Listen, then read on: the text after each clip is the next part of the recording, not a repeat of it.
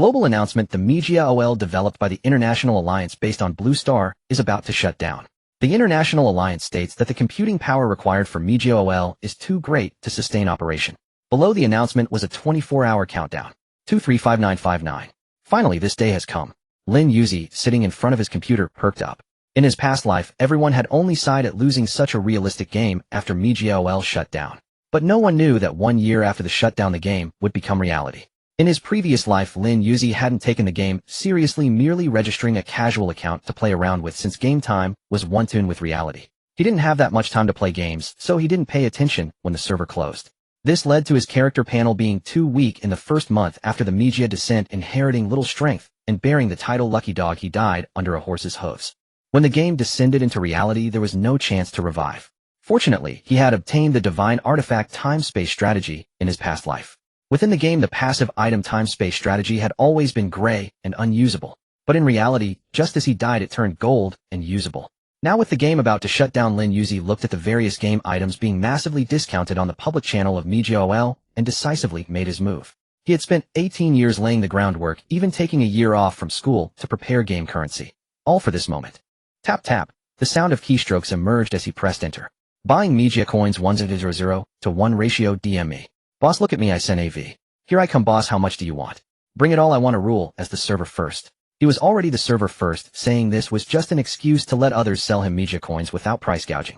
However, he forgot about the existence of Huayu country, which had long been conducting certain operations in secret. Comments continued. Daddy's so generous. More on the game's about to shut down, and someone's still buying, what's the use? Don't get scammed. Instantly, the channel exploded with all kinds of chatter. Countless people flocked in dumping Media coins to Lin Yuzi. Facing these sellers, Lin Yuzi took every bit they had. He squandered the billions he had accumulated over 18 years. Running out of money, he picked up his phone and found a friend he had met in game. Juesher Mainonzi, hey you there. Lend me some money. Huabu, how do you on, how much do you need? Juesher Mainonzi, all of it. Huabu, how do you on, account number. The net friend was very generous. This was someone Lin Yuzi had known in his past life. After being reborn, he tried not to change the superficial aspects of the first 18 years, maintaining their connection as much as possible. He tried to keep his original social network intact. He only struck hard when Media OL appeared. His family still didn't know he had taken a year off from school, but Lin Yuzi knew he couldn't hide it anymore. Because next year the neighbor's kid would be coming to this school. By then his fabricated story of greedy for money before school started got scammed into having his kidney chopped out, hospitalized for a year, would collapse. After all, during winter and summer breaks, he had been lively and energetic, sharing stories about college life. He spoke so convincingly that his family never suspected. After all those things were true, they just happened in his past life. Back to the game. Lin Yuzi looked at the 100 million that had arrived, sighing at his net friend's generosity. Don't worry, he'll take you under my wing in a year. If he weren't a guy, he'd even consider giving himself away. This wasn't a net friend, this was a rich brother. If it came down to it, he'd even let the rich brother bend him over. Of course that was just a joke. Feeling elated, Lin Yuzi took piles of money, converted it all into Media coins, and then used those coins to frantically purchase basic potions, such as potions for restoring spirit, mana, health, breath, rage, and various other statuses. Plus some basic items like space rings, armor, weapons, seeds. He bought everything he could. After the game descended, the more basic the item, the less it was weakened. He probably couldn't inherit 100 of his strength. But in terms of items, he aimed to acquire as many resources as possible and become a hoarding merchant. He threw all his purchased items into the warehouse east of the city, securing them with a gold quality lock. And this was why he later wanted to buy the land east of Wanqing. Thus a day passed.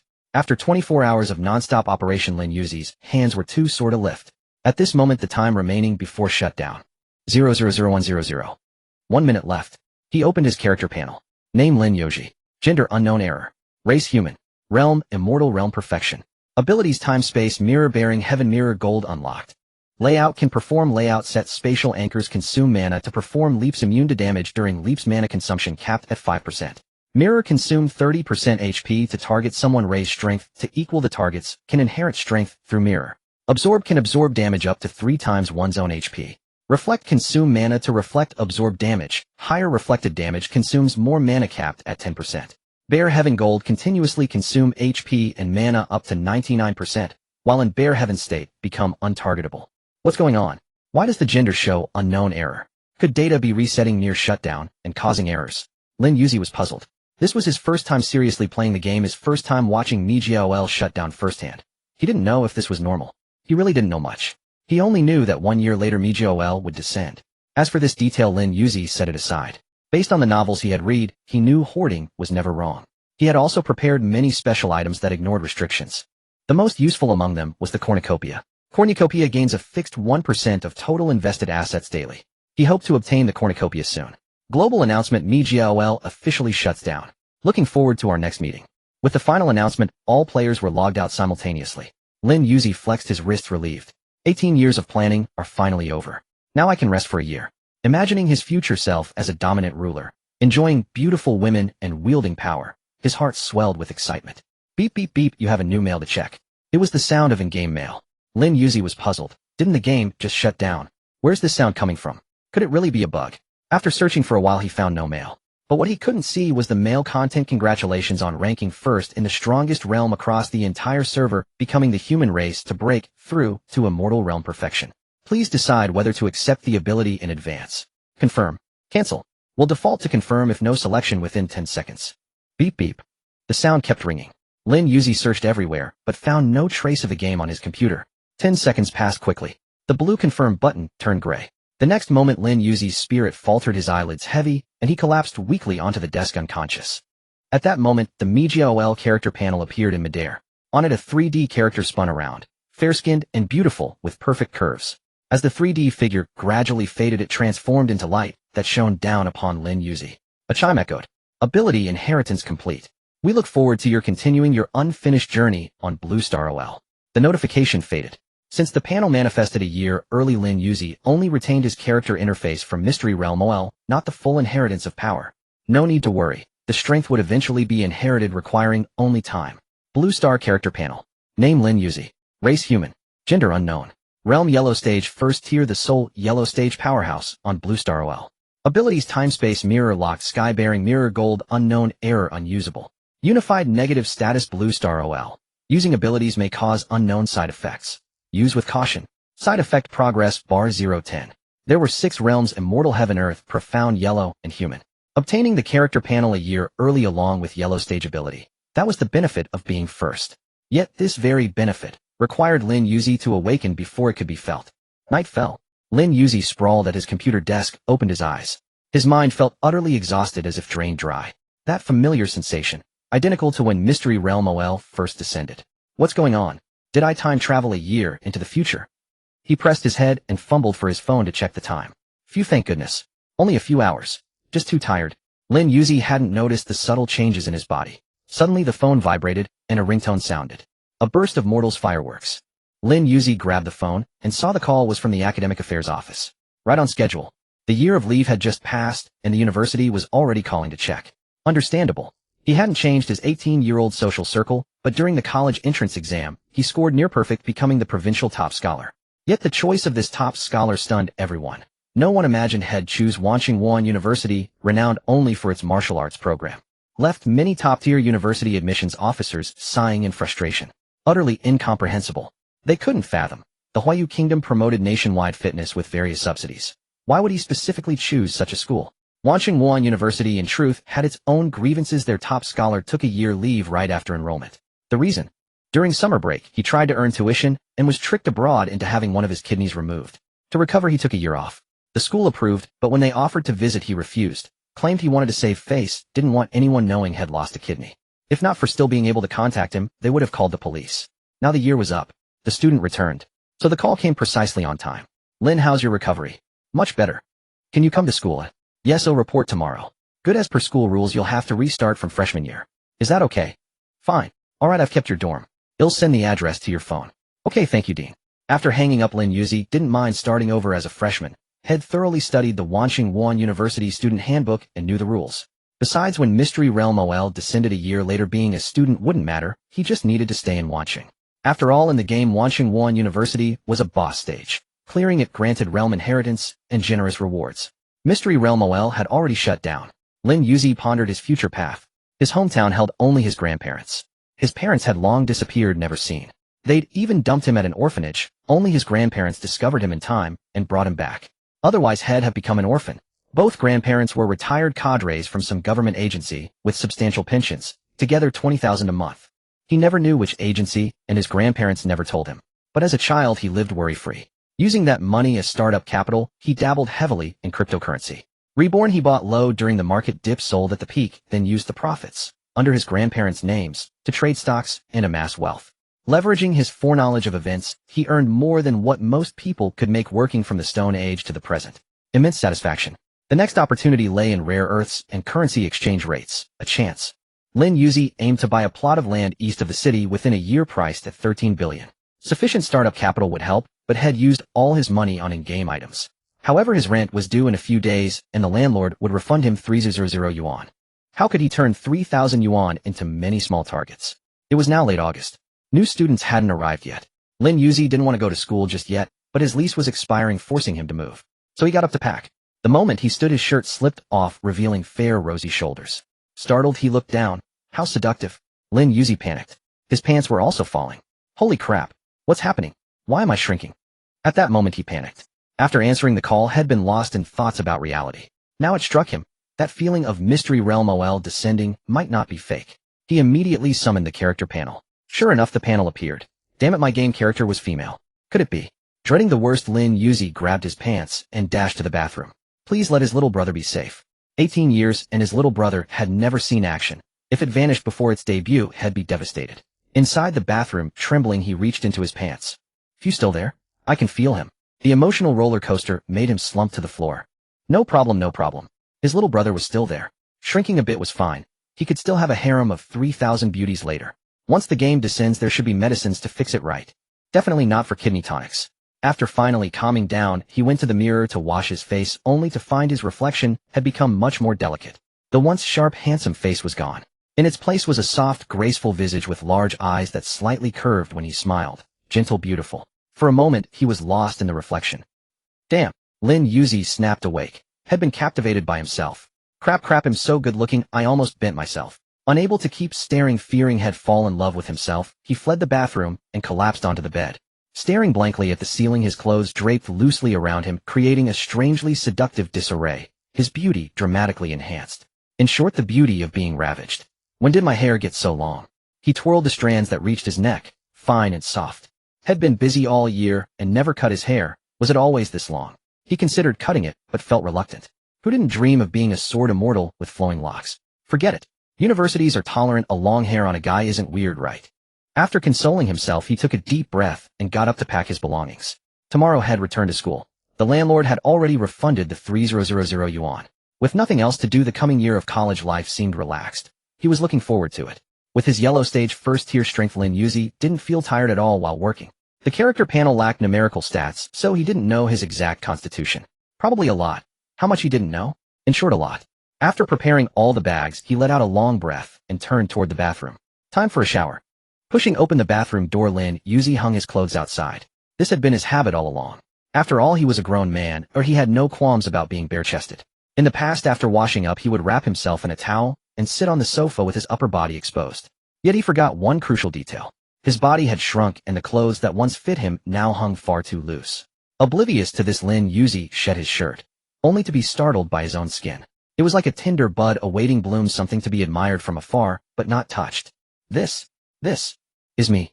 He knew that inheriting a character after the descent of Mystic Realm OL would alter his physique, but no one had warned him it would come with a beauty filter. How utterly cool. His skin was so fine that Lin Yuzi felt using the water from his 1/5 animate apartment to wash, it was almost a desecration of his new form. Yet there was no choice. After inheriting the character, the impurities from his original body had seeped out as sweat. Adding to that, he had been busy organizing his belongings and had broken a sweat, leaving his skin sticky. A wash was unavoidable. But even while bathing, Lin Yuzi dared not look at himself, fearful of what reaction might arise. But wait. He froze, staring at his unresponsive member, his lips trembling. Brother, don't scare me. After the bath was over. After busying himself for hours, Master Lin felt utterly despairing. He collapsed onto the bed and the world seemed to turn gray. His brother had gone dead. Even when he opened a biology video from a foreign language teacher, there was no change. The chirping sounds from the video failed to stir any emotion within him.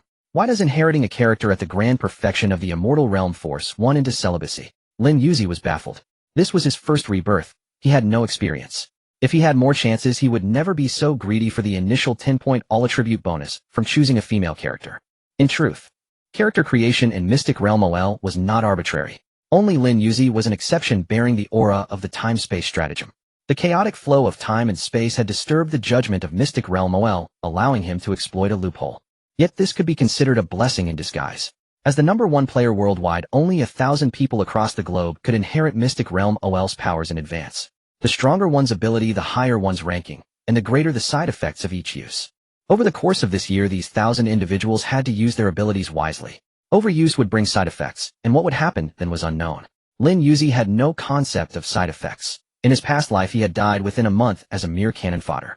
His ability was Lord of Luck. He had no idea what side effects even were. Ironically, wielding the Lord of Luck ability, he had perished in the first month of Mystic Realm OL's descent, a disgrace to the title. But he forgot perhaps his current life as the world's #1 and the rebirth item, time-space stratagem, were somehow connected to luck. Moreover, as the #1 of the Mystic Realm, he carried its aura. In the eyes of the Blue Stars, well, he was a planetary trader, a guide for the Mystic Realm.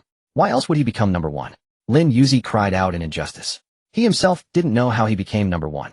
He merely wandered around in the game and grew stronger. If Lin Yuzi were to be labeled a Mystic Realm guide, the Mystic Realm itself would not acknowledge it. After all, he was male not female and had exploited a loophole. The Mystic Realm would not recognize him either. But the Blue Stars will cared little for such nuances. It simply saw an alien presence to be eliminated. Every individual bore a side effect pattern on their body, indicating when the side effects would erupt. For instance, on Lin Yuzi's shoulder there was a mark of a colorless 10-petal flower. When all 10 petals lit up, the side effects would manifest.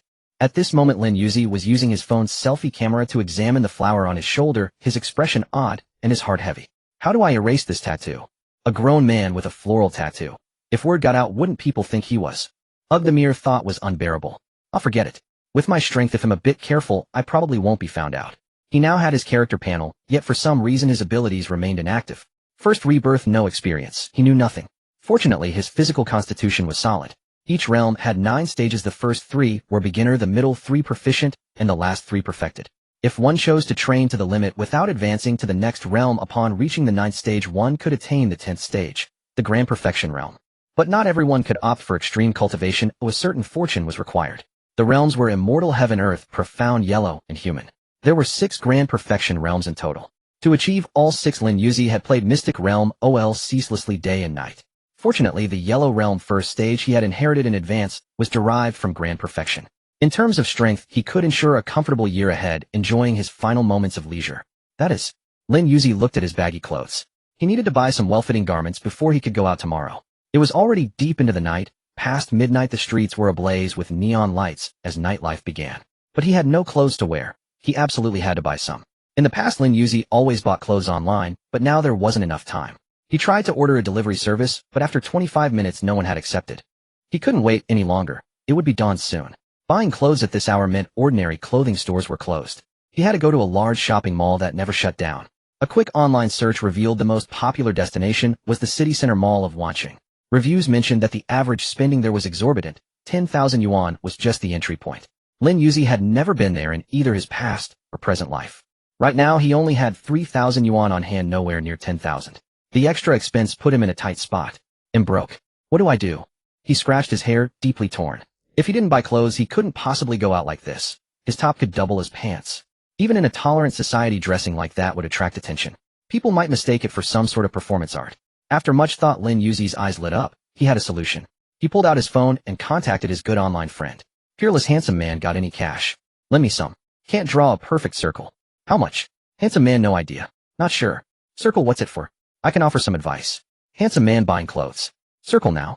Handsome man, now. Need to go to a big mall. I'm out of money. Circle, I'll send you 500k. That's my last bit of money. Don't waste it. Handsome man, thanks bro. Love you. When we meet, I'll let you do whatever. Circle. Get lost. Putting away his phone, Lin Yuzi saw the 500 yuan arrive, and a smile spread across his face. Brilliant. In a crisis, this friend always came through. Counting both past and present lives, they had known each other for nearly 10 years. Their bond was solid, true brothers. With the money in hand, Lin Yuzi disguised himself. After all, his current appearance was rather peculiar. He still had some dignity. The weather outside was cold, so he slipped on a trench coat, wrapped a scarf around his neck, and pulled on a hat, leaving only his big eyes visible. Normally standing at 180 centimeters, he favored buying clothes one size larger. Now that his body had shrunk to 170 centimeters, 169 is also 170. His clothes looked absurd. Gazing at himself in the mirror, he felt bizarre, like an underground spy. Will people mistake me for an undercover agent? He let his imagination run wild, then shook his head. No time to dawdle. It was already past midnight. The moment Lin Yuzi stepped out the door, a lightning bolt split the sky. Booming thunder followed. The alien aura had emerged, and the blue stars will began to act. Startled by the thunder, Lin Yuzi murmured, "Looks like it's about to rain. Better go early and come back soon." He tucked his access card away, grabbed his pants, and started jogging. The rental used an electronic card similar to those in hotels. Slip it in for power, take it out, and the electricity cuts. There were pros and cons. If he came home too late without preheating the water heater, he'd have to wait over half an hour for a hot shower. Enough of that. After leaving, Lin Yuzi hailed a taxi and headed straight for the upscale commercial district, where only the wealthy and noble shopped. In the car, the driver admitted he was nervous. Having seen too many suspense films, he thought he might be picking up a murderer tonight.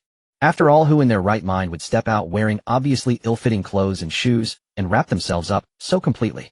It wasn't a cosplay event. The all-black outfit, so gloomy, concealed every feature and gave off a sinister vibe. Especially after getting in, the passenger sat in complete silence, sending chills down the driver's spine. It wasn't that he didn't want to talk. Lin Yuzi simply disliked small talk. He was staring at his phone thinking, the rain is going to be heavy. While waiting at a red light, the driver shifted to neutral, pulled the handbrake, and mustered the courage to ask, "Hey kid, you haven't done anything wrong, have you?" As he spoke, his eyes locked onto the rearview mirror. One hand rested on the door handle, the other on the seatbelt. If Lin Yuzi made any suspicious move, he would leap out and call the police. In response, Lin Yuzi turned to look at the driver, his clear, cold eyes startling the man. Booming thunder rolled, illuminating Lin Yuzi's profile.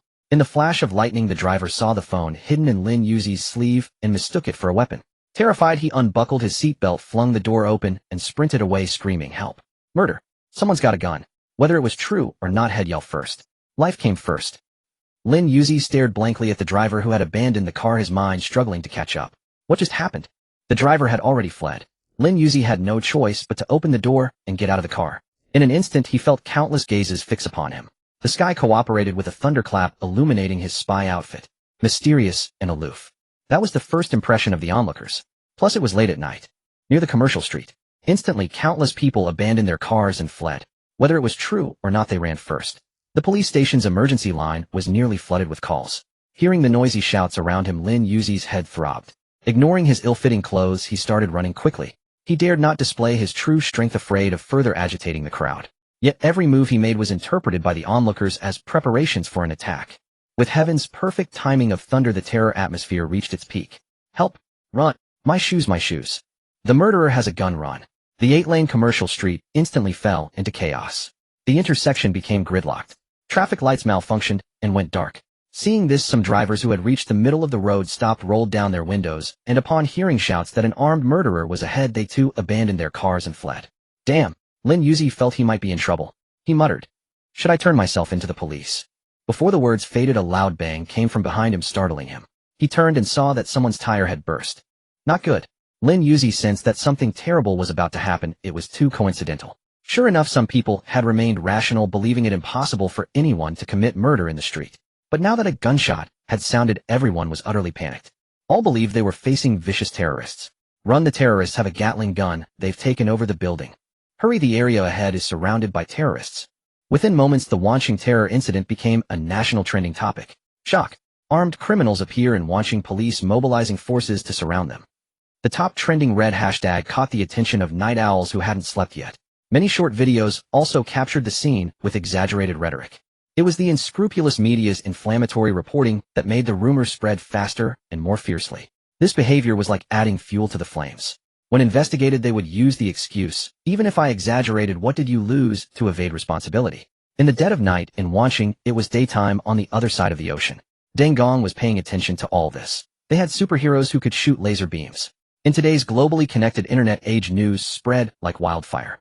At the police station, the chief received a mysterious call instructing them to wait for certain individuals before taking action. Mysterious. Meanwhile, somewhere in the world, this video was playing. It seems someone has also obtained game abilities and is using them in Wanching. The man with a headband watched the video and sneered contemptuously. He looked down upon those who couldn't resist using their newly acquired powers. They didn't stop to think that the announcement said 1,000 people could choose to inherit panels, yet they rushed to appear so hastily. Just so he who stands out gets targeted. He also wanted to observe how the nation would handle this matter.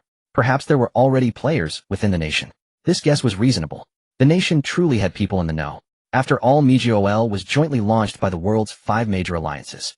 Without this rhetoric, they couldn't stop the media from appearing. So they called it a jointly launched game to prevent public panic. Over the past year, they dared not publicize it, fearing that too many civilian players would compete for the slots. Because this was not a game at all, it was a real world. Improving abilities relied entirely on luck. As for the inside story of the game, they were very clear because of a certain person, and they understood that after 1 year the game's arrival would allow inheriting strength. Within the military there were over a dozen individuals who had inherited abilities. And there were ability users hidden in high-level circles. These numbers would not be disclosed. Now the realm masters within the military were dispatched to deal with the Wanqing incident. With the top 1,000 global powerhouses causing destruction, they couldn't afford any negligence. The world's attention was fixed on the Wanqing incident. Lin Yuzi, who had caused all this, had already arrived at the shopping mall. Regardless of whether it was a misunderstanding, explanations could wait until he had bought some clothes. He ran to a clothing store and pointed at the garments in front. At first the shop assistant was startled. Fortunately, news inside the mall hadn't spread that fast. "Are you here to buy clothes?" Lin Yuzi nodded and removed his hood. "Oh, a little sister," the assistant said, shifting her hand from men's clothing to women's. With a smile she asked, "Did you sneak out wearing your brother's clothes?" "I'm a male, actually." His voice was androgynous. The assistant paused for a moment, then nodded and said, You're male." Some girls dressed as boys to buy clothes and then claimed to be male. It was normal and understandable. After all, if he were really male, how could he not have a single well-fitting piece of clothing? Having worked in clothing for years, she could tell that Lin Yuzi's clothes were a large hooded coat meant for someone over 1.8 meters. Moreover, his frame was clearly that of a female. However, the assistant knew that to thrive in the mall, she must not expose a customer's secret. Smiling, she brought out some unisex men's clothing: khaki sports shorts, white casual trousers, an autumn jacket, a light blue short-sleeve shirt. "Alright, I'll take all of these." Lin Yuzi took the 2 sets of clothes without even looking at the price tags. He just wanted to change quickly and stop wandering around in these suspect clothes. Because he had already heard people outside discussing that the murderer had fled into the mall. After carrying the clothes into the fitting room, Lin Yuzi realized he was missing the most important thing: underwear. Many of the boxer shorts he used to buy no longer fit. He had to fasten them with clips to keep them from falling down. Forget it. Lin Yuzi swiftly removed the trousers that dragged on the floor, put on the sports shorts, then swapped the oversized white top. Finally, he put on the jacket. After admiring himself in the mirror for a moment, he walked out of the fitting room with confidence. By then, more than 10 minutes had passed. News that the murderer was in the mall had spread throughout. Many stores had closed. The shop assistant was anxious. After all, she was an employee. The boss had just told her to shut down to minimize losses. She explained that there was a customer, but the boss said they must ensure the customer left safely to avoid damaging the store's reputation. After all, this store specialized in imported clothes at high prices. Usually its clientele were wealthy or influential. Now the boss told her to close. Closing meant kicking out all customers. What about that little girl? Just then the little girl came out. The assistant, being an assistant, gritted her teeth and said, "Ahem, customer, the boss just called and said there's a murderer in here, so we have to close the store. You see." After all, the arm cannot twist the thigh, she had to say it tactfully. Lin Yuzi understood, of course. This meant he had to leave. "It's okay. Let me pay first. Thank you for understanding." The assistant was just an employee. If the merchandise were damaged, she couldn't afford to pay. To avoid leaving a bad impression on the customer, she followed the boss instructions and offered a discount. Altogether, let's say, "I'm sorry." Lin Yuzi was silent upon hearing the price. Such a big discount, such flexibility. Oh well, it wasn't his money anyway, he could accept it. He waved his hand and said, no problem, no problem." Lin Yuzi spent the money without batting an eye. The money he spent now he could earn back later. For someone who had seen billions, this price for 5 pieces of clothing was nothing. He had weathered many storms. Next, he would leverage profits to earn some money, repay the netizens 105 million, and buy the land in the east of the city. With that confidence, he picked up his bag and was about to leave. Suddenly noises arose outside. The assistant saw a large crowd rushing over and slammed the door shut in fear. Thus Lin Yuzi was locked inside. He shrugged helplessly and said, "I haven't gotten out yet. Ah, sorry. The murderer is coming, safety first." Seeing the assistant's panic, Lin Yuzi understood clearly that the murderer they feared was actually him. Now that the clothes were bought to quickly resolve the misunderstanding, he joked and revealed his identity. "Don't be nervous. There might not be a murderer outside. What if I am the rumored murderer?" "You?" The shop assistant looked at the cute little girl, shaking her head in disbelief. She had heard that the murderer wielded a Gatling gun, blowing up many cars. How could this little girl possibly lift such a weapon? Besides, she hadn't seen any gun on Lin Yuzi. Besides, would a murderer buy clothes?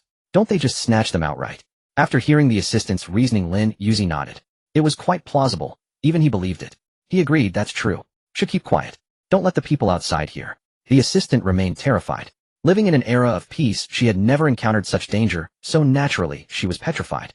In contrast, Lin Yuzi, knowing he was the cause, showed no panic. He scrolled through his phone in the unlit shop. He checked the trending topics on Weibo.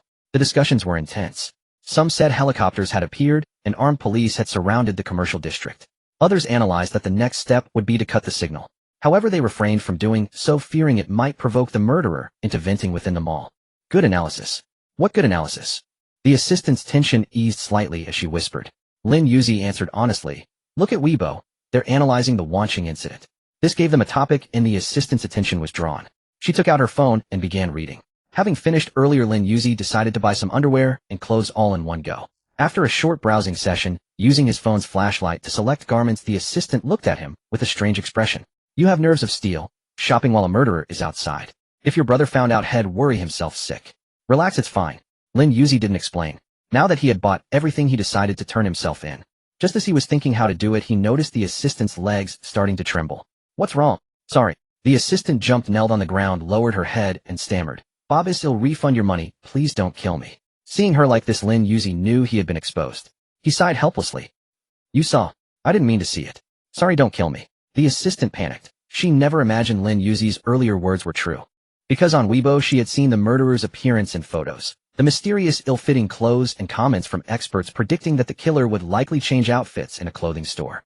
That instantly reminded her of how Lin Yuzi had looked when he arrived. Mysterious ill-fitting clothes, changing as soon as he entered. Perfectly matched the murderer's profile. Am I going to die here? The assistant felt a bleak future. She recalled her earlier reasoning that a murderer wouldn't pay for clothes. Now it seemed this was probably the murderer's twisted hobby. Buy the clothes, then take the money back. In the end, the money still belonged to the killer, and he could grab even more. He was a refined murderer, paid for the goods, and even during the robbery, he maintained elegance. Don't be afraid. I'm not a bad guy. This is a misunderstanding. I don't want your money. Have you ever seen a murderer pay for things? Boss, are you playing a new role? How should I respond? The assistant was frantic. First he claimed to be a killer, now he said he was a good person. Indeed, a murderer's attitude shifts quickly. The assistant only dared to complain silently in her mind. Lin Yuzi fell silent. He was truly being mistaken for a murderer. But it was all a misunderstanding. Could it be the heavens doing? Damn it. Boss. Still silence. The assistant panicked again. What does a murderer want if not money? Life. Boss, don't kill me. He'll refund your money. Don't kill me. I have a family to support. Piss off. Lin Yuzi, exasperated, muttered a curse and told the assistant to open the door. Sure thing, boss. Opening the door gave the assistant a glimmer of hope. Once the door was open, Lin Yuzi directly called the police. Ring. At the station, an officer answered the call. I'm the murderer you're looking for. It's all a misunderstanding. At the door. Come and get me. He called to waste no time and end the farce. But to the officer's ears it sounded different. After all, Lin Yuzi was still a suspect. How should one turn oneself in? Anyone who has done it knows. Lin Yuzi didn't know what to say. These words. Arrogant. Too arrogant. The officer immediately reported it. At the entrance of the commercial district, the team leader received the news and looked at the mysterious figures standing beside him. They wore military green cloaks, had handsome features, and exuded an intangible pressure. Commander, awaiting your orders. Wait here. We'll go in. Yes. The man in the military green cloak led a group in the same attire into the mall, heading straight for the clothing store. Inside, the atmosphere was tense. Lin Yuzi didn't want to meet the authorities so early, worried about exposure. Given his position, he naturally couldn't know what the International Alliance knew behind the scenes. The Wanqing incident was a misunderstanding. How could he explain it best? He needed to explain why he wore that outfit to buy clothes. As for the source of the money, that was easy. His 18 years of preparation were not fake. And from the start, he didn't intend to cooperate with the authorities. All his means of making money involved untraceable coins. As for the transaction records of recharging into the game, Maze OL, they vanished with the game's disappearance. Anything related to the game would disappear. This was the interference of the mysterious power of the maze. Other than memory, nothing on Earth could bear any trace of the maze, including any recorded information. Even the 100 million borrowed from netizens could not be traced. This Lin Yuzi understood. He had done some research in his past life before the game's arrival. Unfortunately, he hadn't lived long enough to know everything. Due to the information gap, he thought he only needed to explain why he dressed like that to shop. I could say I'm starting school tomorrow. But my records are still in the file, they'll check them. What if they ask why I've become so thin? Hard to explain. The shrinking body was very real. Lin Yuzi was annoyed especially about how to explain to his grandparents when he went home for New Year. Should he say congratulations, you have a child? Footsteps echoed. In the quiet corridor they were clear. Lin Yuzi broke off his thoughts and looked up. A neat line of military green cloaks approached, exuding an oppressive air. Mysterious people. Little did he know the leader's mouth twitched slightly. This. A little girl, how could she be connected to the murderer? A murderer with supernatural abilities. It wasn't his fault. Lin Yuzi, with his doubtful look, slightly tilted head, and naive big eyes, was incredibly deceptive. The commander halted. The conversation was about to begin. The assistant was tense, her eyes screaming help. Time dragged on. After a few minutes, for the sake of the hostage assistant, the commander spoke first. You? Let him come out. Pushing a young girl to take the blame doesn't seem like a way to clear up a misunderstanding. He was numb, utterly numb. Lin Yuzi was exasperated. He wasn't a young girl, but a handsome, sunny guy. Ahem, I was the one who called the police, and am not that murderer. This is all a misunderstanding. Lin Yuzi raised his phone and explained his attitude sincere. If you don't believe me, ask the shop assistant. She can vouch for me. Upon hearing this, the general looked at the shop assistant, who nodded frantically. See, I told you it's a misunderstanding. Misunderstanding or not, I'll decide that for myself. First, release the hostage. The general spoke in a stern, unquestionable tone. Faced with such a misunderstanding, Lin Yuzi shrugged helplessly and explained. I haven't restricted her freedom. Upon hearing this, the general looked at the shop assistant, his tone softening. Come over here. The shop assistant looked at Lin Yuzi with doubt, then slowly walked forward. Her heart was full of trepidation. She feared that Lin Yuzi, as the rumors said, would suddenly pull out a Gatling gun and open fire on her. Fortunately, that didn't happen. When the shop assistant reached the general's side, he had someone escort her out. All right, now we can talk properly. But first, hand over your weapon. I don't have a weapon. Those bags. Lin Yuzi had no choice. To prove he wasn't a murderer, he obediently handed over the bags. 2 bags, one with new clothes, the other with old ones. The general crouched down, put on professional white gloves, examined the new clothes, then looked at the old ones. He understood that these must be the tools of the crime. Since it's a misunderstanding, then explain why you went out wearing oversized clothes that don't fit. Given that Lin Yuzi could freely go out to buy clothes, he didn't seem to be in financial distress or coerced into some kind of mission. Despite the general's stern demeanor, he was somewhat familiar with the neighboring island nation's master's punishments. If it was a misunderstanding, there must be a reason. Lin Yuzi was a citizen, and if he was in trouble, the general would help. Lin Yuzi couldn't think of an explanation and didn't want to tell the truth, so he started from the bus ride, conveniently omitting the reason for wearing oversized clothes. After listening for a while, the general knew Lin Yuzi wasn't lying, so he explained the truth to the officers outside. First, he defused the Wanqing incident crisis, then took Lin Yuzi out of the commercial center for a deeper investigation. Soon, the whole story of the Wanqing incident came to light. The driver who first reported someone with a gun was also found. The dashcam from the bus explained everything. The subsequent gunshots were merely coincidental tire blowouts. The car accidents and such were all due to people's fear, leading to operational errors. Thus the truth was out. It drew sighs of amazement from countless people. Crazy, who goes out wearing clothes that big and covers themselves completely? If I were the driver, I'd be scared too. You don't understand, it's called cosplay, very popular among young people. I'm young, so why don't I know? If you don't know, that means you're not young anymore. Ridiculous JPG. Right, I'm 18, and I don't know, so I'm already elderly. Where can I get my pension? Doghead JPG. Online discussion about the fiasco was heated. In reality, the general was perusing the latest retrieved file on Lin Yuzi. Lin Yuzi, male student at Wanqing Wuhan University, height 182 centimeters, weight 68 kilograms. After reviewing the series of files, the general noticed a school record from a year ago. And after browsing through Lin Yuzi's chat logs, he found no evidence of criminal activity. Only a loan record of 500,000. And a leave of absence reason with the Academic Affairs Office. Cheated by greed, when abroad, had kidney removed, spent a year recuperating. But the question was, getting a kidney removed would cause one to shrink, lose weight, and become prettier. It's not like getting a little bird removed. No. The general picked up another medical report from Lin Yuzi. It was a freshly completed physical examination.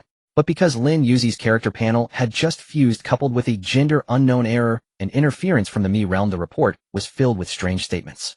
Especially the scans. The internal organs were indescribable. Lin Yuzi himself was curious about his condition and awaited the results with anticipation.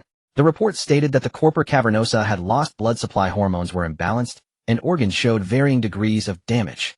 They could only use damage because the scan was truly incomprehensible. But it corroborated the fact of having a kidney removed.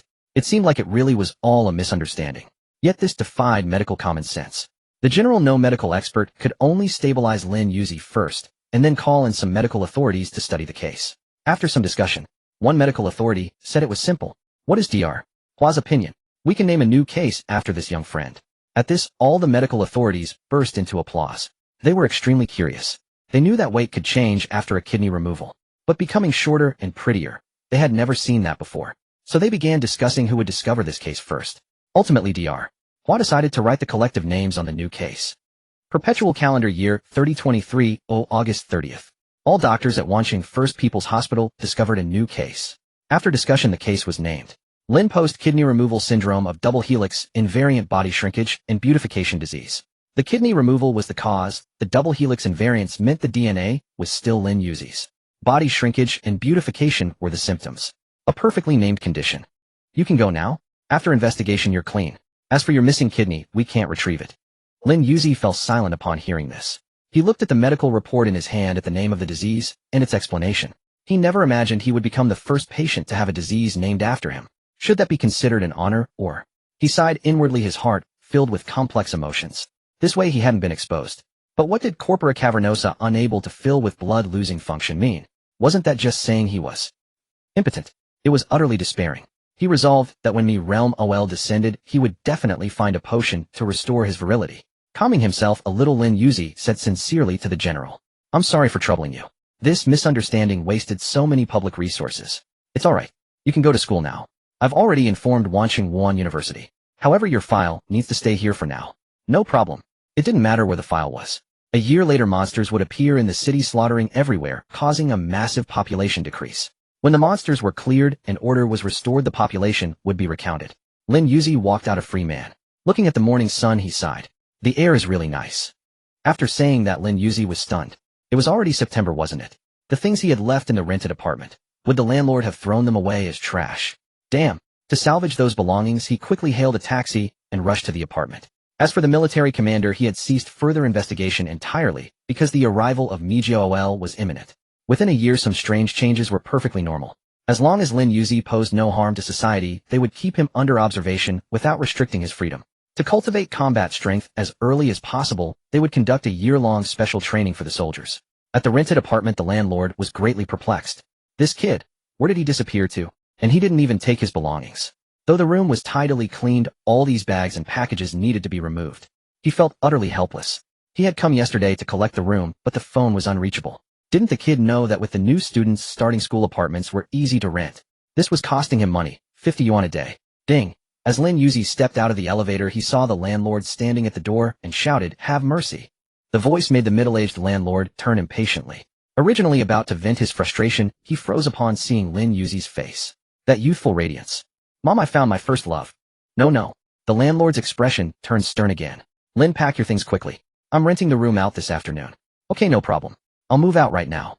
The landlord left, albeit with some reluctance. How had he never realized his tenant was so handsome? If he had known, he would have visited often. After all, with a guy, it didn't seem illegal. Lin Yuzi caught the landlord's eerie gaze. It was fixed on his buttocks, causing his sphincter to tighten even as a Yellow Realm first-rank expert.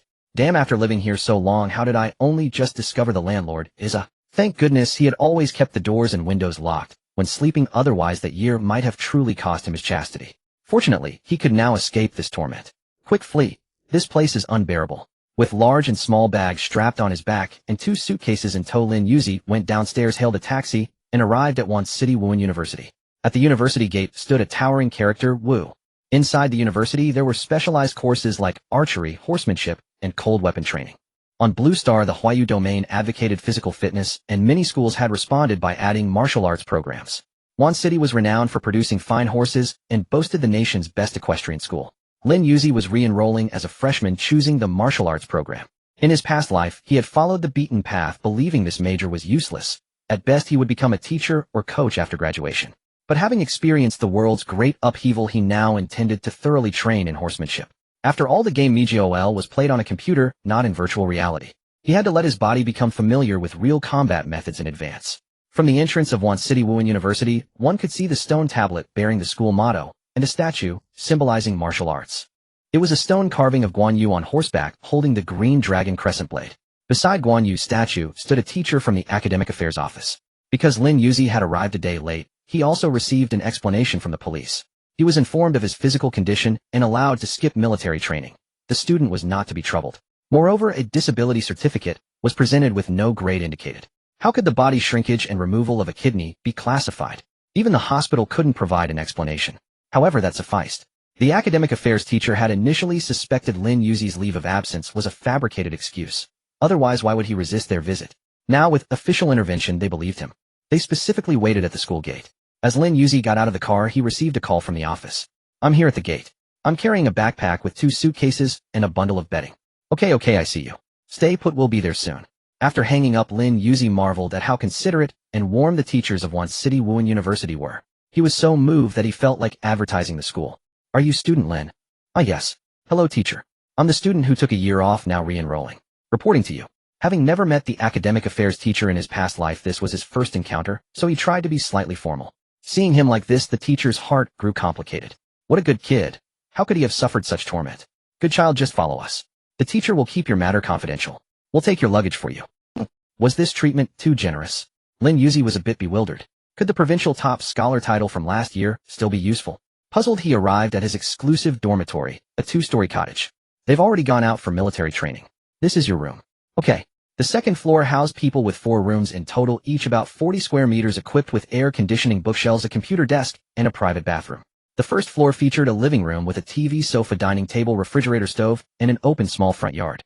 The space was ample and the accommodation fee was hefty. Lin Yuzi, entering as the provincial top scholar, had his tuition waived and received an annual living subsidy of 3,000 yuan along with a 30 discount meal card in the cafeteria. There were various preferential policies. Otherwise, the 5,000 yuan annual accommodation fee alone would be unaffordable for ordinary people. Although tuition was inexpensive, it was precisely that low cost that highlighted how expensive the accommodation was. Those who could afford it were of very high status. Moreover, the 2-story cottages were open only to martial arts program students. The reason was naturally to provide space for students to strengthen their physique during extracurricular time. The small front yard served exactly that purpose. Seen from above, the yard occupied a third of the total area, quite spacious. After the introduction ended, the teacher put down the luggage and left. Before departing, they handed Lin Yuzi an envelope. So mysterious. After the teachers left, Lin Yuzi sat on the chair in his room and curiously tore open the envelope. The next second, he felt a suffocating shock. It was a disability certificate. So it was a disability certificate. He thought it was something else. No. How am I disabled? Lin Yuzi stood up in despair and called the teacher for an explanation. Student Lin, we understand your situation. Rest assured, it's absolutely confidential. No one will know. No, I'm not disabled at all. Yes, you're not disabled. Just let it go? Lin Yuzi gave up arguing. After hanging up, he stared at the disability certificate, his eyes twitching uncontrollably. What kind of mess was this? He was perfectly fine. How could he be disabled? Could it be that the rule males under 170 centimeters are disabled had befallen him? No way, that was too dramatic. Since things had come to this, Lin Yuzi could do nothing to change them. After all, he already had a case named after himself. One more certificate was acceptable. Worst case, in a year he would prove that he was not disabled. What else could he do? He had to accept it. He organized his personal belongings. From now on, he would be living here for a year. After tidying everything up, Lin Yuzi lay back in the chair, relaxing his body. He wasn't sure if it was his imagination, but he felt that his body's flexibility seemed somewhat different. He could even perform some difficult moves, such as the splits, handstand splits, and aerial splits. And his waist, it was fair, slender, smooth, and capable of executing a difficult backbend. Could this be the benefit of being the top of the realm rankings? If he had known that he could inherit abilities in advance, he wouldn't have been greedy for the all attributes 10 advantage and chosen a female character. Now that it had come to this, he could only let the mistake stand. Ding ding ding. At that moment, a message came from his online friend. Circle unable to draw. You played MeGOL before, right? Peerless beauty, yeah, didn't I send you a screenshot of my character when the game first started? You said my character looked great. Far away in a grand estate, a handsome man coughed awkwardly. That was a year ago. He hadn't expected she would remember. But soon he looked at the back of his hand where a strange pattern lay. After pondering with pursed lips, he continued typing. Circle unable to draw. Is there a pattern on the back of your hand? Peerless beauty, no there isn't. Lin Yuzi looked at his hands. His fingers were slender with distinct knuckles, quite attractive, and there was no pattern. Circle unable to draw. What about other places? Peerless beauty, what? You suspect I have a tattoo? I have no pattern on my body. This question is weird. Are you trying to pry into my privacy? In the grand estate, the man looked at this message and felt a slight unease for some reason. He quickly replied, Circle unable to draw. No, I was just asking. I don't have a tattoo either, ha. After sending the message, he added an awkward smile emoji.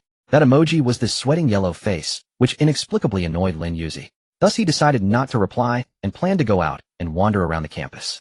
Meanwhile, the man in the grand estate sent the message and waited with his fingers on the keyboard, but found that Lin Yuzi hadn't responded for a long time. Is she angry? Women are so fickle. After muttering to himself, he looked at the back of his hand. This game MeGOL was very strange. Both he and his real-life friends had patterns appear on their hands. It seemed that those who obtained character panels in advance all had patterns. As for his game character panel, name Inshang King Zhou, gender male, realm 9th tier of immortal realm, abilities Overlord Tyrant. 9 tripod power, deduct 30 of current mana in one go to gain the 9 tripod power for 3 minutes. Sweeping the 8 directions, deduct 10 mana to create a circular attack pressure with a range of 100 meters centered on oneself.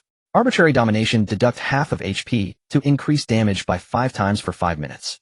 Despotic rule, deduct all mana to gain an invincible state for 5 minutes, making one untargetable and unattackable. Pools of wine and forests of meat continuously restore status, increase base attributes by 300 under the tyrant state, lasts 5 minutes, cooldown 30 minutes. Overlord, continuously deduct HP to enter Overlord state, unlocked. Tyrant, continuously deduct mana to enter Tyrant state. Unlocked. In Mijia OL, Yin Yanzhou did not obtain the panel. His panel in Blue Star OL was name Yin Yanzhou, gender male, realm 6th tier of human realm, abilities Overlord Tyrant, unlocked. None of the other expanded abilities were present, only the basic attributes from the 6th tier of human realm supported him. Yin Yanzhou asked his friends, and they were in the same situation. The character panels they got were clearly nerfed versions. Probably Mijia OL imposed some restrictions to prevent players who received the panels early from becoming too strong. But that wasn't the case. The reason Mijia OL would descend a year later was simply that it took a year to erode Blue Star. During that year in Mijia OL, the game had already collected a lot of data, so it shut down the servers and began the erosion. The International Alliance knew all this, but was powerless. They could only claim insufficient computational power to avoid causing panic. The 1-year period was something they had fought for. When the official descent came, many would surely die. There was no way around it. The International Alliance had done its best. Those with greater strength would be targeted by Blue Star's self-protective consciousness after obtaining character panels in advance. For this reason, Lin Yuzi encountered suspicion as soon as he stepped out, leading to the Wanqing incident. It was all due to Blue Star's self-protective consciousness influencing everything from behind. Being number 1 was not easy. It was easy to imagine that Lin Yuzi's life would not be calm during this year. As for him, he was now strolling across the campus. His youthful and attractive attire attracted the gazes of innocent college students at Wanqing University in the afternoon. Some freshmen, having just ended their high school lives, were all hoping to have a sweet romance in university. Lin Yuzi's appearance happened to match many people's ideal of a partner. The only drawback was that it was a bit flat. Luckily, he was wearing a coat, and no one would be so bold as to stare at his chest. The martial arts major's military training started earlier than other majors. Other majors all started their military training on September 9th, but the martial arts major began on September 3rd. Today happened to be September 3rd. The training on the lawn was clearly intense. Those who dared to apply for this major all had decent physical fitness. The principal arranged for someone who had a kidney removed to be in this major, hoping it could help him strengthen his body and see if he could last longer with one kidney missing. This was the principal's thoughtful intention. Don't get the wrong idea. Just as Lin Yuzi was curiously watching the martial arts freshman training under the sunset, a voice suddenly came. "Senior, can I add your WeChat?" "Senior? Are you kidding me?" He pinched his brow helplessly, looking at the sunny, cheerful boy, and said, "Classmate, I'm not a senior." "Ah, then you're a senior fellow student." The boy's expression turned a bit disappointed, but after staring at Lin Yuzi for a while, he gritted his teeth and said, "Then senior fellow, can I add your WeChat?" "Who's the one being weird?" "Classmate, I'm male." "I know, can I add your WeChat, senior?" "No." Lin Yuzi resolutely refused, then turned and left. What kind of nonsense was this? Did he want to hit on me? Really so annoying. Of course. Lin Yuzi, though not infuriated to death, made his way to the cafeteria. He ordered grilled fish. A year from now, he wondered if he would still have the chance to savor it. Better to cherish the present. Knowing the peace would shatter in a year, he approached every matter with earnestness. He ate with solemnity, offering thanks to the waitstaff. Though startled by Lin Yuzi's feminine appearance paired with a masculine voice, the waitress still returned a smile. She mused how such a beautiful and kind-looking young lady could possess such a voice. Heaven is indeed fair, bestowing on the young lady a stunning visage while taking away her voice and her bosom. When faced with Lin Yuzi's pair of aces, many could not bid. Without disturbance, he could enjoy his fish in peace. The grilled fish was tender with a delightful texture. Slightly spicy and fragrant, it left a lingering warmth without overwhelming heat. He picked up a glass bottle of soy milk, inserted a straw, and took a sip. It neutralized the spiciness in his mouth. Outside the cafeteria, the sun was about to set. The martial arts training sessions were nearly over. As Lin Yuzi stepped out, he collided with a wave of freshmen chattering and laughing as they approached. "Hello, senior sister." "Hello, senior sister." The freshmen greeted politely. Lin Yuzi forced a stiff smile in response. Mistaken again. Oh my god.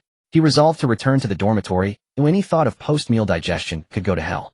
Back in the dormitory, the other three had not yet returned. Lin Yuzi paid it no mind. After all, they lived under the same roof. They would meet eventually, at least during cultural classes. He retreated to his room, switched on his computer, and accessed the international trading market. Within it there existed a trading method called futures. For instance, purchasing a 1-month future meant buying today's commodity at the price set a month later. Some commodities might rise or fall. If the price dropped after a month, the buyer could sell the goods at the current higher price, pocketing the profit. It essentially leveraged time to earn the differential. In his past life, Lin Yuzi had observed the international market. During that year, conflicts erupted in many places, causing some resource prices to skyrocket and others to plummet. For example, the currency of a certain nation, originally at a 131 exchange rate, plummeted to 1701 a month later. This was how one exploited futures to profit from exchange rate differences, a high-level maneuver. Now Lin Yuzi intended to execute such manipulation. The conflict would break out in September of the following March. Within these 6 months, he must amass sufficient capital. Then when war erupted, he would leverage wealth to acquire the funds needed to buy the wasteland in the eastern part of the city. He had already learned that the wasteland required 13 billion. Not a small sum. However, if he could earn 13 billion within half a year, everything was possible. His first minor goal began with rare earth trading. Rare earths were used to manufacture high-end chips. With the current transparency of the situation, few believed the price would fall. Yet Lin Yuzi knew that a month later new rare earth deposits would be discovered in the desert region of northwestern Huayu. Once exploited, they would account for 40% of the global supply. This would shatter international rare earth prices. Now was the perfect time to enter the market. In fact, the discovery was imminent. The Huayu government would announce it during the National Day celebration. That timing carried deep significance. It was akin to presenting a grand gift to the nation. Gifts were never prepared hastily.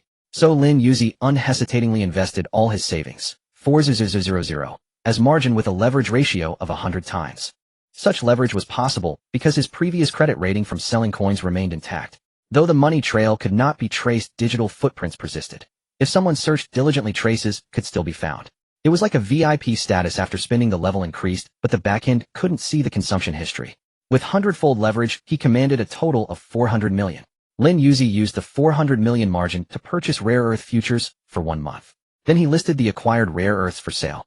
Now he only had to wait for the results. After the transaction completed, funds would be settled upon delivery. Once he earned profits, he would first repay the 400 million leverage, and only then would the funds be transferred to his account. In other words, for this month Lin Yuzi was completely bankrupt. His pockets were emptier than his face. Wrong. His card was empty, but he still had 3,000 yuan in his e-wallet. 3,000 yuan would suffice for the month. After completing all operations, Lin Yuzi stretched lazily. He planned to take a shower. What should he wear today? No new clothes left. He'll make do with the old ones. Slightly oversized, he would treat it as pajamas. He had always loved wearing shirts, especially white ones. They gave off a sunny first love vibe. No wonder his online alias was Peerless Handsome Man. Lin Yuzi was confident in his appearance. His wardrobe tasted impeccable. The sound of water gushed in the bathroom. There was no washing machine in the room, only one on the first floor. He pulled out his underwear, separately planning to wash only his outer clothes. Shared machines required hygiene, especially for intimate garments. Though, sigh. Lin Yuzi stared at his lifeless member, his face ashen.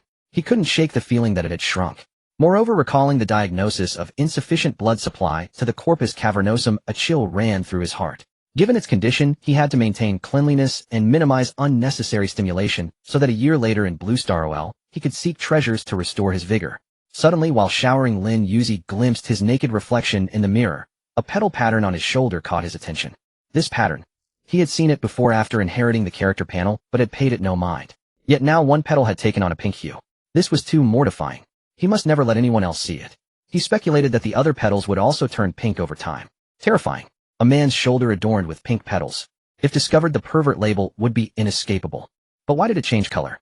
Lin Yuzi suspected the discoloration was linked to the arrival of Mystic Realm OL. Perhaps it faded gradually over time. Then when the game officially descended, the 10 petals would light up and his abilities would return. After all, on the character panel, only his name, gender, realm, and abilities were displayed, but the abilities expansion was locked. Without expansion, he could not use his abilities. Amid his contemplation, the shower's water stopped. Lin Yuzi put on a white shirt. Even buttoned, it hung loosely on him. Lacking the chest that filled it, the shirt still seemed alluring. Opening the door, he carried his laundry basket downstairs. Just then, voices of discussion came from outside the dormitory door. In the next second, the door opened. His roommates had returned. The 3 big men who had been chatting and laughing instantly fell silent upon opening the door. They stared blankly at Lin Yuzi, who emerged like a lotus from the water. Freshly bathed, he wore slippers and oversized shorts, a loose white shirt on his upper body, and his hair was slightly damp, hanging loosely. The 3 stood rigid, not daring to move, watching helplessly as Lin Yuzi put his clothes into the washing machine, set the program, and went upstairs. Gazing at the tempting back view, they all swallowed hard. Those who dared to choose the martial arts major were naturally energetic individuals, and their families were not short of money. They were all rich second generation with dreams of kung fu. What kind of women hadn't rich second generation seen? But what they saw today was different, a feeling they couldn't quite describe. Without a word, the three stepped out of the door and checked the room number. No mistake. It was a male dormitory. But how could there be a girl? Suddenly a thought flashed through their minds like lightning. They understood. There was only one truth. Could this person be the girlfriend of our fourth roommate? He hasn't been here for a week. Possibly. The flower was plowed by a pig. Look, that girl just took a shower and came down with clothes to wash. The thought that while they were training hard their roommate was cuddling with his girlfriend in the dorm made them green with envy. How infuriating. Bringing a girlfriend to the dorm to do adult things. What did they call it? Love. This was it. Disheartened, the three lost all interest in conversation and returned to their room with mixed feelings, also starting to shower. Water splashed down, and they could not conceal their inner agitation. Involuntarily, they began an unknown act. Finally, after the release, they let out a long sigh. Pressure relieved, they entered sage mode. Meanwhile, in Lin Yuzi's room, he actually knew his roommates had returned. But he was not socially adept. He had never had many friends. Apart from the straightforward and outgoing tomboy neighbor, he really didn't know many people. In his past life, it was like this. In this life, knowing that the mystic realm OL would descend, he became even more reclusive, not actively making friends. Because if friends were to die after the game descended, he would be sad. Rather than grieve, it was better not to have this friendship from the start. This was also a lack of confidence. He had come back once, but the future still held too many uncertainties. He couldn't guarantee protecting anyone. The only ones in his heart were his grandparents in his hometown. Tonight he could go to bed early. After a year of busy preparation for the mystic realm, OL, he could finally rest. About 15 minutes later, Lin Yuzi went downstairs to get his washed clothes. Click. The sound of a door opening. It made the ears of the three people behind their doors perk up. Who was outside? A roommate. Or her? Driven by curiosity, the three opened their doors simultaneously and went downstairs carrying their laundry baskets. After thumping down the stairs, Lin Yuzi had already picked up the laundry basket and was heading back up. Watching the washed clothes, the three's eyes followed the basket, as if they could vaguely smell the fragrance of laundry detergent. Their expressions turned somewhat perverse. Lin Yuzi glanced at them. The indifference in his phoenix eyes instantly startled the three. Ahem, hello, do you also live upstairs? Lin Yuzi couldn't be bothered to answer that question. Only upstairs was livable, if not upstairs where? On the couch. And he had just come down from upstairs. It was like asking an air conditioner technician what they did for a living. Ignored, the three felt awkward and immediately stepped aside on the stairs to let Lin Yuzi pass. After he walked by, as he moved stirring the air, there was indeed a scent. Very faint and pleasant, it refreshed the three. They grew even more envious of the roommate they had yet to meet, who actually had such a diligent girlfriend. Damn it. Those who bring a girlfriend to start the semester are the worst. After letting out a synchronized sigh, the three threw their clothes into the washing machine, then returned to their room to change. There were new training sessions in the evening. This was the military training exclusive to the Wuhan major. In room 4, Lin Yuzi was blow-drying his hair. His hair had grown to shoulder length. He thought about cutting it, but was reluctant. After all, in college, long hair on a guy wasn't that strange. Thinking this, he decided not to cut it. After drying his hair, he turned on his computer to follow international affairs. Before not knowing that Mystic Realm OL would descend, and having no prior access to abilities, he didn't understand the reason. Now everything was clear. According to the International Alliance, Mystic Realm OL was a game developed based on Blue Star. Thus, monsters from the game would likely appear in the cities of Blue Star. He recalled that in his past life, there was a protected area in Wuhan City. It was Lord Guan's protected area. Generally, monsters would exist around protected areas. This matched the location of Wuhan University in Wuhan City. Lord Guan's stone statue was right next to the school motto. The first dungeon seemed to be the school. The mini-boss in the game was a demon horse. Upon defeat, it dropped an egg containing a small horse that could be tamed as a mount. It was just unknown whether monsters would spawn out of nowhere or come from mutated native life forms on Blue Star. After all, there were always differences between games and reality. The International Alliance claimed it was due to insufficient computational power. Could some countries know the inside story? In this state of tranquility, many seemingly irrational things became clear to Lin Yuzi. The military green coats that appeared during the Wuhan City incident that day. Those people were very mysterious, perhaps the legendary Special Operations Unit. The war too had erupted abruptly and without reason. Thinking this way, it might be to vie for some auspicious locations after the descent of Mystic Realm OL. And there were also acts of detonating undersea pipelines in various places. Many mysteries emerged. Lin Yuzi felt reality was even more fantastical than the game, and he couldn't see through many things. In the game, he was number 1 in the world. In reality, he couldn't withstand guns and cannons. I cannot sit and wait for the Mystic Realm OL's descent a year from now. Because if the International Alliance knew the inside story, they would have secretly developed long ago. then his advantage of foresight would be gone. In fact, many countries within the International Alliance were searching for Lin Yoji. Facing the number one on the strength ranking, and a woman at that they had to win her over. Huayu Nation was no exception. They launched the 133rd census to find the Lin Yoji matching the characteristics. After all, this name sounded very much like a Huayu name. To achieve number one in the world, she must have visited many blessed lands and cave heavens. This was what countries were really striving for. When Mystic Realm OL descended, places where spiritual herbs and spirit beasts resided would become contested resources in the new world. And this was the true purpose of the International Alliance's search for Lin Yoji. Soon, a day passed. Lin Yoji woke up from bed. Today he would go to see his teacher and ask if he could learn horseback riding first. As for military training, he didn't want to go because it was too time-consuming. With his current physical condition, there was no training that could challenge him. The urgent matter was to learn skills. Equestrian lessons, archery lessons. Also, if he actually went to military training, he would come back too late. He had been busy for 18 years and didn't want to be so busy again this year. It was because when he went to bed last night, Lin Yoji heard his roommate leave at 7-something and return only at 10-something. This was evening training, which was really uncomfortable to think about. And this morning he left again at 7-something. Leaving early and returning late. The intensity of military training for the martial arts major was formidable. After lying in bed for a few more minutes. Get up, get up. Lin Yoji shouted loudly, mustering the energy to get out of bed, and glanced at his phone. It was already 9 o'clock. Young people usually skip breakfast. Perhaps after the arrival of Blue Star OL, humans would evolve a stomach that didn't need breakfast. Lost in random thoughts, he walked into the bathroom, brushed his teeth, and washed his face with a gurgling sound.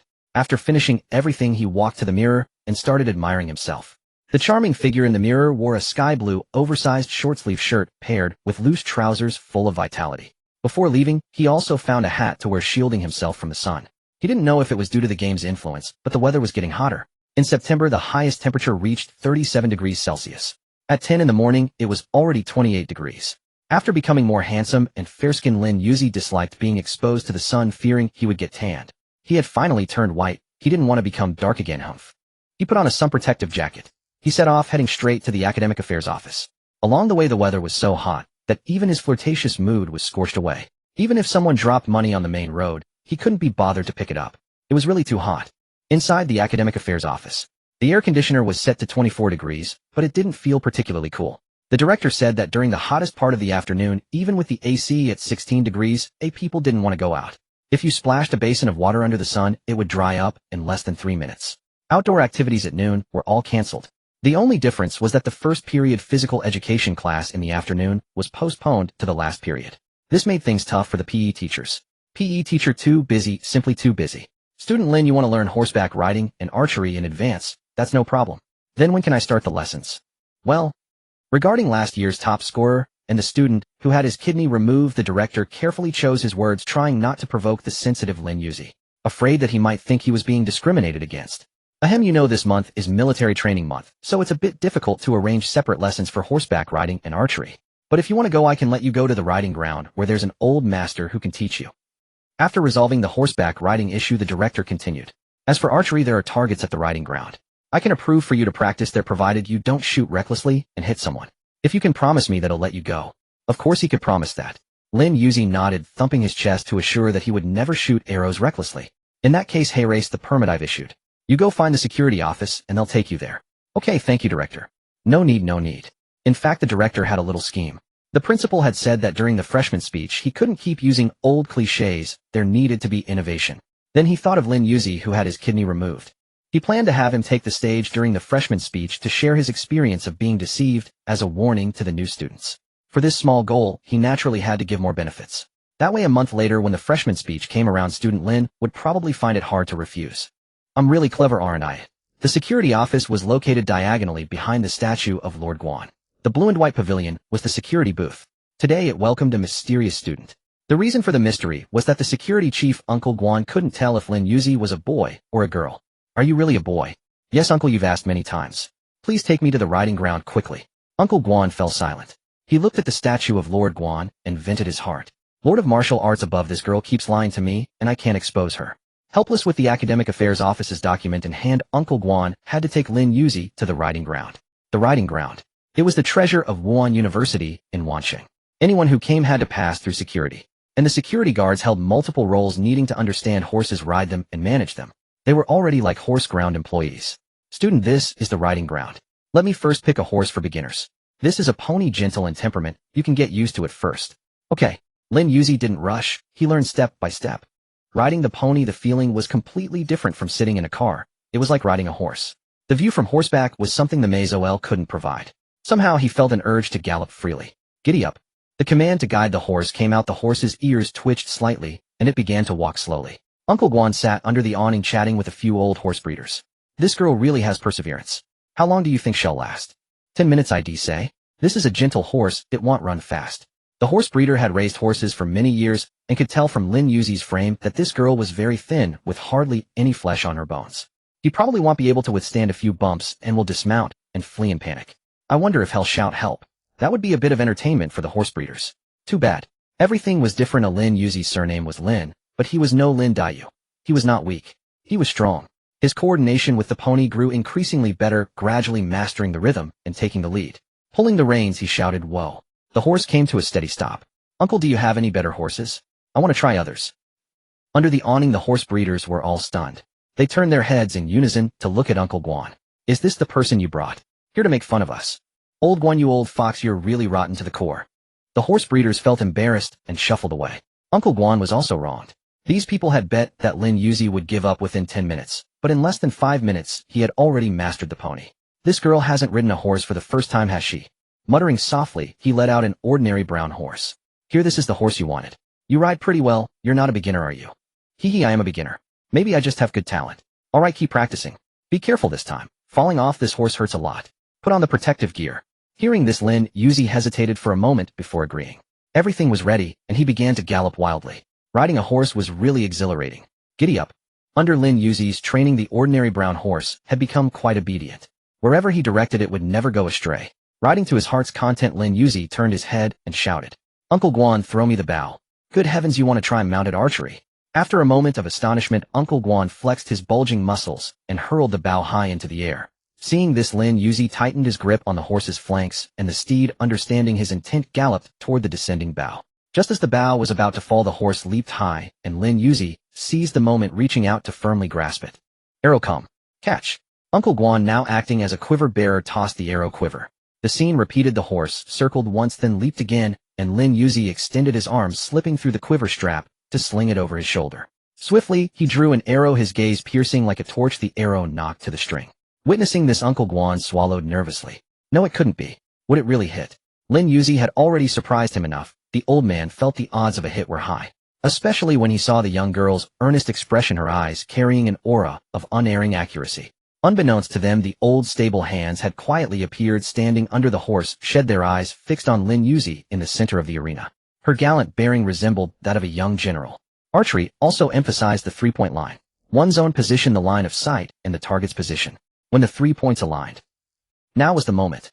Lin Yuzi decisively released his grip. A whoosh. The arrow flew. Everyone in the arena, not just the people, but also the horses, watched the arrow. Thud. The arrow struck, embedding itself deeply into the wood. Missed the target. Lin Yuzi murmured softly. The arrow had enough force, but its accuracy was lacking. He spurred his horse forward and retrieved the arrow from the wooden post. From this arrow he gained many insights. Each subsequent arrow landed closer to the target, until finally only the last arrow remained in the quiver. Huff. Lin Yuzi took a few deep breaths to steady himself. The horse, having run for so long, was also tired. This arrow would signal the end of practice and time for a meal. Whoosh. Thud. The arrow pierced the bullseye, its tail quivering from the force. It hit. Whoa. The horse came to a steady halt beside the target. Retrieving the arrow, Lin Yuzi rode over to Uncle Guan. Dismounting, he handed the bow and reins to the old man. "They'll come again tomorrow if you don't mind." "Sure." Uncle Guan was momentarily unsure whether this was a man or a woman. After all, he was a martial artist himself, though called an old man. In reality, he was just over 40. Playing the role of an elder made him seem more approachable to the students. He didn't want to come across as too stern. He had children of his own who often came to ride and shoot on weekends, a perk for stable hands and security staff. Uncle Guan had even encouraged his children to choose this university. That brat at home. They'll have him come here tomorrow and see there's always someone better. Uncle Guan's son was a crack shot within 50 paces, hitting the bullseye every time. He also ranked in the top 100 in a certain shooting game, taking great pride in his skill. Now that Lin Yuzi had appeared, he could serve as a lesson to the boy to keep him from getting too cocky. Uncle Guan's intentions were truly well-meaning, though he wasn't worried about the boy losing all his confidence. Leaving the arena, Lin Yuzi flexed his sore arms. An hour of continuous mounted archery was quite tiring. The target was fixed, but he was moving, making it incredibly difficult to aim. It was completely different from gaming. In shooting games, moving and hitting moving targets could be done with perfect accuracy. But there was a clear difference between games and reality. Lin Yuzi felt that difference. Coincidentally, this month the international trading platform was dealing in rare earth resources, and the freshman military training gave him time to study quietly. To avoid being discovered later for his extraordinary physique, which might attract those mysterious men in military green coats. After all, how could someone who had lost a kidney be so vigorous? It was fine if only a few knew, but if too many found out, it couldn't be hidden. In truth, it was already impossible to hide. He had been exposed. On the campus forum of Wuhan University, in Wanqing, certain titles appeared. Quickly share, a goddess of demeanor has arrived among the freshmen. Mysterious martial arts prodigy spotted at the horse arena, her identity is. Some of the stable hands and security guards had filmed Lin Yuzi's horseback archery. Shocked themselves, they wanted to shock others, so they posted the video. This is too amazing. Is she from our school? The sister is so cool. Are you sure she's a freshman? How can a freshman be this skilled, even better than the teachers? In just one afternoon, the news had spread across the entire university, with signs of spreading further outward. This was precisely the protective mechanism of Blue Star at work, determined to expose the #1 player in the mystery realm. OL. The party involved remained oblivious, busy checking the price of rare earth on his computer. Excellent. The price was still rising, following the normal international market trend. This behavior was also normal. After all, who would have guessed that the Huayu domain would suddenly discover a rare earth mine? On the rare earth forum, someone posted a screenshot of Lin Yuzi's rare earth transaction. Brothers, come look. I found a fool who dared to use 100-fold leverage. Do you know which country has discovered a new mining area? No, this person is just an idiot. Look at how high his account credit level is. Could it be that a child in the family used the account to trade? I think so too. He only spent 4,000. Probably the account owner's kid messing around. Poor guy meeting a child who ruins his father. Many people trading in rare earth futures lamented. This was the price for a month later. It could easily lose several hundred million if the rare earth price ended up too high a month later. Suppose he used leverage to buy 400 million worth of rare earth, and the final selling price was 500 million, but a month later the price was 1 billion. Then he would have to pay the difference, 1 billion minus 500 million, a loss of 500 million. Conversely, if the price plummeted, he would have spent 400 million to earn a profit minus the rare earth price a month later. If the profit was greater than the loss, he would profit. Watching their discussions, Lin Yuzi lurked in silence. What kind of money is the easiest to make? Money made from information asymmetry, of course. But the price he listed wasn't very high. Why were so few sold? Were these people really that cautious? On September 4th, the price of rare earth was 5,000 per ton. Without leveraging, Lin Yuzi couldn't afford even a single ton. Even with 400 million, he could only buy 800 tons. He set the price per ton at 450,000. This price just hit the psychological expectations of many while ensuring he wouldn't earn too little. Futures worked like that. The money was constant. Some won, some lost. Checking the trading records, he knew no one would buy today. A few days later, on September 9th, all freshmen started military training. The price of rare earth rose to 6,300 yuan per ton, a very high price. Lin Yuzi's price of 4,500 yuan per ton attracted many inquiries, but purchases remained few, as if waiting for something. Fortunately, 200 tons out of 800 had already been sold. Seeing that sales were stagnant, he decided to stimulate consumption by raising the price. From 4,500 yuan per ton, he increased it to 5,500 yuan per ton. Instantly, countless onlookers began discussing on the rare earth forum. What is this person doing? No price increase for 10 days, why suddenly raise it? Not sure. Some suspected he had inside information, but now it seems his kid might be behind it. Buy or not? Buy at 5,500, sell at 6,300, making 8,000 per ton. There are 600 tons left. If bold, could make 48 million. If you want to buy, go ahead. I can't afford it. Those discussing here are all large companies that need rare earth. Because this is an international forum with many languages. Among them, to prevent the Huayu kingdom from developing, businessmen from the lighthouse country intervened. He had bought 200 tons earlier, and finding no price increase for a long time, realized it was not a trap, and bought all the rest. This stunned the company executives in the forum, who were preparing to buy, causing panic. It's over. I didn't get the low-priced rare earth. If the boss finds out, I'll be fired. Damn, me too. The boss just called asking if the rare earth was a trap. If not, he wanted to buy 20 tons. I'm from Huayu Kingdom. Just when I found out I could buy rare earth at a low price, it suddenly sold out. So infuriating. There were many people watching the forum behind the scenes. The buyers from the lighthouse country laughed when they saw this. Although they needed rare earth, they didn't need as much as 800 tons at once. So they listed their own holdings for sale, a full 1,000 tons. all sold at 65000 yuan per ton, which was higher than the reference price of 63000 yuan. Lin Yuzi saw this but ignored it. With 200 tons at 45000, he earned 90 million. With 600 tons at 5500, he earned 330 million. In total it was 420 million. In the eyes of forum big shots, Lin Yuzi had already suffered a huge loss. According to the trend that rare earth prices were still rising, the price a month later would definitely break 700 per ton, or at least remain around 6500. At that time, 800 tons at 6500 each would be 520 million. The 800 tons he had leveraged with 400 million were only sold for 420 million. If the transaction price a month later was 500 per ton, then Lin Yuzi's profit would be 420 million minus 400 million. If it were 6500 per ton, that would be a loss of 100 million. But Lin Yuzi knew that a month later the price of rare earth would drop below 300 per ton. At the end of September, there was actually a massive sell-off, all by Huayu Kingdom companies that knew the inside story. Lin Yuzi had roughly calculated the income a month later: 420 million minus 240 million, 800 tons at 300, each earning 180 million in total. With this money, then, he would have the capital to profit from exchange rate differences. Go practice horseback riding. Since the day he met a high school student who watched him practice with his mouth wide open, that student never appeared again. And he hadn't gone for 3 days. On September 9th, with nothing else to do, he could go. He would learn all that needed learning. He didn't plan to attend cultural courses. Arriving at the security booth, Grandpa Guan was bored watching the monitors. He turned and saw Lin Yuzi. "Oh, you're here. Grandpa, I want to go to the horse field. Let's go." Grandpa Guan had been waiting for 3 days. Now that he had come, he quickly walked out of the security booth and led him to the horse field. Inside the horse field, since some slogans had appeared, many people were watching outside the field. Unfortunately, no one with great powers identified Lin Yuzi. They all thought it was some school leader's daughter practicing. After all, the principal and the academic office had no reaction, tacitly approving it.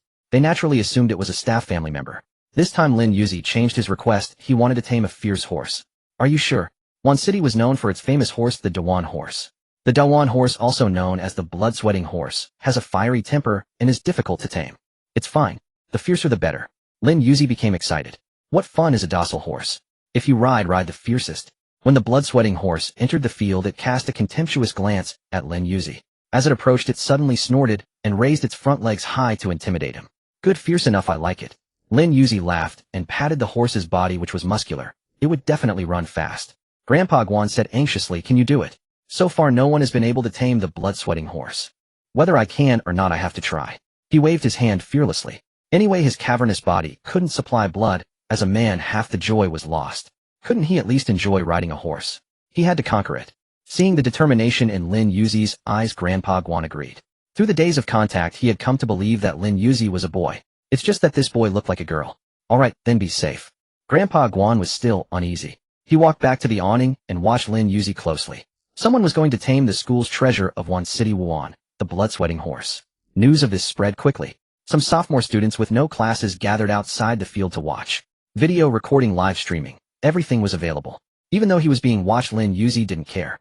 The arrow was on the string, and he had to shoot. He grabbed the reins, kicked hard, and mounted the horse. Feeling someone on its back, the horse immediately neighed to the sky. "Be good, don't mess with me."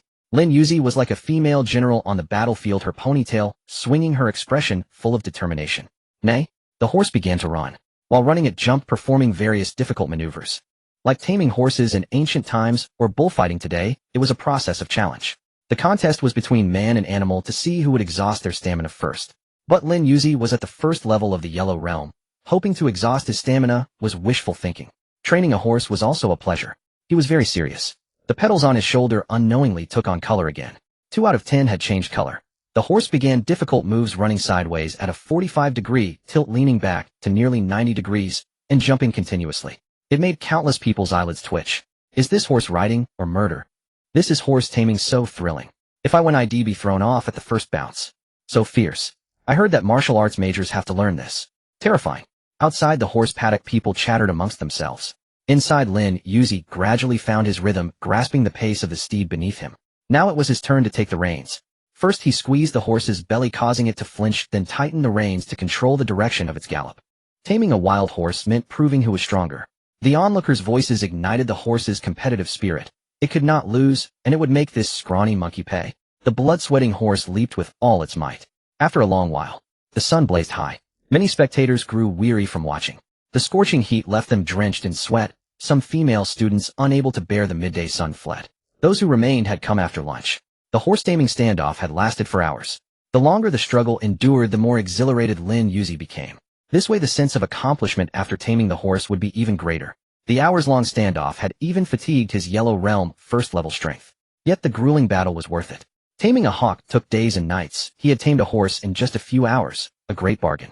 Feeling the blood-sweating horse's struggles weaken, he pressed his legs firmly and forced the horse's head down, barking behave. With overwhelming force, the horse could no longer resist. Its forelegs buckled, and it knelt.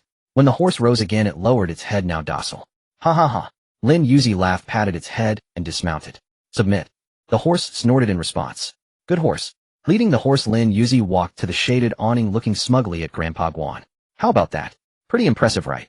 Good kid, truly impressive. Grandpa Guan gave a thumbs up, then joined a group of stable hands to examine the Dewan horse. After taming it was crucial to ensure the horse was not injured. But as Grandpa Guan and the others approached, the horse drove them off with a fierce snort. Seeing this, they exchanged bewildered glances. Grandpa Guan grinned helplessly. Well tamed, but still bad-tempered. Guess this horse belongs to you now. Ha ha ha. The other stable hands joined in laughter. After the mirth subsided, Grandpa Guan shared some methods for checking the horse's injuries and let Lin Yuzi inspect. Good, he'll remember that. Having memorized the instructions, Lin Yuzi circled the horse, even giving its muscles a squeeze. After the examination, he delivered his verdict. No issues. Just let it rest, eat well, and drink well. All right. Grandpa'll be off now. He'll come see my horse tomorrow. It's already your horse now. Fine, come back tomorrow. I'd love to see you ride. See you tomorrow then. With that, Lin Yuzi turned and left. After such a long ordeal, he was hungry. And when hungry, he had to eat. In the distance, the watching students were unsure if the taming had succeeded and couldn't hear the conversation. Is it over? Looks like the goddess won. I saw her leading the horse, and it was very gentle. Being led by such a beautiful goddess must be a blessing. This remark drew a few odd looks. Seeing this, he quickly explained, Ahem, I meant the horse must be blessed. The explanation did nothing to change how others viewed him, as a pervert. Oh no, class is about to start. Many students with afternoon classes were startled. They checked their phones and saw it was almost 2:30. Terrible. The crowd of onlookers dispersed. When the teachers learned that the latecomers had been watching the horse taming, they didn't mind their tardiness, and even joked that they would have loved to watch too if not for needing to prepare lessons and rest. After all, it was the school's prized blood-sweating horse. This remark drew laughter from everyone, creating a warm and harmonious atmosphere. In the dormitory, Lin Yuzi was cooking on the first floor. His 3 roommates were at military training, leaving him alone in the small villa. He had bought groceries from the campus supermarket, essential items. His 3,000 yuan had shrunk considerably. Now he had only 1,000 yuan left. There were still 20 days until next month. He would probably need his understanding roommates to help him through the crisis. Lin Yuzi made no secret of buying futures. Being found out didn't bother him, because he had realized that no matter what he did, it would eventually be discovered. So he stopped struggling. Being found out was fine. After all, the money wasn't stolen or robbed. It came legitimately. On the table were 3 meat dishes, 1 vegetable, and 1 soup. The vegetable was lettuce, the meat was a chicken, a fish, and 2 catties of beef. The soup was a nourishing kind. He ate a huge amount. And he finished it all. Truly a mystery how his flat stomach could hold so much food. In any case, it was gone. After eating, he realized it was 3:30. He went upstairs to shower, changed into cool clothes, and left the campus to go shopping. He planned to buy a bow and some arrows to practice in the front yard of the small villa. On the way, he politely declined some students' attempts to chat and headed straight for the cold weapons store. Such shops had the chance to open thanks to the Huayu Kingdom's strong support for martial arts. The equipment sold was all unsharpened, except for arrows. But carrying a bow and arrows openly was too conspicuous. To buy them, one needed a bow license, and the arrow models had to be registered. In other words, the arrows needed to be custom-made, engraved with a unique identifier for Lin Yuzi. This was to prevent people from buying bows for illegal hunting or violence. It was very strict. Lin Yuzi had never heard of this before, but he found it acceptable. Young man, this hardwood bow requires 50 gene of force to draw, a 1-stone bow.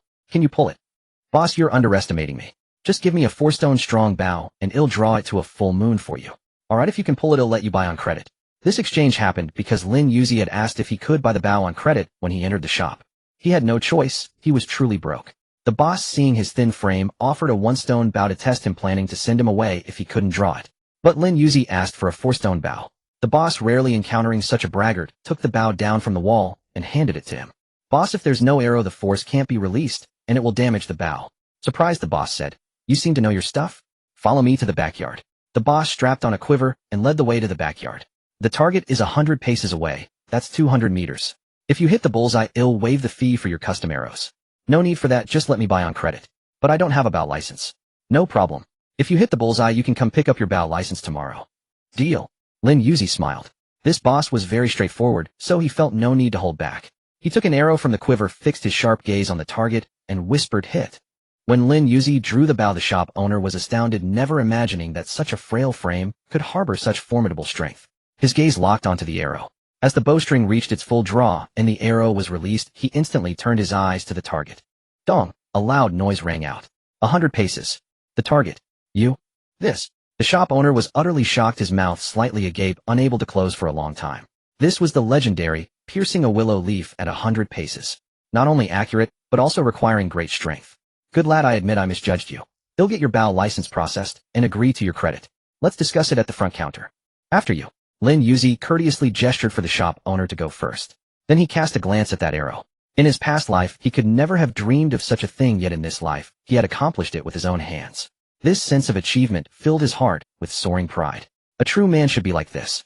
Gripping the bow tightly, he walked to the front counter. What are your requirements for the arrows? Do you need engraving? What material for the fletching? Just engrave the character Lin on them. For everything else, use the best materials. I'm not short of money. Fine. The shop owner didn't question Lin Yuzi about his finances, why he needed credit if he had money, or how he dared to demand the best materials if he had none. In the art of archery, he believed that one who could achieve piercing a willow leaf at 100 paces must possess an upright heart. If the lad truly couldn't repay, then he would consider himself blind. There would be no need to demand the money. How many arrows? 200. All right. What about the bow? If you want a custom order, you can either source the materials yourself or choose from what I have here. Customize it. Lin Yuzi felt that bows and arrows would be frequently used later, so they must suit him perfectly. After all, in 1 year's time, he couldn't be sure how much of his strength would recover or whether those unfolding techniques would unlock. Until then, he would have to rely on external tools. He did not favor close-quarters combat, so the bow was naturally his first choice. After selecting the materials, the shop owner drew up designs on the spot. After discarding over a dozen drafts, Lin Yuzi finally settled on one. The bow body featured carvings of landscapes and 100 beasts. It resembled a Kirin bow, or a dragon-tongue bow. Lin Yuzi grew somewhat expectant, wondering what kind of bow could be crafted from ordinary materials. Once everything was selected, the shop owner nodded, recorded all the requirements, and then took out an abacus. Seeing this, Lin Yuzi's eyelid twitched. Here it comes, the reckoning. He was eager to know how much it would cost. Custom Fordan bow using 1000-year-old with 200 custom arrows, complimentary engraving, and free bow license processing. The shop owner murmured as he calculated. Finally, he looked up at Lin Yuzi. Fordan bow total 2 million, covering materials, design, and craftsmanship. 200 arrows at 2,000 each plus wastage costs total 500,000. Grand total 2,500,000. Hearing the price, the corner of Lin Yuzi's mouth couldn't help twitching. 250. Was that intentional or accidental? Boss, about these two. 5 million. Too expensive. No, I mean, could you make it 3 million? Consider it a token of appreciation for your trouble. The shop owner raised an eyebrow at Lin Yuzi and thought to himself, this kid, so young, yet so savvy in social niceties. I wonder if it's deliberate or accidental. An extra 500 could be seen as a bribe, but he called it a token of appreciation. This kid knows how to handle people.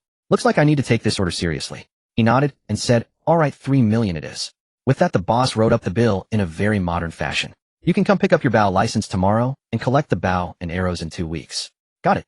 Got it. Lin Yuzi nodded, perfectly clear. He just hadn't expected customizing these bows to be so expensive. He had suffered from being unfamiliar with the trade. But when he calculated carefully the 1000-year-old with 200 custom arrows, the bow design fee, all added up, it felt understandable. After all, bows used by martial artists were all expensive. It was never something ordinary people could afford. If you asked why, just look at the prize money of the martial arts tournament. Lin Yuzi put the bill in his pocket and walked out of the cold weapon shop. This shop truly commanded a new level of respect. From the outside, it looked ordinary. Who would have thought a casual transaction could be millions? No wonder there were no customers. Ordinary people couldn't afford it. Even the one-dan bow he initially picked up cost 500, not even counting the arrows. Without at least 100, you simply couldn't play with bows. But then again, a mere 3 million was pocket change compared to what he had earned. The bow was bought, now it was time to buy a saddle. The blood-sweating horse at the stable had been tamed by him, and for a long time only he could ride it. When Mijia descended, this horse would be his. Since it was his own horse, there was nothing wrong with dressing it up a bit. So he arrived at the horse tack shop. Custom saddle. The shop assistant looked at Lin Yuzi in confusion. In all his time working, this was the first time he'd heard someone ask for a custom saddle. Sir, there's no need for a custom saddle. I recommend this one. a sharkskin saddle that greatly reduces friction between the inner thighs and the horse. The assistant earnestly introduced various saddles: sharkskin, crocodile skin, linen, silk, nylon, hard leather, and Lin's precious polyester leather. Lin Yuzi reached out and touched each saddle, but none felt very good to the touch. As a result, the assistant said helplessly, "Sir, it's your backside that contacts the saddle, not your palm. How it feels in your hand doesn't matter. How it feels on your butt is what counts." You're right. Lin Yuzi was speechless. Although it was indeed his backside that would sit on the saddle, when selecting one he couldn't possibly test it with his, but could he? Of course he would use his hands. But then again, he couldn't be bothered to explain. After picking the most expensive sharkskin, one he thought he could check its suitability when riding tomorrow. Moreover, the saddle wasn't just for his use, the horse's comfort also needed to be considered. The best choice was to let the horse come over and select the materials itself. Then from the materials chosen by both, they would pick those that both approved. Using the mutually approved materials, a saddle tailored to the horse's body would be custom-made. It seemed troublesome, but there was no help for it. There was much knowledge about horses, all learned by Lin Yuzi from Old Guan. And there was also the matter of horseshoes. Trimming hooves was no simple task. Hooves were like human fingernails and needed regular trimming. The horse also needed to be fitted with shoes to prevent its hooves from cracking during long runs. When it came to payment, things got awkward. "Sir, the sharkskin saddle after discount is 1,888. How would you like to pay? Can I put it on credit? They'll give it to you for free." "Really? Are you kidding? Sir, you were the one who started joking with me." "Then he'll come back another time."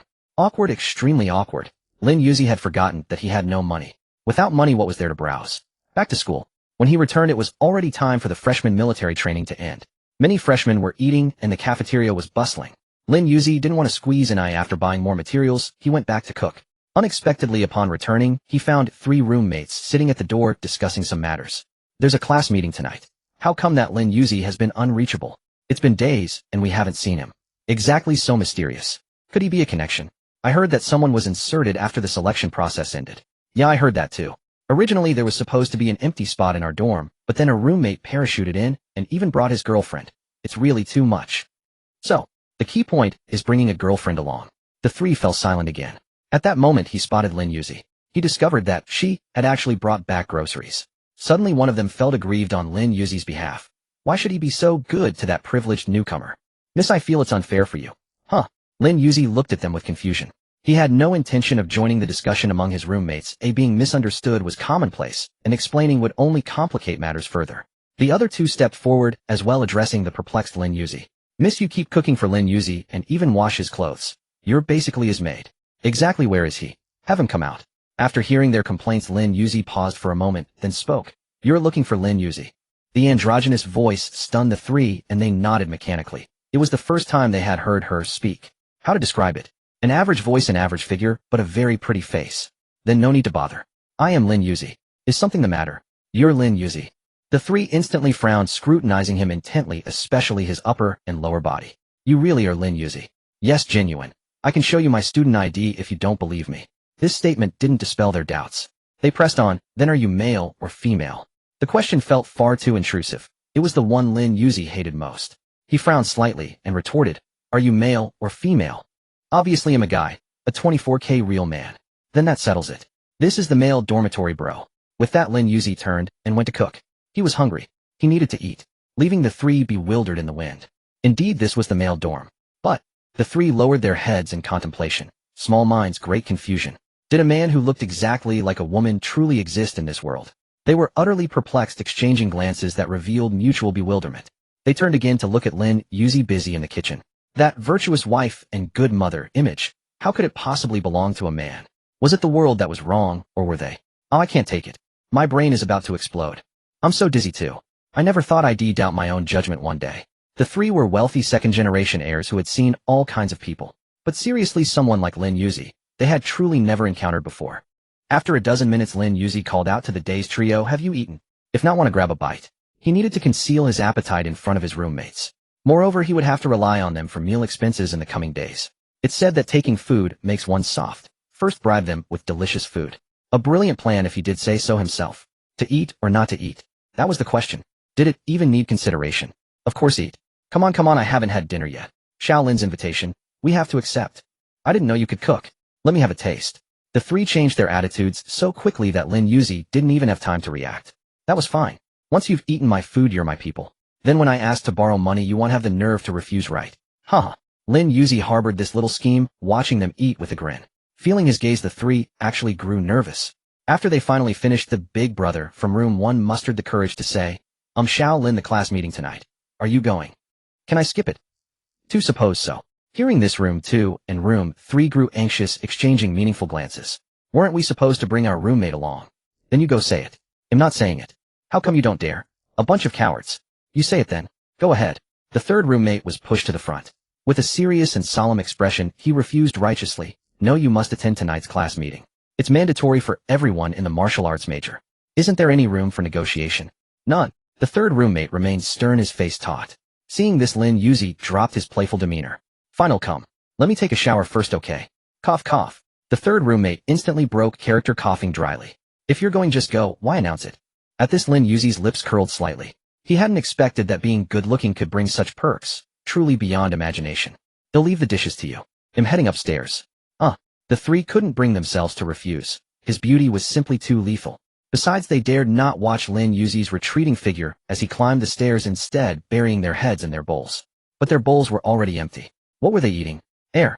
Is Xiao Lin really a man? How can every gesture be so charming? I don't know. I don't know either. The third roommate remained silent, saying nothing. When he saw Lin Yuzi smile earlier, his heart had throbbed fiercely. He would never admit to even a flicker of attraction. Just a tiny bit. After this encounter, Lin Yuzi could tell that his three roommates harbored some resentment toward him deep down. Because he had skipped military training without punishment, was a last-minute roommate, and had arrived with a girlfriend on the first day. They automatically assumed he was a privileged connection. In truth, it was understandable. He really was a privileged connection. Stepping into the bathroom, the water cascaded down. Gazing at the petals on his shoulders. If they all turned pink, what would happen?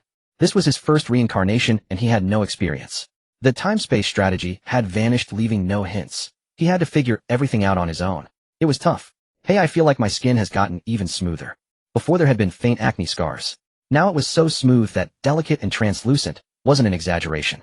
Could it be that activating the petals also comes with a beauty filter? Why doesn't it increase my strength instead? Don't just focus on beautification. And whether it was Lin Yuzi's imagination, he felt that his corpus spongiosum had shrunk again. How long had it been before? He couldn't remember, but it seemed shorter. A dreadful conjecture surfaced in his mind. He shook his head frantically. No, I can't scare myself like this. After hastily washing with shampoo and body wash the night, air was chilly. He slipped on a jacket and descended the stairs in slippers. His toes were rounded, and as he came down the stairs, the three roommates blushed. Why is Xiao Lin wearing shorts? In fact, they were 5/4 pants, just covering the knees. The shape of his calves was exquisite fair, and under the light, even fairer. His upper body was clad in loose clothing with a jacket. It was like, well, those who know. Lin Yuzi ultimately decided to attend the class meeting. The eldest, second, and third were all eagerly awaiting his arrival. With only 1 year left, going or not hardly mattered. Future opportunities would be scarce anyway. Opportunities might not even exist. The wind tonight. It carried a slight chill. I should have worn pants instead of shorts. Walking along the campus path, barely past 7, why did it feel so cold? This was abnormal. He was at the Yellow Realm first grade, yet he felt cold. Strange indeed. The classroom for the class meeting wasn't far. Inside, students from other classes were already seated. It was a large lecture hall capable of holding 200 people. Even 3 martial arts classes could fit comfortably. That was true. Not many had enrolled in martial arts. Only 3 classes in total. They all shared the same counselor. In university, there were no homeroom teachers, only course instructors and class representatives. Sometimes teachers could be associate deans of the college, or even executives from outside enterprises. In short, the university years were the time when one could interact with the highest status individuals. After entering society, it became difficult to even encounter such figures. Once the student identity was lost, and one became a full-fledged social being, everything truly changed. Lin Yuzi had never experienced that transformation in either of his lives. It was a regret. Why did the Mystery Realm OL have to descend upon Blue Star? Was there something on Blue Star that it coveted?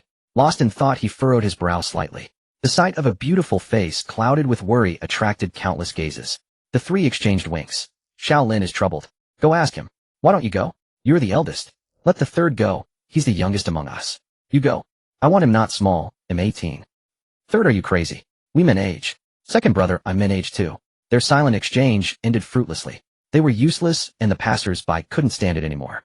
A handsome senior walked over, his smile radiant, and his hairstyle equally sunny. Golden hair that gleamed under the fluorescent lights. That brightness dazzled Lin Yuzi, who raised his hand to shield his eyes. After adjusting, he looked at the man before him. Just because you're tall, you think you're something special.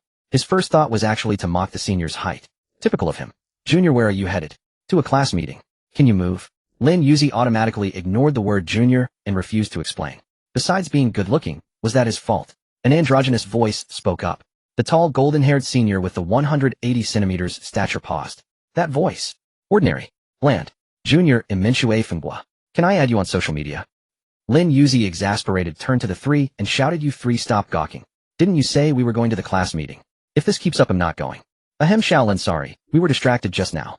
The eldest stepped forward and quietly explained to Minshue, Fengua, bro, this is my roommate. He's a guy, not a junior. There are too many people around, so I won't be explicit. Really? Minshue Fengua was stunned. This was his second shock of the evening, both courtesy of Lin Yuzi. The eldest nodded, eyes full of sincerity. Yet Minshue Fengua couldn't bear to let go. How rarely did he encounter such a pure-looking freshman girl. If he didn't seize the chance, someone else would snatch her away. How can you prove it? Bro, look at Shaolin's chest, so flat. What girl has that? And his voice. Have you forgotten? Minshue Fengua glanced at Lin Yuzi, chest flat, as a board, legs beautiful, pale, slender, and utterly hairless. Was this a boy? Impossible. Sigh. Minshue Fengua slumped away in dejection. The eldest watched him go with pity, then returned to Lin Yuzi's side. Shaolin, how about that? I saved you from a romantic disaster. Heh. Don't think he didn't know. He knew everything. With his Yellow Realm first-grade cultivation, he had easily overheard the exchange between the eldest and Minshue Fengua. Flat. Did it eat your rice? I'm flat and proud. I saved the country fabric. Besides, it's perfectly normal for a guy to have a flat chest. Huffing with anger, he turned and strode off. We're going to be late for the class meeting. Hurry up. Seeing Lin Yuzi already far ahead, the three exchanged glances, bewildered again. Is he angry? Don't know. Does this look like anger? Seems like it. When I dated in high school, my girlfriend got angry like this. She'd walk really fast, impossible to catch up. But Shaolin is a guy. Is he really a guy? The three fell into self-doubt again. If he was a guy, why did every move he made resemble a wronged, sulking girlfriend? Speed walking away the moment she got mad. Anyway, let's catch up. They broke into a sprint. But they were mere mortals. Under Lin Yuzi's Yellow Realm first-grade pace, they failed to catch him. They finally caught their breath at the base of the teaching building, where Lin Yuzi stood waiting. You're so slow. I've been waiting ages. Huff huff, Shaolin, you don't have long legs, but how do you walk so fast? Yeah, you've exhausted us. Walking that fast, and you're not even sweating. Of those three remarks, Lin Yuzi only caught you don't have long legs. So he turned and walked into the building. Angry again. No idea. Did I say something wrong? The third was silent, too tired to speak. Inside the large classroom for martial arts, the counselor was introducing the program details. Just then Lin Yuzi appeared at the front door. Seeing him, the counselor paused his introduction and stepped out. Miss, who are you looking for? Hello, teacher. Is this the martial arts class meeting? Yes, it is. The counselor grew more puzzled. This slender figure, could it be a martial arts student? But as far as he knew, the female students in martial arts could be counted on two hands. 165 students plus one special student for a total of 166, with only 9 girls. All 9 had already arrived. Maybe she's here to see her boyfriend. At that thought, the counselor felt a pang of jealousy. He was a senior, interning as a counselor after graduation. This year he was still single. These little brats bringing their girlfriends to campus. How infuriating. Lin Yuzi, unaware of the counselor's inner turmoil, nodded. That's right, I'm a student here. This is my student ID. Number 52303166. 5 stands for martial arts. 23 is the year. 03 is the class. 166 is the student number. You're really a martial arts major. The counselor felt his mind boggle. Could it be that the female student count was about to reach double digits? Meanwhile, inside the large classroom, many male students were craning their necks to look out the window. Wow, there's a really pretty girl outside. I saw her too. She's my type, very pure. I like her too. Rival, draw your blade. Let me test that blade. Fall. This was how freshmen were. Without the counselor around, the room instantly became a cacophony of chatter. The 9 female students sat together as they too resided in the small villa. The 1 extra student had to share accommodations with those from other majors. While martial arts students had priority for the small villa, it didn't mean only they could live there. At that moment, the 9 students sitting in front and back began to murmur among themselves. Xiaojio, where are you staying? No, I'm rooming with 3 others from different majors. That's strange. That girl outside seems to be a martial arts student too. Could it be she can't afford the small villa? I don't know. Those who enrolled in this major either had family members practicing martial arts or came from wealthy households. In any case, they were all somewhat connected to it. Everyone knew that martial arts was an emerging field. Without money or connections, graduates could only become coaches at martial arts gyms or serve as instructors in the police force. If they lowered their standards further, they could even teach physical education in elementary schools. For someone trained at the cost of hundreds of thousands to teach gym class, that was truly beneath their dignity. Thus the 9 fell silent. A girl from a poor family choosing this major was hardly a wise decision. Upon hearing this, the male students' protective instincts surged overwhelmingly. Poor and innocent. In their minds, they automatically conjured an image of a girl from a destitute home, unyielding to fate, charging forward with unwavering resolve. If fate had shackled her, she would shatter them with her own hands. Inspiring. So profoundly inspiring. How could one not be moved? The male students rose in silent reverence.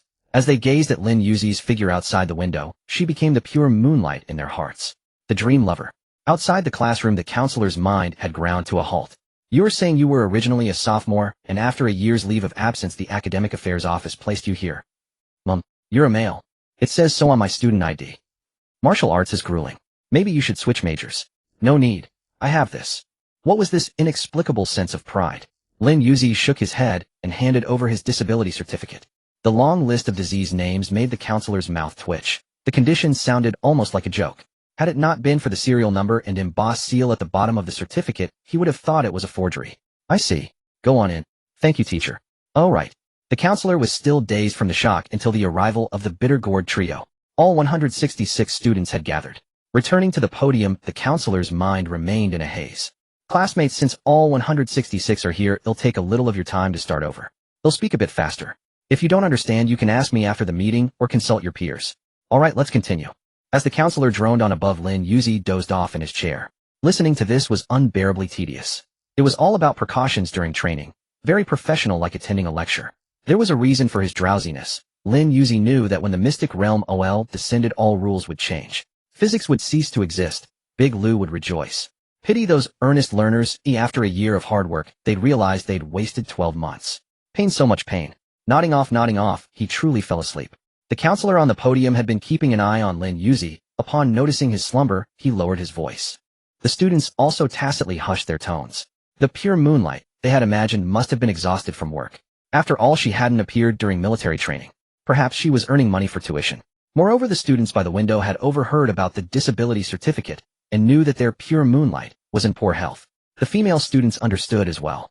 They assumed Lin Yuzi had chosen this major because her parents wanted her to strengthen her body through training. It happened to align with the principal's own thoughts. A guess that hit the mark. Truly, the hearts of parents were filled with compassion. Immersed in this wave of sentiment, the classroom grew remarkably quiet. Only 3 people felt an overwhelming awkwardness. "Teacher, if you lower your voice any further, I won't be able to hear you." Because they had arrived last, they were forced to sit at the very back. Relying on his appearance and pitiful background, Lin Yuzi was surrounded by his classmates like a cherished pearl, a true jewel in their midst. An hour later, the counselor finished. "Everyone, did you understand?" "Yes." "Good. He'll send the PPT to the group later. You can review it if anything's unclear." The trio in the back, "We didn't get it. We didn't understand a thing." Despair washed over them. Seated so far back they could hear nothing. They couldn't even catch a glimpse of Shaolin. Those 3 were isolated from the entire class. How cool was that? These perverts, all bewitched by Shaolin. Don't even mention it. I'm captivated too. I dare not look at his face, especially those eyes. So alluring, they fill me with guilt. Sigh, who isn't? The first time I saw him, I relieved myself in the shower, and the next day, when I saw Shaolin again, I couldn't sleep all night. Recalling that night, Lao Sen could barely hide his exhaustion. In the dead of night, he had questioned himself countless times. Why had he masturbated? And to his roommate's girlfriend at that. A face he saw often. But today, learning that it wasn't his roommate's girlfriend, but Shaolin, his despair deepened. Thinking back on his recent actions, he wished he could bury himself. Now what he feared most was meeting those clear, pure, and cold eyes. One glance, and any evil within him would be drowned in guilt. Good. Lao San had also begun his penance. That left Lao Da and Lao Air. The 2 of them, isolated from the entire class. Tick, tock. Time flowed slowly, the wall clock's second hand clicking rhythmically. In his dreams, Lin Yuzi saw the descent of the mystic realm OL. He still couldn't change his fate, dying beneath the hooves of a demon horse. It was precisely because of that death in his past life that he had practiced horseback riding more diligently than anything else. In the dream, he was powerless to resist watching the hooves bear down on him. The aura of death enveloped him. Lin Yuzi wanted to fight back, but his entire body felt paralyzed. Suddenly a figure appeared. A rider on horseback, a crimson cape flowing behind, wielding a long halberd that swept across. A blood-red light flashed, decapitating the demon horse and tearing through the sky. The figure was about to turn around. Sunlight streamed in a backlit. He couldn't make out who it was. He strained his eyes to see, but to no avail. Until he opened his eyes to the classroom, fluorescent lights, and silent classmates. The scene startled him. He thought he had been reborn again. Panic flickered across his face. After looking around, he noticed for some reason that all his classmates seemed to be staring at him. It was like, when a student falls asleep in class, the teacher stops lecturing and silently watches, and then the other students join in, all gazing at the sleeper. That was exactly how Lin Yuzi felt now. So unbearably awkward. Awkward enough to flush his cheeks red. Think about it. Lin Yuzi had lived 2 lifetimes, yet this was the first time he had been so mortified, caught sleeping in front of everyone. Damn it.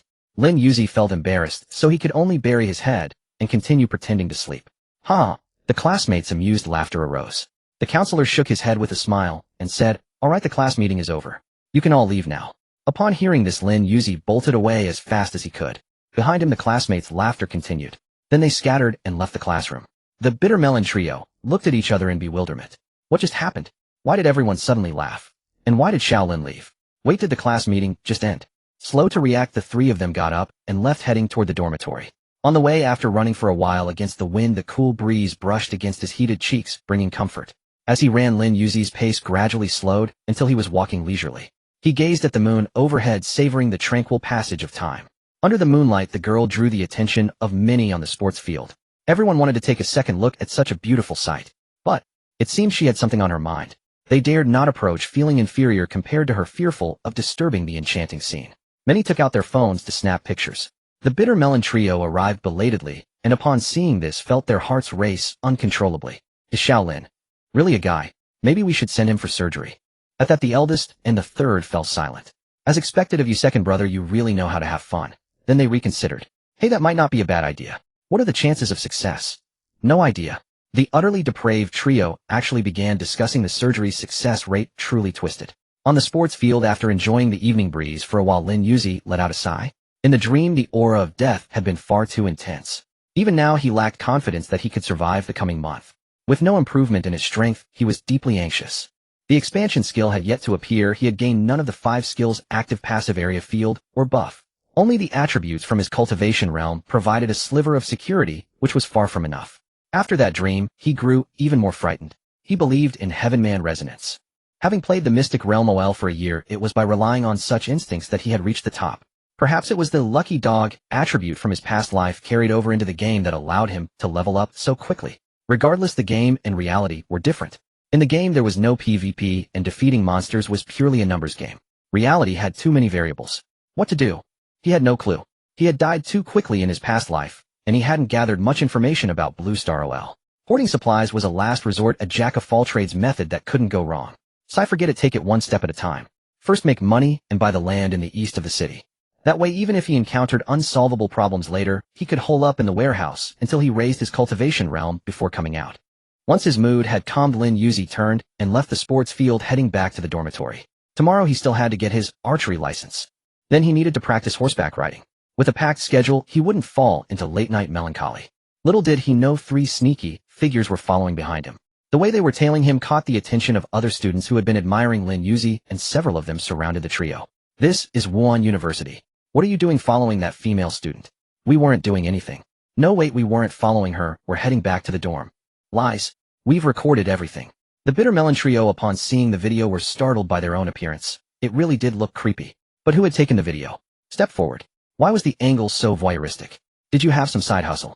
Faced with the trio's questions about the camera angle, a bespectacled boy coughed and explained, "I'm studying photography. It's perfectly reasonable to find the right angle." Perfectly reasonable, huh? I'm a martial arts major. It's perfectly reasonable for me to carry a brick. Mistaken for peeping Toms, the trio, who were rich second-generation kids, had never suffered such humiliation. Moreover, they were martial arts majors. They snapped back without hesitation. The righteous students refused to back down, using the video as evidence to call security and have the trio turned over to the dean. The trio, of course, resisted. They didn't want Lin Yuzi to discover their embarrassing appearance in the video. How many times do I have to say it? We're heading back to the dorm. Can't you understand? Who knows if you're lying? We've already called security. You just wait here. Get lost. I don't have time to mess with you. Just as the tension between the two sides was escalating, a sudden flash of lightning streaked across the sky. Soon a torrential downpour began, accompanied by strong winds. If Yi Ping were here, she'd never ask her father for money. The rain was too heavy. In an instant, it was a deluge of buckets and bowls. Students, soaked to the bone, scattered, desperate to get back to the dorm. The bitter melon trio was annoyed, delayed, and drenched. Damn, how annoying. Meanwhile, Lin Yuzi had been strolling back to the dorm leisurely. The sudden lightning and rapidly rising humidity in the air told him it was about to rain. He had intended to quicken his pace, but the rain fell so abruptly. Unwilling to get wet, he took shelter under the awning of a shop. The shop's entrance was lit by a single dim yellow lamp, which looked particularly desolate under the lightning's glare. Soon footsteps approached, accompanied by a voice full of authority. "Why is it raining so hard? I haven't taken in my laundry. I wonder if my roommate helped me." Sure Yifang had a pretty face and a cool expression. She noticed Lin Yuzi standing nearby and found him vaguely familiar. "You're a martial arts major, right?" Lin Yuzi turned to look at her in confusion. In that moment, both of them froze. A voice echoed in their hearts. Sure Yifang, so beautiful, so pure. Lin Yuzi, damn, it's the violent girl from next door. He remembered she wasn't supposed to arrive until next year. No. Wait, it was this year. Last year's next year is this year. Oh no, I've been playing games so much that I actually forgot about this. What should he do now? Lin Yuzi was terrified of her discovering his true identity, so he kept a straight face and remained silent. Just then BGM started playing from somewhere. "A rain traps me here, your cold expression breaks my heart." Lin Yuzi could barely hold it together. What the hell? Why was it so fitting? Sure Yifang caught on and broke into a smile. "Hey, I'm Sure Yifang, also a martial arts major. I saw you tonight. Can we get to know each other?" Lin Yuzi fell silent. He dared not speak, for the more he said, the more likely he was to slip up. In his past life, he had suffered at Sure Yifang's hands. This girl was sharp as a tack, clever, and cunning to the core. Yet remaining silent would be impolite. If his secret were ever uncovered, he would surely face a storm of reproach. As a compromise, Lin Yuzi nodded in response. Seeing this, Sure Yifang smiled and thought nothing of it, simply assuming this female classmate suffered from social anxiety. After all, she didn't live in the little villa, came from a modest background, and had a disability. All factors that could easily lead to introversion and social withdrawal. It was understandable. Social anxiety wasn't necessarily a bad thing, in Sure Yifang's opinion. It was far preferable to that insufferable brat back in her hometown, who spent every day putting on an air of deep thought. He had followed her to this very school, yet couldn't even bother to invite her for a meal. At 18, she couldn't tell if he was genuinely clueless or just feigning ignorance. Humph. He'd better not come home for the new year. If he did, she would make sure he learned just why flowers were so red. The rain continued to pour, showing no sign of letting up. Lin Yuzi's heart was tormented. He couldn't bear to stay with Sure Yifang a moment longer. Since childhood, he had tried his best to avoid excessive contact with her, yet Sure Yifang had clung to him relentlessly. From elementary school to middle school, high school, and now university, she had followed him every step of the way. She was such a hassle, impossible to shake off. He had heard that his grandparents and hers were old acquaintances. Whether it was true or not, they often visited each other during the new year. This made it impossible for Lin Yuzi to keep his distance. In his past life, he had actually enjoyed it. Having a pretty girl hovering around him filled him with satisfaction and a sense of achievement. This life was different. His mind was consumed by the impending arrival of Fantasy Realm OL, so he was perpetually busy trying to earn money, his face perpetually tense with thought. From Sure Yifang's perspective, Lin Yuzi was merely putting on an act of profoundness. After all, he was just a kid with a lot on his mind, always frowning, as if lost in deep contemplation. Why won't the rain ever stop? Lin Yuzi silently begged for the downpour to cease, but to no avail. Perhaps growing bored from standing still, Sure Yifang moved a step closer. "Have we met somewhere before? It doesn't feel like this is the first time we've met." At these words, cold sweat broke out on Lin Yuzi's forehead. Here it was, Sure Yifang's terrifying intuition. Why was it still so accurate? Unable to bear it any longer, Lin Yuzi dashed out into the rain. "Hey!" Sure Yifang's outstretched hand froze in midair. She sighed and continued waiting for the rain to lighten. She hadn't brought her phone tonight, so she had no idea when the rain would stop. If it didn't let up soon, she would brave the drizzle and return home. "With my constitution, catching a cold would be difficult," she murmured, stroking her fair chin. On the back of her hand, a gray shield dance word pattern emerged. After an unknown stretch of time, the rain ceased. Water droplets slid off the eaves, falling with a pleasant drip-drop rhythm. The rain stopped. If only I'd asked her to stay a bit longer. Sure Yifang felt a pang of regret. Not knowing when it might rain again, she hurried back to the little villa. On the other side, Lin Yuzi stood silently at the doorstep. The moment he returned, the rain stopped. "Old man Sky, are you targeting me?" Rumble. A thunderclap from a clear sky made him shrink his neck, muttering under his breath, "Go ahead, keep targeting me. Let you be arrogant for one more year." Rumble. The thunder in the sky grew even louder. The bizarre weather that night drew many observers. The commander, in his military green coat, was particularly attentive. Before the descent of Fantasy Realm OL, strange phenomena often occurred. Perhaps tonight's weather overwatching was some kind of omen. Some people speculated further, but Lin Yuzi only wanted a shower and a change of clothes. Having forged through the torrential rain, he was now drenched as a drowned rat.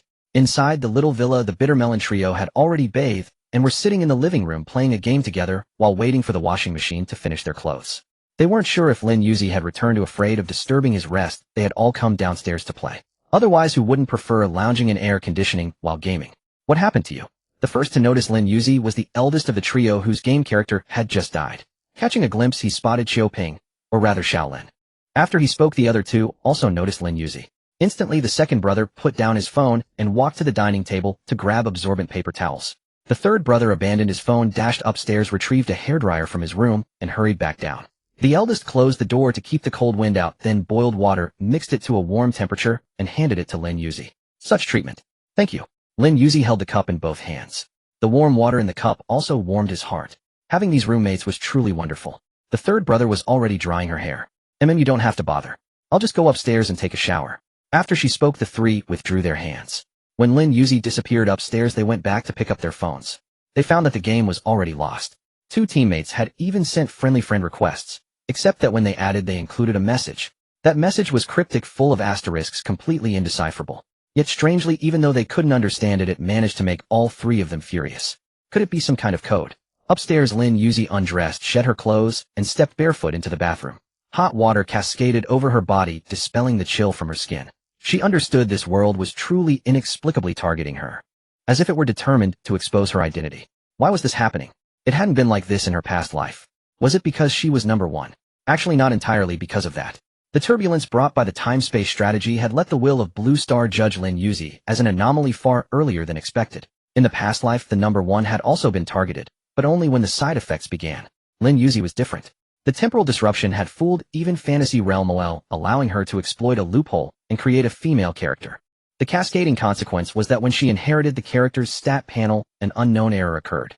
Only when this error was corrected could she gradually unlock her other abilities, and only then would the targeting cease. But to correct the error, she had to possess the same base attributes as the character panel.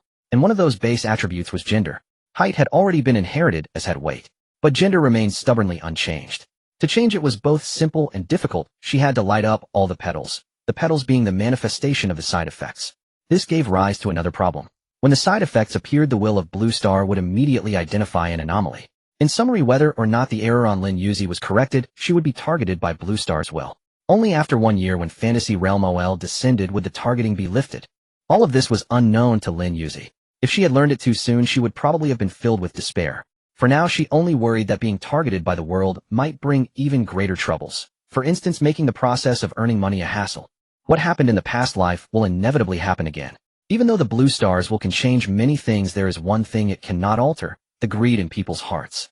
As long as greed exists, the Blue Stars will often feel powerless. Just like tonight, its unauthorized intervention only hastened the arrival of the Manga with no other benefit. The Blue Stars was actually infuriated. In its view, the quarrel between the Bitter Gourd trio and the Righteous Man merely showed that the native people were being toyed with by the alien and nearly turned against each other. Such unworthy behavior prompted it to send down heavy rain, intending to punish these people and simultaneously retaliate against Lin Yuzi the alien. The outcome was favorable. It did take revenge and succeeded in breaking up the fight. Then, Lin Yuzi simply needed to take a shower. Stepping out of the bathroom, he blow-dried his hair. The hairdryer with its low-frequency base and high-speed negative ions had a protective effect on hair quality.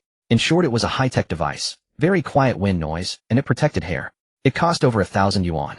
He placed the wet clothes in the laundry basket and carried it downstairs. Stepping on the wooden stairs, the sound was low, neither too loud nor too soft, just enough for the three people downstairs to hear. They turned their heads and saw Lin Yuzi in a bathrobe. His thighs were vaguely visible, fair and smooth. Delicate collarbones and a pure face emerged above. Then there was the fragrance drifting in the air after his shower. They blushed and were aroused. The eldest desperately hoped the washing machine would finish its cycle quickly so he could hide back in his room. The third brother kept his eyes down, pretending to be calm. He dared not look at this attire more than once. One more glance would shatter his composure, and a second glance would melt his reason. The bathrobe was very loose, and Lin Yuzi felt safe thinking it could wrap his entire body. He was completely unaware of how it looked from a third-person perspective, and the bathrobe was actually a slit style. The slit allowed him to walk faster with swift steps. It was an innovation in bathrobes, reducing the difficulty of walking after a shower. Lin Yuzi rarely wore it and didn't know there were so many styles. He thought the fabric was nice, skin-friendly, and non-irritating. As the washing machine's music played, the cycle ended. The clothes were washed. The three came forward to take them out, put them in the laundry basket, and hurried upstairs. How strange, he murmured through the clothes and then turned and went back to his room. His hair wasn't fully dry, about 70 dry. Before sleeping, he needed to ensure his hair was dry to avoid getting a stroke from the air conditioner. Although the probability was low, he had to eliminate it. He had too much to lose to suffer a stroke. When the clothes were washed, Lin Yuzi returned to his room. He turned on his computer and continued to check the international futures market. Everything was as usual, nothing special was found. The rare earth price was still rising, reaching 70 yuan per ton. The increase was too exaggerated, making it abnormal. Many old hands keenly sensed that someone might be trying to harvest the leak's cash out. Thus the rare earth trading market came to a standstill. On the rare earth forum, Lin Yuzi was mentioned again. The recent trading market is strange. Why has the price become so high? Is there really insider information? Is someone trying to harvest leaks? The timid starve, the bold thrive. I've already bought 10 tons. People from various countries are here. A person from Nihong Island smugly posted a message. He didn't think the price would drop. He had inside information. In the second half of the year, Nihong will vigorously develop technology which will consume a lot of rare earths, and then the price will surely rise. But he forgot one premise: only when the total amount of rare earths remains unchanged and demand increases will the price rise. Shortage and surplus are two different things. We'll just wait and see. The price of 7,000 is too high.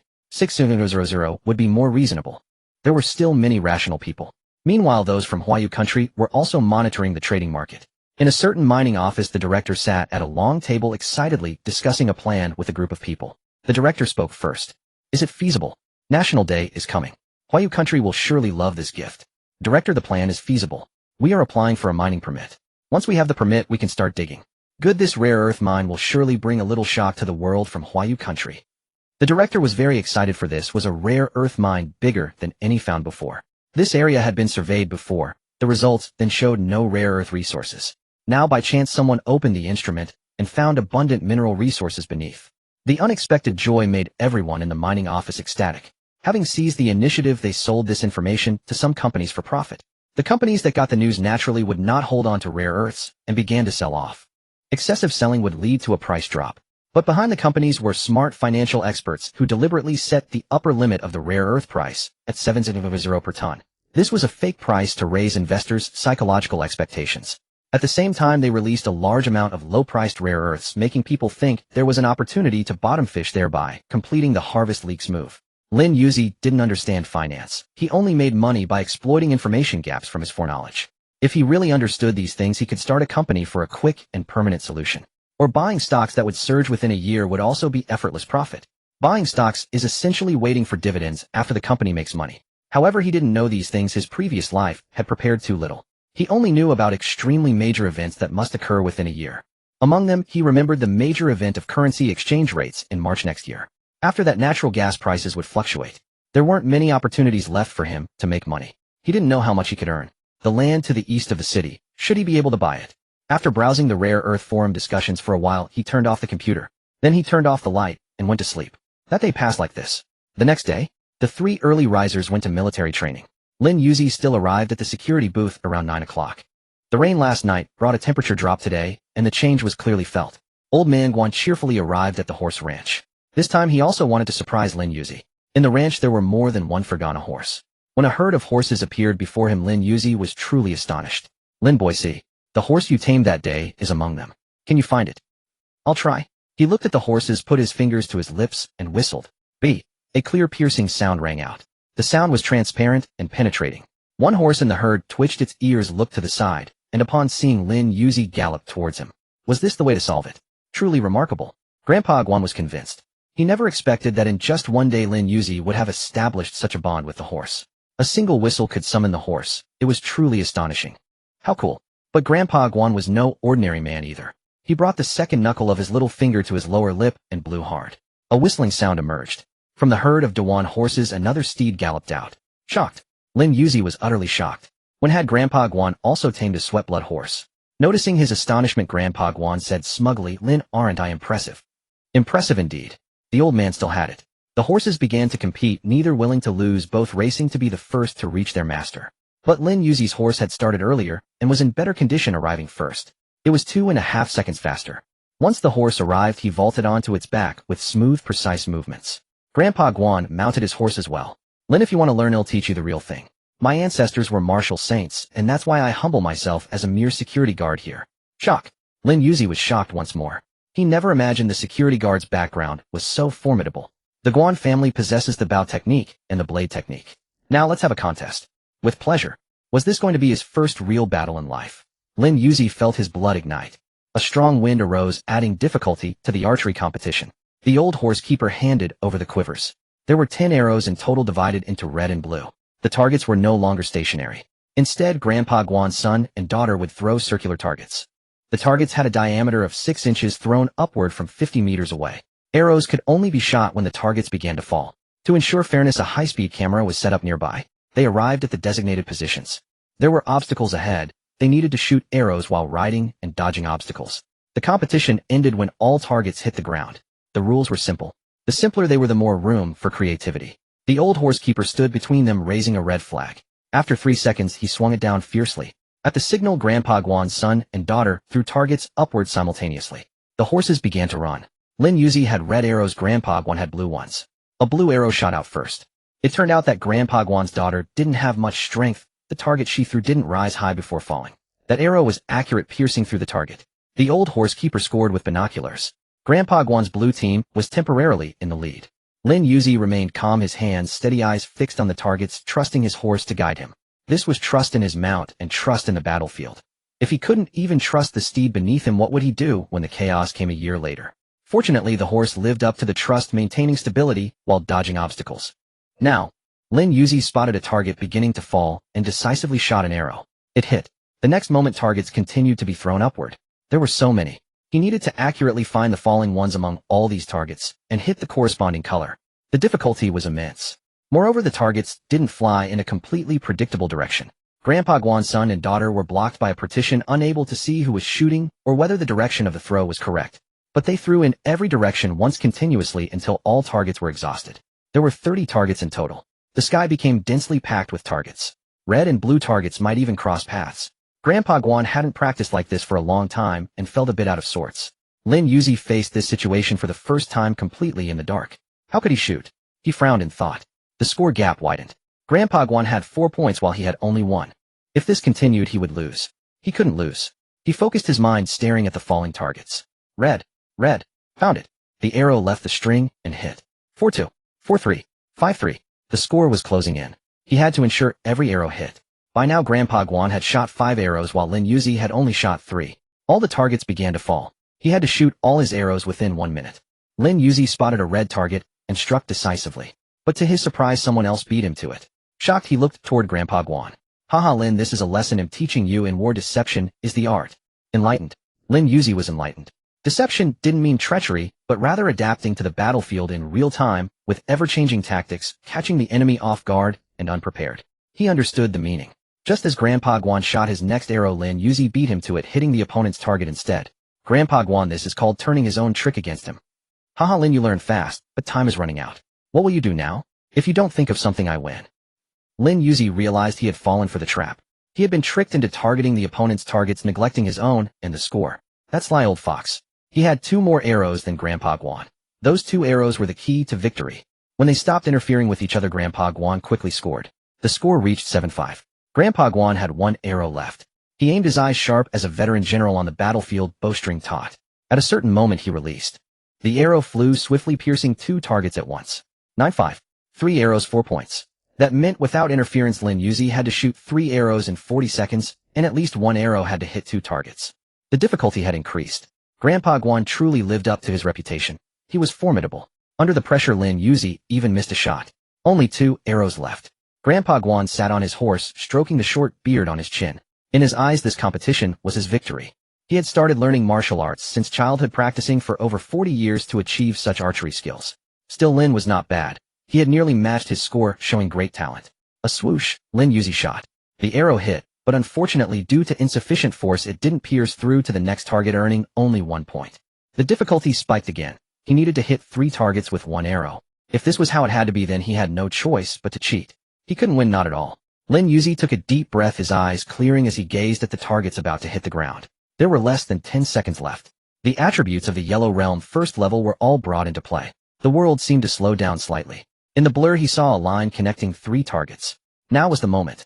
He struck decisively the arrow, leaving the bowstring carrying the hope of victory. Thud, thud, thud. The arrows and targets hit the ground. The arrow target hit the ground, and many sighed as time ran out.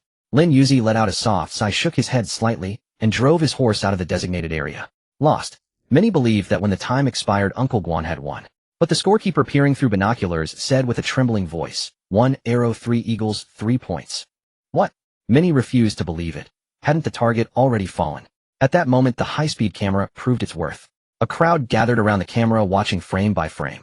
At the final moment when the target was about to land, an arrow flew in. Just as it skimmed the ground it arced upward grazing the grass, and pierced through 3 targets that were about to fall. Then the targets hit the dirt. How to judge this? The arrow had even touched the earth. But the rules said the target had to land. So the 3 points counted. The score was 9-9. A tie. This outcome was unexpected by everyone.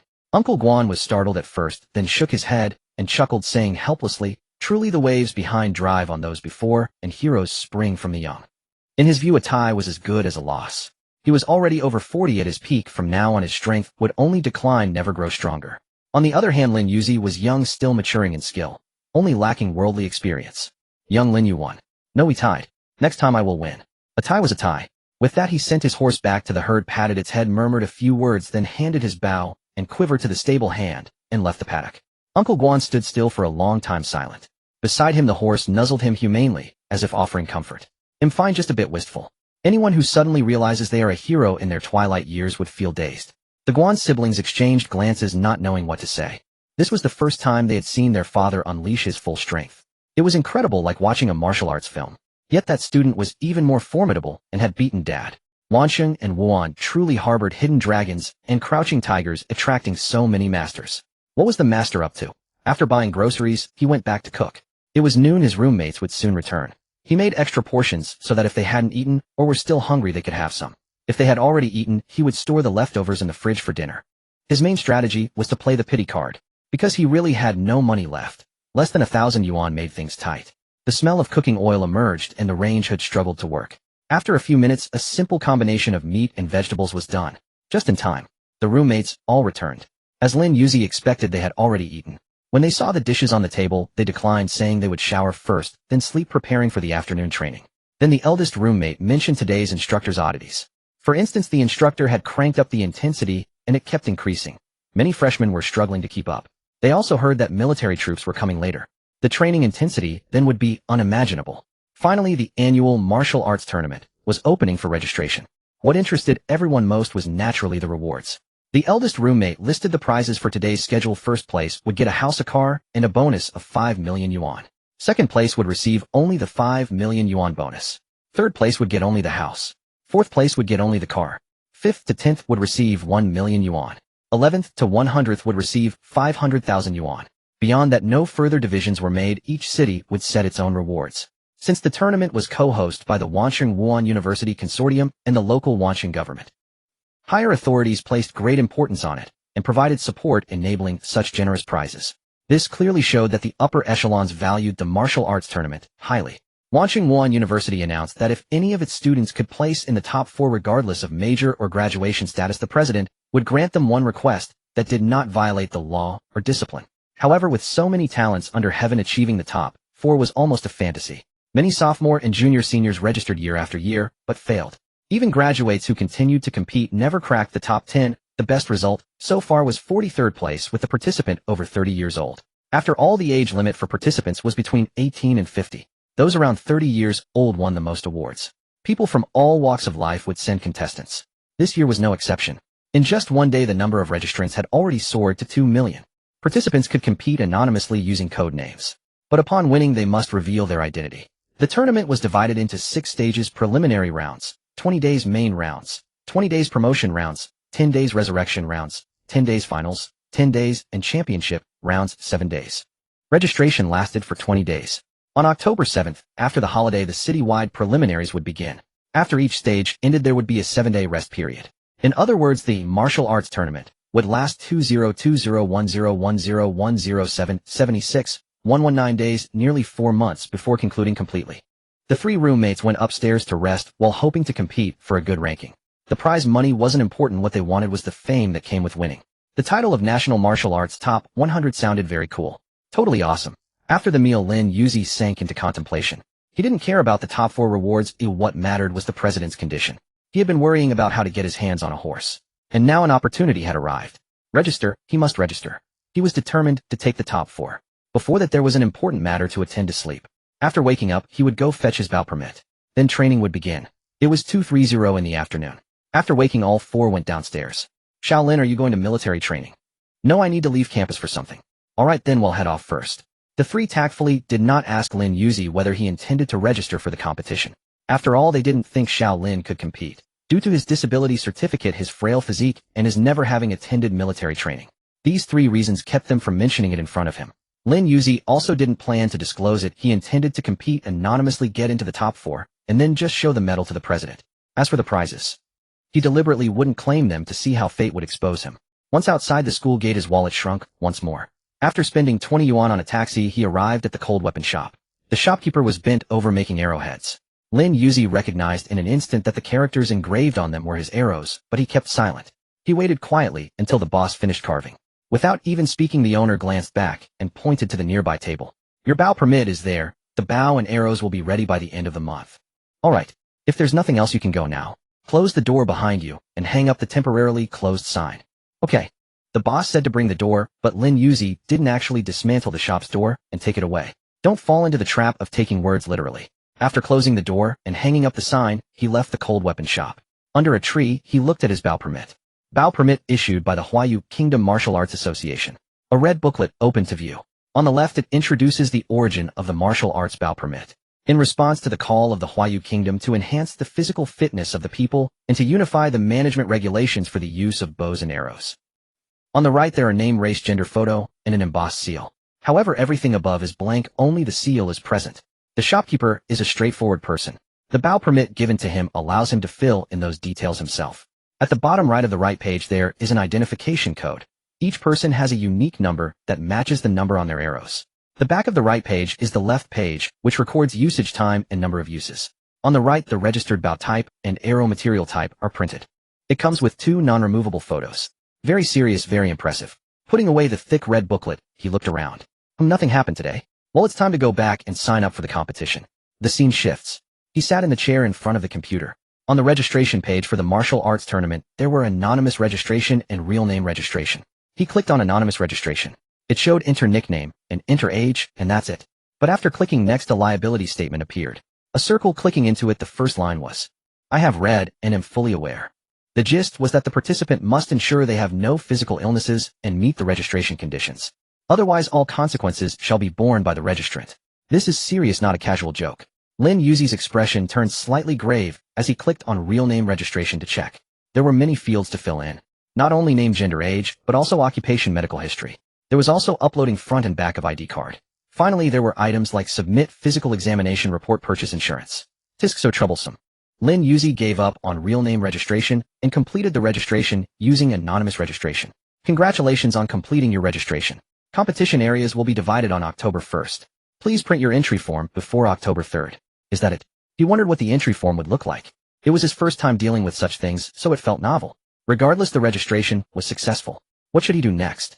Shuri Fong had already arrived at the school. Should he go see her in a different identity or continue to stall? After a few seconds of thought, he decided to stall. When the Mystic Realm OL arrives in a year, it will be fine. On the other side, tonight's martial arts professional military training was a bit different. 3 classes of students merged into one group, sitting in a circle on the playground. The instructor was talking about past matters of the martial arts tournament. Instructor, have you participated too? Of course I participate, every year. Upon hearing this, the Bitter Melon trio, who had already decided to sign up, felt a tightening in their hearts. Only then did they realize how fierce the competition in this tournament would be. The instructor said that all the instructors in the dormitory had signed up. In the past, they couldn't even make it into the top 100. This time, they aimed for the top 100. And these were instructors. In the Huayu Kingdom, to become an instructor, one must have a university education and military service experience. Only then can one apply for the instructor certificate and upon passing become an instructor. The certificate is not permanent, it must be reviewed every year, which is very strict. Even under such strict requirements, these instructors still couldn't enter the top 100. The Bitter Melon trio was already in despair. After finishing the talk about the martial arts tournament, the instructor had everyone line up and talk about why they chose to study martial arts. Starting from 7:30, they talked until 9 o'clock. During that time, many students had no dreams, most said arranged by family, recommended by family, or want to be a chivalrous hero. These reasons were ordinary, dreams of ordinary people. Although many of them were from wealthy families, they were naive when discussing dreams. Finally, it was the female student's turn. Shuri Fong, why do you want to study martial arts? Shuri Fong stood up from the seated crowd. She was very pretty-spirited, the cool girl type, and was very serious during training. Many could tell she had some foundation. She said, actually, I didn't particularly choose martial arts. I just heard that this school's martial arts program doesn't require many cultural courses and also allows horse riding and archery, so I came. Why? The instructor asked. Sure, Yifeng replied, I want to have time to find someone. Wow. The classmates roared and wailed. She came to Wuhan University in Shangwan City just to find someone and chose martial arts to have more time to search. Who could she be looking for? Definitely someone she likes. Many felt a pang of jealousy. They all wanted to know who was worth such a search. The instructor, sensing the mood, asked on their behalf. After a moment of silence, Shi Yifeng began to recount her experience with him. She started from childhood. She talked for a long time, a full half hour. No one was impatient, they were all immersed in the past she described. In the end, Shi Yifeng planned to use her classmates' networks to find that feigning ignorance heartless man. The information she gave: a non-martial arts sophomore, height 181 centimeters, handsome, with a demeanor that seemed profound. Anyone who saw him would definitely be impressed. What's his name? Lin Yuzi. Upon hearing that, the bitter melon trio was stunned. Lin Yuzi? Which Yuzi? No, the senior this female classmate was looking for was a sophomore not in the same grade. Probably just a name coincidence. The three whispered, all thinking it was a coincidence. The other students remembered the name and planned to use their connections to find out how handsome this guy must be to deserve such a lattice weight. Tonight, when they sleep, they decided to fluff their pillows higher and see what position would let them dream of having such a childhood sweetheart. What is your dream? The instructor asked, the final question directed at everyone. After the individual questions, everyone's dreams were already clear. No need to answer, just tell yourself in your heart. He looked at the students' firm eyes, nodded, and his expression instantly turned serious. Stand up. In a flash, everyone stood up, straightening their backs, exuding a sense of righteousness. The instructor nodded in satisfaction, glanced at them, and said in a deep voice, all personnel, turn right and jog slowly along the exit out of the playground. In simple terms, it was dismissed. Another day had passed. As the gathering dispersed, Shi Yifeng walked along a small path. Passing by a dimly lit shop, a flash of the memory of sheltering from the rain with that mysterious female classmate flickered through her mind. A trace of daze crossed her thoughts. Strange, why am I feeling this way? She clutched her head, utterly perplexed.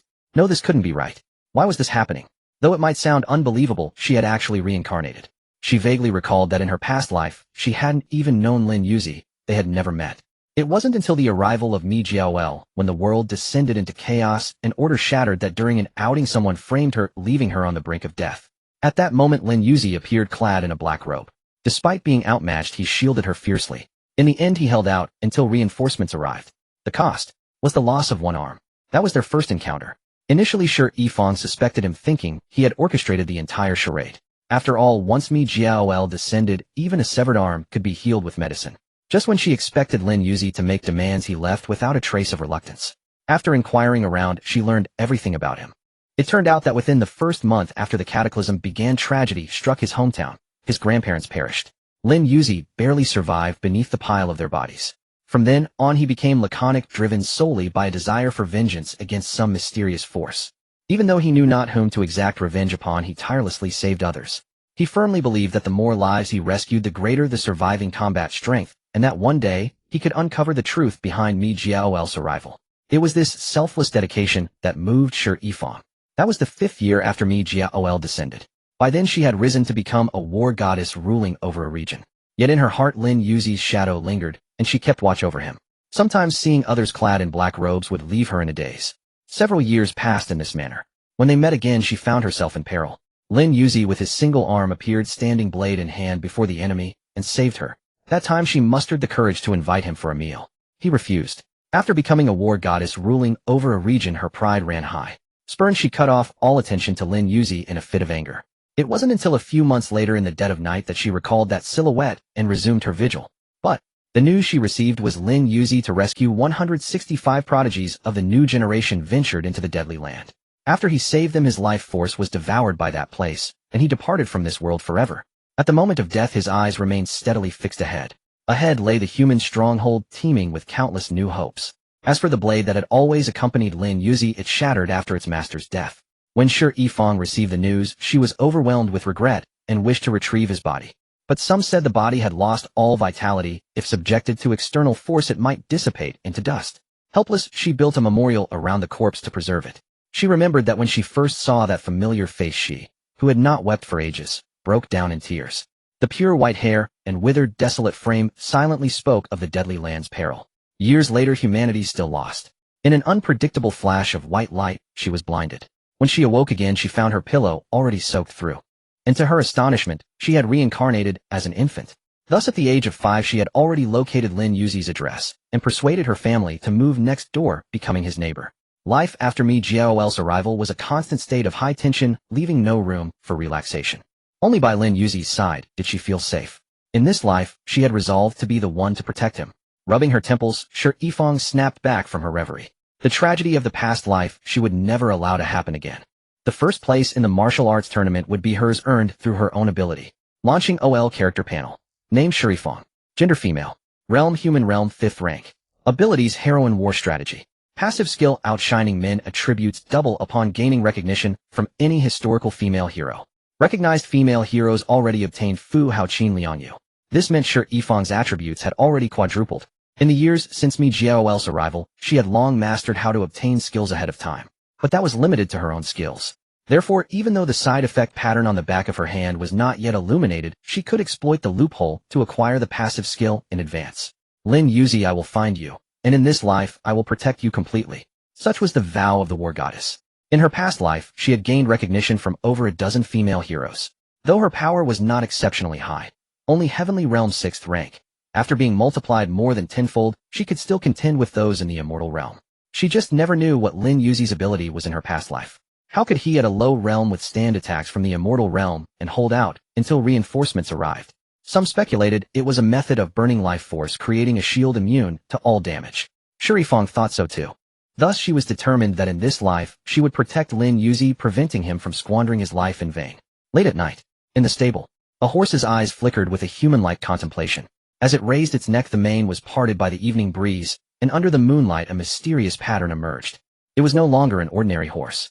All over the world, half a month after Mi Jiaoel's server shut down, many beings had begun to act. Some displayed extraordinary abilities and founded cults.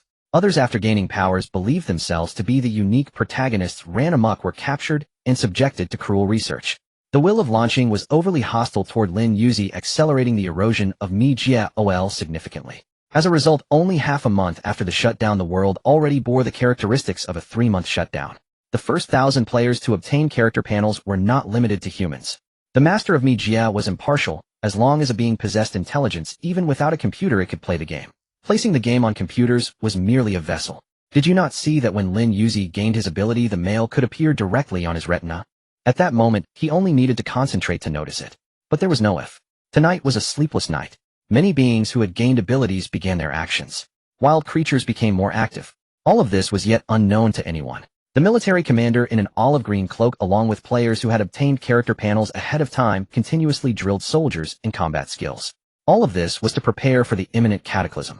Shi Yifang was already fast asleep. Lin Yuzi was similarly asleep. Shi Yifang had reincarnated once. Lin Yuzi had also reincarnated once. But she had changed him, and he had changed himself. The next day, just after dawn, birds outside the window began to chirp and twitter. The early bird catches the worm, but the early worm gets eaten by the bird. Nestlings waiting to be fed huddled in their nest, anticipating the mother bird's return with food after her early hunt. These were all imported food, safe and reassuring. After eating their fill, sensing the rising temperature, the fledglings fell asleep. The rest of the time was the mother bird's free time. Next she would go to fill her own stomach. Sometimes a moment of carelessness could turn her into another creature's meal. Thus, in the wild, one must always remain vigilant. But here on campus the mother bird was safe. Lin Yuzi gazed at the trees outside his window, feeling as though he had had a dream. A dream in which he was handsome, one-armed, wielding a blade, burning his own life to save one person after another. How strange. Why did I dream of Shi Yifang? In my dream, she seemed to be crying for me, crying so sorrowfully. Was I dead? He pondered this the entire morning. His mind felt sluggish. This made Master Guan at the stable wait for a long time. Fortunately, Lin Yuzi eventually got up, washed up, and hurried to the stable. Lin boy, you're very slow today. I was delayed by something. All right. Master Guan could understand. Changing the subject, he asked, have you decided whether to participate in the martial arts tournament? I want to give it a try. Oh, you do? Master Guan glanced at him in surprise, then nodded to himself, and continued, that's fair. You're quite skilled, so signing up is normal. Have you thought about what result you want to achieve? Top 4. Lin Yuzi stated his goal, plainly fight for top 4, and bring home a horse.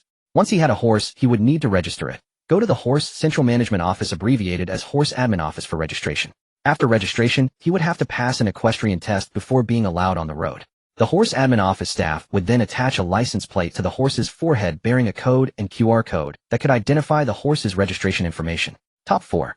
That's no easy rank to achieve. Master Guan knew how difficult it was and wanted to advise Lin Yuzi not to set his sights too high. But Lin Yuzi had to reach the top 4. There was no other chance. He said confidently, "How will I know if I don't try? Since you have the heart, I'll teach you something new." Great. Lin Yuzi fully acknowledged Master Guan's strength, his archery and horsemanship skills. He would call him the greatest under the Transcendence realm. Learning the techniques of that greatest would be beneficial. In Master Guan's mind, he too was considering entering this martial arts tournament. Previously, he had never wanted to compete because he found it boring. Now that young Lin had entered, he wanted a chance to spar with him again. Their draw that day still gnawed at him. He was determined to settle the score this time. A martial artist naturally harbors an unyielding spirit, especially since Master Guan's entire martial heritage came from the martial saint at the Wuan Gate of Wanqing. That was none other than Guan Yunzhang, Guan the martial saint, who saw everyone as vermin and men waiting to be skewered, and who loved to read the spring and autumn annals. In close combat, Master Guan had not inherited the style of the Green Dragon Crescent Blade. He was only highly proficient in mounted archery. His close-quarters skills were not strong. Mostly he taught through oral instruction. Fortunately, Lin Yuzi had good comprehension. He grasped things instantly and understood many combat techniques. For instance, when striking, avoid the face. If you hit the face, your opponent will grow angry, then enraged, and their combat power will increase. Strike at weaknesses. When outnumbered, aim to incapacitate in one move. Attacks must be fast, precise, and ruthless. Your stance must be solid. Dodges should follow a pattern. Evasive moves must be fixed in the mind. Familiarize yourself with the Bodhis meridians. Strike accurately to disorient your opponent. Master Guan recited many formulas and insights which impressed Lin Yuzi deeply. This was truly a master with a lineage, completely different. After memorizing them, Master Guan told him to come back the next day. He would prepare a wooden post for practice. Then gradually, he would set up moving wooden posts. Finally, in a small room, he would arrange dodge training while launching attacks. Lin Yuzi accepted the 3-step training method. Though time was short, only about 20 days to complete all 3 exercises. Still, receiving guidance from a good teacher was a rare opportunity. The noon sun rose. Lin Yuzi was not one to freeload. He offered to treat Master Guan to lunch, but the master declined. Master Guan's exact words were that he regarded Lin Yuzi as a cross-generational friend, as well as an opponent and comrade in archery and horsemanship. So teaching him close combat formulas was no big deal. No need to waste money on meals. If he was truly grateful, he should just come train more often. Lin Yuzi accepted this spirit. But if Master Guan wouldn't accept anything, his children surely had needs. So he asked about them. He wouldn't call it repayment, but rather a gift from a senior student to the new students about to arrive at Wuhan University in Wanqing. A perfect plan, as clever as ever. Returning to the dorm, he bought groceries. Unfortunately, he had failed to play the poor me act in front of his roommates earlier. Today he had to succeed. He deliberately brought his phone downstairs, and after eating sat on the sofa constantly checking his balance. Even when his roommates returned, he pretended not to notice.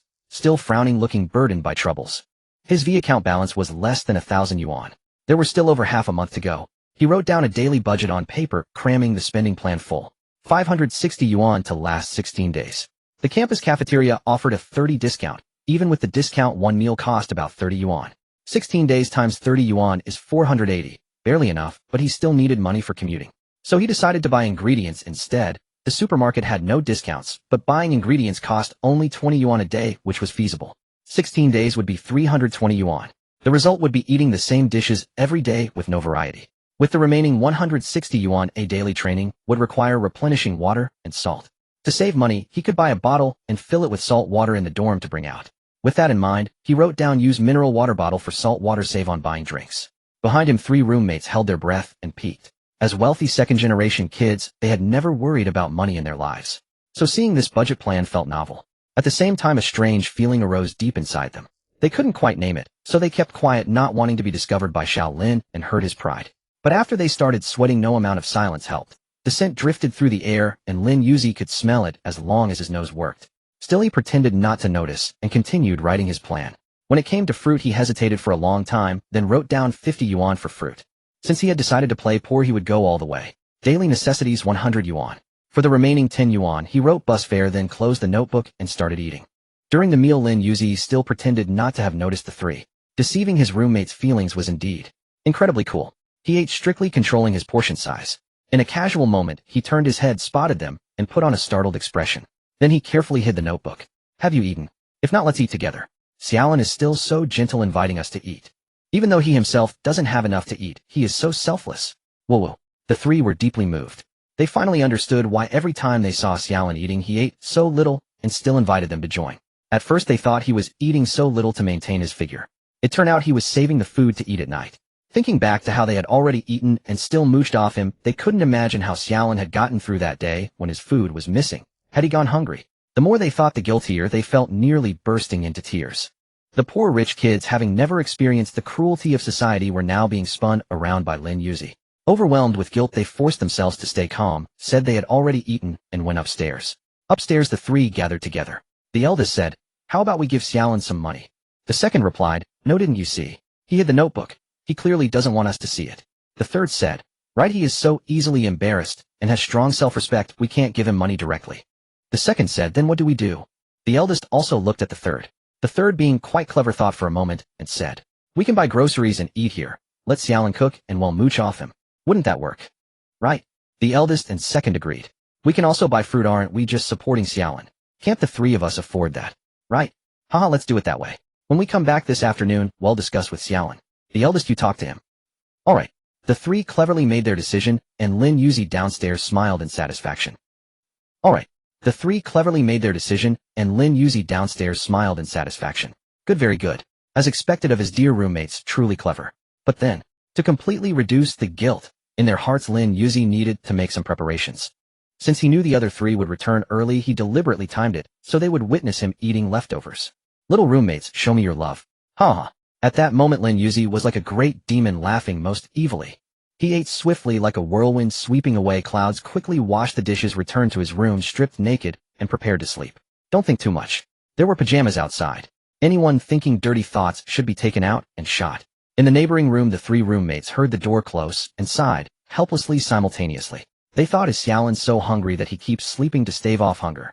Look how thin he is, 170 centimeters tall, and still under 100 gene.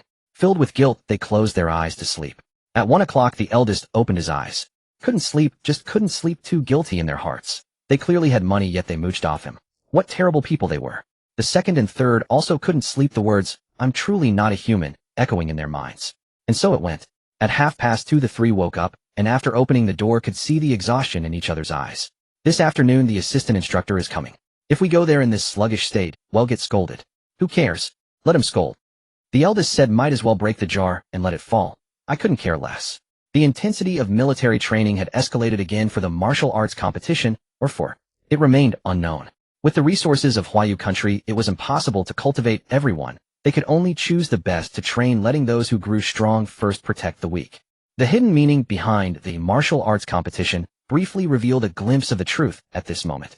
Military training began. The blazing sun hung high. The assistant instructor indeed came from the military with a pattern on the back of his hand, but it was covered by a leather glove. He was very serious, demonstrating a terrifying, inhuman training regimen. This made many freshmen's legs tremble at the thought of having to train like this. Fortunately, the assistant instructor said, "Don't worry, I hope you can all reach my level, but not now. Train hard." This intensity. Among the crowd, Shi Yifeng narrowed her eyes slightly. It's a player who obtained the character panel early. Looking at his state, the side effects are almost maxed out. Has he been pushed out as an experimental subject? The closer the side effects were to full, the greater the bonus changes. When it becomes completely full, it will fully erupt. If there were numbers, it would be the first 9 times each side effect increases by 1, the 10th time directly adds 91. There is also an advantage when the side effect reaches 9, and most abilities can already be used. But it can only be used once. After one use, the side effects erupt, causing unknown changes. Everyone's side effects are unknown. Shi Yifeng herself didn't know what her side effect was.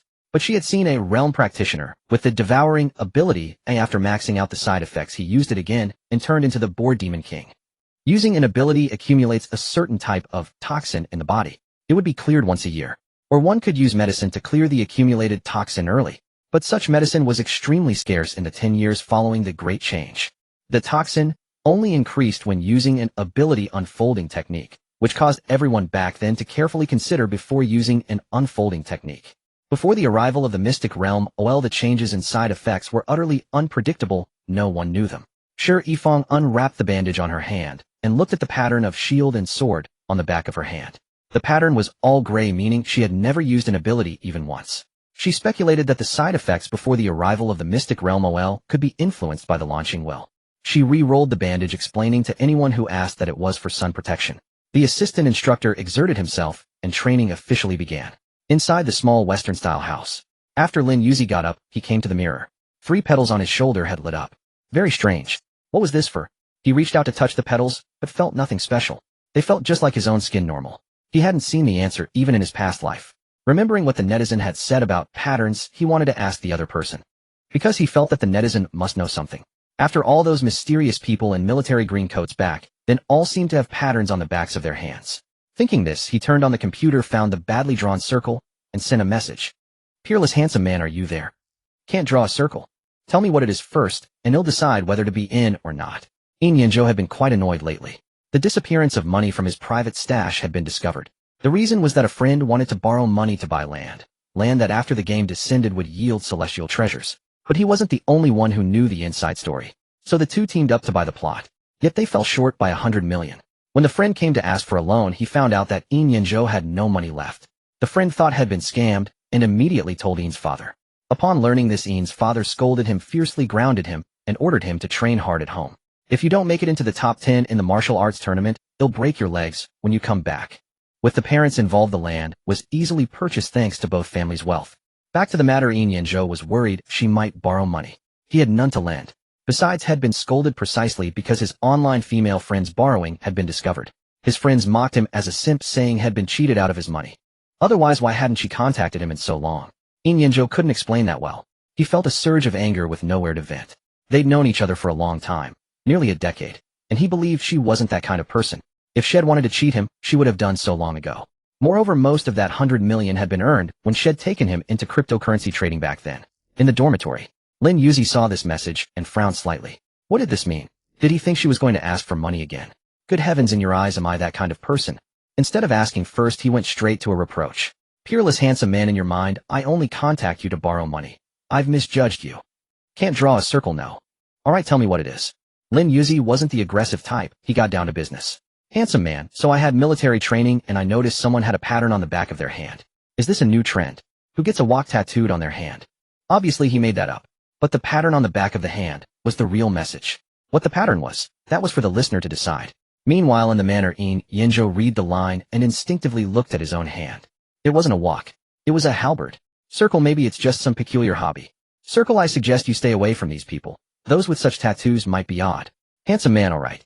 Handsome man, I'll pay you back next month. Circle, fine. The conversation ended. Lin Yuzi was certain this online friend knew something. In the manner, Yin Yanzhou frowned in contemplation. If he remembered correctly, Peerless handsome man had told him she was at a university in Wancheng. There were several universities there, and coincidentally the finals of the martial arts tournament would be held in that city.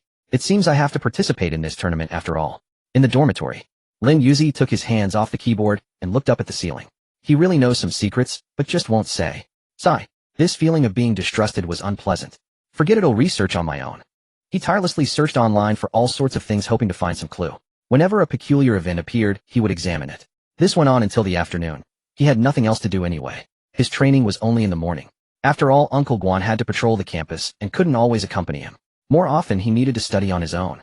At his computer desk, Lin Yuzi copied down a dense list of strange reports. He planned to investigate in person once the money came next month. He wanted to see what would happen when that pattern glowed. Sorry, Dean. We'll probably have to ask for leave again. He was determined to play the role of the elusive student. The small villa's chimney sent up wisps of smoke. The sob story plan began.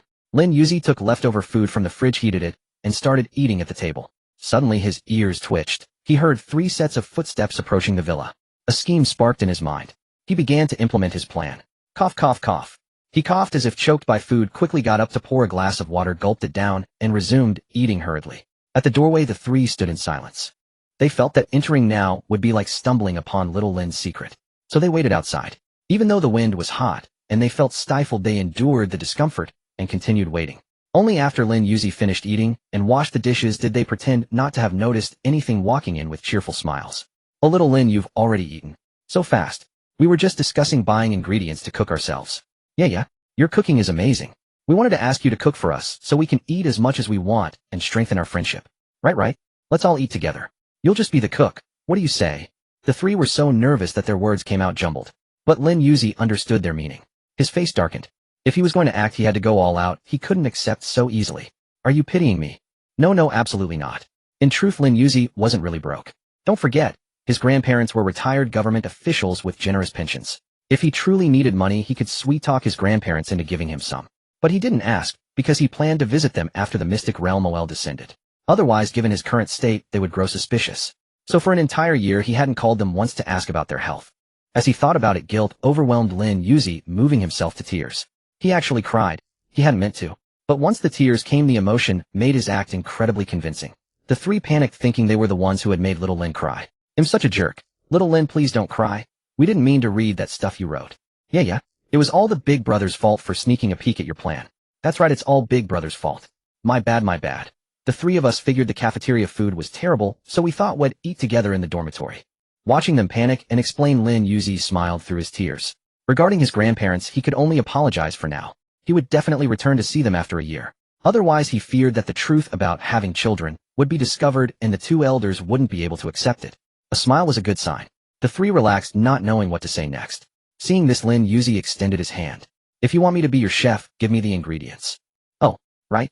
Quick, hand the ingredients to little Lin. There's quite a bit. If we can't finish it, we can store it in the fridge. Lin Yuzi took the ingredients. You know what? He had to admit. That bag was heavy, they really bought a lot. Lin Yuzi had just set down the grocery bags and began sorting the ingredients when someone's stomach started growling. The three of them exchanged glances before awkwardly lowering their heads. Sorry, I forgot. They'll start cooking right away, he said, flustered like a startled rabbit. Fortunately, he quickly snapped into the zone, chopping vegetables, slicing meat, washing rice, and steaming it. Of course, it was all an act. As the saying goes, a woman who knows how to act spoiled has the best fate, and a beautiful woman's tears are a man's deadliest weapon. Something seemed off, but never mind. The sentiment was right. The little villa was once again filled with the aroma of home cooking. Wisps of smoke rose, adding a cozy domestic warmth to the place. Soon the meal was ready. Third brother had already washed the strawberries, grapes, and mangosteens they'd bought and placed them on the table as post-meal fruit. After working together, they felt something different, perhaps a sense of joy. They had deliberately chosen the most expensive fruits, thinking that little Lin probably lived frugally and rarely enjoyed such treats. Lin Yuzi noticed their gestures and nodded subtly. With roommates like these, he couldn't help but feel fond. Sorry, I was rushed tonight, so I could only make something simple. Tomorrow, I'll prepare a more lavish feast. No worries, this is already amazing, better than what our family chef makes. After finishing the homely meal, they felt unusually full. Lin Yuzi took the initiative to gather the dishes and wash them. That evening he didn't eat. Instead, he sat beside them, smiling as he watched them dine. They say a pleasant sight can satisfy hunger, and this was the best meal they'd ever had. Though these naive rich kids had been exposed to all kinds of temptations, their tricks were still too childish compared to Lin Yuzi's. These were tactics Lin Yuzi had never learned. He was a natural. The three of them, eyes glistening, watched him washing dishes in the kitchen. Woo, if only I could marry a wife just like little Lin in this lifetime. Little Lin perfectly matches my fantasy of a future partner. Third brother nodded in silence. Who could deny it? But soon he snapped out of it and shook his head, sneaking a glance around. No one noticed, right? They did.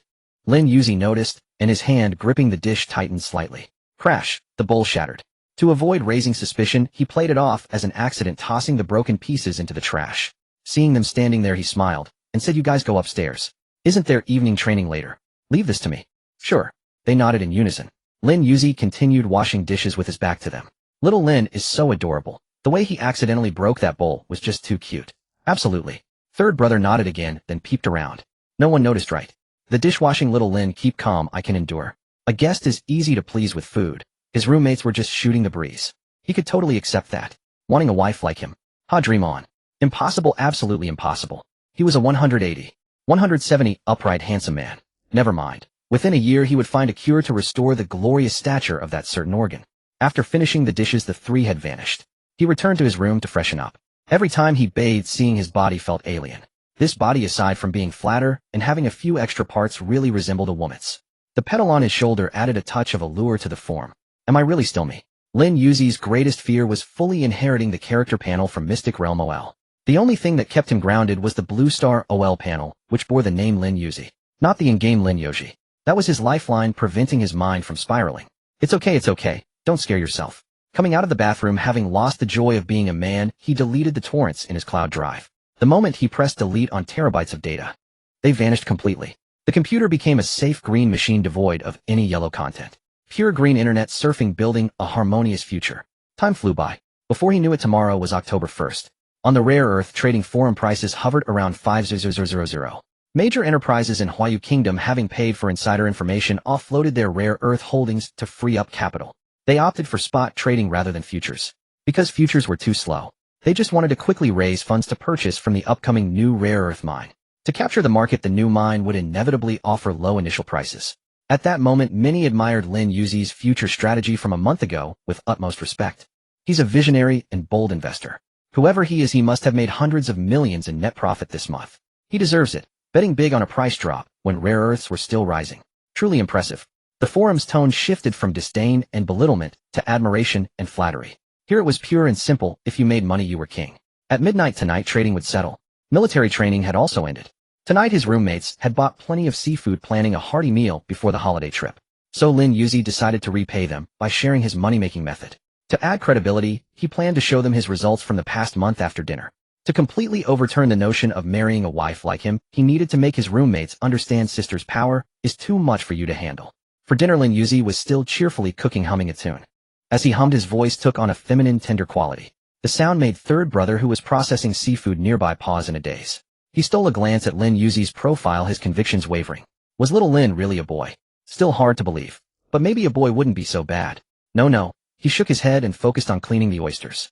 Everyone knows chives and oysters are a man's fuel station, and as men, they naturally ate these. Oddly, Lin Yuzi didn't care much for such gamey food. Among river delicacies, he could eat some crawfish and hairy crabs.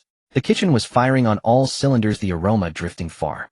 Those staying in the little villa, also planning one last meal before the holiday, caught the scent and felt a pang of envy. Being such a good cook as a man, may he never find a girlfriend. But a man who cooks especially elaborate feasts and is handsome really scores points. How could he possibly fail to find a girlfriend? The seafood feast was ready. The table was laden with dishes. All three were drinking beer. Lin Yuzi dared not drink anymore. He had apple cider vinegar instead, fearing that if he got drunk, his roommate, who coveted his good looks, might take advantage of him. Amid laughter and chatter, the three had drunk a bit too much and started calling each other by their first names. Hey Jiang Yongji, let me tell you, you're not being fair, comrade. Sun Mingren, how dare you speak to the boss like that? And you Su Yongshu, I'm telling you, I'm freaking awesome. Clearly they were truly drunk. The eldest, Jiang Yongji, the second, Su Yongshu, the third, Sun Mingren, the youngest, Lin Yuzi. The names of all four dorm mates had appeared. Lin Yuzi still planned to show them the earnings record, but there was a way to handle it. Sour plum soup would appear, made extremely sour to sober them up. Just as he was preparing the soup, the second spoke, letting out a burp. Drunkenly, he raised the bottle with his left hand and pointed his right thumb at himself. Boss, look at Mingren, he can't handle just a little bit, such a weakling. Sun Mingren was already slumped on the sofa drunk. Jiang Yongji still barely kept his wits, feeling this conversation was oddly familiar and unconsciously followed the script he had encountered before. So Mingren is that weak. Does that mean you're brave? Of course. I'm super brave, alright. Su Yongshu declared with great bravado, then felt something was off. His sphincter involuntarily tightened, and a chill ran down his spine. Hearing their exchange, Lin Yuzi nearly burst out laughing. What nonsense was this? Were they about to stage a calamity within the dorm? They were all too brave. To stop them from rambling on, he finished making the sour plum soup and fed each of them a sip. Tui, what is this? So sour. The sourness made their brains tremble. The three slowly came to, and as reason returned, they recalled what they had just said, cold sweat trickling down. Damn, did Xiao Lin misunderstand us? They secretly glanced at Xiao Lin, only to find a mysterious smile on his face, his eyes curving beautifully. Wait, that wasn't the point. The way they looked at his smile made them feel as if they were gazing at a fox. Very sly. Are you awake now? Lin Yuzi stepped forward, still holding the sour plum soup. Yes, we're awake. They dared not drink that soup again. What kind of fake liquor is this? My head aches a bit. The eldest, a seasoned drinker, felt strangely off throughout his body after this session. Same here. It feels like someone hit my head with a hammer. Dizzy with a tingling numbness. The headache was alcohol poisoning. The numbness was probably the sour plum soup working to sober them up. After analyzing the situation, Lin Yuzi looked at the suffering trio and said, "Want me to give you a massage?" In an instant, they all turned to look at his hands. Slender, fair, with rounded fingers. Having those hands massage their heads would surely be delightful. What are you thinking? Are you awake? I want to talk about something serious. Ahem, go ahead. The eldest cleared his throat and asked seriously. The other two also dropped their joking attitudes, listening intently to what Lin Yuzi had to say. Seeing this, Lin Yuzi decided to come clean. After days of observation, he found his roommates had decent personalities. So he would grant them a fortune. Although money would become useless after the descent of Maze Online, having extra wealth before that wouldn't hurt. Wait for me. He ran upstairs with a clatter. Much faster than usual. The eldest looked puzzled. What was he up to? Could it be that since the holiday was coming, Xiao Lin was reluctant to part with them and wanted to give gifts? Possibly, It was fantasy time. The moment was brief. When Lin Yuzi came down with his laptop and opened the international trading market, the three's eyes widened like brass bells. Thighs. I must still be dreaming. It's a dream, right? So many zeros. The third felt a pang of distress, silent, staring up and swallowing back tears. The eldest, after counting the amount and pending settlement, said, with trembling lips, Xiao Lin, is this real? Of course it's real. Thank you for helping me through the tough times this month. So you weren't broke?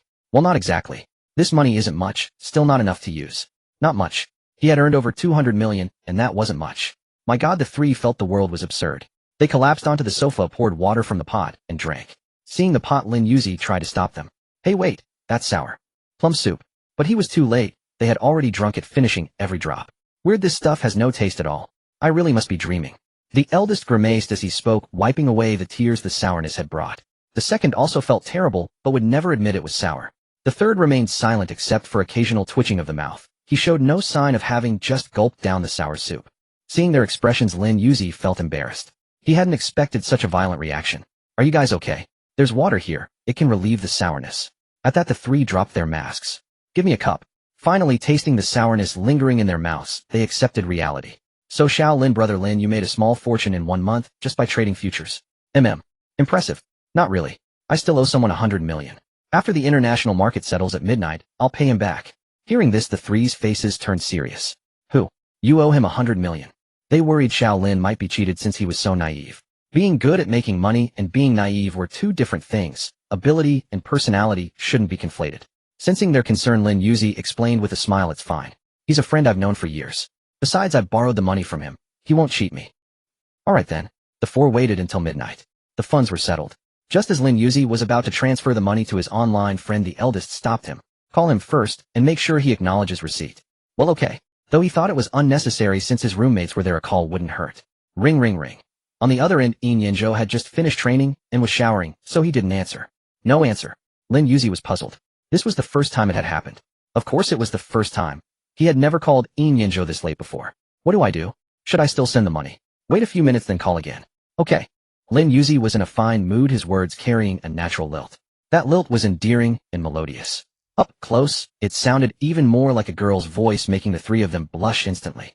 Among them, some had girlfriends before, but they were still innocent virgins. How could they have ever experienced such a scene?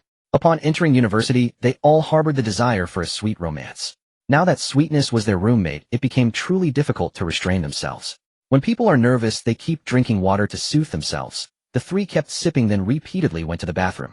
So, do boys go to the bathroom together? Lin Yuzi decided not to ponder that.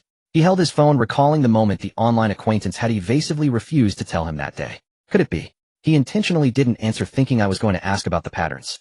What so what? I'm the number one. I can find the truth on my own. He'll call one more time later. If he doesn't pick up, I won't call again. Maybe he's already asleep. Having known the online acquaintance for so long, Lin Yuzi still didn't know his name. Only that his family was wealthy and he attended private schools. He was around 20 years old. He hadn't seen the other's character panel, nor did he insist on it at the time. After all, Lin Yuzi didn't understand what the character panel in Maisol represented. In reality, the panel concealed too much information. For instance, the first person in Maisol was named Lin Yoji. If Yin Yanzhou hadn't failed to connect her with the top player, the next day a helicopter would have landed to take him away for protection. In that sense, Yin Yanzhou was quite indulgent toward someone. Actually, he had asked in advance and learned that Lin Yoji had no patterns on her, and during their conversations, he could sense her naive charm. So he figured such a guileless person couldn't be connected to the number one player. The common view was that whoever became the top player couldn't be naive. They had to be full of schemes. The fact that Lin Yoji wasn't found after the census was proof enough. But Lin Yuzi had something to say. His rise to number one was pure luck. As soon as he stepped out, he encountered heavenly treasures, ate them, and boosted his strength. Even when he faced powerful monsters, every strike hit their weak points. There was no difficulty, it just took a lot of time. Until now, Lin Yuzi felt that a large part of his being number one was because he had spent a whole year playing the game. Seriously, he never logged off. Not even to sleep. He played non-stop day and night. In his rented room, he kept the curtains drawn, blocking out the light, and survived on takeout. 1:10 a.m. The three who had gone to the bathroom together returned. Their faces looked a bit pale. Seeing Xiao Lin's absence of mind, they all felt that online acquaintance must be important to him. He's utterly despicable not answering Xiao Lin's calls. Doesn't know how to cherish, huh? If I ever meet him, I'll pull out the elastic from your underwear and make a slingshot to break his windows. The third roommate remained silent as always. He was used to silence, the quiet third person. But once drunk, he transformed into the most social person. Maybe I should call again. Lin Yuzi muttered softly and dialed the number. He wanted to pay back the money as soon as possible. He didn't want to delay, afraid that with too many things happening he'd forget, which would ruin his image in the online acquaintance's eyes. Tomorrow he had to print the registration form and pick up the custom-made bow from the cold weapon shop. Then he would take a plane to Lulan as recorded in the documents. The legendary vanished ancient city of Lulan had recently reappeared, bringing with it a new jungle brimming with vitality. Outside the jungle, people could hear the gurgling sound of water, but couldn't locate the river. Even though the river's location remained elusive, the lush jungle still attracted many to visit and take photos. People went every day. It happened to be the National Day holiday, so he planned to spend a few days there, first investigating whether it was related to the patterns, and then hurry back for the martial arts competition. Do, still a busy signal. Yin Yinzhou was no longer in the shower. He had gone downstairs to talk with the butler about the next day's training. The medicinal bath tonight was a bit weak in potency. You can make it stronger. My body can handle it. Yes, young master. After giving the instructions, a servant hurried over and said, young master, your phone in the room rang. Someone called, but I don't know who. I understand. Yin Yinzhou walked upstairs unhurriedly. At this hour it was probably one of those friends. Could they have found some celestial treasure again? When he reached the top, the ringing had stopped. He picked up his phone, unlocked it, and was startled. How could it be her? In his nervousness his mind raced, unsure whether he should call back. She called twice. It must be urgent. I should call back and ask. His finger hovered over the phone icon, then froze. No, if I call back, how do I explain not answering earlier? And twice at that. He was torn, utterly conflicted. Hesitating, he typed a message, thinking he'd first explain I couldn't answer earlier because I had my phone on silent. Is something the matter? He typed it out, but just before sending he deleted it. He felt that typed messages were cold and mechanical. If only he had come upstairs earlier. Alas, regrets don't come cheap. On the other side, Lin Yuzi sighed when he saw that his call still went unanswered. Alright, I guess he's asleep. One more drinks. No more. Fine, he'll drink alone. Just now the chat window briefly showed the other party is typing. What sleep? He was just fooling himself. The other party simply didn't want to answer. Fine, if he doesn't want to, who cares? Lin Yuzi walked to the fridge and popped open a bottle of beer. His roommate said it was fake alcohol, but he didn't believe them. He was determined to drink it. During dinner, he had a few sips of apple cider vinegar, didn't like it, and stopped. Now he was going to down an entire bottle of beer. That's how impressive he was. Huffed. The cap came off, cold air billowed out icy. Drinking something so cold late at night felt like it would cause a stomachache. But Lin Yuzi wasn't afraid. He had the constitution, or it wouldn't hurt. He took a big gulp. It tasted terrible, somewhat bitter. The next second the alcohol hit him, and his head ached. TCH. He lightly tapped his head, frowning at the bottle. What kind of beer was this? He took a closer look. Leihua. The label on the bottle boldly read, Leihua, brave the hell. Damn. Who wants to brave hell? No more. He took a sip of sour plum soup. So sour it made him nauseous. That was good though. It would help him vomit out the fake alcohol. The three had taken so long because they were throwing up that very fake liquor. Now seeing him, they could only shrug helplessly. They had anticipated this. They just didn't expect Shaolin to keel over after one sip. Too weak. Just as Lin Yuzi ran to the first floor restroom to vomit, the phone on his table began to ring. Beep, beep, beep. The three people beside the table instantly fixed their gazes on the phone, then exchanged glances. You answer. You go ahead and answer. You answer, you're the boss. Third brother, that's not what you said when you were drunk earlier. But you're still the boss. Gulp. The boss was put on the spot. Trembling, he reached out and picked up Lin Yuzi's phone. Seeing that the caller was circle that can't be drawn, while he answered. At the manor. After much deliberation, Yin Yinzhou finally decided to explain himself over the phone. Just as he was about to apologize, first a deep male voice answered. Hello. A low bass voice, who are you? Yin Yinzhou instantly grew alert. 2 calls went unanswered, and now, when he called back, it was a man who picked up. He became anxious, thinking that Lin Yuzi might be in danger. To him this voice sounded distinctly hostile. He asked again, who are you and what have you done to Lin Yuzi? Lin Yuzi. Knowing the name surprised Jiang Yongji, the eldest brother. It seemed Shaolin had a pretty close relationship with this net friend. He even knew his name. He decided to tell the truth. After all, they were both men, nothing to hide. Glancing toward the restroom, and hearing Shaolin still vomiting, he said him. He's drunk and throwing up in the bathroom. Hearing drunk, Yin Yinzhou became highly tense. She's naive, easily fooled, and now she's drinking this late at night. What if? The more he thought, the more frantic he grew. Why is she drinking? Put her on the phone. I want to talk to her. I told you she's drunk and vomiting. She can't talk right now. Are you the one she called? Yes, so what? So what? Shaolin called you twice, but you didn't pick up. He sulked and went drinking. What were you doing? Shaolin. That's right, I'm his big brother. So it's big brother. Yin Yinzhou instantly breathed a sigh of relief, and in his fluster, he also called him big brother. But the eldest brother was not softening. Don't try to get chummy with me. Anyway, you'd better explain why you didn't answer the call to Shaolin yourself. Alright. In 1 second, from hell to heaven. After hanging up, the eldest brother yelled toward the restroom, "Xiao Lin, your net friend called back. It's him." In the bathroom, Lin Yuzi, who had vomited until his eyes were slightly red from the fake liquor's aftereffects, rinsed his mouth and sat on the toilet lid to rest. "Damn Thunderflower." Cursing Thunderflower inwardly, he called back, loudly, "Got it." With that, he walked out of the bathroom. Because his inner curse still carried some irritation, the loudness made him sound as if he were angry. Coupled with his slightly reddened eyes, the three roommates instantly imagined Xiao Lin crying pitifully in the restroom. Is such a fragile Xiao Lin really a boy? This wasn't the first time they'd asked themselves that. Something just didn't seem right. Would a guy always give off a faint, elusive fragrance? So strange. Lin Yuzi didn't notice his roommate's odd expressions. He walked over, picked up his phone, and saw that Circle That Can't Be Drawn Well had sent many messages. All of them explained why he hadn't replied. As he read them, he smiled. What an idiot. Murmuring the complaint softly, Lin Yuzi turned and went upstairs. Halfway up the stairs, he turned back and said, "Next time there's a chance to make money, I'll bring you guys along." Sure. That swing of his hair hit the three of them right in the heart again. The second brother sighed and said, "How about, during this National Day holiday, we send Xiao Lin for the surgery?" The eldest brother hesitated and raised a question. "Kidnapping? That's no good. Don't you want to see Xiao Lin cross-dress?" At that, the eldest brother's attitude instantly shifted. Fidgeting, he said, "Well, how about we try?" The third brother nodded silently. He agreed. Inside the room, Yin Yanzhou spent a long time amidst the sticker begging for forgiveness, finally receiving her representative forgiveness sticker. So exhausting, harder than my training. He wiped the sweat off his forehead and marveled at how difficult women were to deal with. "Peerless handsome man, are you secretly bad-mouthing me?" Circle That Can't Be Drawn Well, no, I'm reflecting on myself. "Handsome man, then I forgive you. You said it yourself. No matter when I look for you, you'd be there."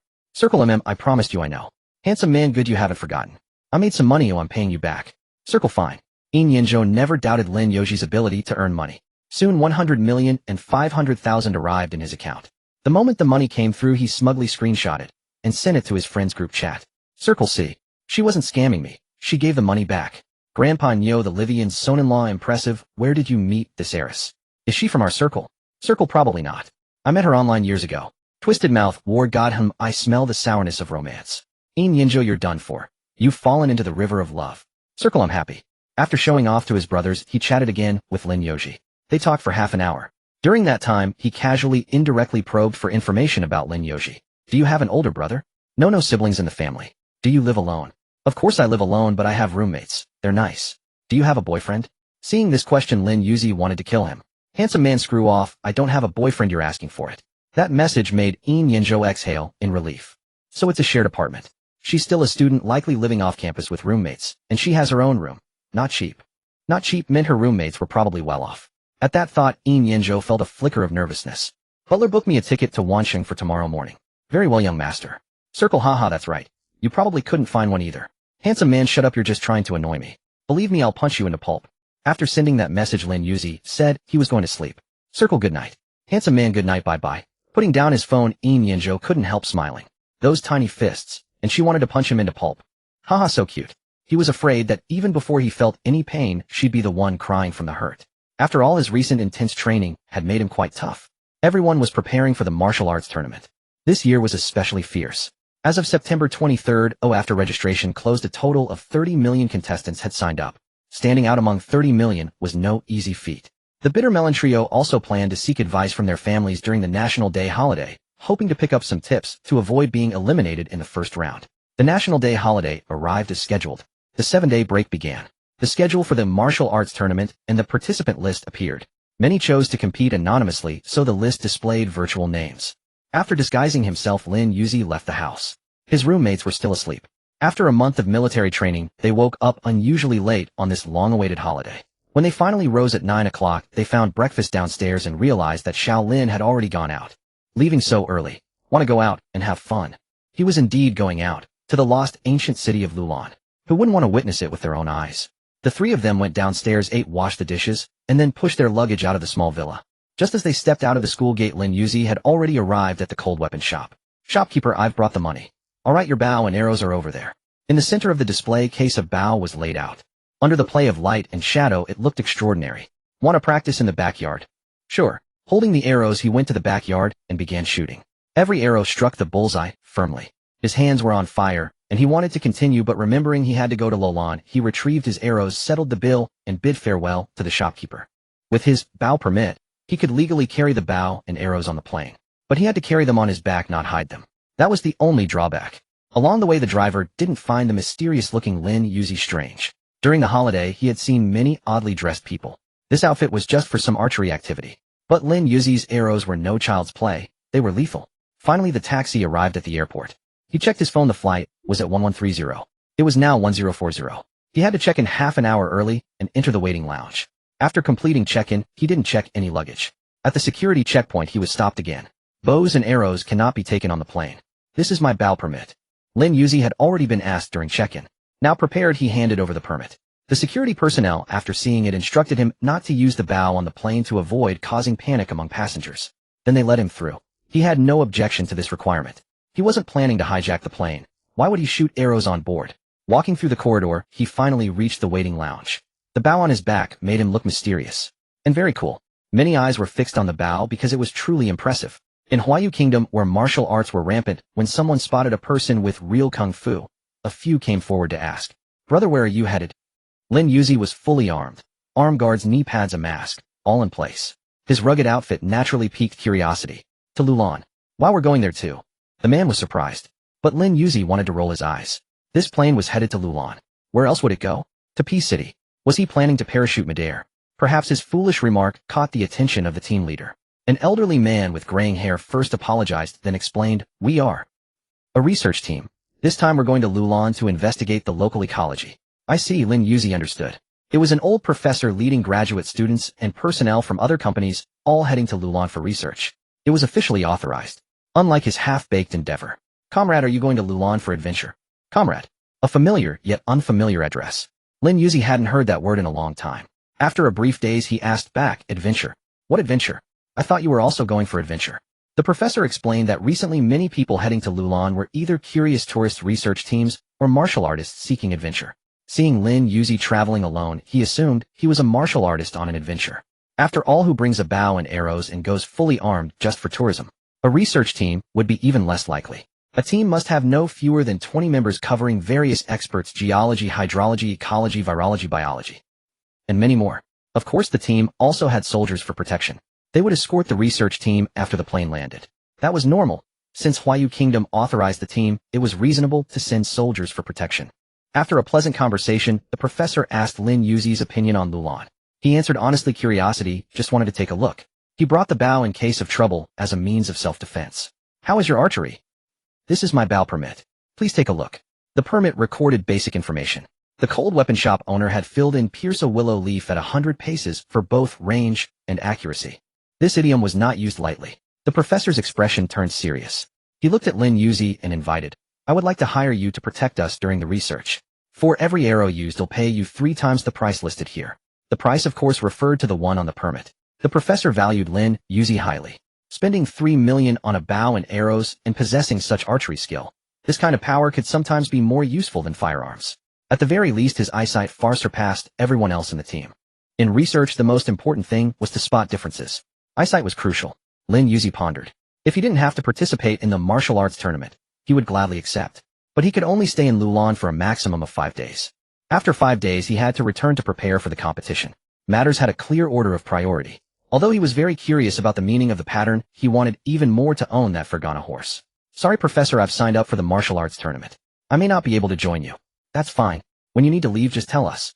They'll pay you by the day, how about that?" With the words so kindly put, Lin Yuzi couldn't refuse. Besides, following an officially authorized team from Huayu Kingdom would yield information more efficiently than his aimless exploration. So he nodded. "All right. Then he'll be in your care for these few days, Professor." "Haha, no problem. Hey, race the team badge. Pin it on your chest. We recognize each other by this badge. Don't lose it." "Okay. Then happy cooperation, comrade." Seeing the professor's outstretched hand, Lin Yuzi reached out and shook it. Happy cooperation. He was still wearing gloves.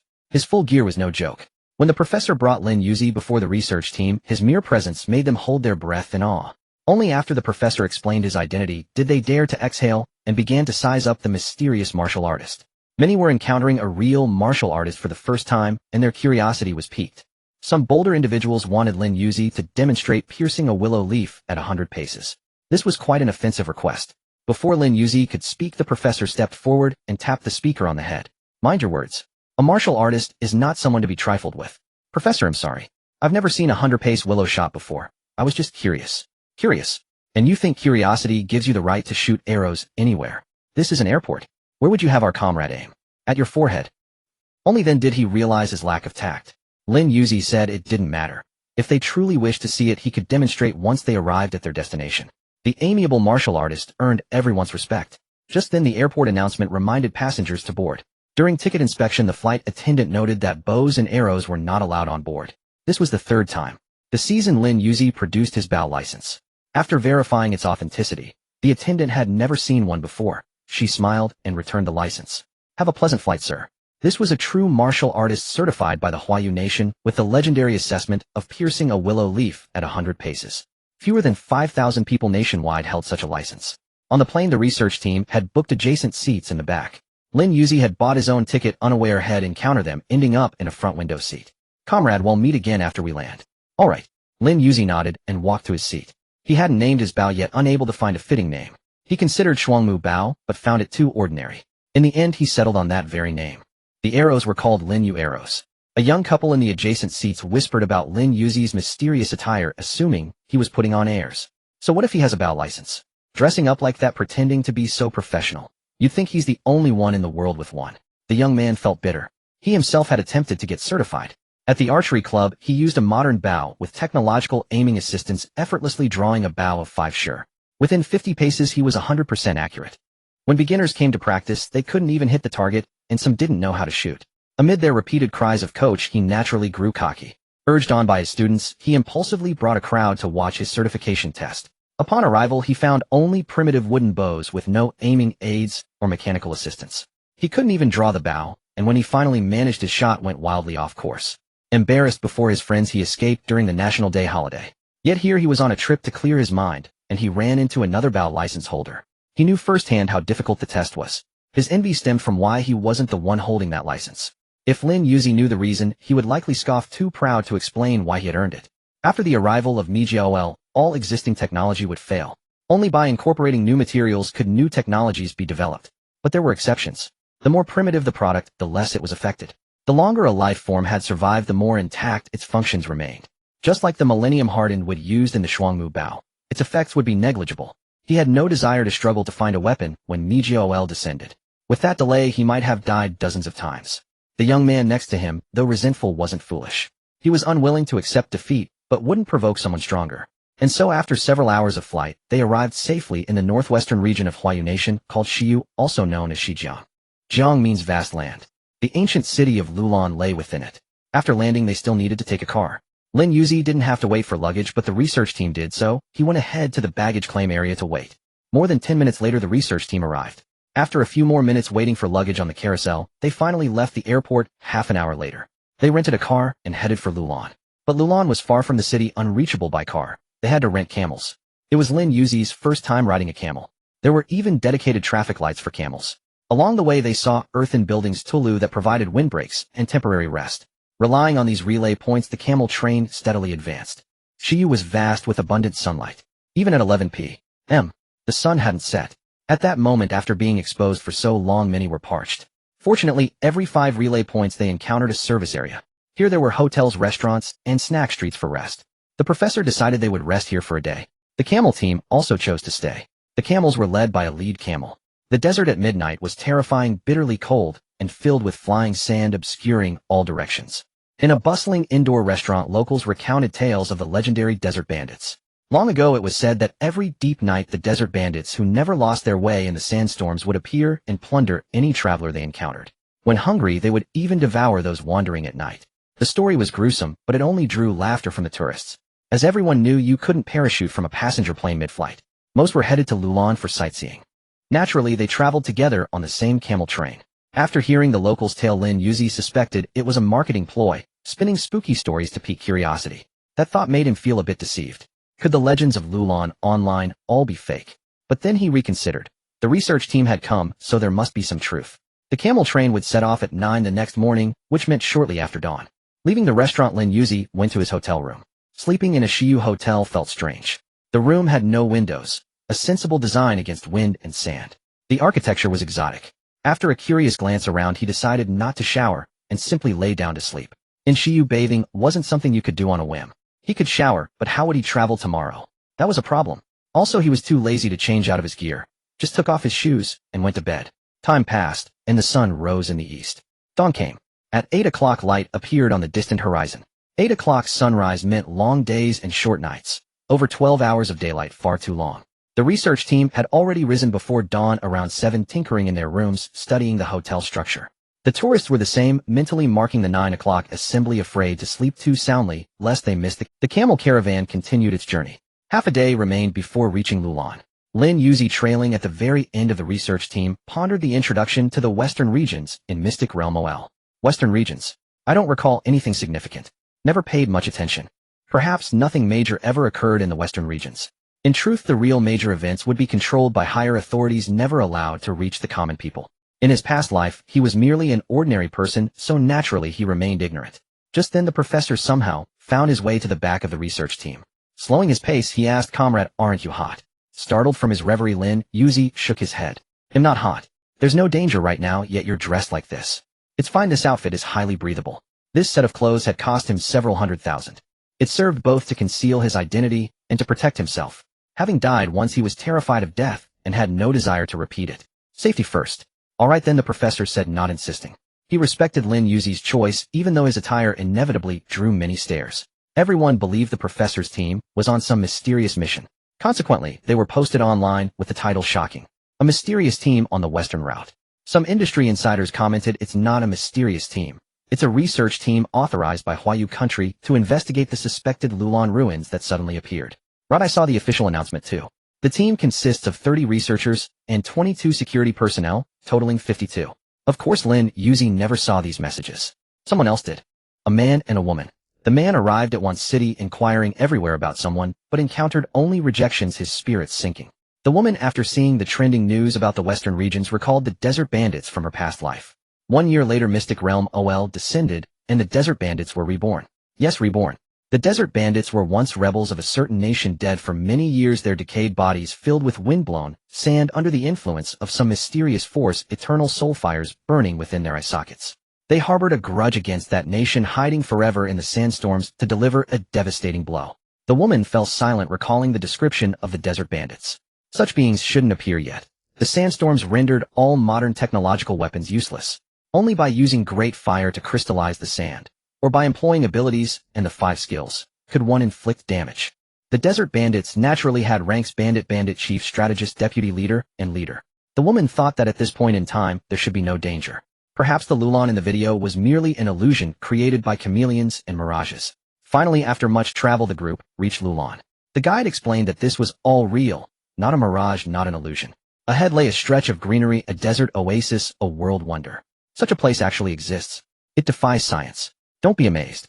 Thousands of years ago, this place was not desert. Since Lulan chose to establish its kingdom here, we should understand how abundant this land's resources once were. Indeed, time brings great changes. Professor, why is everything desert now with no trace of the past? Was it due to overexploitation? Perhaps partly, but more likely climate factors. The professor, ever the scholar, offered his conjecture.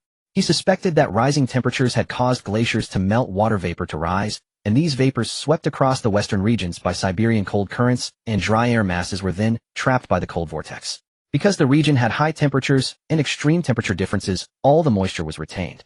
With water, life naturally began to flourish. The Little Ice Age had passed centuries ago. Global temperatures rose every year, making this hypothesis plausible. Perhaps in a few thousand years, the western regions would once again be covered in lush greenery. The professor's words were enlightening. Everyone gained insight. This was the benefit of practice, learning from reality. All right, everyone, gather samples from the periphery and begin the research. Yes. The research commenced, and they immediately immersed themselves in work. One person, unable to forget a certain matter, approached Lin Yuzi and whispered, "Martial artist, can you demonstrate piercing a willow leaf from 100 paces now?" This guy. "Oh, all right," Lin Yuzi said, gripping his bow and knocking an arrow, his eyes sharp. "What's the target? Let me see." The man scanned around for something that could showcase the feat. But looking around, he found nothing suitable. He couldn't shoot toward the Lulan oasis. There were tourists inside. Moreover, haphazard shooting might damage research materials. After some thought, he decided to make his own target. "Wait for me." He ran off, fetched a stone, and placed it 100 paces away. His every move drew a crowd of onlookers. The professor sighed, tempted to slap him on the forehead. What nonsense was this? But the man was already 100 paces away. He waved his arms, signaling Lin Yuzi to shoot. A stone. Muttering, Lin Yuzi released the arrow without much aiming. The arrow shattered the stone. Wow, amazing. The nearly 30-year-old PhD acted like an excited child. Martial artist, your skill is incredible. The surrounding crowd burst into applause. Amid the jubilation, the professor approached and smacked his student on the forehead. Stop fooling around. Hurry up and collect samples for testing. Yes, professor. Despite the slap, the man beamed with joy. Seeing someone truly achieve 100-step through a poplar filled him with delight. He had always dreamed of martial arts. His name was Guijin. Retrieving his arrow, Lin Yuzi heard the sound of flowing water. Strange. He looked around and followed the sound. When he reached a tree, he stopped. The water sound came from within the tree. Strangely, the closer he got, the softer the sound became. Normally, the nearer one is, the louder it should be. Something was amiss. He placed his hand on the bark. The texture felt normal, like an ordinary tree. Only with his Yellow Realm first-rank cultivation could he hear these faint sounds. The more abnormal it seemed, the more it proved the tree had issues. He drew his tactical dagger and hesitated before the trunk. Should I stab it? There was the sound of water inside the tree. Lin Yuzi was about to stab into it when it suddenly occurred to him that there was still a research team. So he turned back and found the professor. Professor, I found a tree with the sound of flowing water inside. The sound of flowing water. The professor thought through all the knowledge he had learned and found that there seemed to be no tree matching this description. Take me to see it. All right. The two quickly arrived in front of the tree. The old professor wore white gloves, felt around for a while, then shook his head. I don't hear any water sound. I can guarantee that there really is a water sound right inside this tree. Looking at Lin Yuzi's earnest expression and thinking about his ability to shoot with great accuracy, perhaps this was the keen intuition of a martial artist. The professor decided to trust him this once. In that case, wait for me while I go fetch the instrument to measure it. All right. Soon geologists, tree experts, and various specialists arrived. They studied the tree and examined the moisture level of the soil. Guijin was setting up the instrument, preparing to scan. The scanning would take some time. For a normal tree, it took about 5 minutes. Professor, the instrument is ready to scan. At these words, the professor led away the experts. Once the people left, he clicked to start the program. Then the group exchanged opinions. The geologist said that the soil moisture here was normal. If there really were a sound of flowing water inside the tree, the surrounding soil would either be very dry or very wet. It wouldn't be such a normal distribution. The tree expert also said, judging from the bark and diameter, it was impossible for there to be flowing water inside. Plants have linear transport, with a transport direction from bottom to top through channels formed by the cell walls of dead cells. These channels were extremely small, making it absolutely impossible for any audible sound to occur. For a sound to be heard, most of the tree cells would have to die, and then the tree could not support its own diameter. Moreover, the transport pipes were tiny. The xylem transported water and inorganic salts, while the phloem transported organic substances. If the sound of water were audible, what would become of the phloem? In other words, this tree simply could not have audible water inside. They also pressed their ears to the tree and heard nothing. One expert added that for flowing water to produce sound, first there had to be a fracture, and second air bubbles. The reference was the sound of bubbles and the source of flowing water noise. Every expert was well informed, and what they said was convincing. But Lin Yuzi insisted that he had not misheard. The others could not say much more since the scan result was about to come out anyway. The moment 5 minutes were up, Guijin stepped forward to look, and instantly his body stiffened and his teeth chattered uncontrollably. This scene made everyone sense something wrong. They crowded around to see. Fear. An indescribable fear filled their hearts. Cold sweat dripped from the professor's forehead. He thought of Lin Yuzi, who had first spotted the anomaly and forced calmness to say, "Comrade, come take a look." Lin Yuzi walked over and looked, and his body froze. In the scan results, the entire interior of the tree was full of water. X-rays and infrared showed many invisible creatures around. Was this a ghost? No wonder they were so terrified. The scariest thing was seeing a river floating in the distance. In the river, there was a thermal image of a creature. This creature was enormous. This can't be real. The instrument is malfunctioning. Guijin swallowed, nervously unable to believe it. The professor said in a deep voice, "Save the data, send it to the external database, upload the message, and we will scan again." Good. He moved his stiff fingers and rescanned. Lin Yuzi roughly knew what the creature was: a chameleon. A very large chameleon. The biologist also said it was a chameleon, but it shouldn't be so huge. A chameleon several meters long. Who would believe it? It was like accidentally wandering into Jurassic Park. To be safe, Lin Yuzi gripped his bow, listening warily to the surroundings. If there was any danger, he would shoot without hesitation. 5 minutes passed in an instant. This time, those who saw the scan image completely lost their illusions. In the infrared, the creature had changed position, and its eye sockets could be seen staring here. Not good. The moment he saw the image, he drew an arrow and knocked it without hesitation. The sharp sound of the arrow rang out. Everyone's alarm bells went off, and they immediately retreated from the area. Guijin and the professor quickly packed up the instruments. Did the image get sent back? Yes, it's sent. He was not slow answering while dismantling the instrument. This instrument was very expensive if the lens could not be bumped. Are you ready yet? I sensed something coming. Lin Yuzi's expression was grave. He could feel the wind moving ahead caused by a creature moving quickly. Moreover, his arrow disappeared midway through the air. An enemy that could become invisible. Very troublesome. Alright. Guijin finally finished disassembling the instrument, placed it in the case, and was about to leave when the nearby trees burst open. True to form, water columns gushed out, and water spread continuously. Soon, all the trees began to break and the crowd was swept apart. This is Lulan's hydraulic engineering. A miracle, a miracle. Suddenly, the professor shouted, still immersed in research after seeing that the trees were full of water. He speculated that Lulan used these trees as natural wells. This way the land would not be damaged.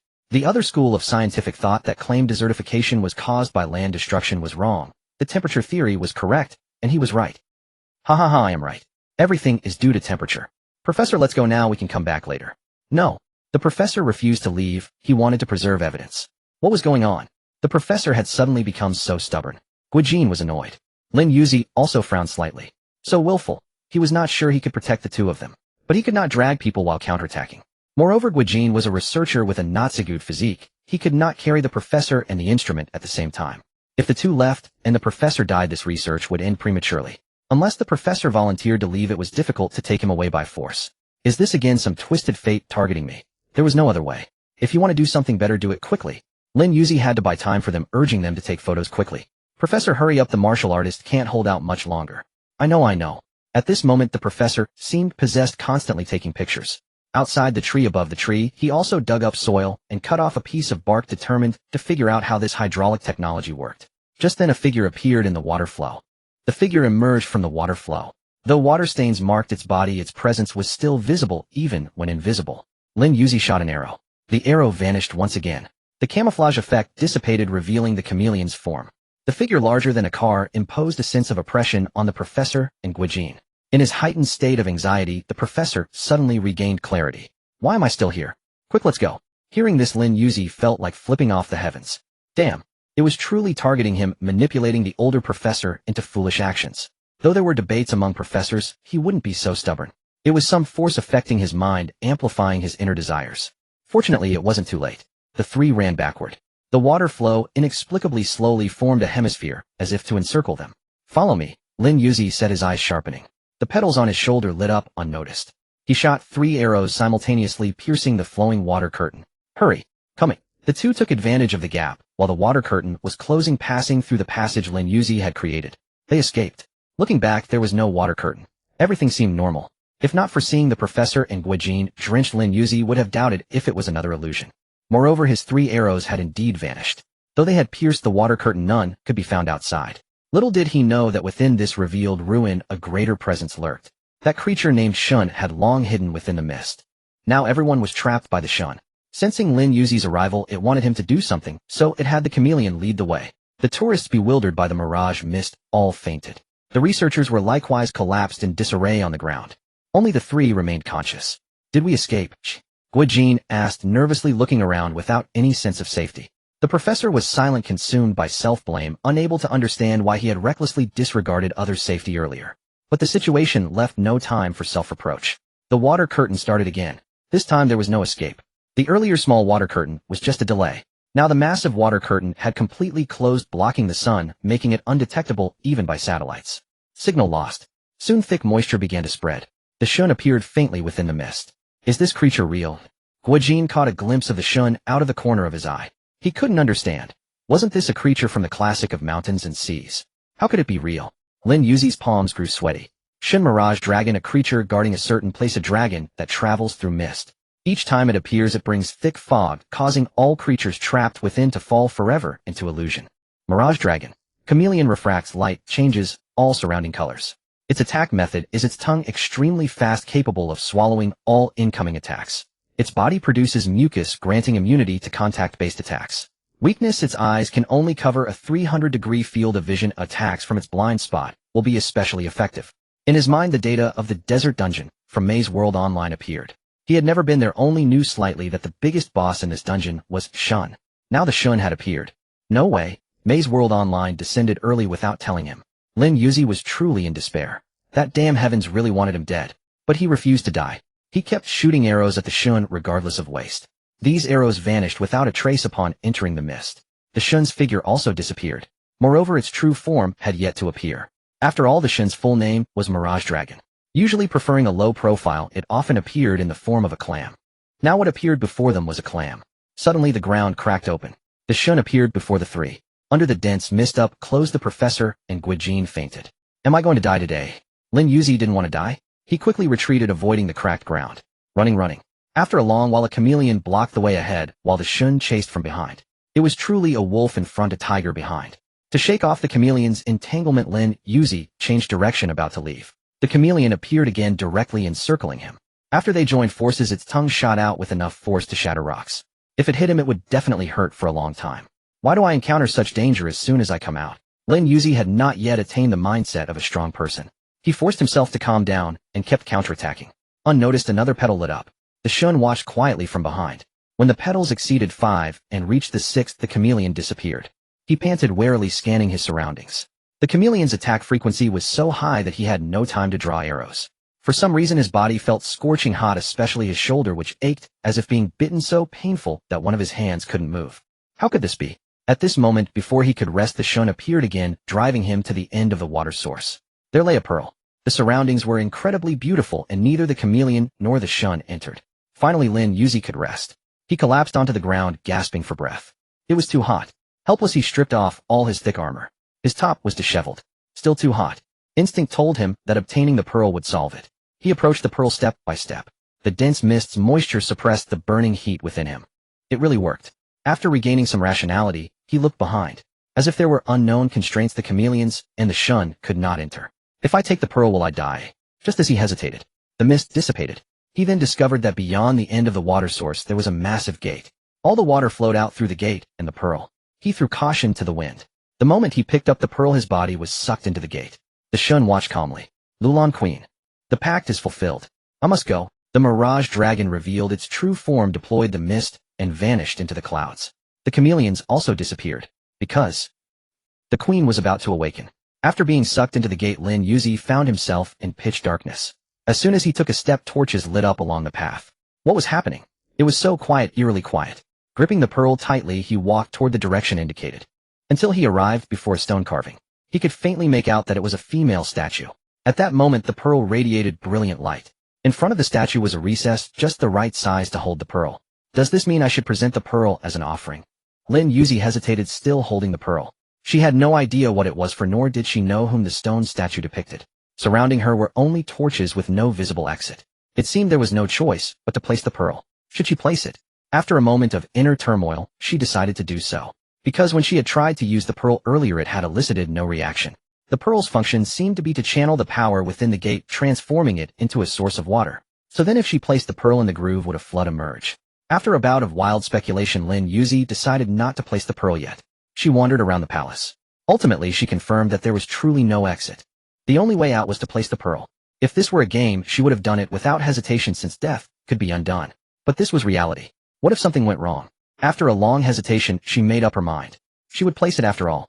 It should be fine. As the pearl slid into the groove, a blue light blazed forth, so bright it was blinding. Lin Yuzi was forced back several steps by the surge of energy, retreating continuously. Suddenly, she felt the dry air around her become moist. The blue light dissipated, and she looked up toward the stone statue. Suddenly, her face was cupped, and a kiss landed on her forehead. I will remember you. Look forward to our next meeting. It was a gentle yet imperious feminine voice. She wanted to see the face of the speaker. But within the blue light, she could discern nothing.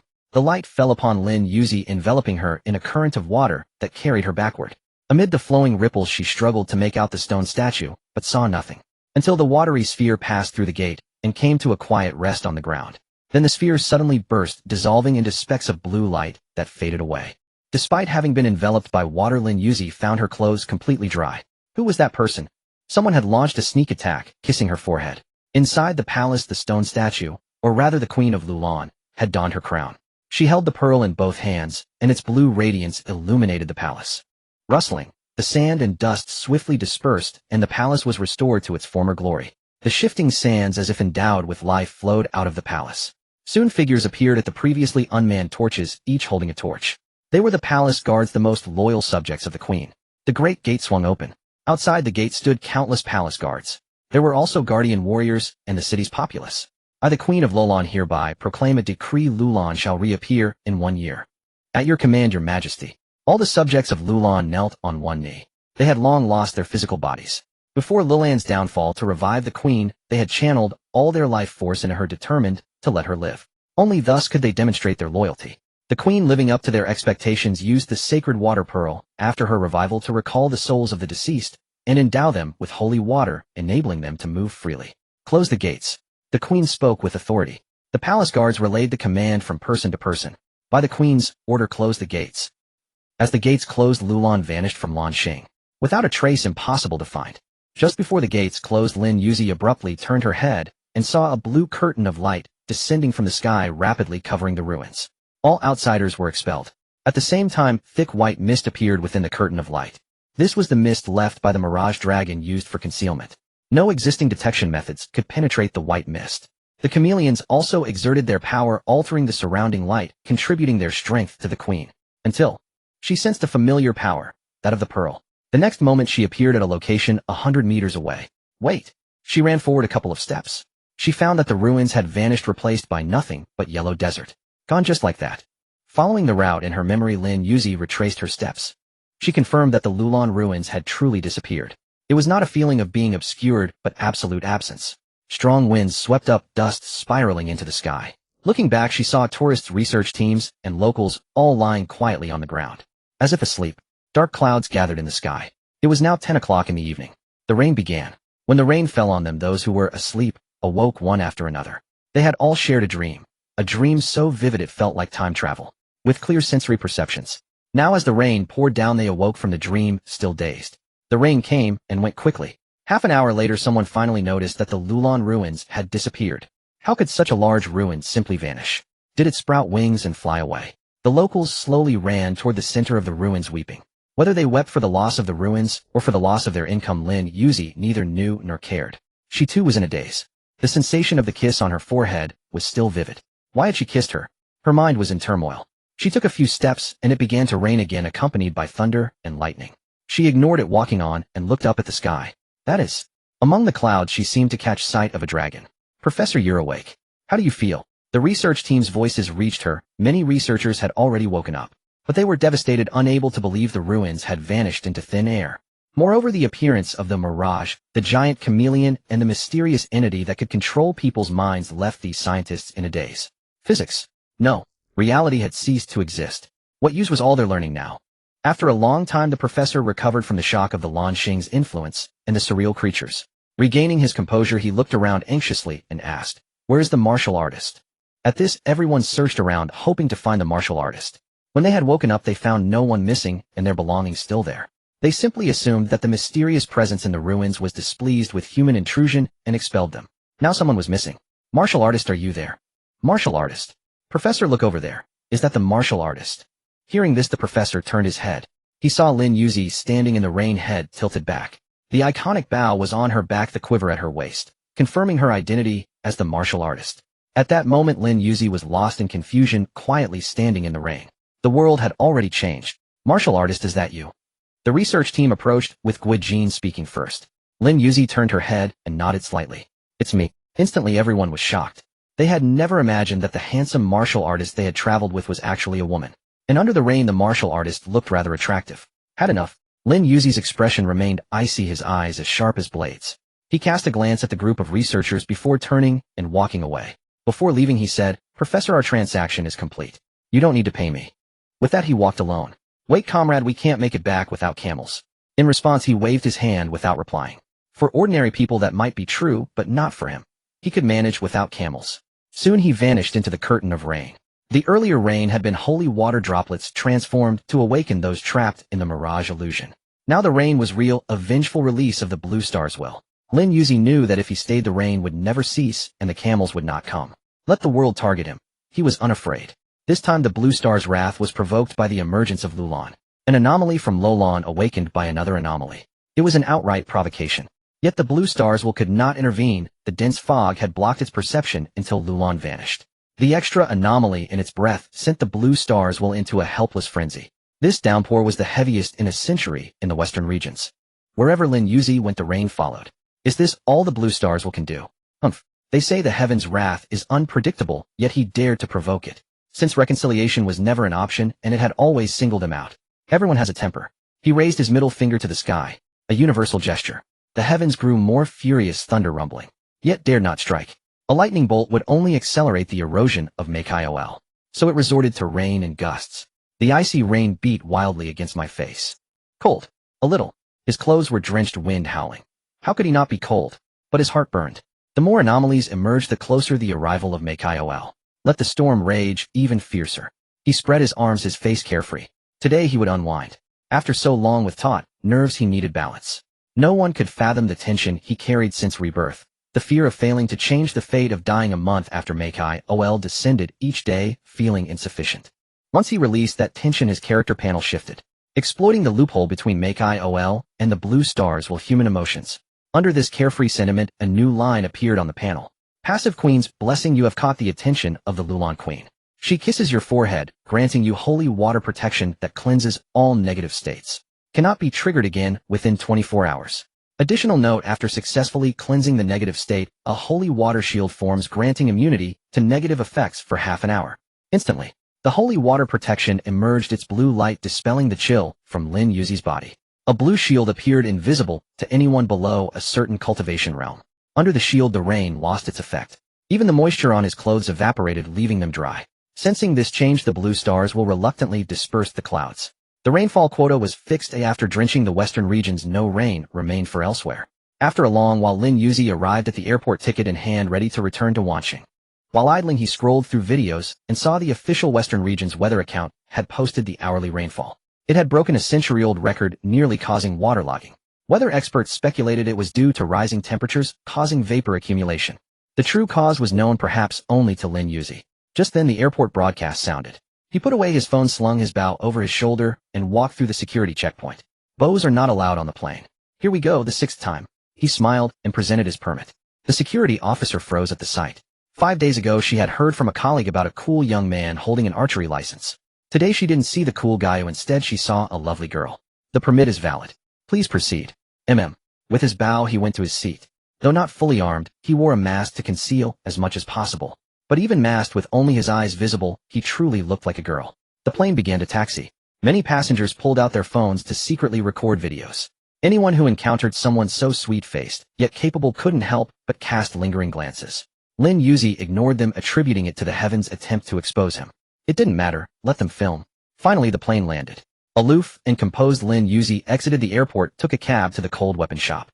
He needed to replenish his arrows. Shop owner: I'm here. Ah, you're here. The shop owner was visibly surprised. Only a few days had passed. Departing on October 1st, arriving at Lulan on October 2nd, encountering chameleons and a mirage that very night. Unconsciously it became October 3rd. That day Lin Yuzi faced his own danger. He had also lingered a day inside the palace. So today should be October 5th. But his phone showed October 4th. Even with network synchronization, that lost day couldn't be corrected. So when the shop owner mentioned the date, Lin Yuzi froze. If his phone's time was wrong, how did he manage to buy the ticket? What's wrong with you?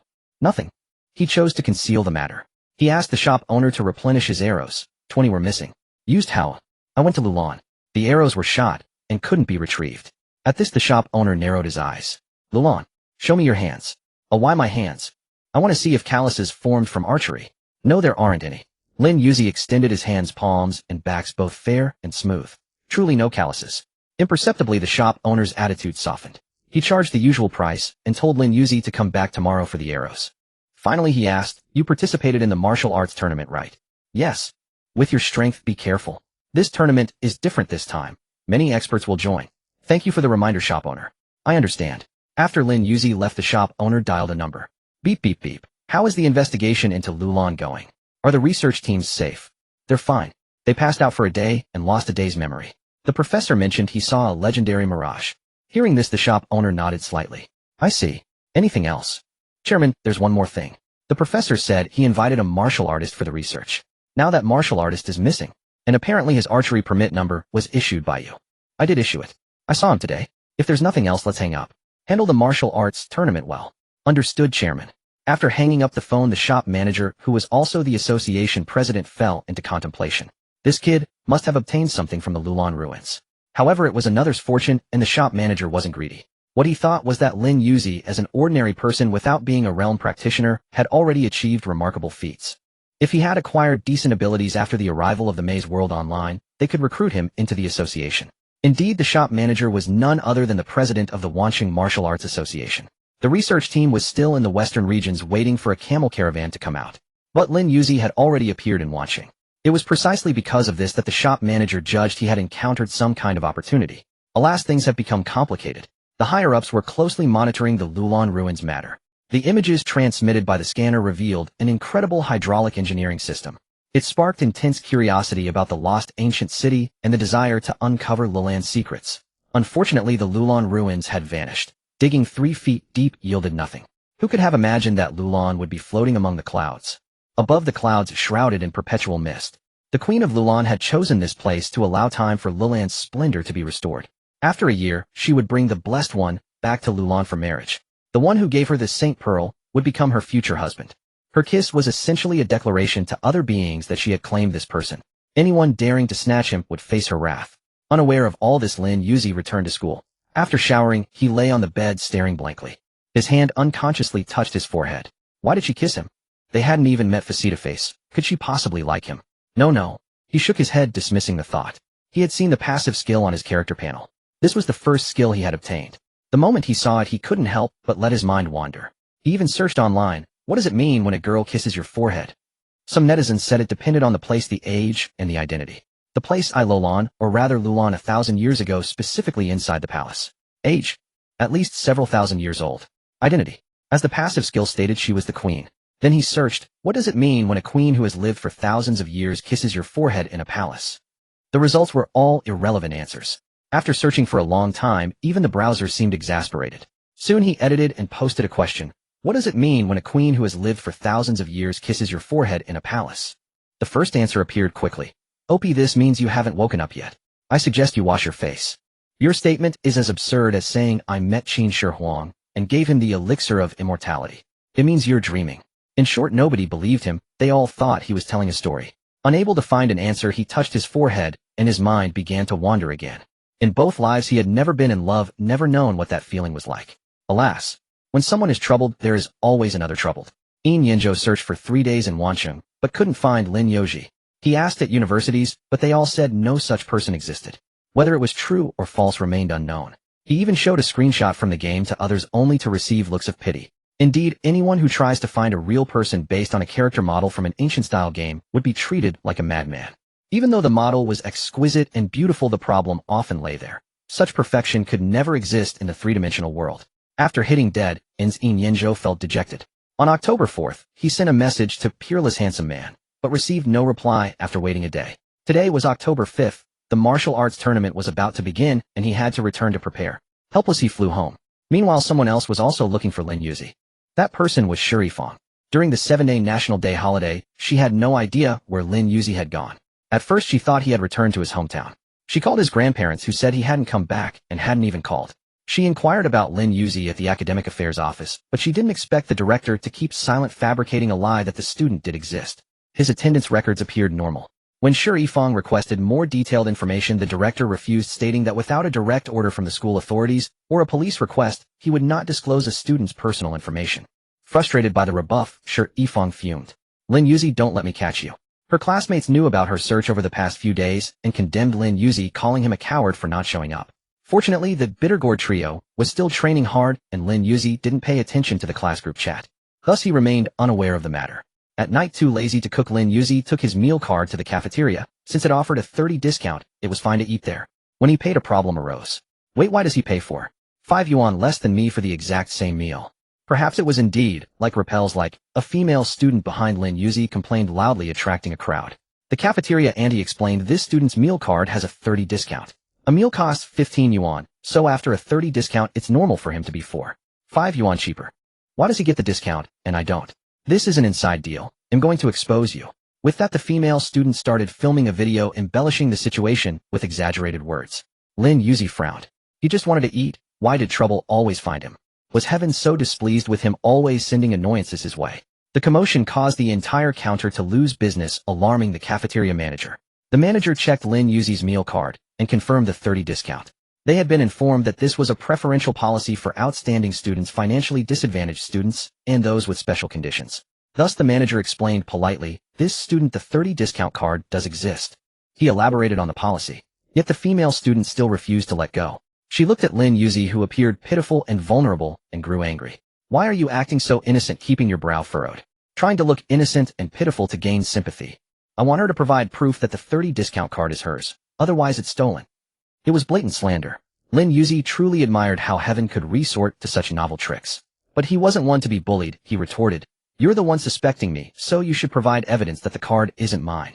Well said, well said. The surrounding classmates applauded in agreement with Lin Yuzi's words. Moreover, beauty is justice. In front of the pure, sweet, adorable, and beautiful Lin Yuzi, the female classmate's appearances seemed ordinary. Her aggressive demeanor in contrast appeared even more harsh and acerbic. Seeing no one on her side, the female student grew angry. Are you all just going to gang up on me? Don't I even have the right to question? Then before you question others, can you provide some evidence? Who said that? She glared at the crowd, pointing a finger and shouting, what gives you the right to meddle? What authority do you have to control me? Then what right do you have to demand a response? This was what they called repaying a debt in kind, using the same irrational tactics to counterattack. It drew laughter from the students. Seeing that this approach failed, the female student switched to a new tactic. Look, she's too afraid to respond. She must be guilty. Who are you to demand a response? Exactly, can you stop making a scene here? She has a 30 discount meal card. What's it to you?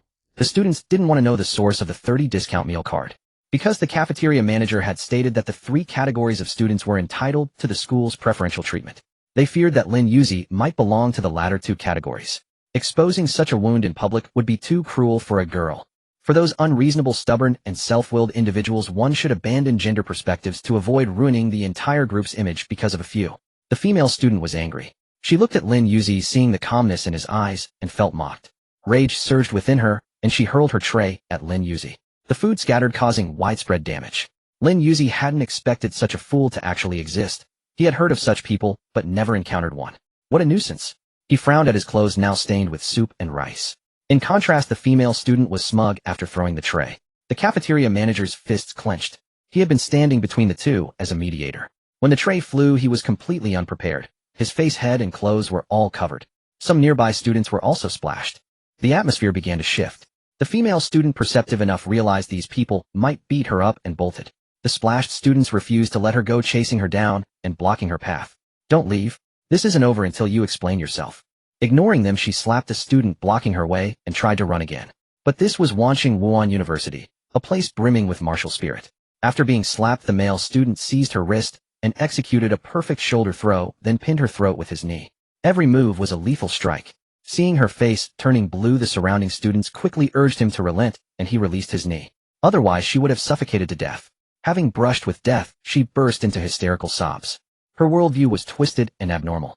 From her perspective, she was merely questioning unfairness, believing the school was granting privileges, even feeling proud of uncovering it. She imagined that the student enjoying privileges would panic and explain when confronted. In the end, she would become a fearless fighter against injustice, filming videos and posting them online to gain followers.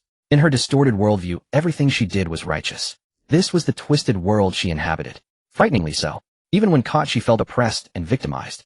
Lin Yuzi, standing at a distance, didn't dwell on where this phenomenon originated. At most a year. A year later, no one would indulge this. The advent of MiGOL would change the world's landscape. He only wanted to go back to the dorm to change clothes. A dinner was out of the question. Can I leave now? He spoke. The crowd parted, and he walked away in silence, soon disappearing from their sight. To them, Lin Yuzi had suffered an unexpected calamity. He had done nothing wrong, yet encountered someone mentally unstable. The bystanders were also unhappy, their clothes soiled and hard to clean. The most furious was the cafeteria manager. With a dark face, he called the police and waited for their arrival. The more he thought, the angrier he became. He couldn't leave as the manager. He had to stay and handle the situation. So he had to remain in his soup-stained clothes, his face and hair reeking. The police responded quickly. There was a police station near the university, possibly just across the street. After arriving, they collected evidence, interviewed some students, obtained video footage, and left. The school also had to provide an explanation. Now that students were focusing on the 30 discount meal card, the dean of academic affairs was furious upon hearing the news. Lin Yuzi was a disabled person and a former top scholar. If it became known that Wanqing Wuan University treated top scholars and the disadvantaged this way, other universities would mock them endlessly. How would future college entrance examinees view this school? Would they think it was full of injustice? Moreover, the freshman speech was scheduled for the day after tomorrow, and the dean had planned to find Lin Yuzi at noon to ask him to speak. Now with this incident, the school had to postpone the speech. The dean's biggest fear was that one bad apple would spoil the whole barrel. The academic affairs office quickly issued a notice. The notice was lengthy, explaining the source of the meal card. The incident occurred at 6 p.m. on October 5th, and by 11 p.m., the disciplinary decision was announced. Student Lin is a disabled person with a permanent illness, and according to Wancheng Wuhan University's regulations, he qualifies for the special student preferential policy. The female student was ordered to be taken home by her parents for re-education, receive a public reprimand within the school, and make a self-criticism in front of the entire school. This was the most severe punishment short of expulsion. The police also issued their ruling. She must apologize to Lin Yuzi in person, compensate for all losses, and face 7 days of detention. The students' focus had already shifted. In the lengthy notice, they spotted the words disabled person and permanent illness. They were quick to seize on the key points. How despicable. Student Lin is a fallen angel, so pitiful. Woo im in tears. Why does she have to suffer so much? Some said Student Lin didn't deserve the 30 discount meal card. Take a good look. Are your consciences eaten by dogs? If he doesn't deserve it, who does? Please don't insult dogs. Such heartless, immoral people bullying Student Lin. I want to punch her to death. The students were seething with indignation, extremely angry. The police officer also called Lin Yuzi, asking if she would accept an in-person apology. There's no need for an apology, I don't mind. If there's nothing else, let's leave it at that. It's getting late, I should rest. Okay. The young police officer fell silent after hanging up. He had seen the video and knew Lin Yuzi was beautiful, pure, sweet, so, in short, too excellent to fully describe.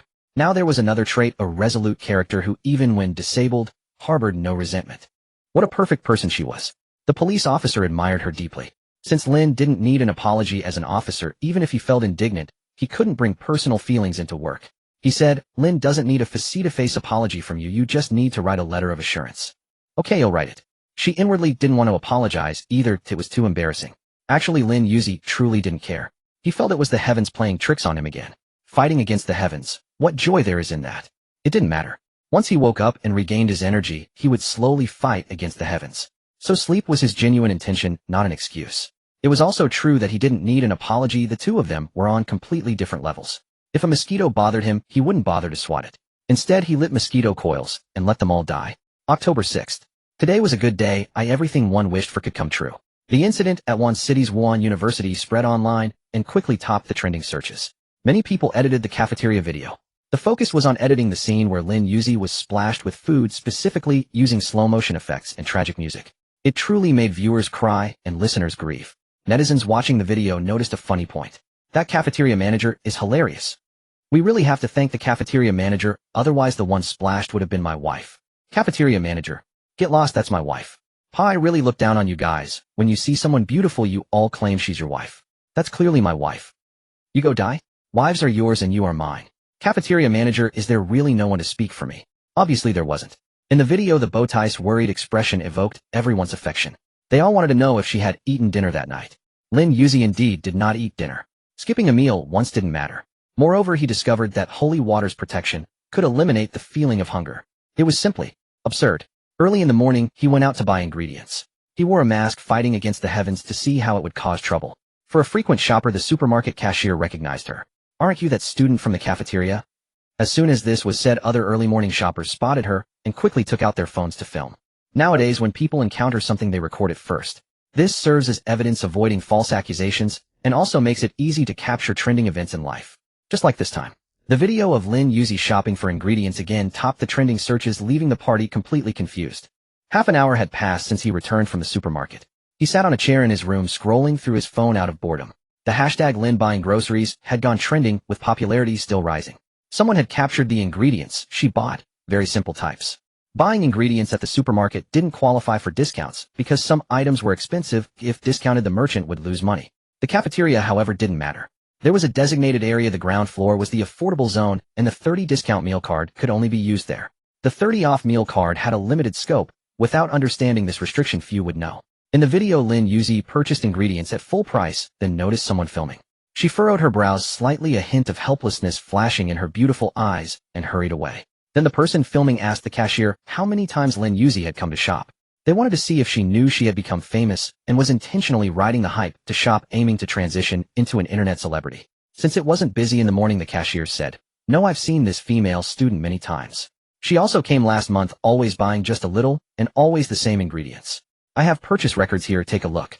The cashier showed the purchase records. She remembered Lin Yuzi because of her appearance.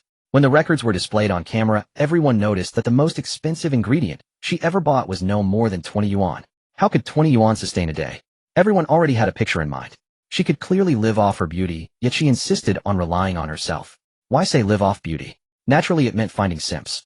But Lin didn't, as she always bought her own ingredients and cooked for herself. Suddenly someone started questioning in the comments below the video. I remember that universities don't allow high-power appliances, right? Wouldn't this pose a safety hazard? This person not only posted a questioning comment, but also ed the fire department of one city. I think she just wants to be an influencer, otherwise how could she be caught on camera so coincidentally? The cashier is probably part of the team too. What's wrong with being an influencer? I like watching her. If she doesn't become one, where would I see such a pretty young lady? There are too many artificially beautified beauties nowadays. The cafeteria video exactly proved Lin Yuzi's natural beauty. Who wouldn't want to take a few more glances at such a pure natural beauty? Yes, support Lin for an immediate debut. Your 1 yuan, my 1 yuan. Lin can debut tomorrow. A debut. What works does she have? Can't sing, can't act, relying on her face. Just relying on her face. She's not an actress, being an idol, she can just be beautiful on her own. What business is it of yours? LOL, you guys are delusional. Some people who dislike Lin Yuzi naturally start arguing. Others are just jealous. After all, Lin Yuzi is very popular now. If she really debuted, she would definitely attract a large number of fans. The traffic pool is constant. If one side gains more, the other side loses. When Lin Yuzi drains a large amount of traffic, others' profits naturally suffer. Cutting off someone's livelihood is like killing their parents. It's no surprise that smear campaigns emerge. As for debuting, Lin Yuzi would never do it. It would be thankless and exhausting. Make money. There was no need to be so anxious. It was still early, time was likely sufficient. Moreover, when Mijia Online Mystic Realm Online arrived, money would lose its meaning. But one thing's importance remains: eternal food. If not for Huayu country banning private hoarding of grain, he would have started hoarding long ago. However, in the warehouse east of the city, he had stored many seeds, grain seeds from Mijia Online. He believed the yield would be good. In the game, it was all one-click sowing and one-click harvesting. Weeding, pest control, watering, fertilizing. These steps all had prompts in Mijia Online, but in reality there were none. That is to say, he seemed to need to learn these poses. Knowledge. No way. So speechless. Whatever, Lin Yuzi decided that when Mijia Online descended, he would just hire people to farm. Now first go get the arrows. So he put away his phone, ignoring the online discussions about him, hailed a taxi, and headed straight to the cold weapon store. In the cold weapon shop, the store manager sat behind the counter, watching the competition schedule on his computer. The match scheduled for tomorrow would be held at the Wanxing Commercial Center, adopting a 16-zone free-for-all battle mode. Each zone featured various obstacles and cover designed to simulate a battlefield environment as closely as possible. Some areas had icy ground, others were shrouded in mist, and some were swept by fierce winds. Wanxing had invested considerable effort to create such environments. This move was also intended to eliminate as many participants as possible. The rule was simple: after the designated time ended, only those still standing would advance to the next round. Each participant would compete 10 times. After the 10th round, the preliminary stage concluded. With one match every 2 days, the preliminaries would stretch over 20 days.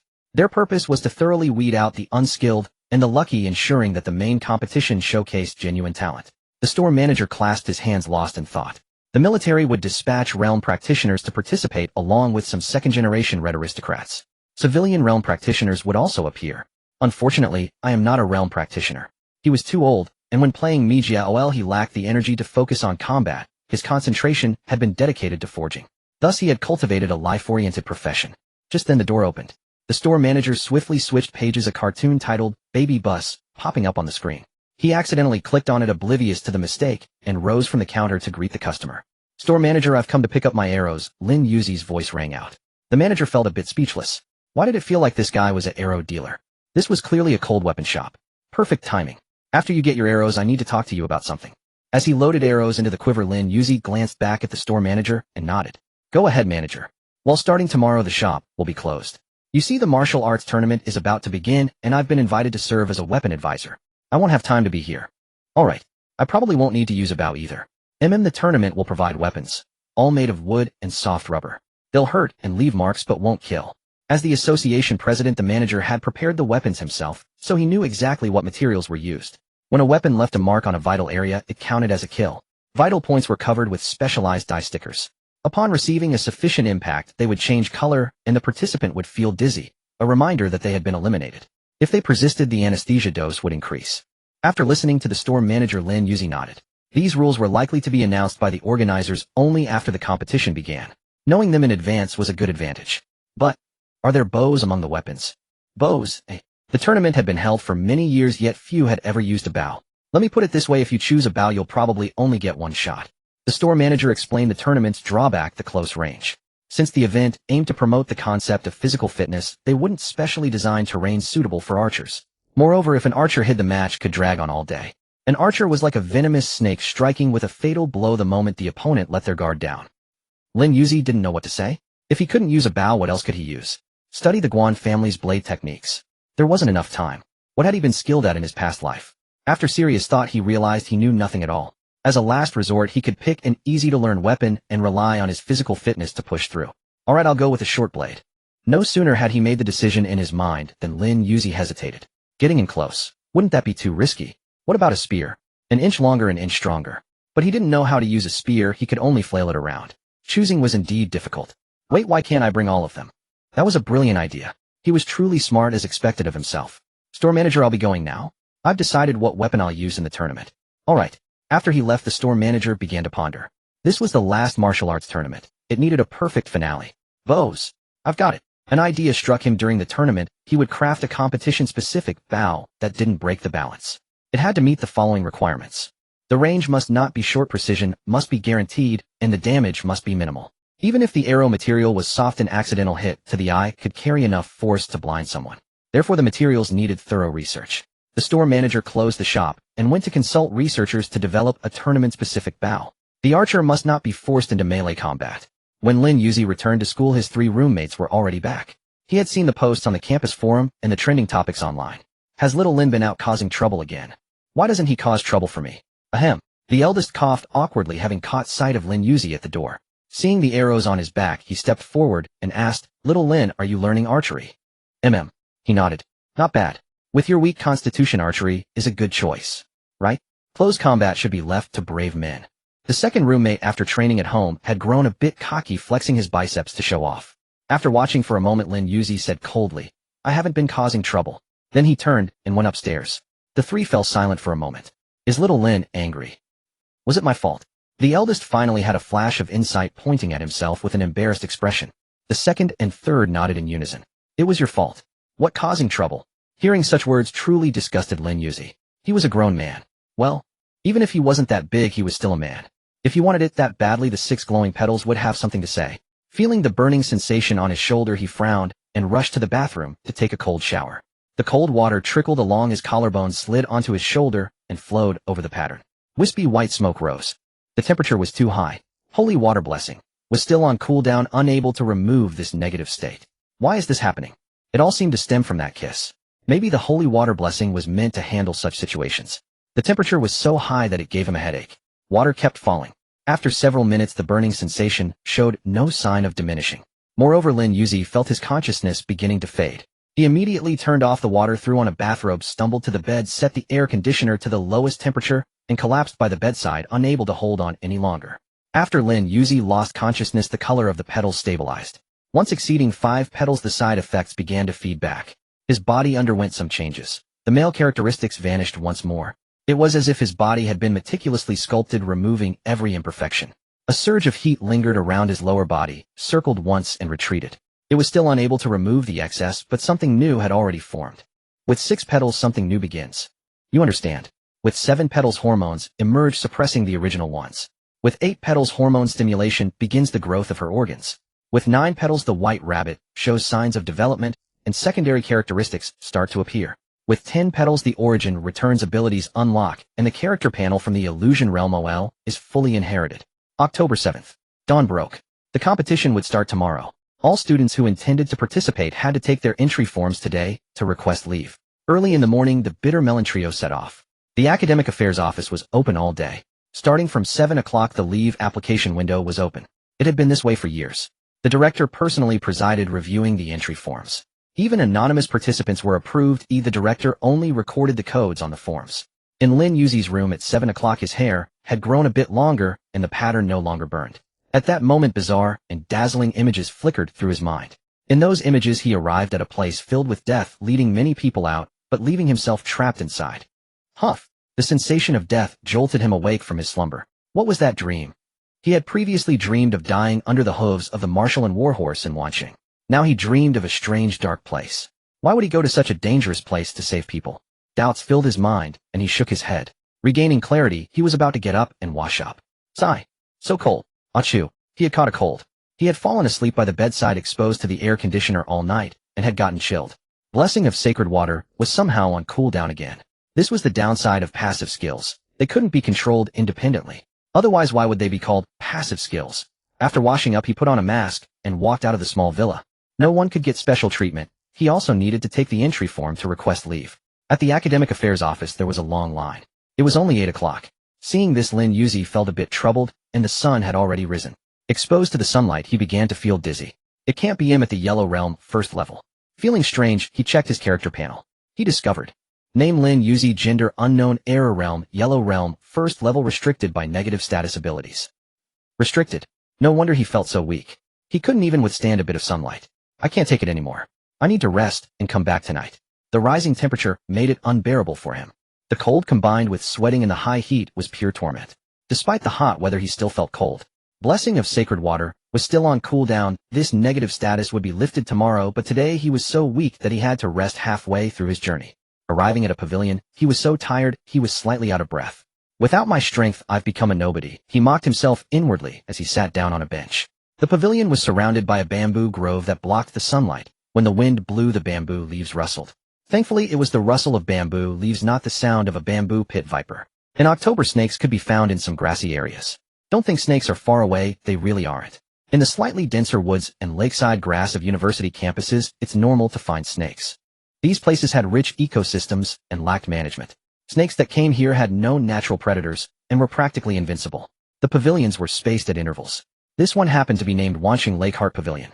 To provide a cooling effect, it needed to be situated near favorable feng shui. Evaporation from the lake actually made it quite hot. The wind would also be hot. But when the two combined, the wind blowing through the bamboo grove became much cooler. This place was also a popular spot for couples. The bamboo grove was a natural protective barrier for some adult activities. For instance, those who know. Sitting in the pavilion, Lin Yuzi could see couples in the pavilions on either side. In one pavilion, there were even 2 couples oblivious to the people around them kissing each other passionately. The 4 of them were lost in their own world. Their hands were also a bit restless. He couldn't watch. It was too embarrassing. He turned his head to look at the other pavilion. The situation there was even more intense. It wasn't just kissing, they had started touching. No way were these people planning to have a foolin' outdoor rendezvous right here. Actually, some people did have that idea. The world is vast and full of wonders. It's normal for some thrill seekers to exist. Normal, my foot. There were still people around, okay? Don't treat him as if he were blind. Lin Yuzi didn't know where to look. He was still a bit dizzy and lethargic, and this scene made his temples throb. To his left were 2 couples locked in an embrace. Wait. He noticed that it seemed like the couples had changed partners. No. Those 2 weren't students, were they? During some holidays like the National Day holiday, Wanqing Martial and University would temporarily allow outsiders to enter the campus. The prerequisite was to make a reservation with the aim of expanding the campus influence. After the cafeteria splashing incident, the principal decided to let members of the public in to promote the positive aspects of the school. At that moment, the principal was leading the Wanqing media on a campus tour surrounded by several self-media personalities who were live streaming. They knew this was a hot topic and seized the opportunity to film everywhere. They first went to the academic affairs office explaining about the martial arts competition and saying that the students in line were all participants. From this, it was evident that Wanqing Martial and University was rich in martial virtue. Then they introduced the cafeteria. They introduced the dormitory environment, classrooms, teaching resources, and faculty. Also the library. Finally, they covered the surrounding scenery, starting with the trees along the road. Then they arrived at the lake. In front of the Wanqing media camera, the principal walked backward while introducing the lake and campus, promoting the school. Good afternoon, everyone. Today is October 7th. Look at these lotus flowers, how vibrant they are. Look at these bamboos, how tall and straight they are. The Wanqing Lake of Wanqing Martial and University looks forward to the arrival of new students. The teachers and I are waiting for you all here. Before he could finish speaking, the principal missed a step and fell into the lake. Hey, principal, help him quickly. The surroundings instantly became chaotic with security guards and teachers crowding around. The livestream viewers were in stitches. Haha, the principal of Wanqing Martial and University is so funny. This is the first time I've seen a campus introduction go wrong. The principal really went for it, him crying.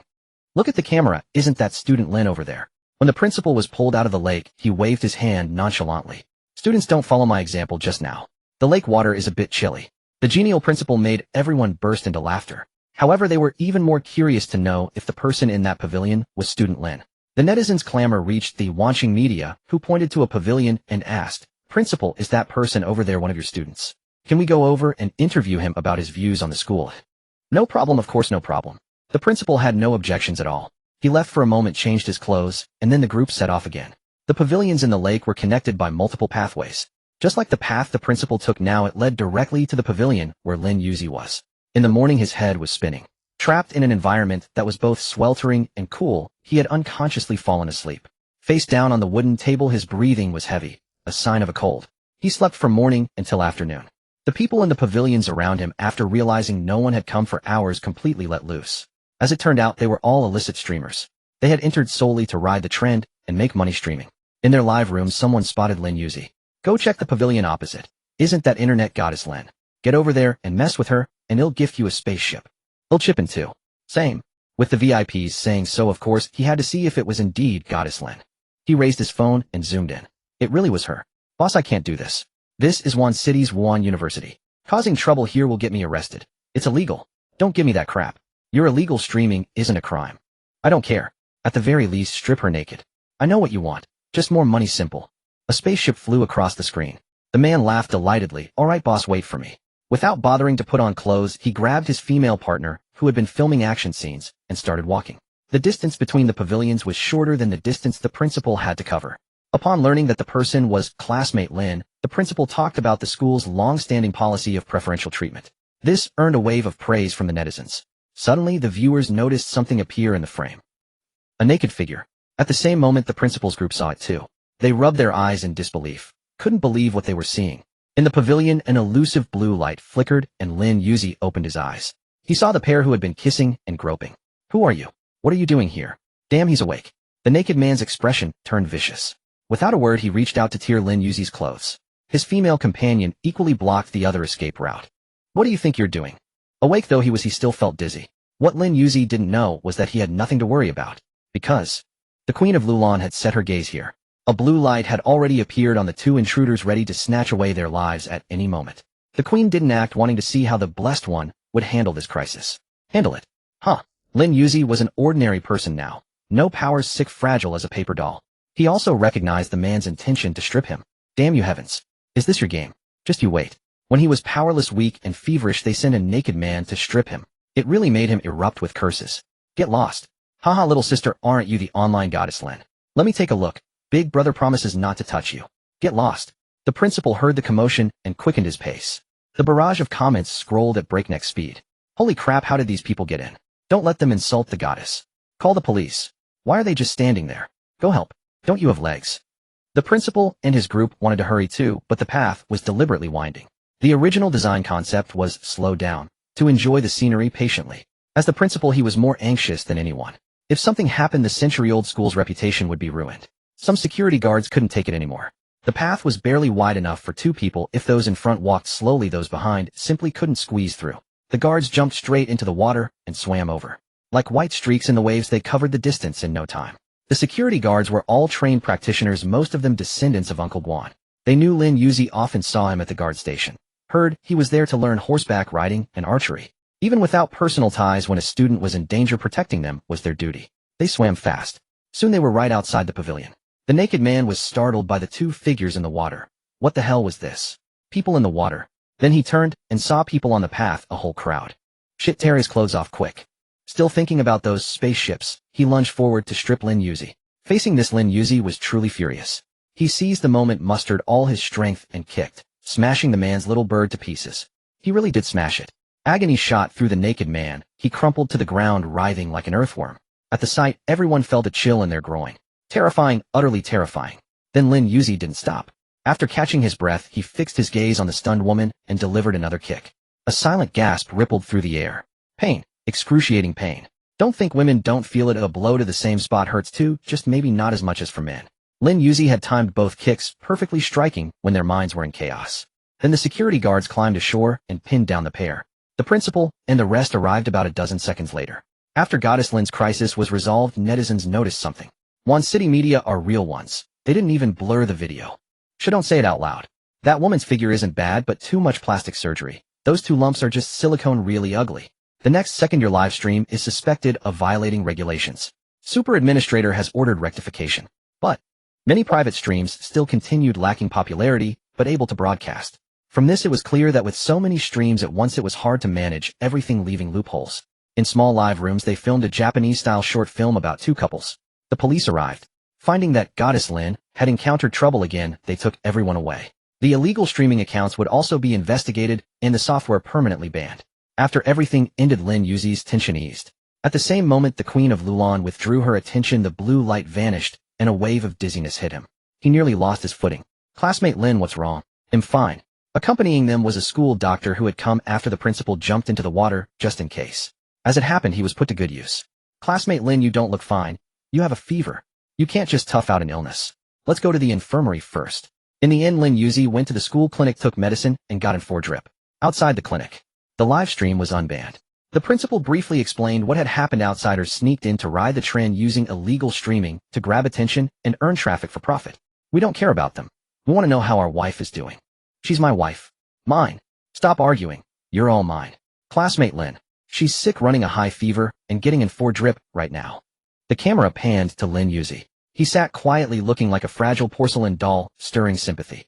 They were eager to know the cause of Lin Goddess' illness. Just then the doctor emerged. He explained that it had started as a common cold from the chill, later exacerbated by sun exposure, which raised her body temperature and induced perspiration, causing a clash of internal qi. Coupled with her naturally weak constitution, this led to the fever.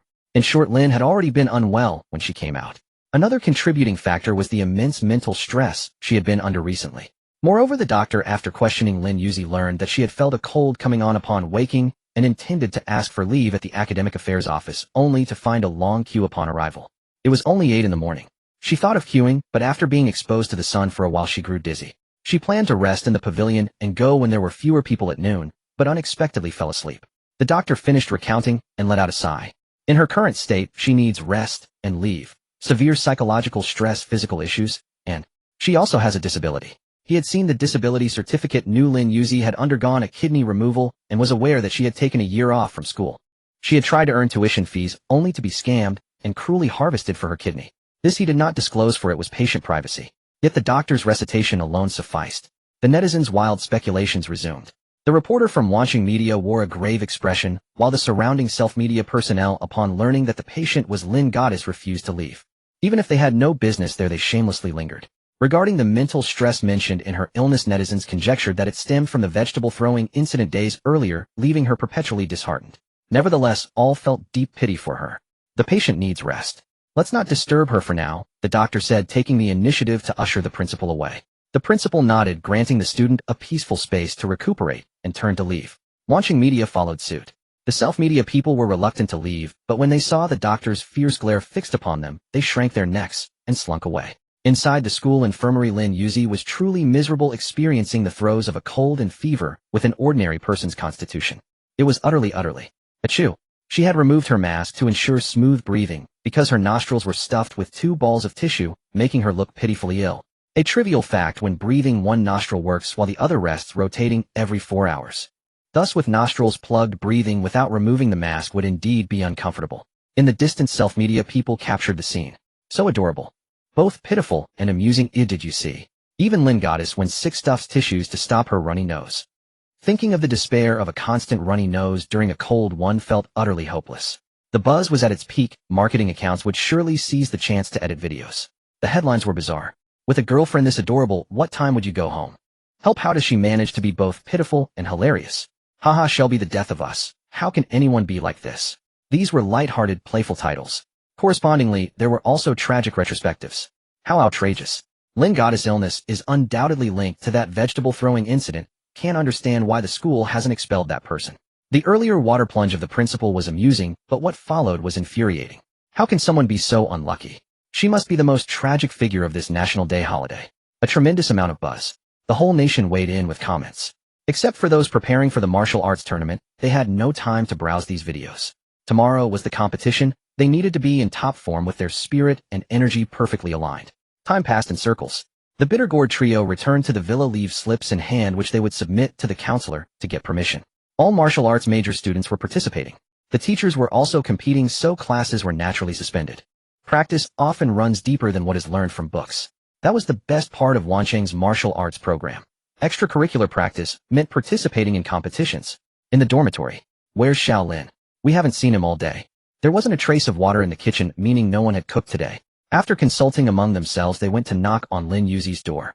Thump, thump, thump. No answer. He's gone. Where could he be? Send a message to ask. Sure. They had a dormitory group chat. In the group, the eldest sent a message. Eldest Shaolin, are you out? Second, tomorrow is the start of term. Do you need a leave? The third remained silent. Shaolin, I'm out. I'll apply for leave. Upon receiving the reply, their worry dissipated. Eldest Shaolin, we want to eat your cooking. Do you have time tonight? We three are going to compete. We'd love a feast from you.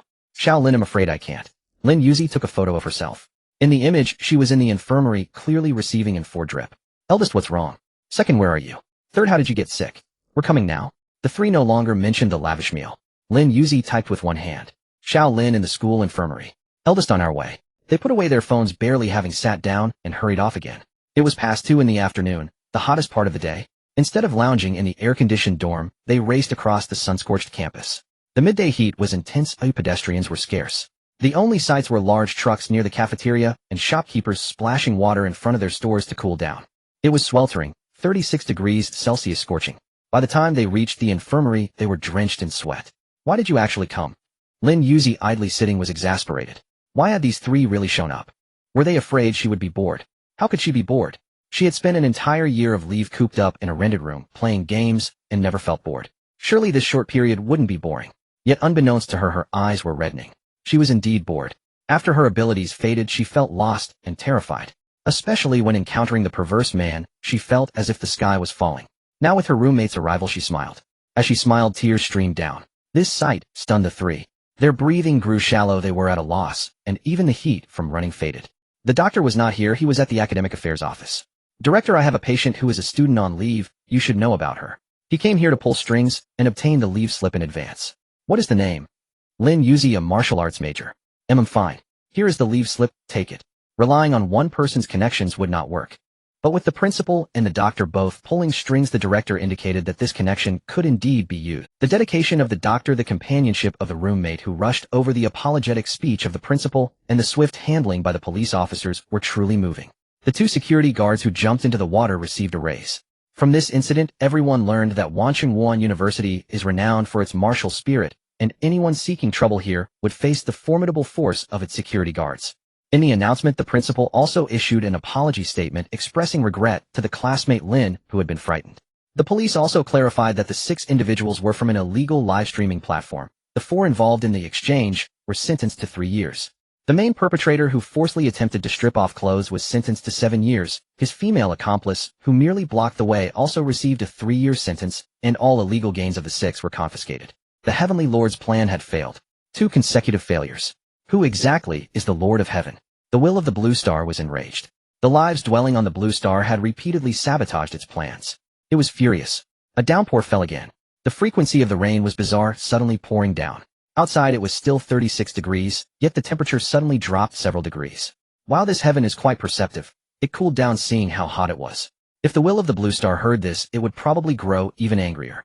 Anomalies. It had sensed the presence of more and more anomalies, and its rage caused it to lose calm judgment. How could it remain calm? The increase in anomalies meant that the side effects of many Jingjia were manifesting. Some turned into wood, some lost all their blood, and some twisted into monsters. Countless laboratories used firepower to suppress them. But once the side effects emerged, they were no longer something conventional weapons could handle. Only a Jingjia could resolve a Jingjia mutated by side effects. This was the hidden side concealed from ordinary people. Inside the school clinic, the 4 had no idea how long the rain would last. The doctor had not returned, and Lin Yuzi dared not wander around. The only thing was that the bottle was only half full. If the liquid runs out, it won't suck my blood back right. When it came to medicine, he was completely clueless. The eldest brother noticed the bottle. Is the doctor not here? He went out, don't know why. Lin Yuzi was uncertain about the doctor's whereabouts, and sat quietly. The second brother frowned. The liquid in this bottle could last at most another half hour. Why wasn't the doctor back yet? The doctor also wanted to return, but heavy rain was falling. He was helping classmates hold up umbrellas. After finishing, half of the doctor's clothes were soaked. He took a brief rest, then hurried back with an umbrella. He was naturally aware of the 4 drip. As soon as the task was done, he rushed back. Drip, drip, drip. The 4 pairs of eyes were fixed on the drip bottle, because the liquid in the bottle had almost run out. As the drip was about to finish, Lin Yuzi put his hand over the back of his hand, wanting to pull out the needle, but afraid that blood would spurt out. Now he was a weak, ordinary person. If blood spurted, what if he died? His mind raced with wild thoughts. He grew anxious. Don't move. A voice sounded. The doctor had returned just in time. He quickly adjusted a new medicine bottle and replaced it. You can't just pull this out casually. In severe cases, the back of your hand will swell. What does that mean? It means. After an explanation, the 4 understood. So there was such knowledge to intravenous drips. If the needle wasn't removed promptly after the liquid finished, the pressure difference could cause blood to flow back into the tubing. Rare, but not impossible. This was backflow of blood. If left for a long time, even if backflow didn't occur, the blood would clot and clog the needle. The worst-case scenario was air entering the blood vessel, causing an embolism. Generally, anyone who has had blood drawn knows that after the needle is removed, pressing a cotton swab for a few minutes suffices. If not pressed, it causes bruising around the puncture site, and might even continue bleeding. Such a small needle prick held so much knowledge. A new drip bottle was hung. Another nearly hour-long wait began. The 3 friends bored started playing games. The doctor changed his clothes and took out a leave request form. Lin, this is the leave request form. I just got it from the academic affairs office. Keep it and fill in 1 month for the leave period. Before Lin Yuzi could respond, the 3 were astonished. Isn't this something you need a competition entry form to apply for? Oh, you're all from the martial arts major, right? Participated in the martial arts competition. Yes. Think about it. Most students in your martial arts major have entered the competition. Are you going to let Lin attend classes alone? The doctor smiled and continued after seeing the confusion in their eyes. Your teachers have also signed up for the competition. Don't think only students participate. So for these 4 months, the martial arts major has complete freedom. That's too good. The 3 were a bit envious. They had lined up from 7 a.m.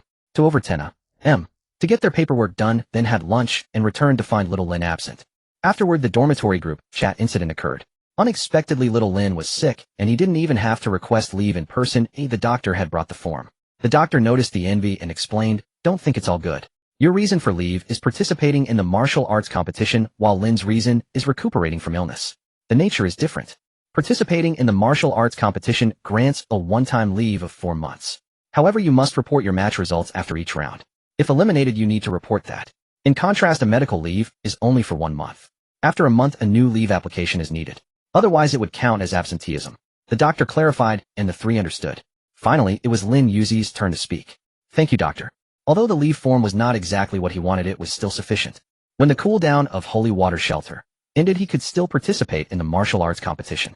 You're welcome. Keep the leave form safe. Doctor, how much longer will this take? It will be done after this bottle finishes. Okay. When you go back, be careful not to catch cold. Cover yourself when sleeping and don't set the AC too low. I know. Lin Yuzi wanted to explain that it really wasn't because he didn't cover himself with a blanket, but ultimately didn't say it. He would be fine by tomorrow anyway. And these 3, the eldest brother answered quickly, classmates. We're in the same major as little Lin. When we heard he was sick, we came. Alright, you chat. He'll go inside. Just call if you need anything. Okay. The doctor walked into the office. The 3 looked at little Lin, strange smiles on their faces. Kicking the blanket in sleep. Tisk, such a grown-up, still kicks the blanket. So cute. Seeing that expression, Lin Yuzi knew they had started another weird fantasy. He wondered what was wrong with heaven. If it wanted to target him, it could just influence these 3. If heaven could speak, it would definitely shout in his ear. I did influence them, I did. But these 3 brats are so enchanted by your face that they keep thinking Lin Yuzi should be a girl. The most dangerous targeting was only sending little Lin for surgery. Thus it was not that the heavens were lacking in power, but rather that they could not influence Lin Yuzi through certain individuals. Unless they found someone with an inherently dark heart, a twisted worldview, or someone who had already developed hostility toward Lin Yuzi. Otherwise, given its influence, it could only amplify the desires within that person's heart. What if someone's desire was to fly up to the sky and stand shoulder to shoulder with the sun? That would only disgust it. The will of launching often resorted to affecting the weather to target Lin Yuzi. This was its last resort. Eliminating the aberrant was its mission. With more aberrants appearing, the weather became increasingly erratic. This rain was heavy and lasted a long time. Even so, the downpour could not dampen the students' enthusiasm. After obtaining their leave slips, they happily sought permission from their advisor. Then they eagerly awaited tomorrow's competition. They would spend the entire day recovering their strength, for being eliminated in the first round during the match would be quite embarrassing. The rain ceased unnoticed, and the sky darkened. It was time for dinner. Tonight's cafeteria fare was exceptionally lavish. So that was it. The 3 of them had seen the truck outside the cafeteria earlier, prepared for this grand feast. Chicken, duck, fish, whatever they wanted was available. They bought a large pile of dishes, rented a table, and paid someone to deliver the food to the entrance of the infirmary. Little Lin was no longer on an 4 drip, but he was too weak to walk far. It would be better to eat first, and then return to the dormitory. This led to a peculiar sight. The infirmary lights were on, illuminating the open space outside. Tonight they were having hot pot. Steam rose from the bubbling pot. The weather had just cooled after the rain, so something warm was ideal. After the meal, the cafeteria staff would come to collect the table, so no cleanup was needed. Have some duck gizzards and duck intestines. The eldest brother opened the container of marinated meats, which were filled with various offal, duck intestines, chicken hearts, and chicken kidneys. The hot pot base was a clear broth. Half was corn and beef balls, the other half pork lung and wolfberry leaves. The soup was delicious. They quickly blanched the thinly sliced fatty beef, hanging it on a ladle, and placed the dragon meat, beef loin, aside. The third brother was busy continuously cooking the food. Occasionally he added some vegetables to balance the flavors and topped up the water. He spoke little, but did much. He did an excellent job. This meal was thoroughly enjoyable. As the 4 of them walked back to the dormitory, Lin Yuzi noticed that his spirits had lifted considerably. It must have been because of the hot pot dinner. Due to his illness, his roommates took great care of him. They barely let him use the serving chopsticks. The 3 of them would use the public chopsticks to place the cooked food into his bowl. If Lin Yuzi hadn't repeatedly said it was enough, that too much would be wasteful. The plates might have been filled to the brim. Halfway through the hot pot, the doctor also joined in. He had left after removing the 4 drip. It was still early then, and they didn't know when the doctor would return. He came back midway through the meal. Regardless, today was over. The table after the meal would be handled by dedicated staff. The doctor would also supervise the cleanup. Back in the dormitory, after returning, the 3 urged Lin Yuzi to rest early, telling him that tomorrow's martial arts tournament would be streamed live, and they hoped he would cheer for them before the broadcast. Don't worry, I will. Lin Yuzi agreed with a smile. He wouldn't watch the live stream in the dormitory. He would go to the venue to compete. Returning to his room, Lin Yuzi ignored the doctor's advice and began to shower. Those who say you shouldn't bathe with a cold or fever worry that after washing you might catch a chill again. This would worsen the illness. As for him, he didn't need to worry about that. Because his passive skill, Holy Water Blessing, was almost ready. With a passive skill he could be willful. He was going to shower. After the shower, he didn't even bundle up tightly. He wore a loose bathrobe, his long legs faintly visible under the fluorescent light. Standing on a chair, he looked at himself in the mirror, that flawless supple skin. No matter how good-looking I am, it's still me. He sighed helplessly and patiently dried his hair. When his hair was dry, he lay on the bed, closed his eyes, and fell asleep. His nose was still stuffy, a bit uncomfortable. Until midnight. The passive skill triggered. The sealed realm was unlocked and his strength returned. His nose cleared. His breathing steadied. By the lake at Wancheng University, at night bullfrogs croaked. Security guards patrolled, worried that someone might be out seeking thrills at night. Wancheng Commercial Center. Staff worked overnight to set up 16 zones. Some competition weapons were moved to the preparation area. The rest areas and spectator stands were equipped with all basic supplies. Food and water were essential. Temporary tin toilets were added by the hundreds. Wancheng Commercial Center could accommodate over 100,000 people. With that many people distributed across 16 zones, each zone still had a large crowd. In the coming days, mobile vendors would also arrive. Every year at this time, it was a test for the police and administrative departments. It was a nationwide test. If an incident occurred anywhere, it would capture the attention of the entire country. Such attention was not a good thing. It would draw the attention of higher-ups who would directly order an investigation. Therefore, these 4 months were the most dreaded time for all local agencies. Because of this atmosphere, many within the agencies dared not engage in corruption. They feared someone would cause trouble during these 4 months. If trouble occurred, they would be skinned alive. Huayu was already the world's largest economy, holding global discourse power, but Huayu had never acknowledged the idea of being the leader. The smaller nations also didn't want to force the big brother to don the yellow robe. Thus a strange world structure persisted. That is, the obvious second place could influence many international affairs. Even the world hegemon of the lighthouse had to act according to the second place's expressions, not daring to go too far. Amidst everyone's eager anticipation, the bell of October 8th tolled. 0000. Let us review the major events of these 7 days. October 1st. Morning. Lin Yuzi obtained a bow and arrows and headed to the western regions to investigate Lulan. The Mineral Resources Department announced the discovery of a major rare earth mineral deposit in the country, several times larger than existing deposits. The output mainly consisted of rare earths needed for chip manufacturing. This gift was presented as Huayu's National Day offering. During the military parade, a new type of J-20 was unveiled, indicating it was manufactured in 3020, not 2020. A large number of advanced weapons appeared. The South Heaven Gate project was confirmed to be real.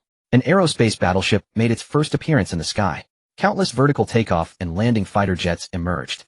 In the afternoon, in the International Military Strength Assessment, Huayu stood as a superpower with 1 dominant and multiple strong, officially becoming a superpower, ranking first in both military and economy. After centuries, Huayu's revival was successful. October 2nd. Many companies in Neon declared bankruptcy, and the rumored chip plan went down the drain. The lighthouse's espionage program called Undersea Bell was leaked. The program had been monitoring leaders of various countries and drew international condemnation. Members of the International Alliance expressed protests demanding that the lighthouse completely end the Undersea Bell program. Meanwhile, Huayu's new rare earth mine began development and orders poured in. In the rare earth trading market, the price per ton of rare earth dropped to $2.0 per ton. But yesterday, a ban on rare earth exports and imports was imposed to restrict the lighthouse and a series of other countries. Also today, Lin Yuzi arrived in the western regions. October 3rd, Lin Yuzi encountered a crisis in Lulan.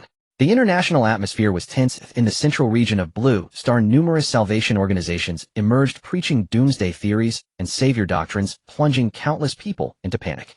The central region dispatched troops to suppress the unrest, and war broke out. On October 4th, a Mirage Dragon appeared over Lulan. Rare earth mineral production stabilized, securing 90 of Blue Star's total rare earth output. The Nantianmen project disclosed that the aerospace warship was designed to counter extraterrestrial threats and would not be used arbitrarily, reassuring the international community. During the military parade, a certain army commander appeared seated among the high-ranking officials. The very mysterious Commander Lin Yuzi had met once before. His rank at the parade was 5-star General. October 5th, the day that vanished. All electronic devices carried by those in Lulan had their time halted. Components were permanently damaged, yet still functional, though they could not be reset to real-world time. Scientists were still studying this phenomenon. The events in Lulan were sealed off and classified as level confidentiality. Lin Yuzi received a kiss from the Queen, acquiring his first passive skill. On October 6th, he returned to school to replenish arrows and encountered the rice-pouring incident in the cafeteria. That evening, while bathing, strange anomalies appeared on his petals, and he fell ill. Internationally, many small-scale battles erupted as those religious organizations began seizing territories and declaring themselves rulers. News of realm walkers circulated among high-ranking officials of various nations. Certain research institutes captured realm walkers in attempts to preemptively locate the resources that would become inevitable battlegrounds after the arrival of Mystic Realm Online. October 7th, the day before the martial arts tournament. Wanqing University opened its campus to the public for promotional purposes while also hoping to mitigate negative perceptions. Lin Yuzi, despite his illness, went out to obtain his competition form. Finding the academic affairs office crowded, he rested in a pavilion, narrowly escaping a pervert attempting to strip him. Finally, it was October 8th today. Early in the morning, the three set off. They were assigned to different zones 1, 3, A, and 5. Each zone held matches lasting 2 hours, starting at 9:00 and ending at 11:00. In the afternoon, matches ran from 3:00 to 5:00. But that wasn't all. Evening matches took place from 7:00 to 9:00. There were many bouts due to the sheer number of participants. Over 3,000 had registered for Wanqing University's tournament. In previous years, there were only around 1,000 registrants. This year, the number had almost doubled. Before, with fewer participants, only 2 sessions were held daily. Now there were 3. The Bitter Melon Trio's matches were all scheduled at 9:00 a.m., so they had to leave the dormitory at 7:00 a.m. to rush to the Wanqing Commercial Center. Today, all city drivers were offering free rides to contestants, comparable to the importance of the college entrance exam. Lin Yuzi woke up just as they were leaving. He found that his cultivation base had returned and his negative status had vanished, bringing a refreshing clarity. His own match was scheduled for the 7:00 p.m. batch. There was still time, and he needed to procure an outfit to conceal his identity. Since it was a martial arts tournament, he decided on an appearance that was both martial and mysteriously profound. Thus, he bought a straw rain cape, a veiled straw hat, and changed into martial arts attire. He also wore an inkwash mask over his face. His shoes were 1,000-layer cloth slippers. An intense wuxia style emanated from him. "Young swordsman, draw your blade." After uttering that cringeworthy line, he chuckled. Changing out of the outfit, he opened the Wanqing media feed on his computer. Today's event would be live-streamed, and many were already watching. At 9:00 a.m., the matches began at the Wanqing Commercial Center. In Zone 1, the eldest Jiang Yongji stood in the preparatory area, brimming with excitement. He had chosen a staff as his weapon. Among all wooden weapons, the staff was least affected by the rule's weakening. Over the past 7 days, his father had told him that their family were once the leaders of the martial arts world, with a formidable ancestor named Jiang Yuyin, whose martial skills were legendary. The status of martial arts leader had been lost precisely because of Jiang Yuyin's overwhelming power. No one had believed this tale for generations, and Jiang Yuyin was even branded a great demon. The Wang family clan records were too ashamed to document her, mentioning her only briefly in unofficial chronicles. Jiang Yongji retorted, "Don't think I haven't read the legend of Jiang Yuyin. The genealogy was probably fabricated by an ancestor 100 years ago." After seeing that story, tampering with clan records is nothing new. Some people always borrow famous names to glorify their ancestors. But if you're going to borrow, at least pick a credible one. Besides, Jiang Yongji practiced staff techniques, not transplanting flowers and shifting trees. Today he was determined to shock everyone. Gripping his tumter-long staff, he scanned for cameras. Contestants, please enter the arena. At the referee's command, the matches began. Lin Yuzi watched the fighters. In summary, it was chaos, wild punches, overwhelming veteran masters. There was no technique, only intense single-mindedness to strike vital points and change colors. Everyone was constrained by the rules. After watching for a while, he realized the preliminaries were too watered down to be worth viewing. Only after several rounds of elimination would the spectacle improve. On the organizers' side, the chairman of the Wancheng Martial Arts Association sat among the officials, flanked by government representatives. They knew from experience that today's matches held little interest. But there was one exception. Jiang Yongji in Zone 1 dominated fiercely, knocking all opponents off the platform within an hour. Achieving this on the first day of the preliminaries already set him far above the rest. The referee approached the first victor for an interview and asked esteemed martial artist, "Why have you come here?" "For honor." "Why did you choose the long staff over blades or sabers?" "My family has always wielded staves, so I followed suit." The referee nodded. A family tradition, understandable. After all, many of the first day participants were true amateurs. With a bit of luck, Jiang Yongji had managed to eliminate everyone in Zone 1. "So classmate, is there anything you'd like to say?" Hearing this, Jiang Yongji breathed heavily, his excitement surging as he shouted into the camera, "Lin Yuzi, are you watching? I know you are. Are you cheering for me? You're sick, so take care of yourself." It seems this martial artist carries the hopes of his loved ones. I'm sure your friends and family are watching this live broadcast. Yes, Shaolin must be watching the stream. Shaolin was not watching the stream. He was busy posing. Straw rain cape, straw hat, cloth shoes, they sufficed. For a weapon, he had initially thought of using a fishing rod.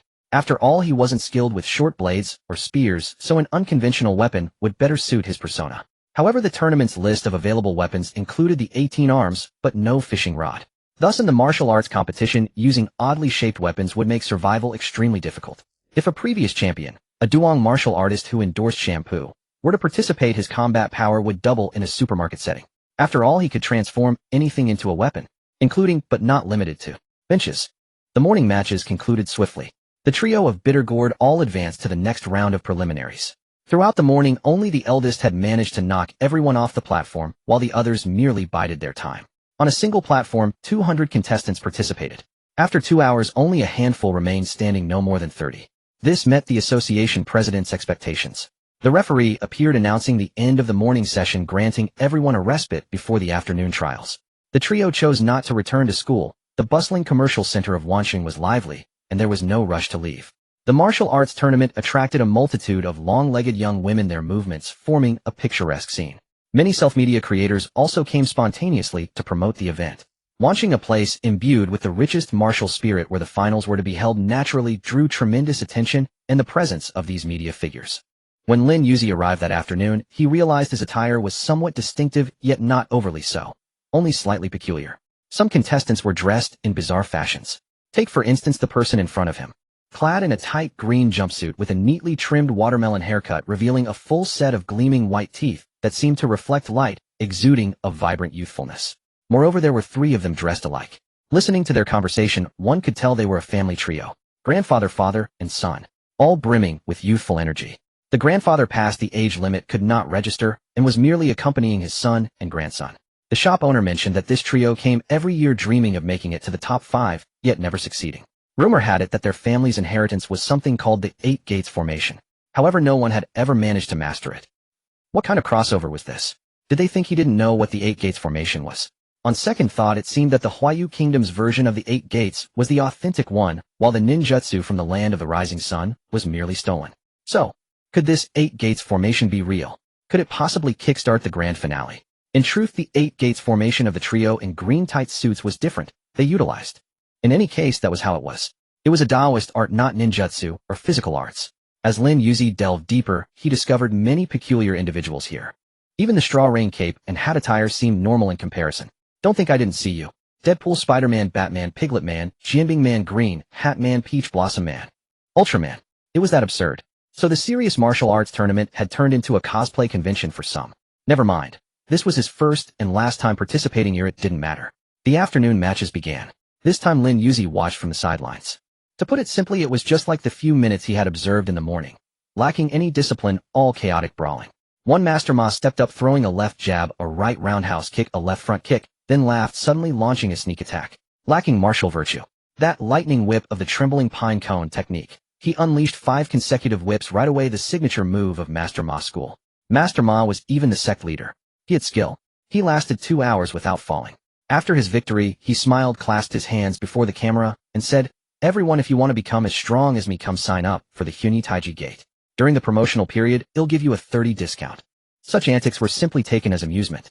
Soon night fell. The lights of Wanqing Commercial Center blazed, turning it into a city that never sleeps. The 7 p.m. matches commenced. Lin Yuzi arrived at the preparation area where weapons could be selected. He carried 2 short knives at his waist and a long spear slung across his back. The spear was longer than he was. Then amid the astonished gazes of the crowd, he walked to Sector 16. He was the first to wield 2 types of weapons, instantly drawing countless exclamations. That straw rain cape guy is pretty clever. Taking 2 weapons means he can counter his opponents. Isn't that unfair? What about those who only use 1 weapon? The rules don't forbid it. Some supported, some opposed. The organizers, certainly aware of the public's voice, explained, the straw rain cape man's actions are within the rules. If you can carry them, you can take 2, 3, even 4. Sometimes more weapons weren't necessarily better. Some people spend a lifetime perfecting just 1 weapon. To master multiple weapons simultaneously required exceptional talent. Otherwise, it was as difficult as reaching the heavens. Each new weapon demanded a completely new approach. One had to start from the apprentice level again. Now, with the appearance of a contestant wielding 2 different weapons, even the president was uncertain whether this person was truly skilled or merely exploiting a loophole. At exactly 7 o'clock, the bell rang and the matches began. In Sector 1, a masked weaponless oddity appeared. Her strength was astonishing beyond anyone's expectations. She went on a rampage. In less than 10 minutes, all 200 contestants were thrown off the platform. Literally thrown. She was like a Valkyrie. Netizens also dubbed her the Valkyrie. She hadn't expected this title to come so soon in this life. As she left Sector 1, she murmured softly, "Lin Yuzi, are you watching? You can't escape. I will find you." Zhang Yongji, who was also in Sector 1, felt a chill down his spine after witnessing that match. Was this violent woman really that terrifying? Could anyone casually lift a person weighing over 100 Jin and toss them around like a toy? It truly challenged his worldview. The second brother in Sector 3 also witnessed a jaw-dropping scene. An old man in a training suit dressed like a grandpa in the park wielded a knife and slashed wildly. In less than half an hour, he had cut down everyone. Among them was a contestant who had ranked in the top 100 of the previous tournament.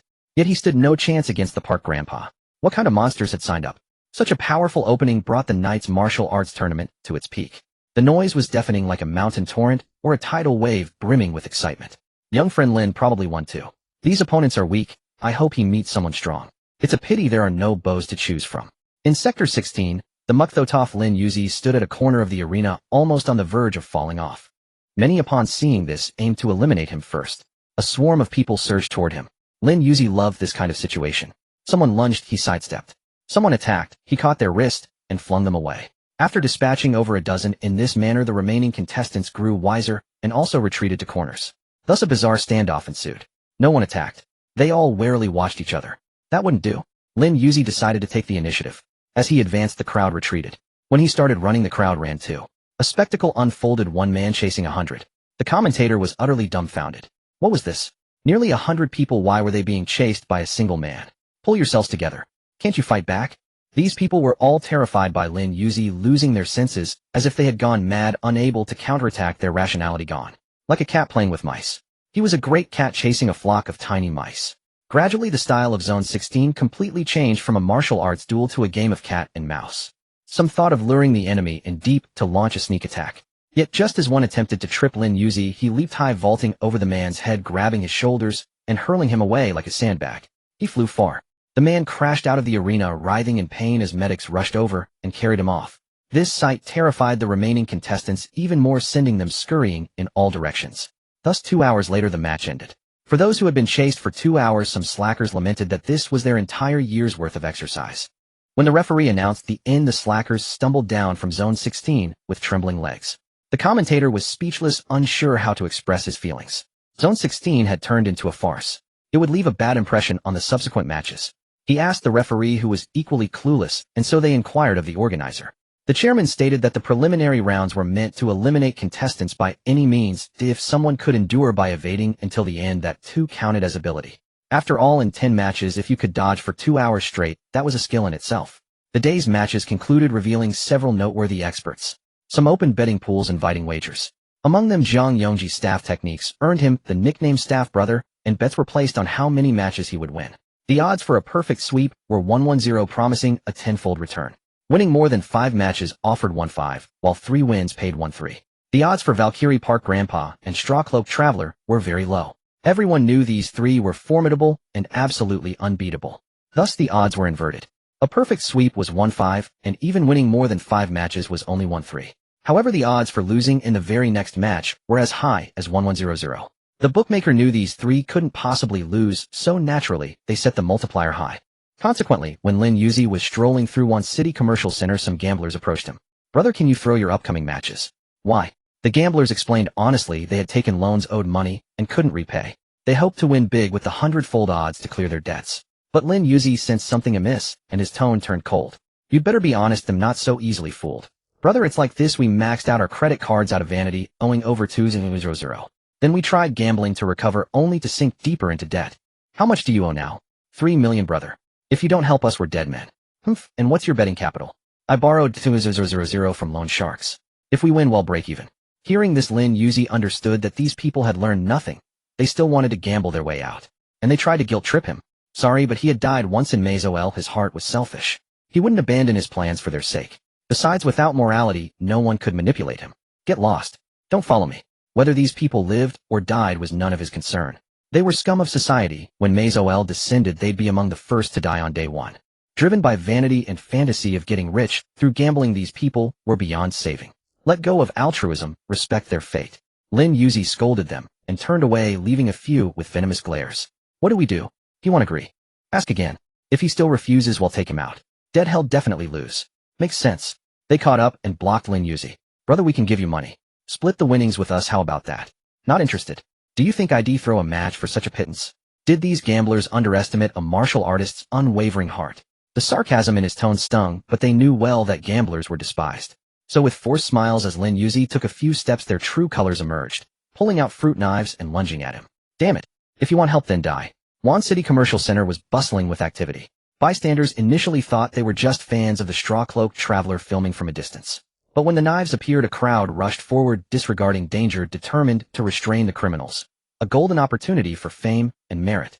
Martial artists harbored a chivalrous spirit. Though it might sound wrong, they secretly hoped for such incidents to practice righteousness. But before the crowd could reach, Lin Yuzi acted. As if he had eyes in the back of his head, he dodged and struck with palm and elbow, each blow causing excruciating pain. He used only 20% of his Yellow Realm first strength enough to leave ordinary men bedridden for 10 days. With full force, he could shatter rock. Facing the knife-wielding man, Lin Yuzi sidestepped, kicked him down, then seized the knife, pressing the man's arm with one knee and bringing the blade close to his eyeball. "Don't move, or you'll lose an eye." The pinned arm throbbed with pain. Despite that, the gambler dared not stir, gritting his teeth in terror.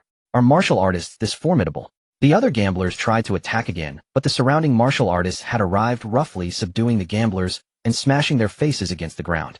This continued until the police arrived. Seeing this, Lin Yuzi rose, tossed aside the knife, and turned to leave. It took less than a minute to dispatch these inept gamblers. But as he walked away, one gambler who had been lying dazed stood up, pulled something from his pocket, and threw it at Lin Yuzi while shouting. It was lime powder. The nearby martial artists couldn't dodge in time. Their eyes were hit, burning fiercely, unable to open, excruciatingly painful. Seizing the opportunity, the other gamblers also pulled out lime powder and scattered it everywhere. It's a trap. Their target is martial artists. "On my eyes. My eyes." The police officer, still some distance away, witnessed the scene, immediately evacuated the crowd, and charged forward fearlessly. The gamblers had completely lost their minds. In the gambling dens, a motley crowd gathered. What kind of beings one might encounter was anyone's guess. The gamblers had completely lost their minds. In the gambling dens, a motley crowd gathered. What kind of beings one might encounter was anyone's guess. Fortunately, Lin Yuzi had already walked some distance away. Otherwise, the lime powder would have directly hit his eyes as well. But he hadn't gone far enough. His eyes still stung with a burning sensation, tears streaming down continuously, unable to open fully. When faced with a situation, his first instinct was, "Heavens, you're causing trouble again. Can't you ever give it a rest?" Lin Yuzi felt utterly helpless. He couldn't oppose the heavens. They were far above, so how could he retaliate? He couldn't even strike back, at most expressing his discontent with a rude gesture. The gamblers were subdued and taken away for interrogation. The martial artist, whose eyes were sprinkled with lime powder, rushed to the hospital for further treatment. One person was an exception. He didn't go to the hospital, waiting instead for the passive ability of Holy Water Shelter. The passive skill would refresh in a few hours, so there was no need to waste time at the hospital. His current sensation was that his eyes couldn't open, only able to squint with a burning feeling around them. But while he didn't have a match tomorrow, so he could just go back to the dormitory and lie down for the day. Originally, Wancheng Wuhan University had planned to hold the freshman speech on the last day of the National Day holiday, October 7th. But due to some incidents, the cafeteria food throwing, and the perverted couple by the lake, the speech was postponed repeatedly. The martial arts tournament had also begun, so they had to wait another 20 days, scheduling the speech at the end of the month. Why mention this? Because on October 8th, the Dean of Academic Affairs had looked for Lin Yuzi the day he participated in the competition, but couldn't find him. The doctor had clearly said the student was sick, so where had he gone? Worried that Lin might wander off, the dean waited at the gate. Meanwhile, Lin Yuzi had changed clothes, squinting as he got out of the taxi and walked toward the school gate. Lin. Student. The dean had sharp eyes. Seeing him, he stepped forward, intending to ask him to give the freshman speech in a month, but then noticed his squinting, pained expression. His words turned into concern. Are you alright? You went out even when you're sick. I'm fine. The martial arts tournament started, and I was curious. I know you're curious, but you need to take care of your health. This tournament happens every year. Focus on recovering. That's what matters most. I understand. Lin Yuzi could feel the dean's concern. But why was the dean here? Dean, are you waiting for someone? Yes, for you. For me, eh? This time Lin Yuzi was puzzled. What did he want? It's like this. The dean began to explain. After listening, Lin Yuzi understood. A freshman speech, that was fine. But saying getting a kidney harvested, that might not be appropriate. Dean, I can give the speech no problem, but I have a few requests. Go ahead. I want to take leave. Lin Yuzi pulled out his competition registration form. Seeing the form, the dean felt a dizziness, his voice rising involuntarily. Lin, are you crazy? You're sick, and you want to compete. But I've already registered, and I won today. That was luck. Luck is still a win. If I don't compete, you'll regret it. In the end, seeing Lin Yuzi's serious expression, the dean relented. I can approve your leave. Thank you, dean. He'll attend the freshman speech, but he'll do a little disguise. Is that okay? That's fine as long as you show up. Great. And so the matter was settled. The freshman speech was no big deal. Lin Yuzi already had a plan. After all, he hadn't really been kidney harvested. But thinking of Shi Yifang searching everywhere for him, he decided to reveal his identity. On the day of the speech, he would hide himself and recount the events he had experienced. That way Shi Yifang should stop looking for him. Clever as always. Dean, if there's nothing else, I'll head back. Go rest quickly. You're sick and still competing. Don't let anything happen. The dean urged him a few times, genuinely worried that Lin might collapse before his eyes. Lin Yuzi wasn't about to faint, but his eyes were burning, nearly unable to open, and he walked with a teetering gait, making the dean's face twitch. What could make a person with a fever and cold walk like they were drunk? If not for the fact that Lin Yuzi had been clear-headed during their conversation, even negotiating terms, the dean would have carried him back to the dormitory. Even without carrying him, the dean followed all the way until he saw Lin enter the dormitory, then left with relief. Inside the dorm, Lin Yuzi realized he couldn't see. The lime powder was truly devastating. His eyes burned fiercely. Holy water shelter would be ready in about an hour. In the world of darkness, he fumbled his way back to his room. He experienced the blind man's world. Every step required caution. It felt as if the passive skill was deliberately restricting him. Whenever he had a negative status, his cultivation was sealed. Was this due to the queen or something else? Lin Yuzi couldn't figure it out. After a long while, a blue wave swept through, clearing the negative status. The burning sensation around his eyes vanished, replaced by a cool relief, and a blue shield appeared. The 24-hour countdown began. At 11 p.m. Well, this is... I'll take a shower. Lin Yuzi wanted to say something, but ended up saying nothing, not knowing what to say. Within the shield, water cascaded from the showerhead, warm droplets sliding down his alluring physique. Above the western sky, the queen's eyes snapped open. Her holy water pearl had just turned pink. Had the pearl itself blushed? What? How? The holy water pearl possessed intelligence. Years later, it would take form as a young girl, saying that she was once captivated by Lin Yuzi's skin and yearned to transform into a woman. Specifically, the image of Lin Yuzi from that time, a flat-chested, mature beauty. Inside the dorm, after showering, Lin Yuzi dried his hair. With nothing to do tomorrow, what should he do? Earning money seemed unlikely at the moment. The 13 billion land in the east of the city still needed funds. How could he gather enough? If he waited until next year to invest in currency, he felt the time pressure would be immense. Money, money. He set down the hairdryer and gazed out the window. The moon hung in the night sky, but it couldn't represent his heart. I must have forgotten some opportunity. He racked his brain, trying to recall. Was it? The liquor sector would drop. No, that would mean losing money. Or maybe the crude oil price next month. Maybe he should buy a lottery ticket tomorrow. Decision made. Tomorrow he would buy a lottery ticket. Time flies. The next day, early in the morning, the door of the small villa opened, and the three had just returned. Last night, the eldest became the center of attention and was invited by many people. That was normal. Someone had set up betting odds on his winning streak.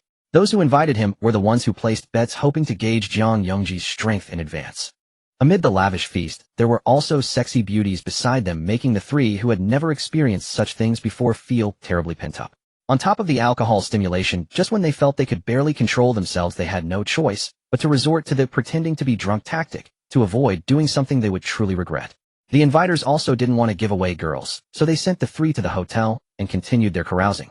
After having some drinks and returning to the hotel, the three fell into a dazed sleep.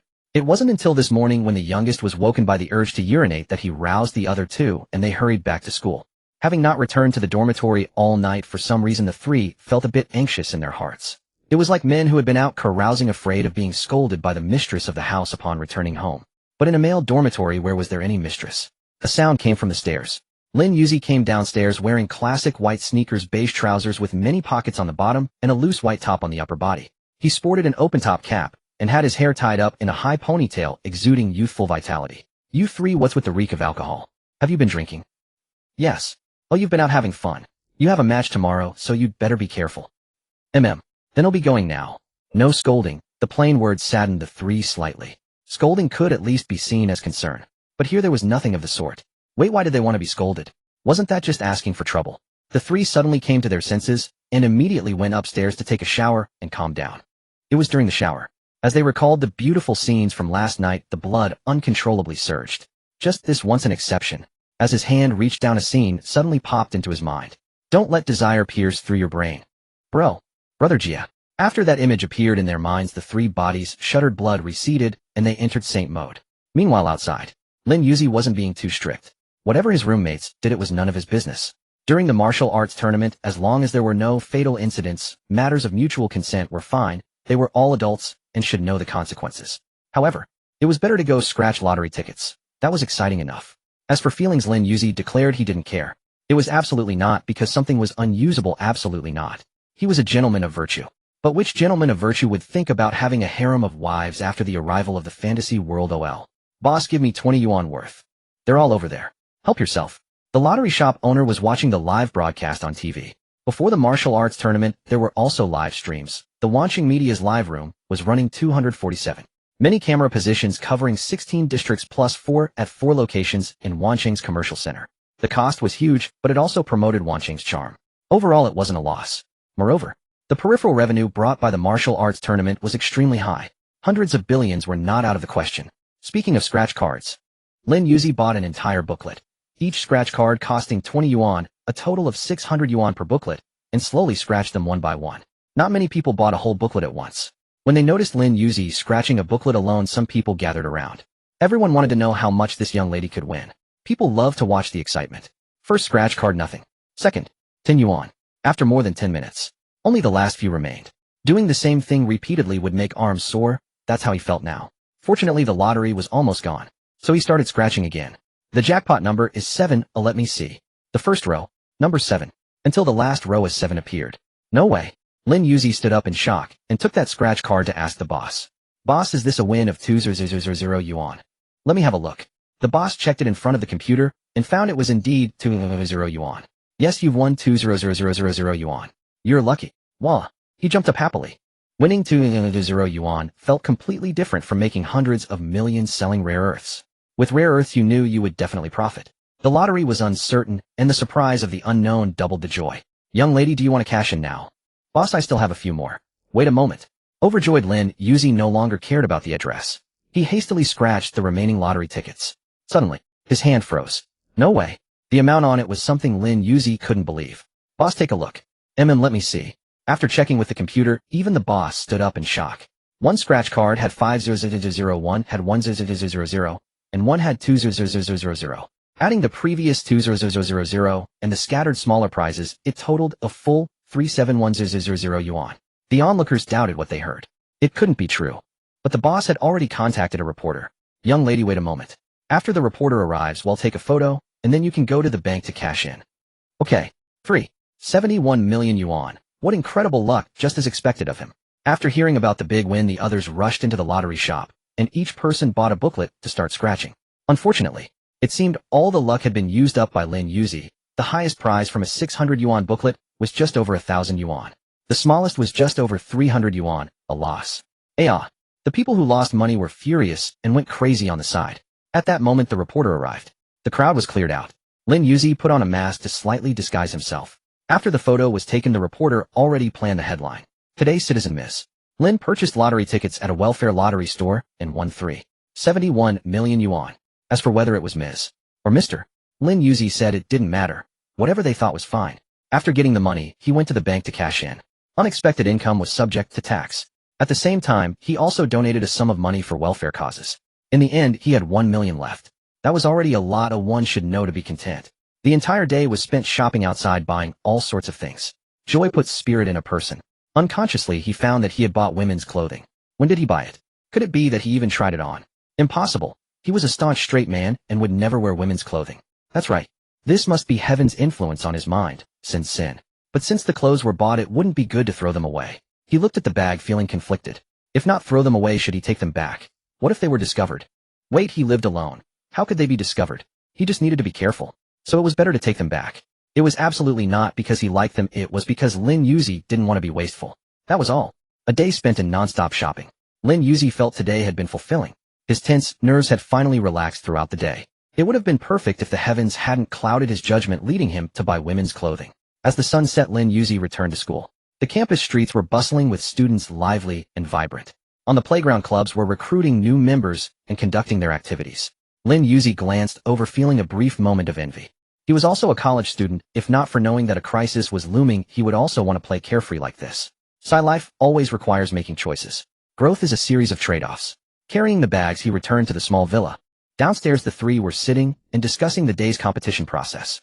They most wanted a certain someone to hear. So when that someone appeared, the eldest raised his voice a bit, boasting about his glorious deeds of taking down many people with a stick. But when he noticed Lin Yuzi about to go upstairs, he couldn't help asking, "Xiao Lin, you've been out all day, what did you do?" "Shopping." He showed 2 bags. Seeing this, the eldest asked curiously, "What did you buy? Let us have a look." "No." Lin Yuzi refused sternly, his face taut, as he quickly went upstairs. After he disappeared, the eldest slumped on the sofa and said helplessly, "Xiao Lin is so mysterious, not letting us know what he bought. Come on, Xiao Lin has his secrets. That method of making money, can any of you do it?" At these words, the 3 fell silent.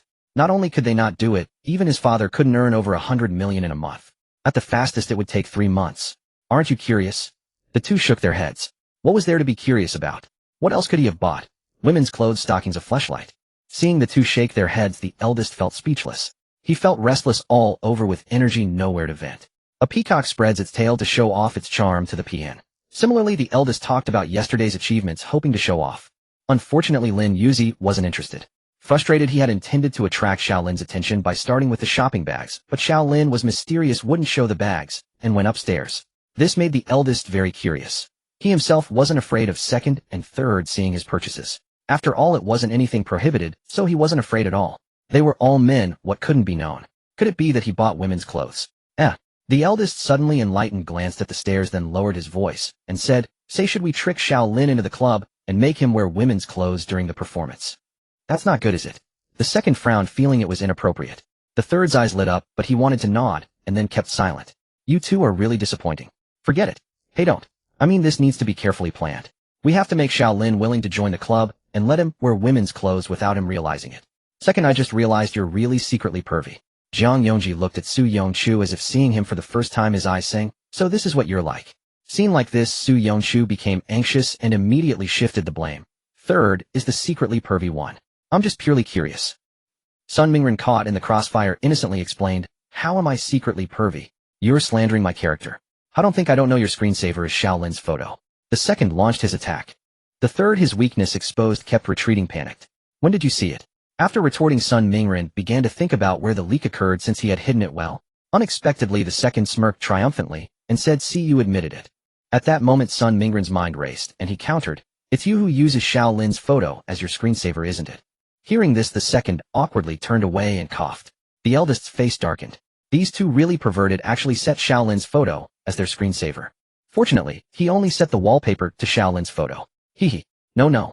Weren't they discussing how to trick Xiao Lin into wearing women's clothes? How did it go off topic? He had to pull the topic back. Soon the 3 began discussing and studying the feasibility of the plan. Inside the room, while the 3 were talking, Lin Yuzi had already hidden the women's clothes, placed deep in the cabinet. The heavens were very, very malicious, affecting his sanity, making him buy so many accessories. Classic blame shifting, he would never admit it was his own purchase. If there was any fault, it was the heaven's fault. Who told it to keep targeting him? How infuriating. After a long while, he came out of the shower and his hands uncontrollably reached for the cabinet. Slap. He slapped his own hand. For some reason, he actually thought his previous men's clothes weren't good looking and wanted to wear those clothes. What's going on? I should have regained my sanity. Could it be that the heaven's power has grown stronger and is still influencing me? This time he seriously considered that possibility. After thinking it over, he found nothing, so he could only bury the doubt in his heart. And he suppressed the thought of wanting to wear.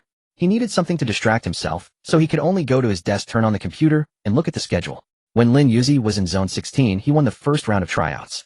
Then for the next round, he remained in Zone 16, but the number of participants would be supplemented to 200. Those not eliminated from the previous round continued to compete. There were many people, 3 matches a day, 3-0 per match, about 1-0 people competing per day. But there were over 3-0 participants in one city, exceeding 2-0. After all, according to the current rules, even if it runs for 20 days, only 2-0 people would have competed. There would be many buys. But there's no need to worry. The scheduling algorithm is powerful enough to ensure every registered person gets to compete. It's just that the difficulty may increase as it goes on. After browsing trending topics out of boredom, for a while Lin Yuzi lay on the bed. He didn't really like wearing men's clothes. What he was wearing now was a loose robe. Why is this happening? In a place he didn't notice, the 7th petal had begun to die, only waiting for an opportunity to complete the coloration. Late at night, those preparing to compete tomorrow were resting. The association president was still crafting weapons. President, should we let the martial artists make their own requests and then craft according to their demands? Good idea, but how do we ensure fairness? President, the martial arts competition can never guarantee absolute fairness. If everyone uses custom weapons that suit them, that's another kind of fairness. This statement moved the president. He pondered for a moment and then consulted with higher-ups. During the martial arts competition period, the feedback channel is staffed 24 hours. And here it was. The reply came. The president opened it, and his pupils dilated. The message on the computer read, after deliberation, the proposal has been approved. It will be implemented after the preliminary round selection concludes during the main competition. Before that, the original rules remain unchanged. The president never expected the higher-ups to agree. Upon reflection, he found the approval unsurprising. With the mysterious world approaching, it was only natural to add something different to the final martial arts tournament. When all martial artists can use weapons that suit their field, the subsequent matches will be far more thrilling. This year's registration numbers had more than doubled compared to the previous year. Among so many participants, no one knew how many formidable fighters were hidden. I hope that young friend achieves good results. The martial arts tournament also served as a training exercise for the military. They sent soldier trainees who had undergone realm practitioner training to compete. Training and competition proceeded simultaneously. During the tournament, no one would stand still. The next day, October 10th, a double 10th day, the Bittergourd trio had morning matches again. They left early believing Xiao Lin would be watching them on TV. In truth, Xiao Lin hadn't woken up yet. Lately, strange dreams occasionally plagued his sleep. The outcome was always the same: death. Dreaming of death was hardly a good omen. He was annoyed. Why did he keep dreaming of dying? Could it be that his rebirth couldn't alter fate? He refused to believe it. If the chains binding destiny truly existed, he would shatter them with his own hands. When he woke, it was already 10 o'clock. The match had been running for an hour. He lay in bed, watching the live stream on his phone. Launching Commercial Center. District 1. Zhang Yongji was in trouble. Out of 200 people, only 2 remained, him and his opponent. The opponent wore a loose black robe with a hood and a mask bearing strange patterns beneath it. His weapon was a chain wrapped around his hands. In truth, chains weren't among the available weapons. He had linked together various weapons using the nunchaku from the 18 arms after defeating many others. In the audience, many feared Zhang Yongji would lose. Not because they thought highly of him, but because they had placed bets believing he could win 5 rounds. If he lost in the second, the house would take it all. Hold out, don't engage. The sudden emergence of the black-robed dark horse ignited the crowd's emotions. They shouted for Zhang Yongji to last an hour and not lose. Only Zhang Yongji, present on the field, understood the immense pressure the black-robed man exerted. He dared not strike with his staff, or any attack would be entangled and his weapon would be disarmed. Losing his weapon meant defeat for Zhang Yongji. The black-robed man was in no hurry. He spoke in a low voice. This world is an illusion. I want to eliminate you, I need you to help me eliminate more people. His tone was icy, his expression blank. With the mask on, his face was truly unreadable. But on the back of his hand, hidden beneath the wide sleeve, a chain pattern appeared. This man was a top-tier expert among the top 1,000 in Meiji OL, a realm practitioner. Blue Star OL panel. Name Fei 2. Gender male. Race human. Realm human. Realm 7th stage. Ability Prison Heaven Chain. Universal link passive skill. When no chain is in hand, he can create a substitute chain weapon. If the opponent's realm is lower than his, he can disarm any frontal melee weapon with a 100% success rate. The chain pattern on Fei Tu's hand was half lit. This passive skill came at the cost of half the side effects. And so District 1 fell silent. The audience quieted as well. They all waited for the time to run out. Finally time was up. The audience erupted in curses. They understood the tournament rules. Knowing that Jiang Yongji and Fei Tu would meet again in the day after tomorrow's match meant they were about to lose money. The house wisely opened a new betting board. The odds for the black-robed man matched those of Valkyrie Park Grandpa and Straw Raincoat Guest. They all bet on losing, not winning. The odds for losing the next match were as high as 100-fold. It was another obvious trap. The organizers knew but turned a blind eye. Once a year they let these people be. Even if banned, private betting would persist. Better to keep it in the open, fair, and transparent. Speaking of betting, the investigation into the lime powder throwing incident from 2 days ago yielded results. The three men claimed that after losing their bets, someone at the casino told them what to do and gave them the powder to threaten the martial artist. They didn't know why they acted that way after being refused. Later they said they couldn't remember throwing the lime powder. The memory gap began after the Straw Raincoat Guest refused to share the spoils. They truly couldn't recall what happened next. Whether their words were true or false depended on the police's belief. But regardless, the deed was done, they deserved punishment, and were all locked up. They were even happy to be imprisoned because that way they wouldn't have to repay their debts.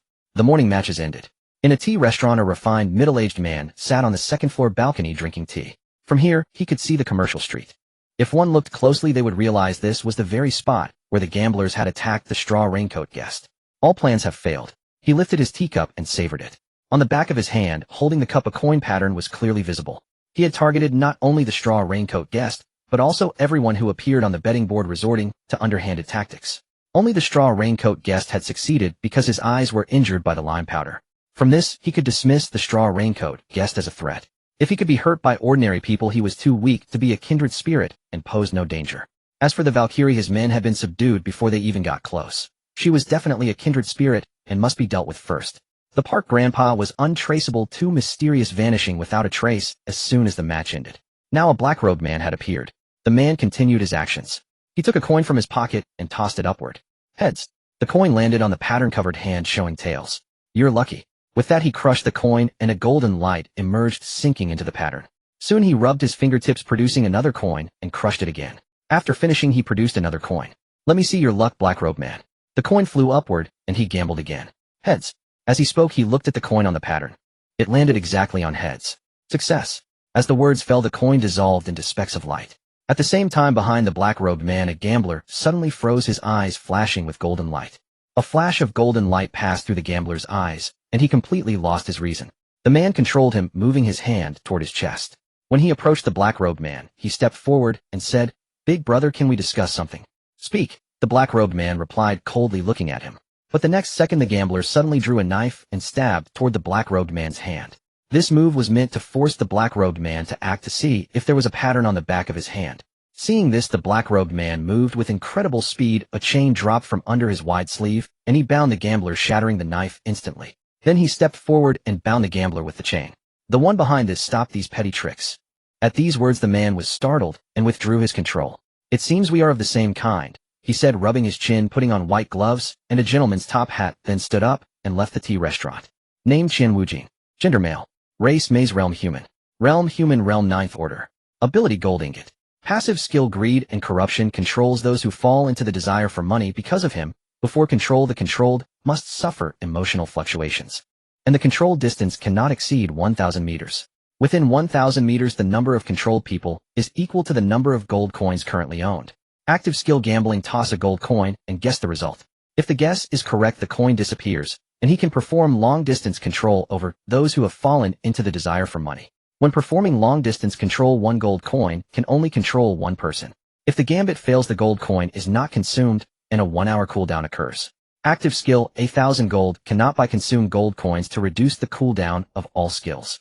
1 gold coin reduces cooldown by half an hour. Active skill: rolling wealth. Every natural day, 1 gold coin can be obtained with a maximum of 5 coins. The cap will increase as strength improves. The Maze Realm human race is a traitor to the human race, selling their souls to the Lord of the Maze Realm to gain abilities prematurely. However, they do not obtain expansion skills to avoid being targeted by the Blue Star Well. The existence of the Maze Realm human race is to eliminate the realm practitioners of Blue Star in advance. No one knows how many Maze Realm humans exist. And it's not just the human race. Don't forget the horse. Valkyrie Black-Robed Man, well see. Qian Wujin had used up his gold coins for today, he had no coins left. However, he could develop those controlled by the desire for money. These desire-stricken individuals would all be his future soldiers. He would not participate in the martial arts tournament, hunting those who participated was what he should do. On the other side, Fei Tu looked at the gambler. That feeling just now was definitely a realm practitioner. To have obtained so many abilities in advance could it be? He had some guesses, but was not yet certain. After seeing the police arrive, he retracted his chain and turned to leave. As for testimony with so many onlookers they would explain. Therefore this incident was classified as a gambler attack. Since he was indeed a gambler, it was likely that he had bet on Black-Robed Man loses next match, and thus took the risk of murder. It was identical to the attack on the straw-cloaked guest the day before. The 100-fold odds drove some people insane. In the afternoon the competition proceeded as usual. This time there was an extra 5-meter-tall muscular man wearing a chicken head mask. With a solid stance and relying on his shoulders, he pushed the other contestants off the stage. A single Iron Mountain lean could kill even gods. This self-created move was unstoppable for countless people. The Green father and son also took the stage, they cooperated with each other and defeated many. The green watermelon head hairstyle also caught people's attention. Some people saw this and sighed, seeing the green watermelon head, I think of my lost youth. Even the 5-star general of the Lighthouse Nation Mike said, youth is priceless. Before this I could never understand it until the appearance of the 3 generations of green watermelon heads made me realize what youth is. In the evening, Lin Yuzi was about to take the stage. On the other side the Valkyrie had her contestants trembling in fear. As soon as they went up they united to try to eliminate her. The result was no surprise, within 10 minutes everyone was thrown down again. In the face of absolute power, playing these petty tricks is meaningless. Her words were profound. Qian Wujin in the audience was stunned and smiled. Truly a kindred spirit, each one more arrogant than the last. He turned his gaze to the park grandfather. The grandfather was still the grandfather. With a wooden sword he swung from the east of the arena to the west, and from the south to the north. 200 people were chased and struck by him. Grandfather, stop. They'll jump down myself. Grandfather, go easy. Don't twist my bones. The wooden sword hurt too. Even one hit made them scream in pain. Having no choice, they didn't want to endure such torture, and all chose to jump off the stage themselves. The park grandfather won again with overwhelming strength. Finally, everyone's gaze turned to Zone 16. There was still the straw-cloaked guest. As in the previous match, the straw-cloaked guest stood at the edge of the arena. However, someone mentioned the incident from 2 days ago. Go. The straw-cloaked guest was injured by quicklime in his eyes. Hurry up and eliminate him. Go on. Are you even men? Many in the audience shouted, their voices like a flood and tsunami with fervent excitement. Under the immense pressure of profit, they all wanted the straw-cloaked guest to lose. Many of the contestants on the stage also knew about the incident the day before. Originally hesitant, they now became resolute. 199 people, as if they were of one mind, launched an attack on Lin Yuzi. Some were quite shameless. Since the straw-cloaked guest had injured eyes, they surrounded him from all directions, and some went straight for his lower body, trying to perform judo throws. There were still many who had learned various martial arts from different countries, such as judo axe kick, Superman punch, and suicide kick. The moves were varied and quite threatening, relying on unpredictable attack patterns. Facing all this, Lin Yuzi was not flustered at all. With overwhelming strength, he had no fear of these schemes. As the crowd closed in, he spoke. Look at UFO. As soon as he said this, everyone couldn't help but look up toward the back. But their brains reacted faster than their bodies. Just as they turned their heads, they realized something was wrong. Oh no, it's a trap. But their necks were still in motion. Before they could turn back, their necks were hit by a force and their vision spun. They were thrown off the stage with twisted necks. Damn it. No martial ethics. Trickery and sneak attacks. The UFO tactic instantly helped Lin Yuzi take out a dozen people, and he took the opportunity to escape the encirclement. All's fair in war. You're just too stupid. Being beaten and then mocked. Unbearable. They shouted and charged again. Lin Yuzi simply refused to fight them and played a game of kite fighting. This scene left the audience with complex expressions, and even the commentator fell silent. Zone May 16th be small, but it creates legends. District 16 was quite peculiar. In the previous day's competition in District 16, the straw raincoat visitor was chasing after everyone else. This time it was the opposite. The straw raincoat visitor was being chased by the others. If it were merely this, it would still be understandable given the advantage of numbers. Yet the straw raincoat visitor refused to play by the rules. Mid-chase he would suddenly turn around. This startled his pursuers, who all came to an abrupt halt, expecting him to strike and preparing to defend. But the sudden stop caused a pileup, disrupting their formation and sending many tumbling off the arena. Friend turned against friend. After several rounds of this tug-of-war, the numbers dwindled rapidly. In the end, it was the straw raincoat visitor who turned around and chased them once more. Boss, I was wrong. Help please no more. Let me survive this round, I beg you, I beg you. They fled while pleading for mercy. Lin Yuzi was laughing inwardly, but he had to maintain the image of a master keeping a cold face as he continued the chase. Another 2 hours of running passed. When time was up, they collapsed on the ground, gasping for air, resembling Da Huang at the village entrance with its tongue hanging out. Da Huang was a dog, panting with its tongue out when tired or hot. Just then time ran out, and the referee appeared to announce the end of the match. Among all the matches, only those in District 16 were particularly flamboyant, or more precisely, any match involving the straw raincoat visitor was downright bizarre.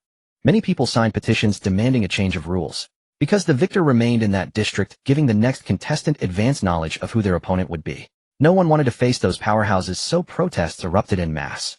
Faced with these protests, the organizers' response was straightforward: protests invalid. However, they stated that new rules were already in the works and would be released in time for the main tournament, urging everyone to hold on until then. This remark was as meaningful as saying nothing at all. What did the main tournament's rule changes have to do with the preliminary rounds?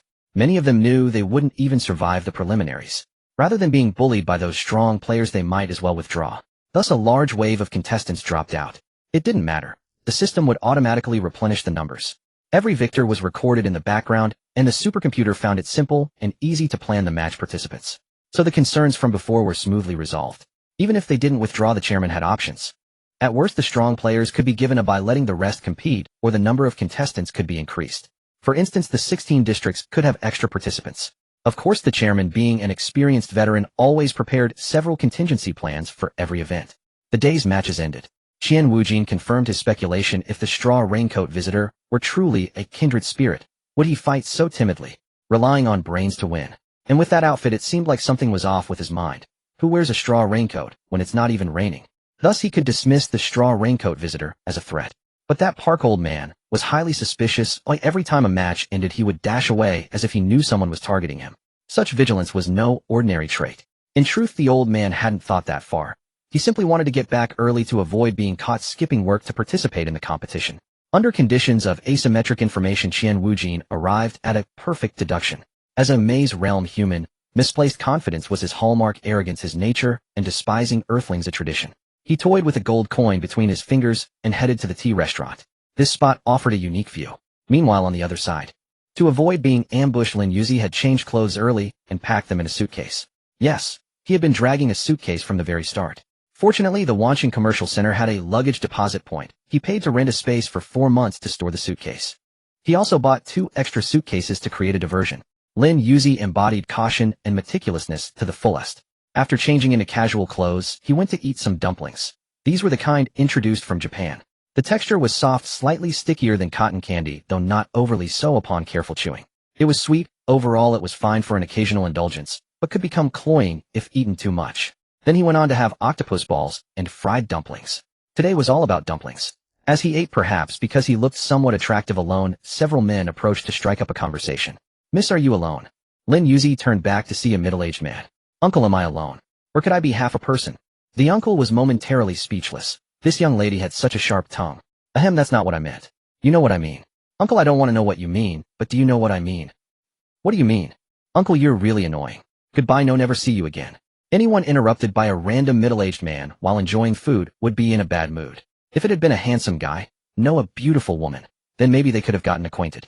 Lin Yuzi left like that. He went to a herbal tea shop. In October, the autumn tiger was still fierce and the night carried a hint of sultry heat. With the million he had won, he shopped and spent lavishly. After all, he had nothing to do for the next few months. Tomorrow he needed to bond with the horse so that after 10 days apart, it would still recognize him. In high spirits, he hummed a tune softly, almost skipping as he walked. For some reason, he was simply happy today. It must be the doing of the heavens again influencing him. Damn it. The heavens. The heavens had no time to bother with Lin Yuzi now. It had come to realize that this anomaly was nothing but a good-for-nothing, posing no threat whatsoever. Unlike anomalies in other places which were extremely dangerous.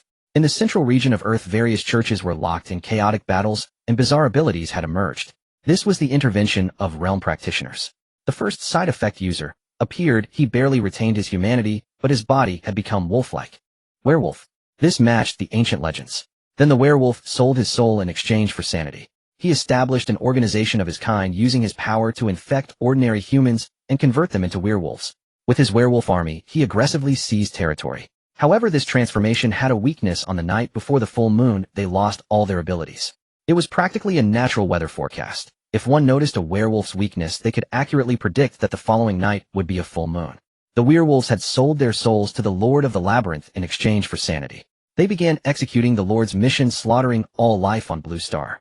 The central region of Blue Star was in motion, the smoke of war hanging in the air so thick that even the rain could not disperse it. These aberrations appeared in broad daylight. The will of Blue Star burned with fury, summoning countless bolts of lightning that slew many lesser werewolves. The werewolf leader was indifferent to the fallen. As long as he lived, he could keep converting more. The Lord of the Labyrinth was about to descend, and he could no longer wait. Provoking the heavens was his duty. Unlike Qian Wujin, the werewolf sought to hasten the arrival of the Labyrinth while Qian Wujin aimed to slay the real Meers of Blue Star. All who threatened the Lord of the Labyrinth must be killed. All living forces must be eradicated. The gulf between real Meers and ordinary humans was vast. Many fiends could only be harmed by real Meers.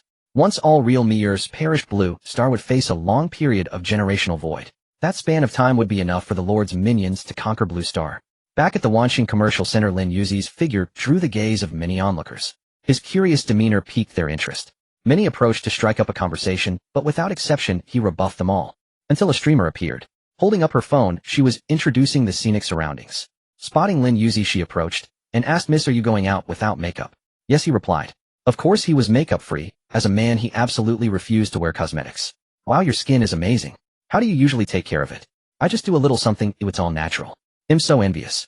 The female streamer was genuinely green with envy. Staring at Lin Yuzi's face, she longed to reach out and touch it. Not only she, but everyone else, and even the live stream audience wanted to. His fair, tender face and rosy lips beckoned for a kiss. Watching the streamer interact with the passing girl, the fans grew sour. Look at this pervert streamer actually touching the girl's hand. Truly a female pervert. Indeed, this female pervert's nickname was Call Me Sashimi. Her fans affectionately called her Sister Sashimi. Sister Sashimi is such a scumbag. The look on her face makes me so mad. I really envy her getting to go to Wanxing. I have to study, so I can't see so many pretty girls. The live stream room envied Sister Sashimi's good fortune. She was holding Lin Yuzi's hand, examining his palm and the back of his hand, displaying it to the camera, and bragging incessantly. Guys, who would have guessed? This girl's skin is so soft, feels so good, and she even has a faint pleasant scent. Scumbag, utterly scumbag. Hearing this, Lin Yuzi pulled his hand back. What a pervert. I'm going home. Oh come on, it's not even 10 o'clock yet. A young person's night is just beginning. No, I have to go home. Bye. Alright then, can I add you on WeChat? We can hang out next time. We'll see if we meet again. Bye. Lin Yuzi didn't want to be entangled by a female pervert. He was already annoyed enough by Shi Yifeng's pestering. If another one joined in, there would be no peace. After he hurried away, Sister Sashimi said regretfully, "That girl is so aloof. She wouldn't add me on WeChat. Am I not pretty?" To be honest, Sister Sashimi's looks were quite striking. A cute round face paired with a tall figure and ample bosom. Hee. She suddenly recalled the girl's flaw. Her chest wasn't as big as hers. With that thought, she cheered up, her tone bright with joy as she continued introducing the night market of Wanxing Commercial Center to her fans. When Sister Sashimi smiles, disaster brews. She must be thinking about something lewd again. As expected of Sister Sashimi, either being lewd or on the way to thinking about it. The saga of Sister Sashimi continued. Lin Yuzi had already taken a cab back to school. As he entered, he saw Shi Yifeng talking to a police officer. Her eyes flicked toward him. What's going on? He strained to listen. It seemed to be about the gambler. Could the gambler have struck again? How had he not encountered him? Lin Yuzi was puzzled. The gambler had fought him just 2 days ago. Today nothing had happened except for that female pervert. Suddenly it dawned on him. Alright, I changed my clothes. I probably wasn't recognized.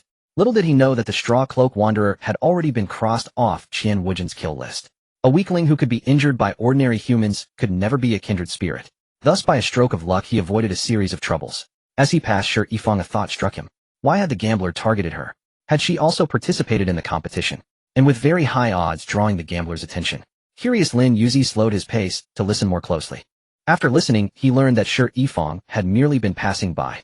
She was recounting how the Valkyrie had encountered a gambler attack, praising the Valkyrie's prowess. Her fangirl demeanor made his heart skip a beat. To think she admired the Valkyrie who had casually thrown people off the ring. A violent woman. Could Shi Yifeng also harbor a violent streak? Frightened, Lin Yuzi hurried away. Curiosity killed the cat. Why had he bothered to eavesdrop? Now he was spooked. A few hours later, Lin Yuzi lay in bed. The passive skill Holy Water Shield had recharged, so he no longer had to worry about negative statuses. An incident like the one where he was doused with quicklime would never happen again. What he couldn't understand was how could ordinary people be confident enough to assassinate martial artists? Would they dare to attack if not swayed by profit? Being blinded by gain was understandable, but one should still recognize the disparity in strength. Otherwise it was just throwing away one's life. Lin Yuzi couldn't figure it out. The matter of the labyrinth human race remained unknown. No one in the entire world knew. People only assumed the gambler's actions were a foolish mistake driven by immense profit. Even Lin Yuzi had to accept that explanation. Thus the organizer issued a statement: excessively high odds may endanger the safety of participants. We hereby urge that the maximum odds for any match shall not exceed 10 times. This announcement was made overnight, repeated 3 times along with a police analysis. Soon all the bookmakers refunded bets placed at odds exceeding 100-fold. Unable to offer 100-fold odds directly, they could stack them. For instance, the Straw Cloak Wanderer loses in the 16th district in the next round, odds 10 times. If he loses within an hour, another 10 times. That way it was 100-fold again. As they say, there are always more solutions than problems. The higher the wit, the greater the cunning. Stacking purchases was indeed a peculiar method. However, the increased complexity made betting more cumbersome for punters. Time passed quickly. In the blink of an eye, the distant sun had risen. The sun is out, I climb the hillside, climb up the hillside, I want to sing. Who? Where did that bell sound come from? Lin Yuzi, startled from his sleep, looked out the window. It was already dawn. He listened carefully and seemed to hear a sound from the front yard of the small villa. Was the long-abandoned yard finally being used? Yes, indeed. The Bitter Gourd trio had begun their hard training. Since yesterday, when Jiang Yongji almost lost his confidence, was shaken, and he kept training himself. In this atmosphere, Su Yongchu and Sun Mingren also started their arduous practice. It was only the second round, and even the strongest boss almost got eliminated. If those two little rookies encountered an expert with bad luck, they would surely be eliminated. They were martial arts students after all, registered with their real names. If they lost, the whole school would know.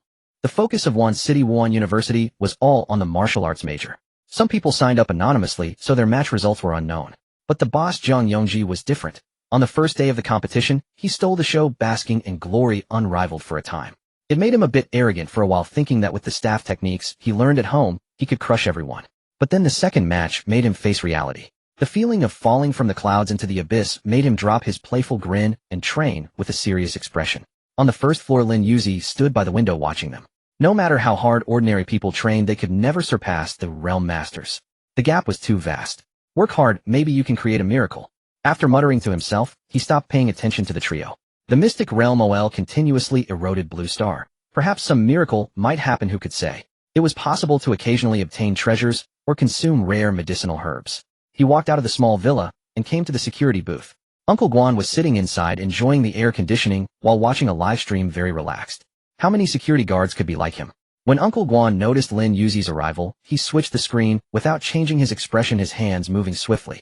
However, Lin Yuzi still caught a glimpse. TSK tisk, this Uncle Guan sure has a roving eye watching a long-legged girl. But Lin Yuzi, well versed in the ways of the world, pretended not to see and greeted him. Uncle Guan, I'm going to the horse ranch. It's been a while. I wonder if my little horse still remembers me. Ahem, let's go. Uncle Guan, very composed, adjusted his security uniform and led Lin Yuzi to the horse ranch. At the ranch, young Guan, Uncle Guan's son, was riding a pony and practicing archery. After learning that his father was so powerful, he came here to train whenever he had free time. He couldn't let the Guan family's legacy die out. His father was really something, always hiding his skills too tricky. After missing the target yet again, young Guan was in low spirits. He walked over irritably to pick up the arrow, then threw it down in frustration. All of this was seen by the two at the entrance. This brat. Uncle Guan's face darkened, and he took 2 steps forward, scolding in a loud voice. Brat, is this how you treat your arrows? Looks like you're asking for a bamboo switch. Dad, what you said is useless. When the horse moves, I can't hit at all. Then how did I hit? You've been practicing for so long, of course you can hit. Then why can Shaolin hit? Shaolin. Young Guan didn't know how to refute. He turned his head away, wearing a proud expression. Suddenly, he noticed Lin Yuzi standing there, still smiling. Instantly his face turned red. He immediately turned his head to the other side, blushing deeply and lowering his head. Seeing his son's shy look, Uncle Guan taunted him a bit. As a man, is this all the composure you have? When you shoot at targets later, will you be too scared to look if you see a pretty face? No, you'd better not be. Uncle Guan stopped paying attention to his son and came over to Lin Yuzi with a full smile. Young friend Lin, let's go. All right. When they arrived at the area where the Fergana horses lived, 2 whistles sounded. A horse ran out from the herd. It's my little horse. The Fergana horse that Lin Yuzi had trained ran over and nuzzled him with its neck, as if reproaching him for not coming for so long. Haha, sorry. I've been busy lately. Now I'm here. How about a gallop together? The horse neighed, full of fighting spirit. After mounting, Lin Yuzi raised an eyebrow at Uncle Guan. A race? Uncle Guan understood and nodded. I couldn't ask for more. At that moment, there was no age gap between them. They were like friends, yet also rivals. The old horsekeeper came out to watch again. Young Guan, also came to the side to watch. Whoosh, whoosh, two sharp sounds. The target at 50 paces was hit. Good, well shot. Excellent shot, so accurate, hitting the bullseye every time. The old horsekeeper had only recently learned how strong the security captain was. Precisely because of this, they couldn't understand. Why would someone so strong stoop to being a small security guard here? But Uncle Guan was too good at hiding. With such strength he could do anything else, yet he insisted on being a security guard. With his archery skills, he could even be an instructor in the army. They thought Captain Guan didn't want to reveal his family's secret arts. After all, there was an ancient saying, Tao is not lightly taught. Perhaps Captain Guan thought so. But that wasn't the case. Uncle Guan chose to be a security guard because Wan City Wuhan University was the school with the most abundant martial virtue in the country, and Wan City itself was the city with the most abundant martial virtue. Moreover, the university had Fergana horses and a stone statue of the martial saint. For these various reasons, he chose to settle here. Wan City was also a historically famous city. The famous Battle of Wansheng was fought here. In this battle, Cao Cao lost his eldest son Cao on his nephew Cao Onmin and his great general Dian Wei. This great battle was won by Zhang Xiu. Fortunately, the defeat did not change the northern situation, but it led to the tragedy of the struggle for the eldest son's inheritance, involving many people. Perhaps if Cao Cao had not been arrogant, had controlled his lust, and had not forcibly taken the widow of Zhang Xiu's uncle Zhang Ji as a concubine, the situation at the end of the Three Kingdoms might have changed. But there are no ifs. That period is long past. This land was already covered with layer upon layer of blood. History is always tragic and heroic. Perhaps a year later the harmony here would disappear and war would rise again. The contest ended. Win or lose didn't matter. Lin Yuzi's goal was just to get familiar with the horse. Uncle Guan will be going now. The two tacitly did not ask each other about the martial arts competition. Lin Yuzi could sense that Uncle Guan had been waiting for an opportunity to have a fair and open fight with him. Perhaps their identities had long been known to each other. As they turned, their eyes met, and Lin Yuzi smiled slightly. Right, Park Uncle? Yes, Straw Cape guessed. The martial arts tournament had already entered its 6th day. On this day, it was Lin Yuzi's 3rd match. As usual, all 3 of them had participated. As expected, good fortune did not favor the 2nd and 3rd. They were eliminated and felt deeply disheartened. The eldest brother, as always, cooperated with the black-robed man to eliminate all 198 participants. Master Ma's ultimate technique, the lightning whip, was countered. It turned out that he had encountered a mysterious young man who lacked martial ethics with a headband tied across his forehead, dressed entirely in metallic style, very hip-hop. His weapon was a baseball bat.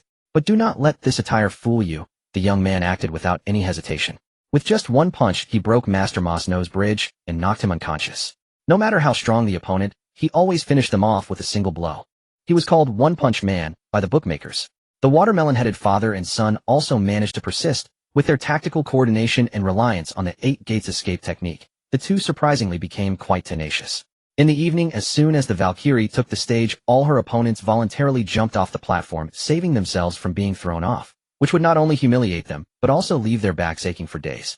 This time the park grandpa did not fight fiercely. It seemed he was deliberately conserving his strength. He stood in the center of the ring, his sword planted vertically beside him. Even though he appeared full of openings, no one dared to step forward and risk being cut. Because someone had tried it before. Anyone who attempted a sneak attack was instantly cut down with a single strike. The one group everyone thought least likely to succeed was Zone 16. But today was different. A master had appeared in Zone 16. In the spectator stands, the crowd erupted. I know that guy. He's the freestyle fighting star from America, the lightweight champion. How can this guy even compete in our Huayu Kingdoms tournament? Must have registered anonymously. This guy is really arrogant. After registering anonymously, he shows his face openly. Is he trying to mock us? Johnson had indeed registered anonymously, having his Huayu girlfriend do it for him. As for why it was seen as mockery, there was a reason. Some time ago, what he had done in Huayu Kingdom was exposed. It turned out that Johnson, while working as a fitness coach in Huayu Kingdom, had seduced over 1,000 women in 3 years and filmed intimate videos with them. He then posted these videos on American online platforms to profit from them. That was not all. He also opened a paid consultation channel teaching others how to deceive women in Huayu Kingdom into spending money for them. This infuriated countless Huayu men. Yet there were still people defending Johnson, saying this was a classic case of sour grapes. Now with Johnson appearing openly, the crowd's anger was all directed at him. Straw Cloak knocked down that white ghost from America. Go on, kill him. The uproar from the spectators reached the organizers. The chairman was very angry, but it was those women's freedom and he couldn't interfere. Still, Johnson's arrogant attitude made him very displeased. He planned to secretly knock the man out with a snakeskin sack and give him a beating, even castrate him. It could be said that anyone who practiced martial arts would be angered seeing someone belittling their compatriots like that. As the saying goes, your subjects want to fight to the death, yet why does your majesty surrender first? Those who wanted to stand up found that the very victims who had been harmed were still defending him. This led to having anger with no outlet. They couldn't just ambush Johnson and beat him up either. If they lost, it would be even more humiliating. With the lightweight champion title hanging over them, ordinary people had the will, but not the strength. Martial artists who wanted to fight were restrained by the law. But now on the platform, as long as they didn't cause fatal injuries or intentionally seriously harm the opponent, none of the laws applied here. Lin Yuzi understood the whole story. This arrogant American dared to be so insolent on the soil of Huayu Kingdom. He must be itching for a beating. This time, without cleaning up the battlefield, Lin Yuzi walked straight toward Johnson. Yo, is this the strongest one? Watch me defeat you. Johnson swung his fists into a standard fighting stance. As the freestyle fighting star of America, it was clear that he was highly talented. Seeing his still arrogant demeanor, Lin Yuzi drew two short knives and said in a deep voice, "Being so brazen in Huayu Kingdom, I will not tolerate you." As his words fell, Lin Yuzi pushed off the ground, hard, using the rebound to quickly sweep his double knives across Johnson's neck. The speed was tremendous. Many in the audience didn't even react. They could only watch the slow-motion replay on high-speed cameras. In the footage, the straw cloak took long strides, moving with incredible speed in a straight-line attack. Standing behind Johnson, Lin Yuzi had a feeling that this attack had not caused any real damage. Sure enough, Johnson had crossed his arms to protect his neck. Fast, but not fast enough. Let me have a go at you. He turned to look at Lin Yuzi, swinging his fists, who on the back of his gloved hands was a boxing glove pattern. This man was a realm practitioner. Name Johnson. Gender male. Realm human. Realm stage 4. Ability impact. The speed he had just used could be considered the limit speed of an ordinary person, and still he had failed to take down the opponent. This precisely showed that the opponent was no ordinary person. In this case, Lin Yuzi also grew serious. It seems this man, like me, has acquired a realm ahead of time and has a strength boost. In the spectator stands, Qian Wujin licked his lips. An arrogant foreigner. No matter who he was, as long as he was of the same kind, he was an enemy of the mystic realm lord, and thus his enemy as well. It seems the straw cloak is going to lose. The straw cloak, who could be injured by an ordinary person, was at best a strong man among ordinary people. The speed he had just displayed confirmed his speculation. Now that Johnson was also one of them. Hurry up, I can't wait. Qian Wujin longed to see one of his kind die before his eyes. That would bring him pleasure. For the mystic realm followers, the quickest way to improve their strength was through killing and devouring. He of course also had this ability. As long as he devoured the soul of a dead kindred, his power could increase. This method allowed the mystic realm followers to improve without having to wait for the arrival of mystic realm OL. On the platform, Johnson kept swinging his fists. Lin Yuzi could sense a strange oscillation around each punch. The fist wind was almost tangible, not something he could block Heaton.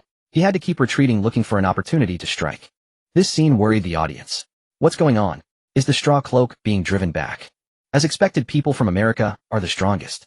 If you asked me if they opened registration to foreigners, the first place would always be theirs. Right, our martial arts are just flashy moves. They look impressive but are useless in real combat. The two who spoke practiced foreign combat arts, so naturally they looked down on domestic martial arts. For such people, explanations would only waste breath. Only strength could shut these people up. Thus the audience placed their hopes on the straw cloak, all wanting him to win. Of course, there were also those who wanted him to lose. The gamblers. Gamblers were everywhere. The gamblers' eyes were bloodshot. Beings like this could practically be expelled from humanity. They cowered in the casino like bugs in a dark corner, staring fixedly at the live broadcast screen above. Lose, hurry up and lose. Please, I beg you, lose. I owe millions, my wife and kids have run off, and if I don't win, I won't survive. Hurry up and lose. Damn it, why won't you lose? On the arena, Lin Yuzi remained extremely calm. This was in a real sense his first time competing on the same stage with a realm practitioner. He needed to use his opponent to train his skills and observe the combat style of realm practitioners. Moreover, he could not understand why these people's attacks seemed to have special effects. Even when he used his abilities, his attacks had no such effects, only enhanced physique. What purpose did the time-space mirror and the heaven-bearing mirror serve? Judging by how Lin Yuzi could dodge attacks, while contemplating, it was evident that Johnson's strikes posed no threat to him at all. Probing was enough. It was time to end the match. Lin Yuzi threw out his short blade. Seeing this, Johnson grinned and sidestepped. So anxious that you're throwing away your weapon. Is this the martial artist of the Huayu nation? Pathetic. In the audience, the crowd erupted in angry shouts. Has the Strawcloak warrior lost his mind? Throwing away his weapon. It's over, it's over. That Lighthouse guy is going to get arrogant again. Haha, Lighthouse's free fighting is the strongest. Inside the casino, the gamblers celebrated joyfully. Haha, we're going to win. With the money, you'll buy a luxury car and keep a young model. I knew I could turn things around, haha. Their manic laughter bore no resemblance to the sincerity of their pleas moments ago. The posture of repayment and retirement they had displayed just a few minutes earlier vanished without a trace. Those whose desire for money had been endlessly amplified by Qian Wujin found it nearly impossible to awaken on their own. The instigator of all this, Qian Wujin, adjusted his glasses and rose from his seat in the audience. The match was a foregone conclusion. It was time to take the life of a fellow practitioner. So many days into the martial arts tournament, and he had yet to harvest a single soul. Truly a failure. Lord of the Labyrinth, forgive me. I now offer you a soul. I win. Johnson roared, throwing a punch, his eyes brimming with triumph. Now was the moment. Lin Yuzi's gaze was utterly calm, like millennium-old ice. In his mind, the ultimate technique of the spear, the backward thrust, appeared automatically. He retreated swiftly, and as his foot touched the edge of the arena, he executed a feigned move, creating an opening. As the fist drew near, a long spear suddenly appeared, pressing against Johnson's throat. Gulp! Cold sweat dripped down Johnson's face. If he had rushed forward, just now his neck would have been pierced. Though the spear tip was wooden, backed by the force of a unified waist and horse, even steel plates could be penetrated, let alone fragile throat bones. A reversal. A shocking reversal. Then cheers soared to the skies. Normal people watching the live broadcast from all over were ecstatic. Awesome. Incredible. Legendary. Straw Cloak Warrior. Straw Cloak Warrior. His name echoed through the auditorium, wave after wave of sound. We won. Haha, Lighthouse's fighting can go back home. Is that all? Can't even win the preliminary round. The star of free fighting. More like the star of comedy. Huh. The mockery was utterly blatant. The organizers watched this scene with great relief. I lost. Johnson's eyes were vacant, unable to believe it. He staggered backward, and with a careless step fell off the stage, looking utterly disgraced. Thumbs up. The match is over. The referee stepped forward to announce the end of today's match. Strawcloak Warrior, what do you think of today's contest? During your fight with Johnson, you were suppressed many times. Did you feel pressured? After your victory, is there anything you'd like to share with everyone? The referee asked 2 questions, and many were listening intently. Noticing this, Lin Yuzi, who had originally intended to say he couldn't beat me anyway, now decided to change his words. Taking this opportunity, he would say something befitting the identity of a profound and mysterious martial artist. He pondered for a moment, then spoke gravely. As a martial artist, one must always maintain composure. Even when at a disadvantage, calmness must not waver. After delivering a formulaic line, he added, "My victory this time was due entirely to my opponent's carelessness. As martial artists, we must never be careless even when our opponent has completely fallen." Hearing this, the referee initiated applause. Well said. In the audience, someone laughed heartily. Indeed, as they say, Chinese culture is profound and extensive. Some understood the hidden meaning behind his words. When the referee asked about pressure, Strawcloak Warrior replied by maintaining calmness unchanged. When the referee asked about feelings after victory, Strawcloak Warrior answered regarding the opponent's carelessness. Both replies appeared humble. In truth, when decoded, the meaning was, the opponent's attacks did not pressure me. I remained calm, dodging as calculated. Moreover, it wasn't that I was too strong. It was that he was too foolish, rash, and mindless in his offense. Once someone interpreted this, the crowd burst into laughter. Johnson beneath the stage was figuratively flayed once more. His expression was ugly, and he left Zone 16 in fury. Qian Wujin, watching, also felt embarrassed. A realm practitioner being defeated by an ordinary man, truly disgraceful. A failed man. Nonetheless, this Strawcloak Warrior was formidable and clear-headed. But that was not enough. Before absolute power, clever tactics were futile. Since you are already a failure, become my nourishment. The match ended. Half an hour later, disguised Lin Yuzi appeared on the commercial street. Today's fight had given him many insights. He was eating skewers by the roadside when suddenly his shoulder was tapped. Turning around, he saw the person who had appeared the day before. That person. Oh no, Lin Yuzi had forgotten their name. Seeing his expression, well, call me Sashimi, was speechless. You don't remember me. I asked for your V yesterday and touched your hand. He knew she was a female pervert, but he seemed to have forgotten her name. Whatever. Not knowing was fine. Do you need something? No, but we meet again. Can I add your V? No. Sister Pian wailed and began to act spoiled. No, I insist on adding. This scene made her live stream fans cringe. The streamers I follow are so embarrassing. Ooh, I feel so awkward. Sister Pian got rejected again. How tragic. That girl is so cute, but she seems hard to get along with. Gloating comments appeared. Seeing them, Sister Pian became furious. If I can't get this girl's V, you won't see her on stream anymore. This statement was devastating. The barrage quickly unified. Please by all means add that girl's V. Lin Yuzi paid no attention to Sister Pian's interaction with the stream. His gaze shifted to the depths of the commercial street. That place was very ominous. A scent of blood lingered in the air. In the shadowy corner of the commercial street, Johnson was walking along just fine when suddenly several people rushed out and stabbed at him. After knocking down a few with his fists, he spat. So this is what the people of Huayu country are like. Truly despicable, resorting to sneak attacks. He was somewhat irritated. Losing to that Suiku in the arena was bad enough, but now outside the ring, even these ordinary folks ambushed him, and it infuriated him greatly. Not far away behind the wall, Qian Wujin curled his lips. Truly an idiot indeed. With such low intelligence, he's actually a kindred spirit. I wonder if the Lord of Mijia will disdain this foolish soul. After letting out a sigh inwardly, he activated his ability. Passive skill Liu Xuanxin. The ripples of the ability emerged. The gamblers lying on the ground had their pupils contract, reason vanished. They rose to their feet in an eerily unnatural posture. At that moment, Johnson still did not know that the people he had knocked down were already standing. He was about to leave the alley when suddenly a blade stabbed him in the kidney. Ayya! In agony, he punched the attacker's head to pieces. How is this possible? I didn't sense that person's movement. The gamblers controlled by Qian Wujin were not so easily detected. The arrogant Johnson paid a grievous price.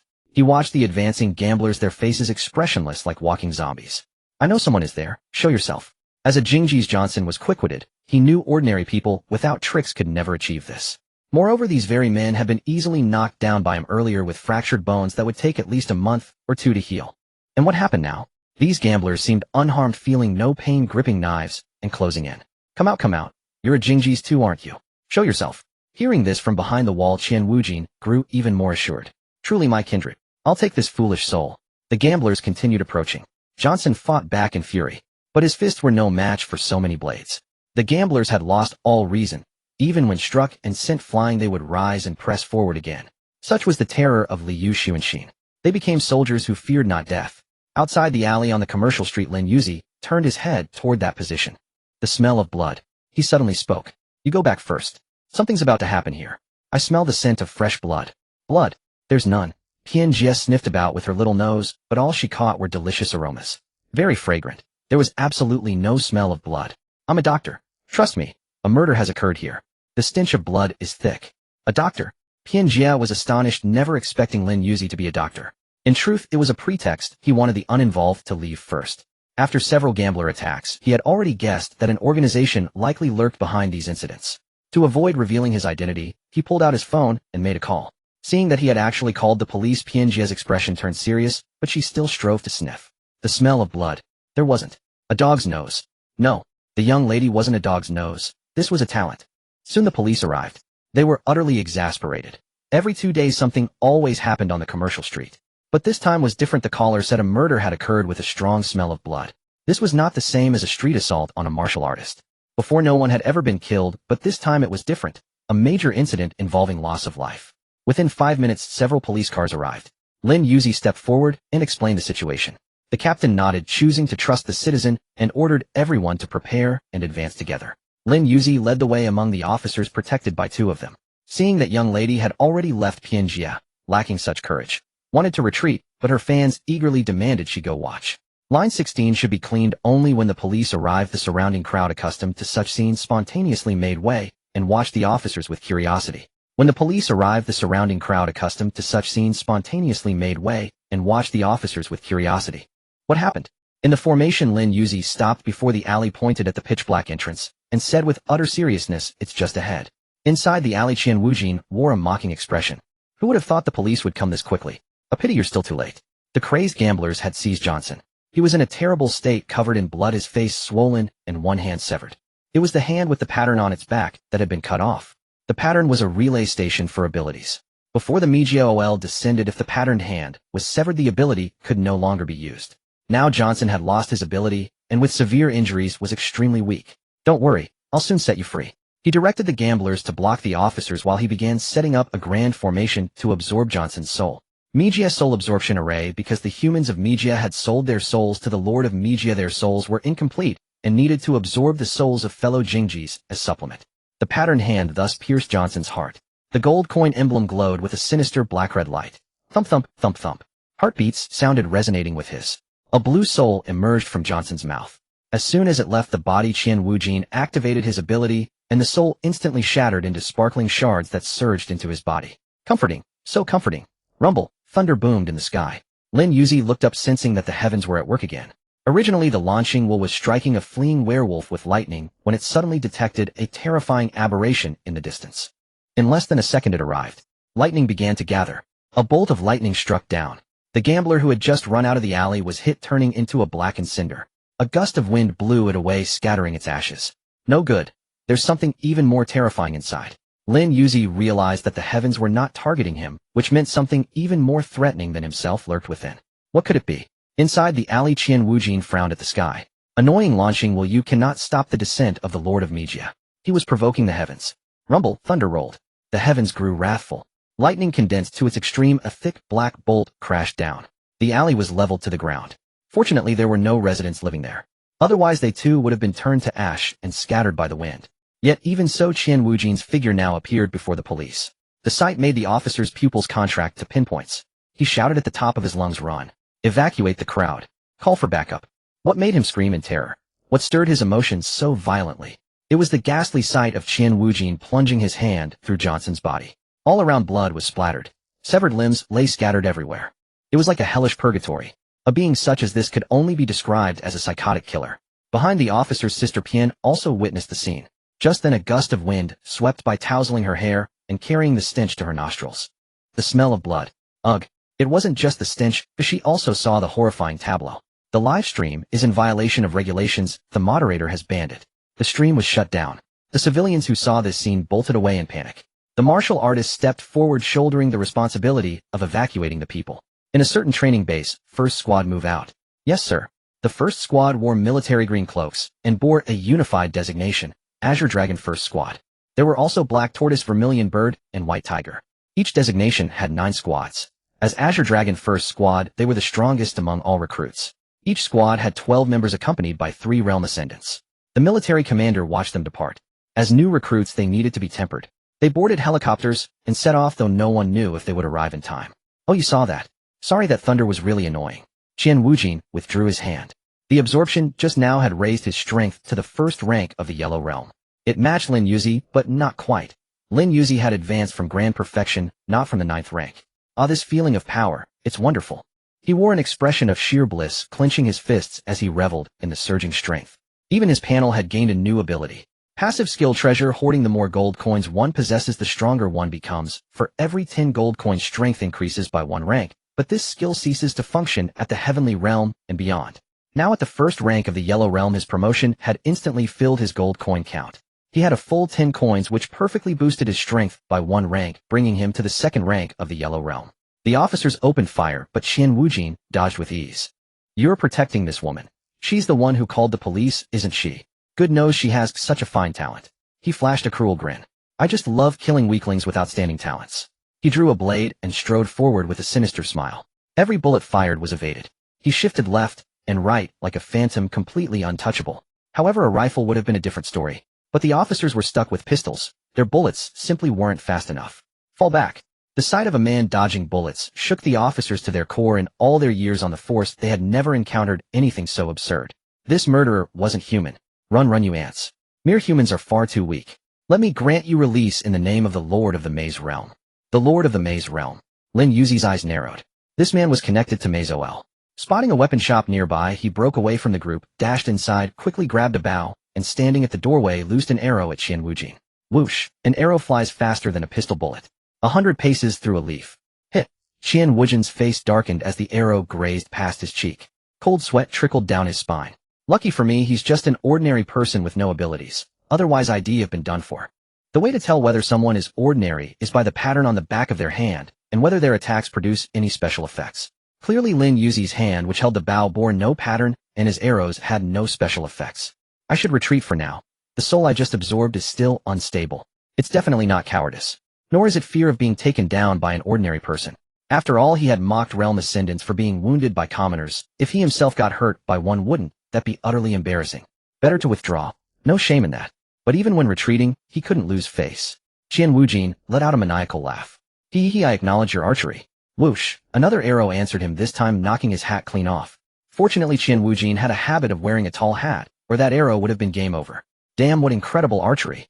He stopped posturing and fled. Lin Yuzi didn't let her guard down, her eyes scan the surroundings. Thump thump thump, the sound of a helicopter. Qian Wujin turned his head, saw the aircraft, and was overjoyed. His expression shifted to feigned regret as he shouted, if your backup hadn't arrived, I would have killed you all. They'll spare you this time, but wait for me next time. Lin Yuzi silently lowered her bow. The opponent was truly formidable. If it hadn't been for the advantage of ranged combat over melee, the outcome of a real fight would have been uncertain. The Azure Dragon First Squad arrived, asked about the incident, and then proceeded to the crime scene for investigation. Captain, this man's soul is gone. I see. The First Squad's captain wore a grave expression. As a realm ascendant, he could tell that the victim was also one. That meant the fight had been between two realm ascendants. For a realm ascended, death is determined not by the cessation of breath, but by the disappearance of the soul. With the soul gone, it meant Johnson was truly dead. What had sparked the battle? According to the officers, if the civilians hadn't protected them, they too would have been killed. Dodging pistol bullets indicated a strength of at least the Yellow Realm. Based on the organization's intelligence, only the number 1 ranked individual possessed Yellow Realm power. Could it be that someone had reached the Yellow Realm in just over a month? Impossible. Without the descent of Maze OL, how could anyone improve? The captain was shrouded in doubts. He could only record the details for the organization to analyze later. He approached Lin Yuzi looking at this cute young girl and managed to squeeze a smile onto his usually stern face. Hello. Hello. Your archery is impressive. Not bad. Who taught you? The security guard at our school. He's amazing and his archery is top-notch. A security guard? Huh. The captain was taken aback. He had expected her to claim lineage from some storied archery family, like the Lu Huang Li or Shui families. Lu Bu, who shot the halberd gate, Huang Zhong, who never missed, Li Guang, who shot the stone tiger, Shui Ringwei, who set 3 arrows to pacify the Tian Shan. All were legendary archers. Yet she said she learned from a security guard. This was hard to digest. Oh, it seems your school is a place where hidden talents abound. Even the security guard's archery is so formidable. Yeah, she actually agreed. The captain fell silent. Gazing at the innocent Lin Yuzi, he noticed there was no pattern on the back of her hand. She was an ordinary person. Worried that the realm ascendant might seek revenge, he cautioned, try not to walk alone during this time, understand? Thank you, Uncle, I'll be careful. Uncle. The captain fell silent. He merely had a slightly stern expression, but he was not yet 40 and being called Uncle stung. He sighed. If you were to put it that way, Uncle Guan would have something to say. He was in his 40s and was called Grandpa. Captain, how is that the same? You chose that, I was forced. Uncle Guan, who forced you? Captain. The cross-server conversation ended. After giving his instructions, the captain stayed to oversee the officers as they handled the aftermath. Only after the police tape surrounded the ruins did they leave by helicopter. Ma'am, thank you for today. The gratitude was sincere. If Lin Yuzi had not driven that person away with 2 arrows, they would all have been lost. Hearing this, he felt nothing. After all, the target was their entire group. If he hadn't acted, they would have died. He dared not take credit, waving his hand and saying, no trouble, no trouble. As a concerned citizen of Wanqing, this was a mere trifle. I will report this truthfully to the bureau. May I ask which school you attend? We would like to send you a banner. No need, I don't like being famous. Then how about I give you a ride back? I still have some matters to attend to. Lin Yuzi thrice refused the officer. The officer was helpless, but still expressed concern. All right, then head back early to avoid danger. Okay. Watching the officer leave, Lin Yuzi looked up at the sky. It was pitch black, empty. Well, are you satisfied now? Do you still need to rain on me? Rumble. The sky only thundered without rain. Strange, it had been targeting him before, but now it was being so accommodating. If you're not going to rain, I'm going home. Rumble. Lightning flickered within the clouds as if agitated by his words. I'll forget it, don't be angry. Whether the heavens could hear him or not, he walked out of the commercial street and took a cab back to school. As for his sister Pian, she had been taken away by a martial artist upon seeing the bloody scene. The officers were also evacuating the crowd.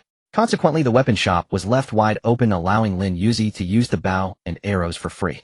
When he returned to the dormitory, the 2nd and 3rd roommates were downstairs dead drunk. They had lost and were in a foul mood, shouting and crying. It was nearly 11 o'clock, and they were so loud they risked being ridiculed by the people in the small Western-style building next door. The eldest roommate didn't know how to comfort them. The fact that they had lasted 3 rounds was already due to the black-robed one's magnanimity. Their earlier aspirations were long gone. They had once foolishly dreamed of making it into the top 100, but now they hadn't even entered the main tournament. Wowu Yongchu, I'm so miserable. I was squeezed out today. Mingren, I'm so miserable too. I was kicked out by someone. The 3rd roommate, Sun Mingren, had been pushed off the stage by a heavier opponent during a strength contest, utterly powerless, like a little chick. He could only watch helplessly as he was eliminated. The 2nd roommate, Su Yongchu, had tried to ambush his opponent at the edge of the ring during the match, only to have his opponent kick him in the stomach and send him tumbling off. That edge strategy was just too dirty. Deliberately luring the enemy and then catching them off guard to knock them off the stage. That damn straw-cloaked man. Why are all his fighting styles so dirty? Indeed, many people had learned the edge strategy from the straw-cloaked man. To eliminate him, one had to risk accidentally falling off the ring.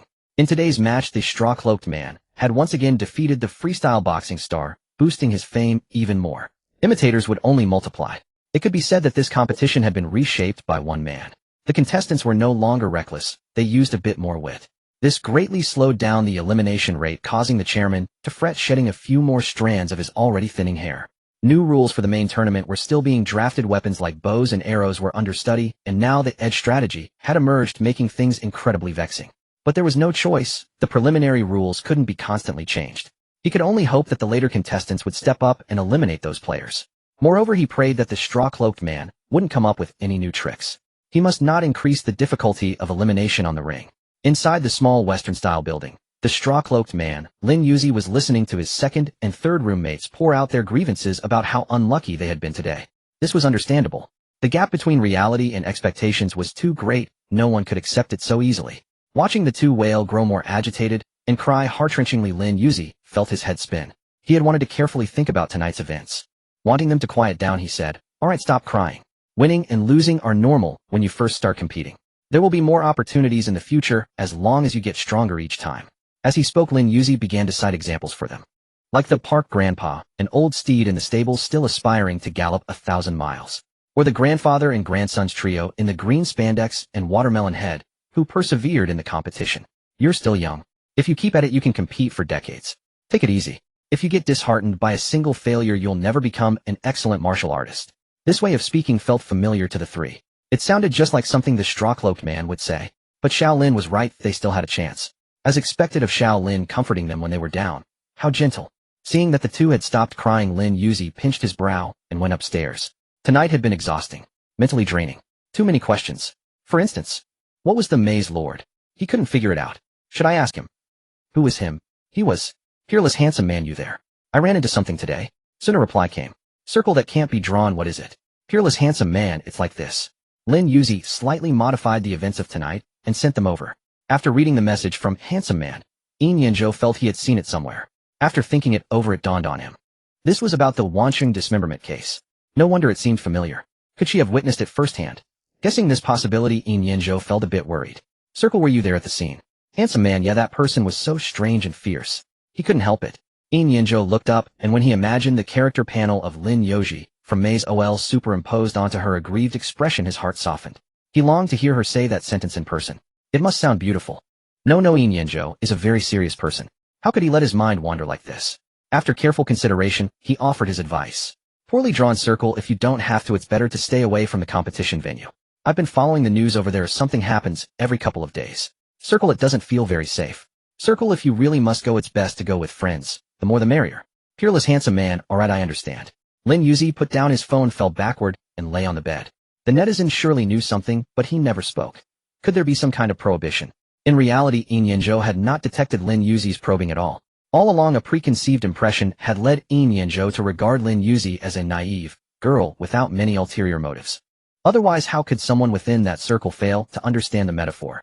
Of course, he simply hadn't thought in that direction. Moreover, precisely because he was in that circle, he yearned to meet an uncomplicated partner. Someone who would allow him to relax completely and believe in her unconditionally. Moreover, the existence of the internet made distance create beauty. After self-embellishment, his fondness grew even stronger. Inside the manor, Yin Yanzhou also put away his phone and went into the bathroom to shower. Amid the sound of rushing water, he felt that Wansheng was beginning to stir with unrest. The realm practitioners are getting restless. Are the authorities still not taking action? He grew a bit anxious. If these realm practitioners were allowed to run amok, wouldn't it cause social panic? In the small villa, Lin Yuzi lay in bed for a while longer, then closed his eyes. Lately he couldn't tell if it was his imagination, but he kept feeling strange in his stomach, suspecting it was because he had eaten a lot of snacks these past days. Moreover, he found himself starting to enjoy snacks. But even if he ate too many snacks, would it cause such a sensation? How strange. He couldn't figure it out. Night had fallen. Under the same sky, but on a different continent, Qian Wujin sat in the smoke-filled office of a casino. Late at night, the casino remained brightly lit with a cacophony of noise outside. The gambler, deeply entangled, had bloodshot eyes fixed tightly on the rolling ball. Fuck, so close again. He angrily shook the machine, but when his peripheral vision caught the bald tattooed thugs, he backed down and continued playing. Initially, the casino's trick was to give free chips to play. If you lost, you had to pay. If you won, they claimed the chips were free, so the winnings didn't count. Generally, if you were lucky enough to see through it in time, you could escape. But one must fear the unexpected. If you got carried away believing today's luck was good and started spending money to buy chips and place bets, soon influenced by the environment, you would gradually lose reason and become one of them. In the office, Qian Wujin glanced at the gamblers on the monitor and lit a cigar. Today everything had been going smoothly until that woman suddenly appeared and ruined his plan, forcing him to flee in disgrace. No, that wasn't fleeing. It was just a tactical retreat because reinforcements had arrived. He stubbed out the cigar he had just lit, stood up to straighten his suit, and habitually adjusted his glasses. Suddenly his hand froze. Damn it. After cursing under his breath, Qian Wujin turned to look at his hat. There was a hole in the middle of the hat. This outfit was very expensive. 24K gold-rimmed glasses, a limited edition crocodile leather hat, all new autumn styles this year. And now it was broken, ruined, just like that. Don't let me catch you. If I do, I'll make you pay. He was grinding his teeth in hatred. The more he thought about it, the angrier he became. He didn't want to wear the remaining clothes either. Without the complete set, there was no point. He'd wait for the winter collection. As for where the money came from. Inside the monitor, the gamblers were laughing. Now you know where the money comes from. Wealth is like flowing water. When exposed to sunlight, it continuously evaporates. The best way is to hide it away. Only then can one ensure wealth does not drain away and reduce troubles. The sun appeared. A new day arrived. Ever since the Wanqing Commercial Center dismemberment case occurred last night, many police officers patrolled during the night competitions. Moreover, martial artists voluntarily formed groups to patrol. But with consecutive night incidents, they were unwilling to risk themselves, and many stayed away from that street. This caused significant economic losses. There was no choice. The martial arts competition had to go on. And so, the 20-day preliminary round ended. The elimination of participants was within the organizers' expectations. Just before the main event started, they announced new rules which would be posted on the official website for everyone to check. Moreover, if there were weapon requirements, one could apply through the backstage using the new entry forms. Only those who had won in the preliminaries were eligible for the new entry forms. Hundreds of thousands of people. In the span of 20 days, after elimination, the remaining number was less than 5,000. And this was only the preliminary round. When the main event began, it would be different. There would be matches in the morning and afternoon, but they would adopt the cumulative points elimination system. This further eliminated the existence of lucky players. No matter who it was. As long as they encountered someone listed on the bookmakers' rankings, they would lose. What people anticipated most was to see those on the rankings fight each other. Especially, that infuriating straw raincoat guest. Ever since he used weapons that day, the straw raincoat guest seemed to have broken through his meridians. As soon as a fight started, he chased after opponents with twin blades, and when pressed he would even throw the blades and switch to a long spear to stab. Each time he stabbed, it would only hurt, but that was acceptable. But that day, one of the opponents, when he saw the long spear coming, accidentally fell, exposing his tender rear to the spear. It was such a coincidence. The spear struck the rear. Instantly. In any case, that night Sector 16 was a smelly Sector 16. And the straw raincoat guest brandished the special effect, laden spear, unstoppable. Opponents were terrified of even a single touch. It was no longer a matter of pain. They jumped off the stage one after another, conceding defeat. Among them was even a top 100 contestant from the previous tournament. In a post-interview, he said he had OCD, being hit by that special effect-covered weapon would be worse than death. In subsequent matches, the straw raincoat guest became even more excessive, pulling off many flashy moves. In everyone's eyes, he was no longer a profound and unfathomable hero, but a despicable hero whom they couldn't stand yet couldn't defeat, the straw raincoat guest. He always hit where it hurt. Some people realized that the straw raincoat guest was only slightly formidable in close combat. His blade and spear techniques were completely wild, flailing. Yet somehow he still advanced. Meanwhile, the audience even held online polls to select the local most player. The universally acknowledged luckiest player was Jiang Yongji. The most despicable player was the straw raincoat guest. 7 days of rest passed in leisurely tranquility. Jiang Yongji endured agonizing torment throughout those 20 days. Now that the preliminary round had finally concluded, he rushed home to train with relentless fervor. After losing, the second and third brothers spent a few days adjusting, only to become more enlightened. They spent their days laying foundations in the front yard, joined clubs, and began executing their plan. Indeed, it was precisely the little Lin cross-dressing plan. Little did they know Lin Yuzi's wardrobe already contained women's clothing. Sometimes when he stayed in his room and felt reluctant to go out, curiosity would drive him to take them out and examine them. Of course, he would never wear them. How could he, a man of true steel and unwavering masculinity, ever desire to don such skirts? You're saying you want me to join your club and perform in a play? Yes, as a freshman, joining a club is essential, otherwise your college life would be incomplete. The two racked their brains, employing all sorts of persuasive tactics. Upon hearing these words, Lin Yuzi fell into contemplation. In his past life, he hadn't joined any club. Even if he did in this life, his time would be limited. Moreover, they were right. Without joining a club, his college experience would lack wholeness. A year later, when the Mystic Realm Online descended, he would no longer be a student. It would be nice to preserve some fond memories. With this thought, he agreed to join the club. Haha, little Lin agreed. Hey, race the club application form. I've already spoken with the club president. Oh, just fill it out and you're in. Alright, fine. Why were his roommates so thrilled about him joining a club? How peculiar. He picked up the application form. There was little to fill in. 1. Do you agree to participate in club activities? 2. How would you choose between club activities and personal life if conflicts arise? 3. Are you willing to take on a role when the club performs a play? Just 3 questions. Since he had decided to join, he naturally wanted to be involved, otherwise joining would be no different from not joining. With the 2 beside him fanning the flames, Lin Yuzi picked up the pen and marked in the boxes. 1. Agree. 2. Choose personal life. 3. Willing. Alright, that should be enough. Yes, it's done. This was merely a survey of opinions. Even leaving it blank wouldn't matter, as joining most clubs was easy, unlike the student council, which was more selective. The second and third brothers sprinted out of the dormitory with the application form, saying they were going to find a senior to submit the form. Were they in such a hurry because they feared he would back out? Honestly, why would I go back on my word? Hadn't they heard the saying, a man of honor is true to his word? As a man, one must keep one's promises. Sitting on the first floor, he waited and waited, but his roommates still hadn't returned. Seeing that it was almost noon, Lin Yuzi prepared to eat. He took out his phone and asked, "Aren't you coming back? Are you eating out?" "Yes, don't wait for us." "Fine." Putting away his phone, he found the 2 acting mysteriously and strangely. Well, never mind them. Lin Yuzi rose from the sofa and suddenly felt dizzy. In a spot he couldn't see, the petals emitted a glow. After a moment of recovery, he dismissed it as low blood pressure and paid it no mind. Gazing at the sun outside, he put on a hat and walked out of the small villa. The October sun was no longer scorching, but it could still tan. Wearing a hat for sun protection along with sun protective sleeves was his habit. He had always taken good care of protective measures. Arriving at the cafeteria, he glanced at the affordable section on the first floor. Recalling that past incident, he paused and headed to the second floor. He didn't want to use the 30 discount card again, lest he attract more trouble. Unexpectedly, upon reaching the second floor, he found many martial arts majors gathered together eating. They probably haven't noticed me. Lin Yuzi wanted to avoid these people. Among them sat a familiar face.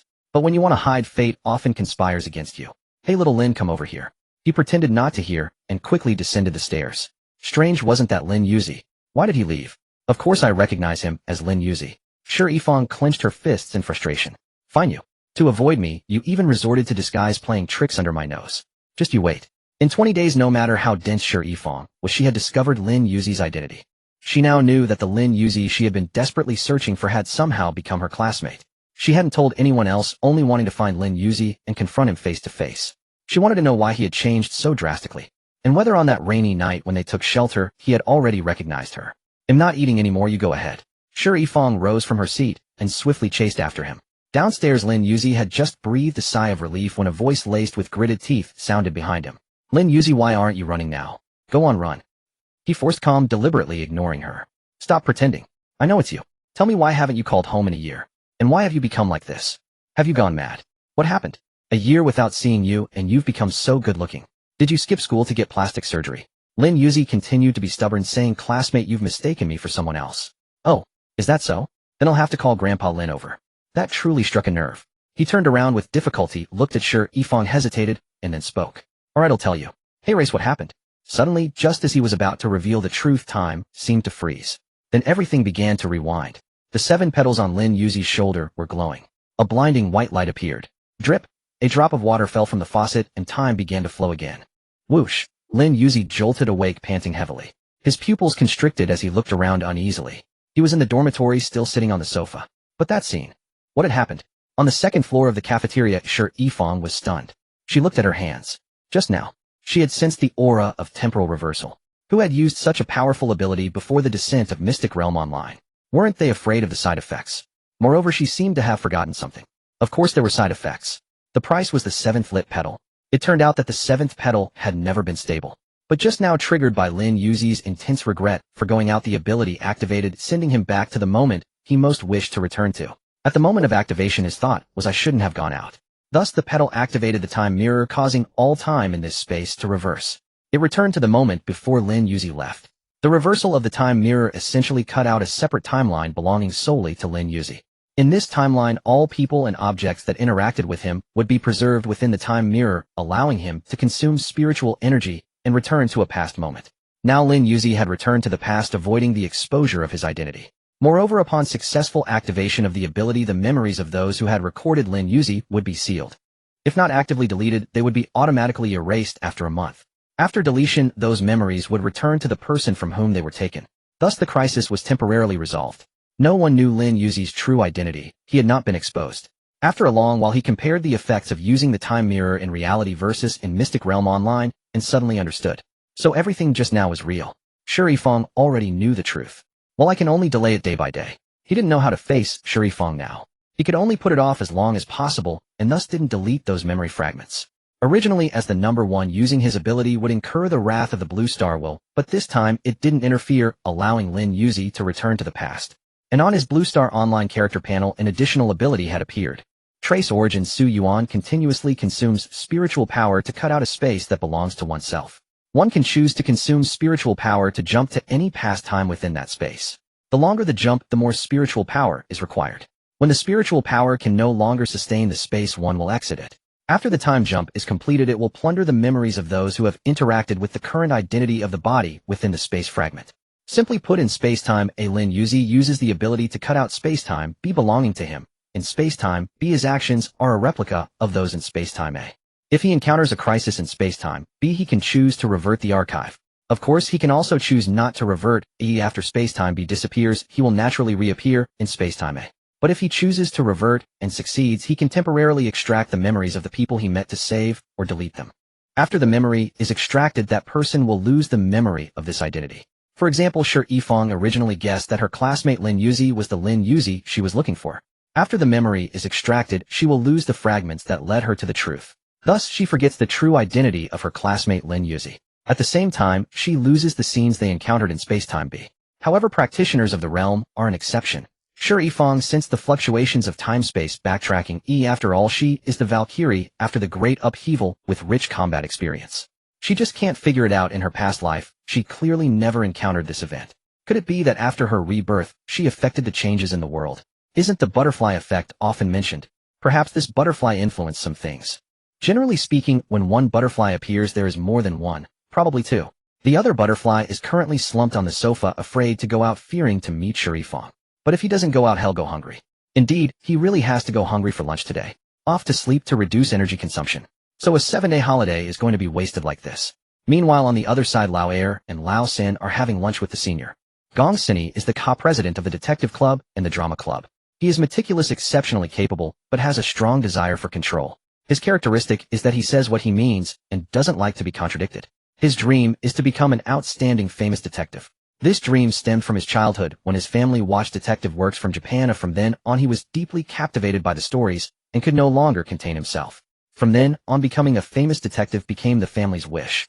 The bearer of this wish, Gong Sini, is always serious. He took the application form, placed it in his briefcase, and adjusted his tie. He didn't know why he had to wear a tie even when eating. Perhaps it was the symbol of a successful person.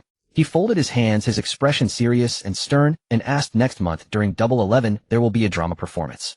You two will write the script. Oh, no, we can't write. Lao Air and Lao Sen were dumbfounded. They only wanted to coast along and watch Shaolin Crows dress. They didn't want to become club corps members. Unexpectedly, upon hearing the refusal, Gong Sini frowned slightly. He could write the script himself, but he didn't like being rejected. As a self-proclaimed famous detective, he believed his words should never be wrong. Therefore, even if they didn't know how to write, they had to write. He justified it as giving newcomers a chance and not doing everything himself, then said in a deep voice, it's very simple, just highlight the theme of being single, you can show brotherhood, family love, and so on. Unknowingly, Gong Sini taught for over half an hour. There's still time. Today is only October 29th. There's still a long way until Double 11. I believe in you and don't disappoint me. After speaking, Gong Sini looked down at his watch and said it's 1 o'clock. I have a meeting, so we'll go first. He stood up, picked up his tray, and left the cafeteria without any hesitation. Soon he was gone, leaving Lao Air and Lao Sen staring at the barely touched food, feeling it was tasteless and impossible to eat. Sai, how do we write a script? We have no idea. Isn't this shooting ourselves in the foot? I guess so. Lao Air sighed, patting his stomach, feeling it still growling. But the food had gone cold, and they had lost their appetite. Let's go back, buy some ingredients, and have dinner at night. That's the only way. They decided to eat Shaolin's cooking for dinner, and then consult with Shaolin about how to write the script. Meanwhile, Shaolin was sleeping. In his dream, he saw Shuri Fong. Indeed, you dream of what you think about by day. Having just gone through Trace Origin, he saw her in his dreams. In the dream, Shuri Yifeng's face was streaked with tears, her hands clutching Lin Yuzi's clothes. I like you so much, don't you know? Why do you keep hiding from me? I don't believe that in 18 years you never felt anything. Seeing her so sad, Lin Yuzi fell silent. If it were the past life, he might have been moved, might have liked her. But this life is different now that he knows the crisis is coming. How could he have time for romance? Countless answers surged in his heart, but finally thousands of words condensed into one sentence. Sorry. The love of the past life faded away with the death of the past life. He turned and left, heading toward a place filled with flames of war. He was clad in a black robe with a sharp blade at his waist. When his hand rested on the blade, it emitted a faint hum. Are you also eager to kill the enemy? After muttering to himself, he shook off Shi Yifeng's hand and walked firmly toward the war-torn area. Don't go. Shi Yifeng kept shouting. I was wrong, I shouldn't have doubted you, I'm sorry. She was regretful. She regretted why she had been so arrogant in her past life, why she had insisted on being arrogant. Would Lin Yuzi not have died if she hadn't been so arrogant back then? Dreams are magical. In them one can experience helplessness, terror, joy, sorrow, self-centeredness, and all kinds of emotions.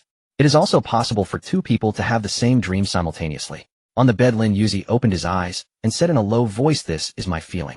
Did you understand? These words seemed to be spoken to someone.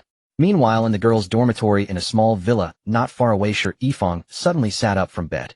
The dream, just now. 2 lines of tears streamed down her face. She murmured sadly, I don't believe it. Why? For a master, dreaming is like a kind of prophecy. The rejection in the dream. Does it mean she really has no chance? Could the world be so cruel to her, not giving her a chance to make amends? In the dream, she boldly expressed her feelings, but was rejected. At that moment, she cried heartbreakingly without the commanding spirit of the Valkyrie. In the past life, she let go of his hand. The word love was never spoken due to her personality. In this life, even though they share the bond of childhood friends, he is no longer the same person. Beyond the window lay the scenery of October as autumn deepened. When would he next behold the maple leaves after they had fully crimsoned? The day's events had left Lin Yuzi profoundly shaken. Rising from the bed, he sat with legs together and tilted one hand propped on the mattress, revealing delicate and smooth skin. His clothes were disheveled, and his long hair cascaded down. The awakened beauty exuded a languid charm. Upon inspecting his character panel, he discovered a new active skill. Did this signify that he was no longer a feeble weakling? Not bad at all. The sun is about to set. When one's heart is laden with sentiment, gazing at the setting sun amplifies that desolation. Is she also watching the sunset? I hope you understand. If the maze world OL hadn't descended, if he were still in his past life, perhaps he would truly have accepted the feelings of his childhood sweetheart. Now he could only say they were fated to meet, but not to be together. Changing into a loose casual outfit, he descended the stairs. He found the two of them asleep on the sofa with a laptop placed before them covered in dense strings of text. It seemed they were typing out a draft. Writing was arduous. Why would those two choose to torment themselves with such an endeavor? Lin Yuzi was perplexed. Moreover, even if they were writing, why hadn't they gone to a room, but instead remained on the first floor and had dozed off there? Just then the alarms on their phones went off. Disturbed, they kept their eyes closed, shouting while stretching their limbs as if undergoing a zombie transformation. Every bone seemed to contort. Up.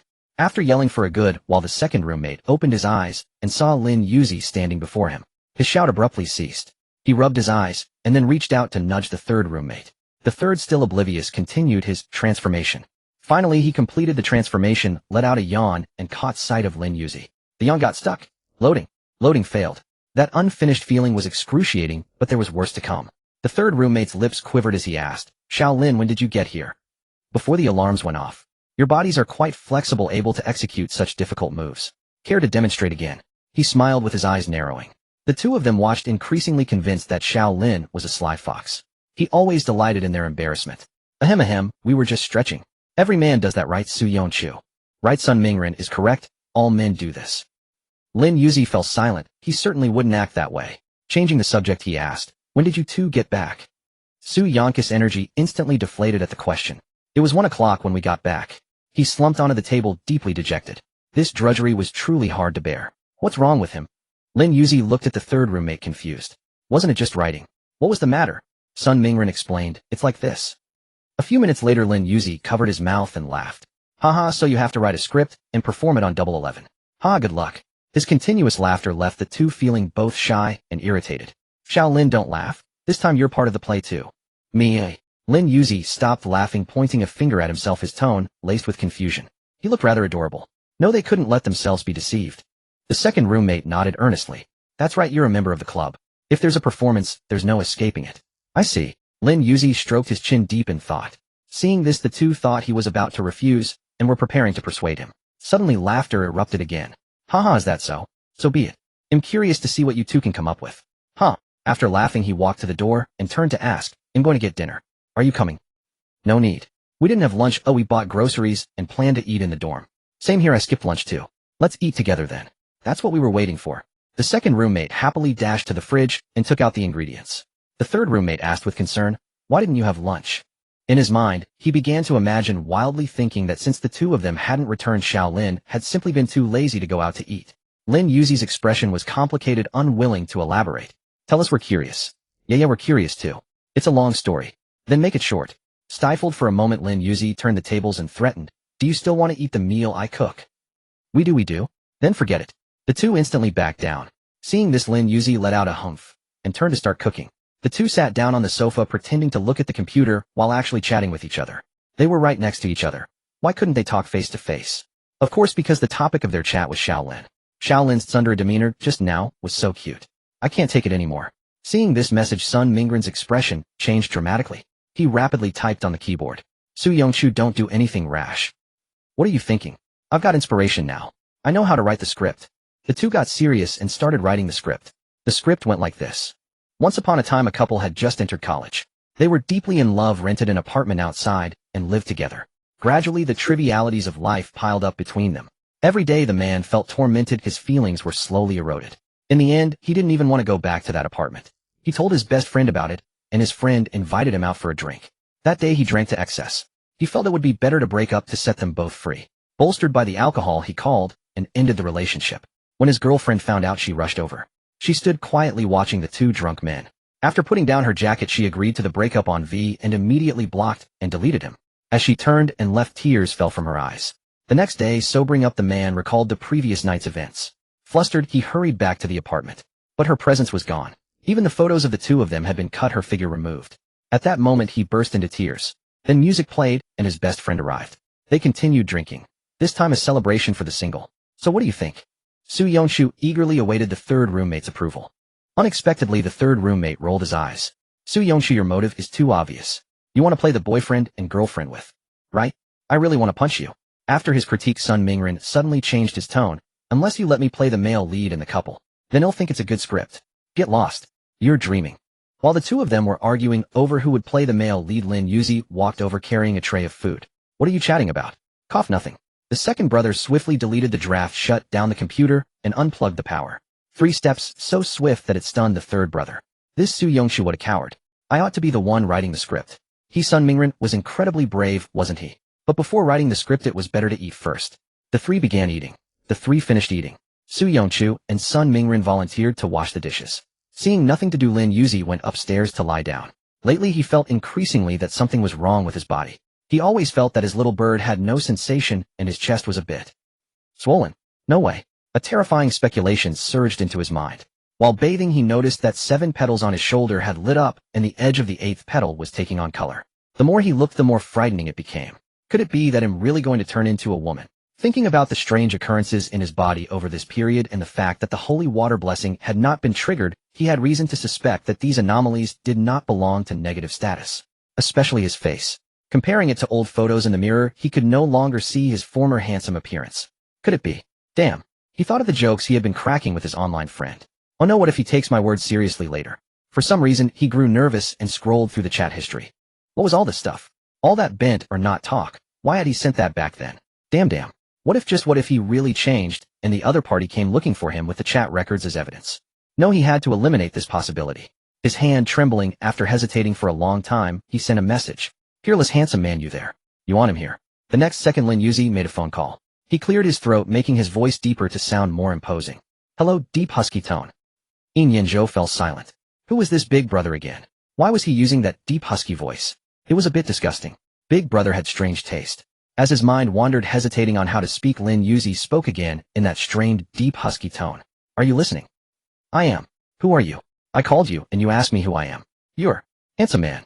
Yin Yanzhou was shocked. For someone so good-looking, why was his voice so gruff? Cough, what's with your voice? Horse my head.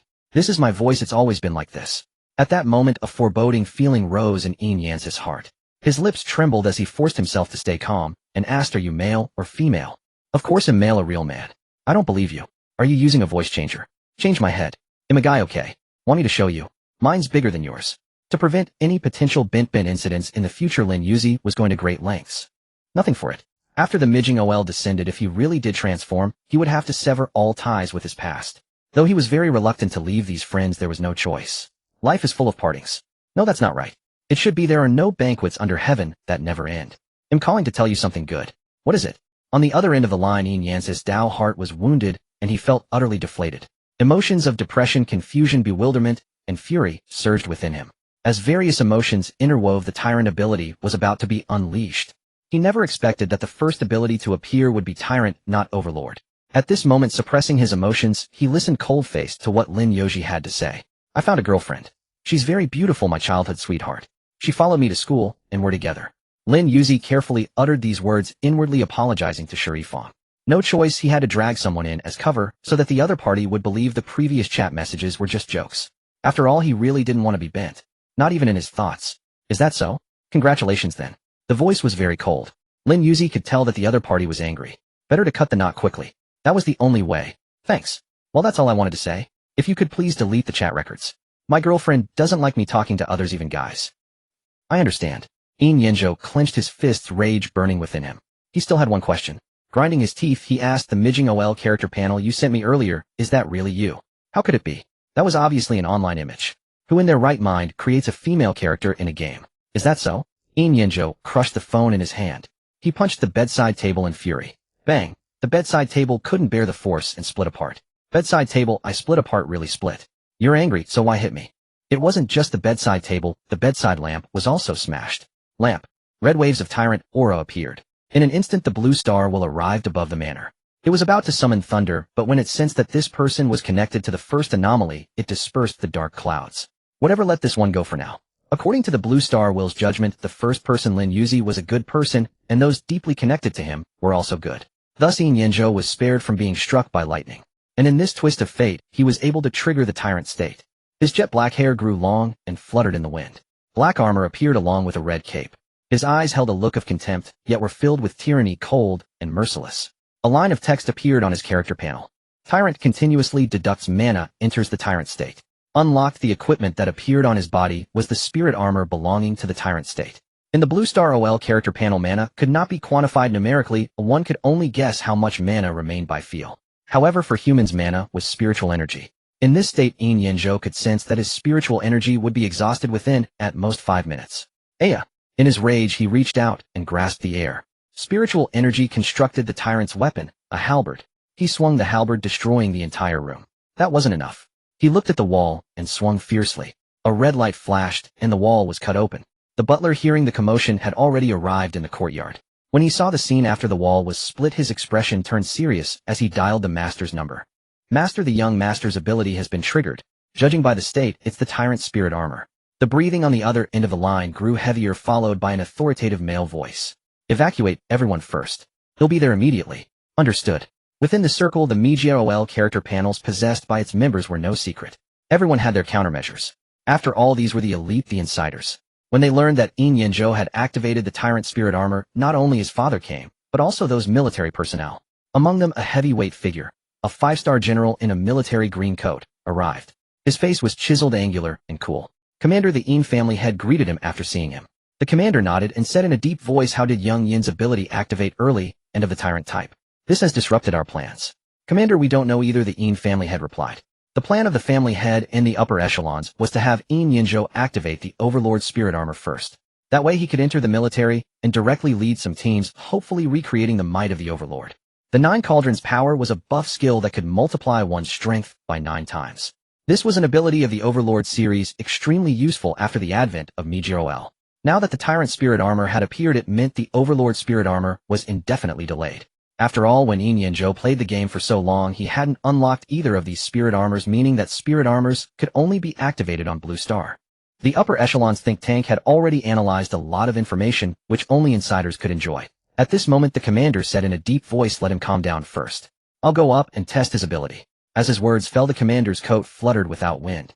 He actually floated up in midair. Time slow. Instantly, the time on Yin Yanzhou's body slowed down, while correspondingly everything around him appeared to move very fast in his eyes. Not only that, but the commander then murmured, time fast. A white light fell on his body, and everything around slowed down. He could control time.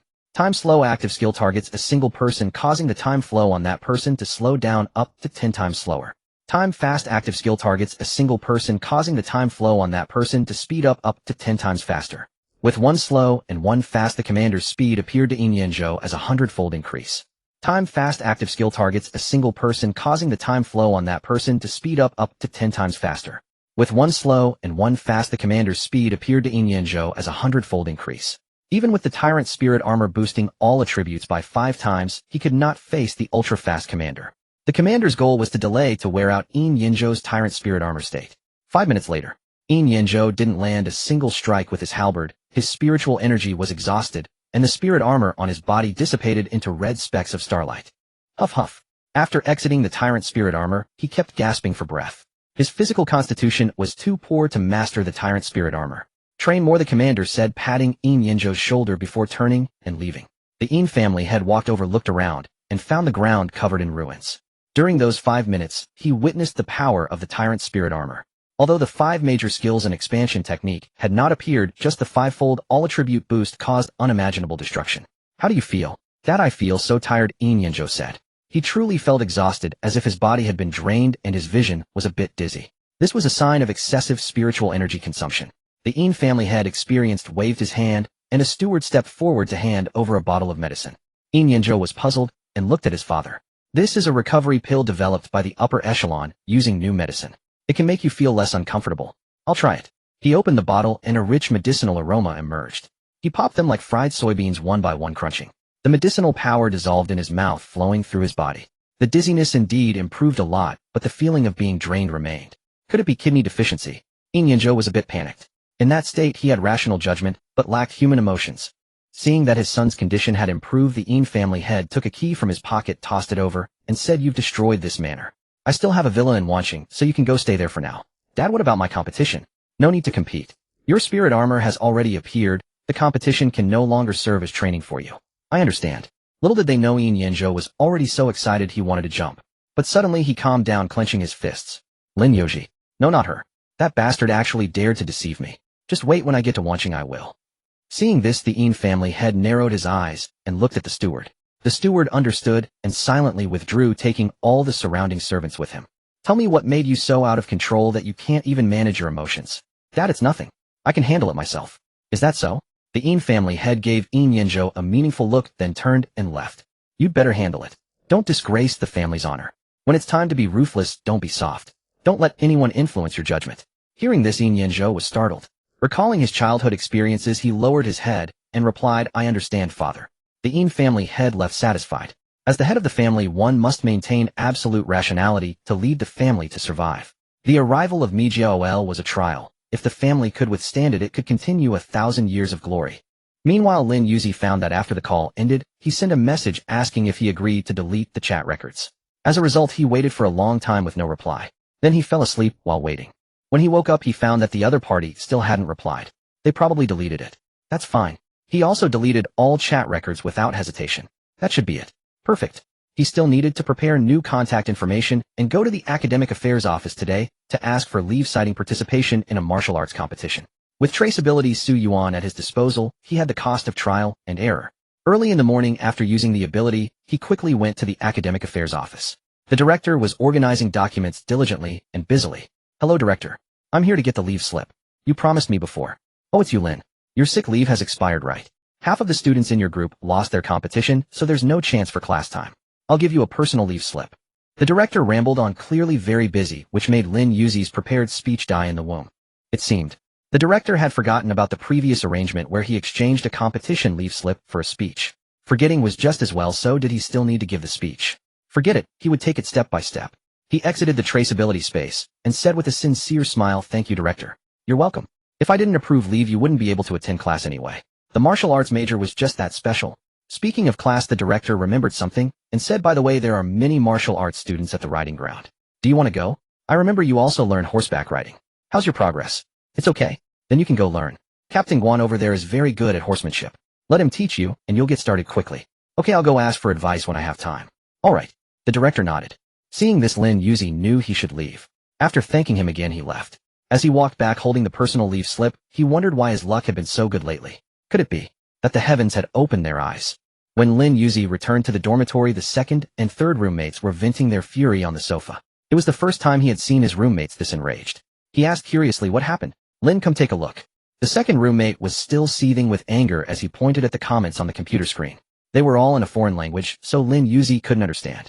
What is this? It's the overseas internet. After explaining, the second roommate swiftly clicked his fingers, and soon the entire page was translated. Johnson's method is truly effective. I've already found many sows. All I have to say is I'm from the lighthouse, and they come knocking on my door. That's right, I'm at the Foreign Language Institute. Claiming to be a chieftain, I give them fake gold bars, and I get 2 sows by my side every day. The people from Hawaii are so accommodating. The women from the tribes are too ugly and stinky. I never expected these identities to be so useful. I've already gotten several women pregnant. This page had turned into a place to flaunt one's exploits. Many people had posted pictures and videos. There were also numerous videos showing multiple victims being tormented. Seeing their compatriots so degraded by others, the second and third roommates were truly incensed. Damn it. After catching fragments of the clips, Lin Yuzi's anger also surged. There were even more insulting words and videos, but he stopped watching. Why would they post such things? Johnson is dead, isn't he? Those fools who took that worthless man as their life mentor saw his death and started retaliating, thinking we deliberately killed Johnson.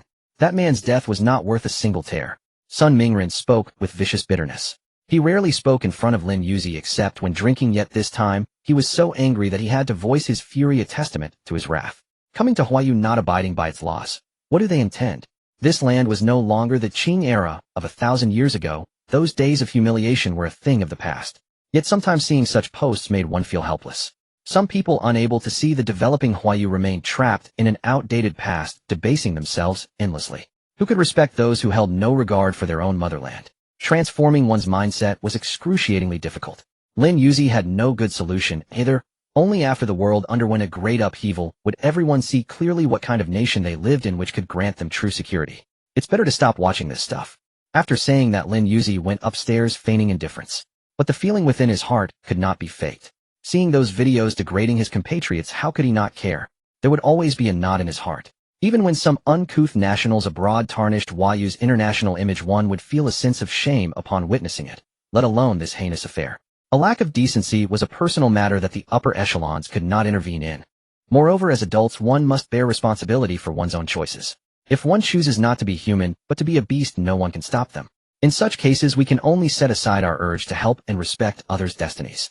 The greatest difference between humans and beasts lies in understanding propriety, righteousness, integrity, and shame. No one would walk naked down the street.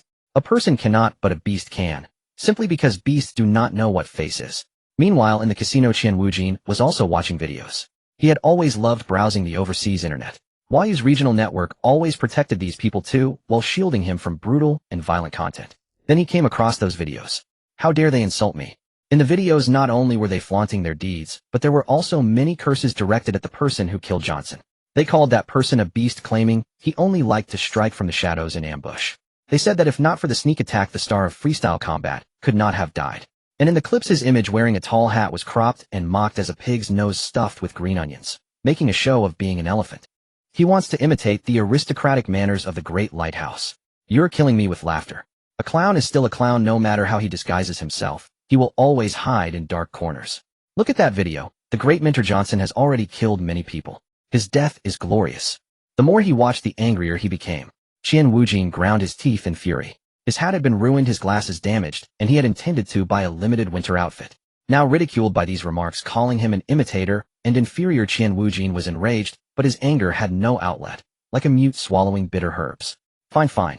Just you wait. A dignified realm walker could never tolerate being offended by these ordinary people. The might of a realm walker was not to be profaned. O great lord of the Mijia, your devout follower prays to you. Let me slay those who insult your people. I shall offer you fresh souls. Mijia prayer art, an eerie malevolent wave surged, ascending into the sky like an invisible ripple. The launching will sense the anomaly and immediately soared above to stop it. A deafening rumble erupted. Rain poured without warning. The sky seemed to have torn a hole with thick blackness swirling around the rift. Lightning crackled around it, illuminating the heavens. Though it was morning, the entire city of Wan was plunged into darkness. How could it have changed so suddenly? People were utterly astonished, wondering how many times Wan City had already topped the national trending list. Strange celestial phenomena, a psychotic murderer, the double incidents at Wan City Wuhan University. It was racking up major scores. Eventually, the black mass pierced through the rift. In an instant, the launching will seemed to stutter. The cloud layers displayed a bizarre stratification, as if the launching OL had loaded halfway and encountered a glitch, causing a loading failure. The rain became continuous, no longer falling as drops, but as streaks, the outlines blurred, as if the low frame rate and resolution had smeared the image. Inside the small Western-style building at One City One University, Lin Yuzi stood by the window of his room, gazing at the scene outside, with compressed lips and silent. He felt a sense of temporal dislocation. Likewise at the female dormitory, Shi Yifeng stood at the entrance on the first floor, arms crossed, long hair fluttering in the wind, exuding a domineering aura. Her eyes sharp as she stared at the hole in the sky. The erosion is accelerating. This situation would only occur when the erosion had reached its midpoint. In other words, the Mijiao originally fated to descend in a year would now arrive in just 6 months. Troublesome. 6 months marked a critical point. Across the world, mutated creatures would begin to appear. The ocean would bear the deepest impact. The vastness of the sea allowed the Mijiao to influence marine life first. It could be said that all realm walkers within one city had vaguely sensed the ominous shift. And the instigator of it all was Qian Wujin. He had sacrificed the souls of everyone in the casino, tearing a rift in the sky, just to make those who dared to provoke a realm walker understand that the name of a realm walker was not to be tarnished. Great mystic realm lord, your devout servant knows that these souls are not enough. Grant me some time, and I will prepare souls for you. A black light appeared enveloping Qian Wujin. At the same time, Dingta country. A rift opened in the sky and rain began to pour. Dense and thick, as if intent on flooding the entire city. Under the cover of pitch-black storm clouds, no one knew that a demon, reaping souls, had arrived. The cause of it all were those who flaunted their achievements and insulted Qian Wujin. He wanted them to remember one thing with the price of their lives, that the might of a realm cultivator must not be humiliated. Here I come, Dingta pigs. After Qian Wujin left, the rain in one city lessened considerably. A fine dense drizzle pattered down, raindrops weighing heavily on the leaves until they could no longer bear the burden and slid off. The raindrops fell into puddles, creating a steady drip drop. The dark clouds gradually dispersed, and the sun emerged warm and gentle. After the heavy rain, birds fluttered their wings and ventured out to forage once more. Their instincts told them to hunt quickly, lest the unpredictable sky suddenly pour again. Creak! A window opened. He gazed at a distant leaf where a single drop of water hung precariously on the verge of falling. The unsettling aura has vanished. As his words faded, a breeze blew from afar, and the water droplet slid away. In that falling droplet, Lin Yuzi saw the reflection of verdant trees, and as if glimpsing the fate of Blue Star. No one could stop it all. The water droplet hit the ground, splashing into ripples. Every flower and leaf was predetermined. When to grow, when to bloom, when to wither, when to fall. Only the wind and rain were unpredictable. Otherwise, the ancients would not have prayed to the heavens for favorable weather year after year. The war in the central region has come earlier than in my past life. Time to set up investments and make money. This was profiting from war. It would last for a long time, starting in November and continuing until March of the following year. This was the eve of gunpowder. Afterward, currency would depreciate. Now the thing to do was stockpile oil. Repeating the same tactic, he went to the international crude oil trading market. With a principal of 100 million, he began to position himself. At the same time, a plan of Dungta country was being executed. After the undersea bell plan was leaked, they were considering the next step for continued surveillance. Among the options, a plan outwardly called the Peacemaker Plan, and internally the Prism Plan, appeared on the table. To carry out this plan, a major event was needed as cover. They lacked such an opportunity. In the state of Columbibius, heavy rain caused urban flooding and severe damage. Strangely, not a single drop fell along the borders of other states. Thus, realizing this was a surreal event, the Divine Tower Bureau mobilized. The realm cultivators within the Divine Tower Bureau were uniformly called superheroes. This time a trio was dispatched. On the helicopter sat 3 people. One had spider legs growing from his back, capable of shooting webs and assisting in combat. His chest was tattooed with a colorful spider, making him look like a Spider-Man. His favorite pastime was hanging from the bathroom ceiling or outside the bathroom glass to scare and spy on people. Another liked riding a flashy motorcycle equipped with high-tech weapons. But now on the helicopter, the motorcycle couldn't be used. He wore a black leather mask, was very wealthy, and specialized in striking down simps who were emotional doormats. After using infrasound to eavesdrop on matters, he would always use the large wings on his back to fly to the clown and mock him. Among them, the most normal was the super laser hero codenamed Homelander, who could fire laser beams from his eyes and always had a sinister smile on his lips. This man was arrogant and would stop at nothing to complete his mission. Their personalities were distinctive indeed, truly worthy of being superheroes. The helicopter arrived above the rift, and the trio parachuted down. In simpler terms, they jumped out of the helicopter. From hundreds of meters high. Bang! A loud sound, and the superhero fell to his death. Of course that was impossible. Spider-Man shot a parachute woven from spider silk in the air, descending like a spider from the sky, slowly landing. It might take an hour for him to drift to the ground. Batman used the large fleshy wings on his back to glide, but without control over direction, who knew where he would end up? Homelander, with his robust body, fell like a meteor, violently crashing onto the ground. Rumbling. Their entrances always destroyed something. Yes, GD awesome. I destroyed a floor. Homelander walked out from the rubble behind him. The building that had been intact seconds ago was now nothing but ruins. The rain relentlessly poured into the ruins. There were no survivors left inside. Qian Wujin emerged from the wreckage, licked his lips, and looked at his kindred before him. Great Mystic Realm, Lord, the first offering has arrived. When he had landed earlier, he slaughtered everyone in the entire building and offered their souls to the Mystic Realm Lord. His strength had increased again now at the Yellow Realm second tier. Truly the #1 realm in all of Blue Star. The souls of ordinary people are too inferior. They'll take yours first. After saying this, Qian Wujin wiped the blood from his mouth, tossed a gold coin, which spun in the air before flashing with golden light and disappearing. Active skill: spend money to dispel misfortune, consume a gold coin to remove negative status effects.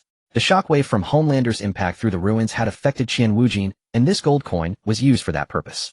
Now he could obtain 2 gold coins each day. After using one, his balance was still 10 coins plus 1 daily refresh coin. All abilities calculated based on the remaining gold coins, exactly 10, which could raise his level by 1 tier. Thus, Qian Wujin's current strength was Yellow Realm 3rd tier. A man from Huayu region. Oh my friend, how did you get here? Spider-Man was still floating in the sky, and Batman had glided off somewhere unknown. Even so, Homelander remained calm, a smile on his face, curious about how Qian Wujin had appeared. Faced with this question, Qian Wujin had no intention of explaining, because he didn't understand the Dingta language. The two couldn't communicate verbally, so they could only rely on physical gestures to feel each other's enthusiasm. Note: Qian Wujin attacked. Homelander, with his excellent physique, withstood the brutal blow. Homelander used laser. It hit. Qian Wujin was injured. Qian Wujin began to chant. Qian Wujin chose to flee. A black light appeared in the rift enveloping Qian Wujin, and he shouted angrily, "Shameless Dingta people." He couldn't lose face. After being sucked into the rift, the sky's rift disappeared. The rain also stopped. At the same time, Wan City was again covered with dark clouds. The rift quietly reappeared, black light landed, and Qian Wujin staggered out, clutching his chest. Spitting out a mouthful of blood, he was furious that the opponent could fire laser beams. Little did they know, after Qian Wujin left Zhuguo and looked up at the sky, the opening had vanished. How could the people of Huayu State possess such formidable power? His expression turned grim. Though usually arrogant, he was no fool. He immediately hailed a helicopter, reporting that he had engaged the enemy and obtained crucial intelligence. The helicopter arrived swiftly, whisking him away. Half an hour later, Bienfu Ren glided in from the horizon, tumbled upon landing, and struck a dashing pose. "Oh my dear friend, where might the enemy be?" Caw caw caw. No response. He scanned his surroundings, his small eyes filled with great bewilderment. "It seems I am the first to arrive. Well, no help for it. I shall have to investigate personally." Such was the duty of the dashing Bienfu Ren, for who else was as wealthy and exceptional as he? After a moment of self-indulgence, he picked a random direction and set off. As for the ruins before him, they looked far too dangerous. He would not go near them. Another half hour passed. Zizuran landed, dusted off his clothes, severed the webs, and surveyed his surroundings. He disliked the damp environment after the rain. Frowning, he swept his gaze around until his eyes lit up. Ruins. Could it be those two have run into danger? Haha, the hero always makes his entrance last. Here I come. Zizuran dashed off, joyfully envisioning his heroic arrival with a cool pose. He plunged headlong into the ruins. Watch him.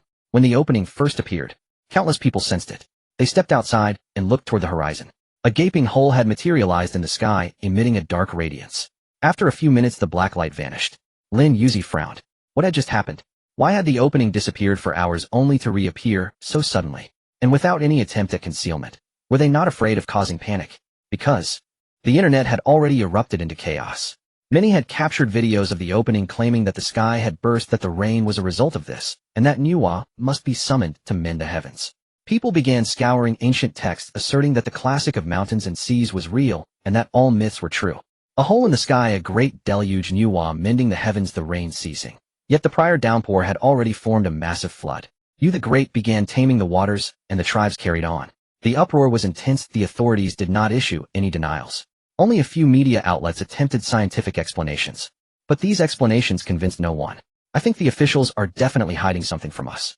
Look at this martial arts tournament. It's been going on for years. Do we really need martial arts for fitness when there's no war? Don't you remember the game Mazoel? I just discovered yesterday that all my in-game purchase records are gone. I recall we weren't allowed to spend money, were we? I sold some Maze coins to a real-world buyer and made hundreds of thousands, yet the bank transaction doesn't show up. Now I can't explain it, and my money is frozen. Same here. Same here. As more people came forward sharing their personal experiences, someone began making bold conjectures. Could there be some conspiracy? The five alliances claim insufficient computational power. Maybe they're executing some secret plan like the Smart Age. I think it might be a machine rebellion. That's why they keep promoting martial arts for fitness. Exactly. That must be it. So how should we view all these electronic products?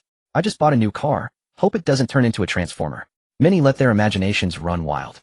This was the benefit of having no control. Opinion always develops chaotically. Given enough time, it either approaches the truth or drifts far from it. Though the machine rebellion theory was rather absurd, people were half convinced. Some linked it to the Southern Sky Gate project, believing an alien invasion was more likely. It was well known that Huayu State liked to keep hidden cards. The emergence of the Southern Sky Gate project implied the existence of even stronger trump cards. Perhaps the Five Alliances' claim of insufficient computing power was merely a simulation of an alien attack and may as well a test for saving the world. The plan's termination could mean victory or defeat. The group debated for hours. The authorities never responded. Those in the know did not leak any information. And so it went. Several days passed, and the fervor subsided somewhat. In November, after days of clear weather, the opening was no longer visible. The rain ceased, and everything returned to normal. The official match was to begin the day after tomorrow. At 9 in the morning, Jiang Yongji returned, his face etched with exhaustion. The training over this period had been nothing short of hellish. Originally, he was supposed to train again today, but tomorrow was the freshman orientation speech which all new students, including him, had to attend. The dice of the ancestor Jiang Yuyan. They really had one at home, named the Eight-Faced Divine Die. But he could not unlock its secrets. He had to learn other techniques instead, though he never understood why his family possessed the dog-beating staff technique. And there was even a widely circulated mantra. To master this art, one must first experience 3 days of beggar life. And so he truly lived as a beggar for 3 days, sleeping rough, hungry, cold, restless, and chased by urban inspectors. Just as his 3-day beggar journey was about to end, the inspectors caught up. They wanted to take Jiang Yongji to the police station. With modern technology, it was always possible to find a beggar's family. But Jiang Yongji refused. He kept dodging, running through the streets. Finally, he endured until his beggar stint was over, but by then he was so weak from hunger he could barely move. He just wished someone would Venmo him 50 so he could have a proper meal. He slumped at the entrance of a shop. The clerk tried to shoo him away, not wanting a beggar to hurt business. The inspectors moved to take him to the station. Just then Jiang Yongji's family arrived. A fleet of luxury cars crowded the street. Somehow they even laid out a red carpet and chanted in unison, 3 days have passed, welcome the young master home. Such a cringeworthy chant that Jiang Yongji's toes curled. Weakly he cursed at them, ordering them to help him into the car. And so the crowd watched as the beggar was driven away in a fleet of luxury cars, utterly stunned. This news even topped local trending lists. The local authorities commented that while they could understand wealthy families wanting to temper their heirs' will, they could adopt a gentler approach. There was no need for such extreme measures as begging. People were equally awed by the tale of the real-life Dragon King, which became talk of the town over meals. Afterward, Jiang Yongji officially began his training. He trained hard for several days, losing several pounds. When he returned, he saw the younger siblings tapping away at keyboards. What are you guys doing? Writing a script. We've been at it for days and haven't found anything satisfactory. Then keep at it. I'm going upstairs to sleep. His heart was weary. Jiang Yongji was truly exhausted. Just to shed the label of lucky player, he had endured everything. Also that in the match the day after tomorrow he could prove himself. I, Jiang Yongji, am no lucky player. Moreover, Jiang Yongji saw on the betting board that someone had wagered he would lose within 5 matches. This was utterly insulting. He had to win to make those who bet against him suffer losses. To that end, he staked all his money on himself, winning 5 consecutive bouts. After watching Jiang Yongji go upstairs, the second and third members continued to refine the plot. The script for the Double 11 performance was nearly complete. It encompassed brotherhood, family ties, romance, and friendship. The climax would have lovers becoming friends, culminating in a collective rendition of the song Breakup Alliance. At the end of the show, the entire cast would take the stage and bow in gratitude. They had even mapped out the entire procedure, which had cost them many brain cells. Particularly regarding Little Lin's costume, they brainstormed numerous options. First, they would use a school uniform to reduce Little Lin's reluctance, then a work uniform for the work scenes. After that, casual clothes for meeting up. In the final scene, when everyone became friends, they would don the school uniform again and reminisce about the past. Since the second and third members had been vying to play the romantic partner opposite Little Lin, they ultimately cooked up a melodramatic love triangle plot. I love you, yet you love him. This love triangle brings such pain. That song was the background music for the interlude. The props team also planned to create snowflakes and rain to enhance the theme. After finishing the script, they sent it to the senior.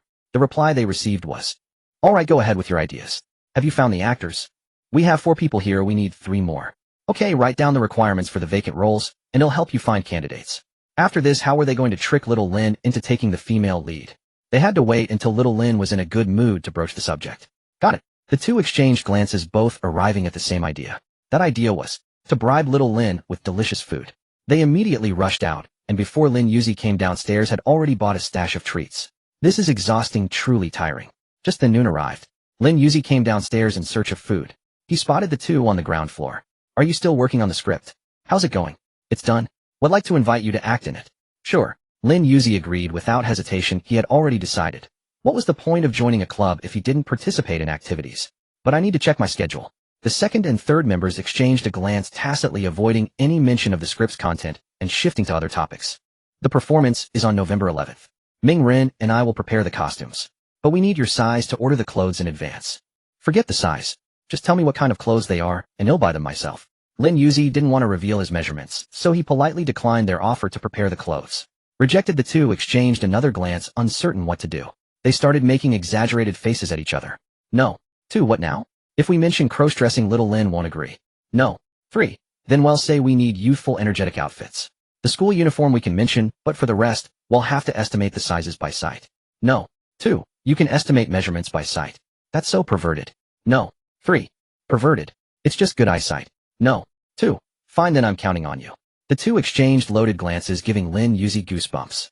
After their silent conference, they noticed little Lin's unreadable expression, coughed, and changed the subject. Little Lin, hey, race the deal. You need to prepare a youthful school uniform. A school uniform? What's the script? Let me see it. Lin Yuzi was curious what kind of play required a school uniform. Could it be a campus romance?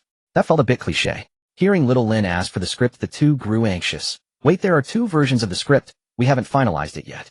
We still need to revise it, but we'll send you the lines and everything. Alright then, what about the costume props? We can prepare them in advance. That won't be an issue. At that moment, the eldest brother, after a second round of sleep, came downstairs. Overhearing the word school uniform, he asked, what school uniform?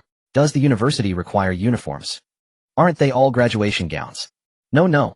It's for the play's costumes. We need a school uniform. Oh hey, race your script, come over here. The second member pulled the eldest to the sofa. The third member, smiling, laid out a variety of snacks on the dining table and invited Lin Yuzi to come and taste them. Seeing that there was nothing left for him to do, he went to the table. Gazing at the lavish lunch, he felt the two were up to something. Could they be worried I won't show up for the performance? I'm a man of my word. If I said, I'll act. No way I'd back out. By the way, since that's the case, I can tell them that international crude oil is a goodbye now. It's going to rise.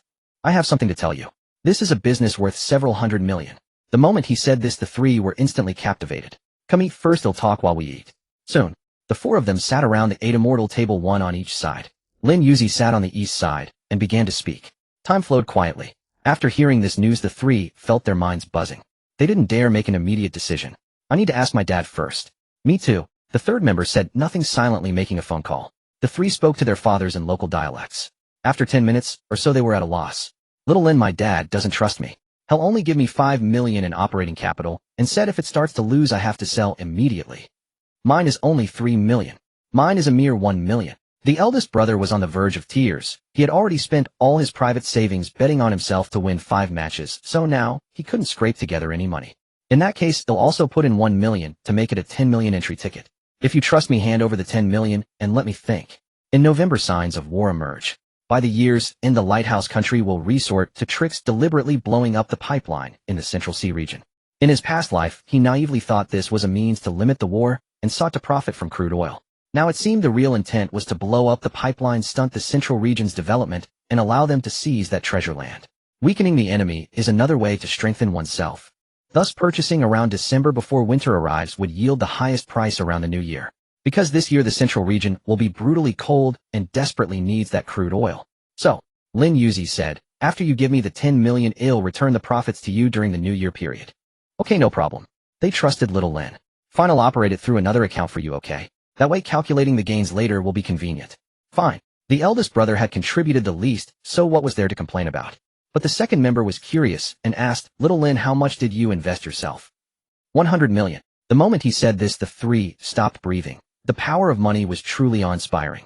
Indeed, they had nearly forgotten that the adorable-looking little Lin was a master at making money. The scene from a month ago where he earned 100 million in just 1 month was still vivid in their minds. Little did they expect that 2 months had already passed. Today is November 2nd. The preliminary round ended on October 27th, followed by a 7-day break from October 28th to November 3rd. That meant on November 4th, the day after tomorrow, the competition would begin. Why did they have to learn this news right before the contest? The boss was feeling miserable. If he had known that following Little Lin would be so lucrative, why would he have bet against himself? Losing was losing, and being a lucky player was just being a lucky player. At least he wouldn't have had to experience 3 days as a beggar. He shed tears of regret. Boss, why are you crying? Is the boss too emotional? It doesn't matter. Even if you only put out 1 million, we wouldn't mind. That's right, that's right. Such jesters, truly jesters. Lin Yuzi remained silent, quietly savoring the delicious food. It was so tasty, this chicken wing, this duck leg. Wait, this roasted duck neck. He examined it carefully. How come? It didn't seem like a duck neck. Curiously, he poked it with his chopsticks. Suddenly a white object fell out. It was a tooth. Damn it. Lin Yuzi was so startled that he cursed, his voice shrill and almost feminine. At least that was how it sounded to the other three. They all turned their heads simultaneously, asking with curiosity, "What's wrong? Where did you buy these braised snacks? How come there's a rat's head? Is there such a thing as braised rat? Is there a—" The second brother looked at the third. The third pondered for a moment, then nodded and said, "Well, it seems there is. It's braised field rat, edible, don't worry. Field rat. I recall it's dozens of yuan per catty, pretty expensive." Lin Yuzi silently watched as the two discussed the texture of field rat meat and even ate braised field rat. This bizarre scene made his stomach churn, and there was a faint ache. "I can't take it. You guys eat him, going upstairs to rest for a while." "Oh, aren't you going to eat more? There's still duck neck here, it's delicious. And there's a duck head, look." Lin Yuzi turned to see a round, membranous object beside the duck head. He extended his finger in shock, pointing at the membrane. "What is this?" Seeing this as normal men, they chuckled. "Don't worry, that's probably the duck's eyeball membrane, not the kind of life barrier you're thinking of." What was I thinking? I wasn't thinking anything." Lin Yuzi stammered. He felt embarrassed today. It must be heaven's doing. "Ha ha, little Lin, don't tell me. Hee, normal men have no use for that thing, right? Look, it's only about a centimeter when stretched. Whose could be that small?" They were laughing. But that laughter, like sharp swords, pierced Lin Yuzi's heart. Whose could be that small? He felt as if he was being indirectly mocked. Unable to bear it, he ran upstairs. This was only the second time the three had seen Little Lin lose his composure. The boss chuckled. "Is Little Lin shy? Didn't expect him to be so innocent."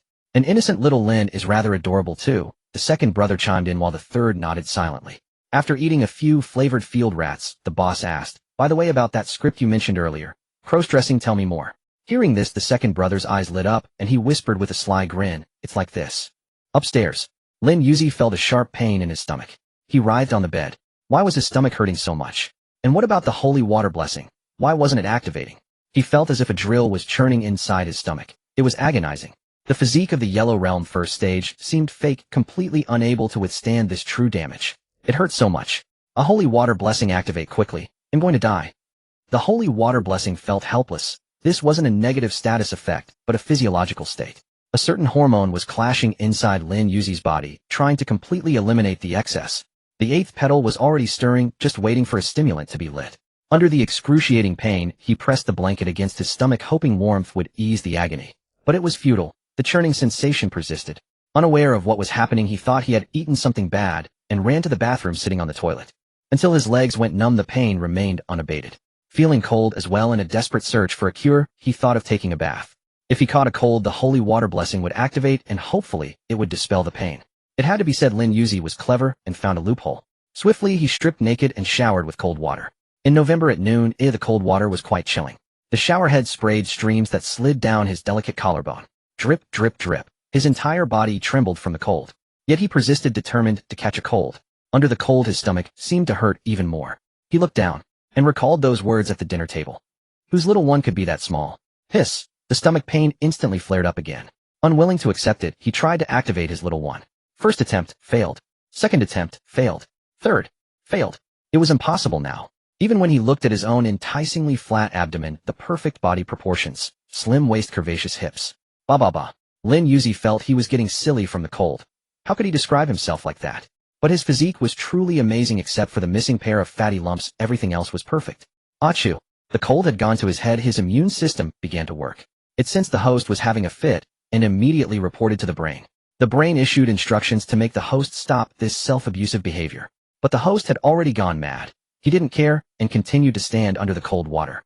Heaven wasn't raining on Lin Yuzi, but he was deliberately showering himself. Truly a fool. Finally, after half an hour under the cold water, his body, trembling, teeth, chattering stomach still hurting, Under multiple negative statuses, holy water blessing activated. A blue radiance rippled through. All negative statuses vanished instantly, and even his hair was dried. Lin Yuzi felt refreshed. No backache, no weak legs. He could easily climb 25 floors without effort. Ha ha ha, as expected of me. So clever. He was overjoyed, flopping backward onto the bed in a starfish position, kicking off his slippers. His fair long legs were completely exposed to the air bathrobe, disheveled hair, tousled, a smile on his face. Exposed, hello. But it didn't matter. Only he could see this beautiful sight, and more importantly, his stomach no longer hurt. Joy was an understatement for Lin Yuzi's mood at that moment. The sensation of that electric drill from before was something he truly never wished to experience again. It was utterly inhuman, rivaling the most excruciating tortures. Fortunately, it was merely an isolated incident. He vowed never to indulge in those braised snacks again. That single experience left an indelible scar on his tender heart, terrifying beyond words. Unbeknownst to him, the afternoon had already slipped away. He recalled that his roommates were still on the first floor. He wondered how their meal was going. So much time had passed, they should have come upstairs by now. He hadn't eaten much for lunch and was feeling hungry. Thinking of heading downstairs for food, he descended only to discover. Hey, stop it. Don't fight anymore. You don't hold me back, Susu. This is a duel between him and me, a man-to-man showdown. See, that's right. A man like him doesn't deserve your affection. And that's not what I meant. What I'm trying to say is I don't actually like either of you. I only see you as friends. B and C fell to their knees, crying out, oh no. How could you be so despicable? Ahem ahem. Lin Yuzi watched their performance with amusement. He hadn't expected these three to still be so childlike, playing house. After clearing his throat to announce his presence, he looked at them and asked with a smile, what are you guys up to? The three were immensely embarrassed. One scratched his face, another tugged at his hair, and the third looked around aimlessly. None of them answered. After several minutes, once their shame had mostly dissipated, the second roommate finally spoke. We were rehearsing a play. Really? Lin Yuzi's eyes held a hint of suspicion. Really? The three replied with conviction, their voices full of confidence. They didn't want to be mistaken for playing house. They were adults now, far too mature for such childishness. Seeing this, Lin Yuzi was half convinced. All right then, what's the script? Can I take a look? Maybe I can offer some advice. At this, the three exchanged glances and winks. In the end, they only showed him a portion of the content. After reading it, Lin Yuzi found the plot rather peculiar. A love triangle. Yes.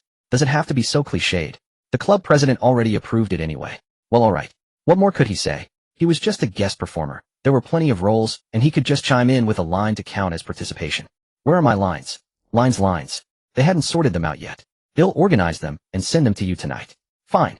Lin Yuzi wasn't worried about the play at all. It was tomorrow afternoon's speech and the day after's competition that he needed to focus on. Before tomorrow, there was one more thing. He was hungry. Just as he was about to head out, the second roommate asked in confusion, Xiao Lin, did you take a shower? Yeah, why do you ask? Nothing, I just smelled the shower gel. Are you going out? The second roommate changed the subject quickly and awkwardly, but Lin Yuzi didn't press further and answered honestly. There's still a lot of braised meat in the fridge. You can just heat it up and eat. At the mention of braised meat, he instantly thought of the flavored field mice and his stomach churned. Please don't say another word. See you. Not wanting to suffer any more torment, Lin Yuzi quickly walked out of the small villa. What's with him? The three exchanged bewildered looks. Field mice are delicious, crispy, and satisfying. After Xiao Lin left, they glanced at each other and sly smiles crept onto their faces. Shall we continue? Hurry up, I can't wait. I am coming too. On the campus walkway, Lin Yuzi strolled leisurely and arrived at Ice Island, a place where one could order drinks or enjoy skewers. After spending 100 yuan on some items, he sat under the air conditioning scrolling through his phone. He was browsing hot topics on Weibo. Normally, he never visited the platform, but now he wanted to know what trending news the youngsters were following. It was to avoid becoming out of touch with society and to find conversation topics with his classmates. The top trending item was naturally the martial arts competition. The second was a certain plagiarized script that had been publicly criticized by many official media outlets. When a script is poorly written, the screenwriter takes the blame. Logical errors and common sense blunders in novels rarely draw much attention. But when adapted for the big screen, especially for realistic TV dramas, they must align with real-world knowledge, avoiding ridiculous mistakes, knowing what should and shouldn't be done. Otherwise, it only incites public outrage. For instance, the male and female lead scenes in the show felt disjointed, severely disconnected from reality. Novels to enhance storytelling often impose many outlandish settings on the protagonist that defy real-world logic.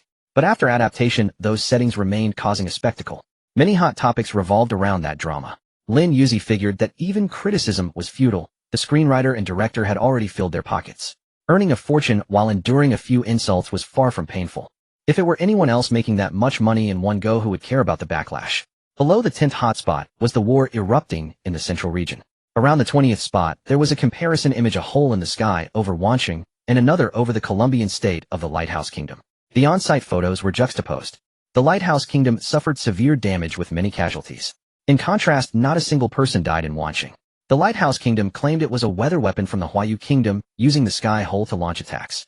They speculated that this hole might be the true trump card behind the Southern Heavenly Gate project.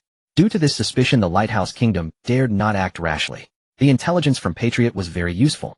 That person was indeed from the Huayu Kingdom sent here to kill civilians. They were puzzled, suspecting there were other motives. Until they uncovered the real intention, they could only grit their teeth and endure this humiliation.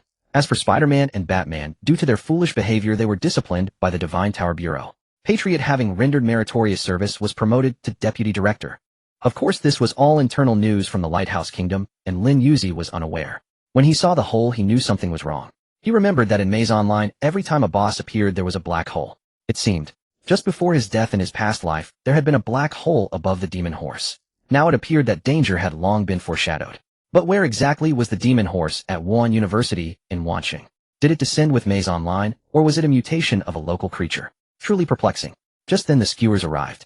Lin Yuzi had to put down his phone and fill his stomach first. While he was eating at the Divine Tower Bureau that morning, the newly appointed deputy director began his speech. Hello everyone, I am Patriot. I am honored to become the deputy director. Today our topic is unity. Why bring up this topic? It's all because Spider-Man and Batman keep acting foolish. One daydreams about making a grand entrance and becoming a great hero. The other is always trying to look cool, but dodges danger whenever it arises. Thus the arrogant Homelander began his speech on unity, aiming to consolidate the power of superheroes. Ahem. After clearing his throat, he spoke. Unity, the unity among ordinary people is addition. But the unity among superheroes isn't addition, it's multiplication. For example, 11 only equals 2, while 11. Suddenly, Homelander stumbled, but quickly his mind recovered.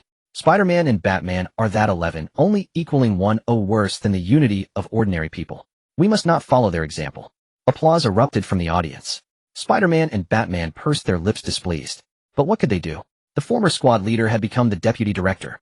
Remember, Homelander was arrogant. After failing with his example, he refused to admit defeat and began again.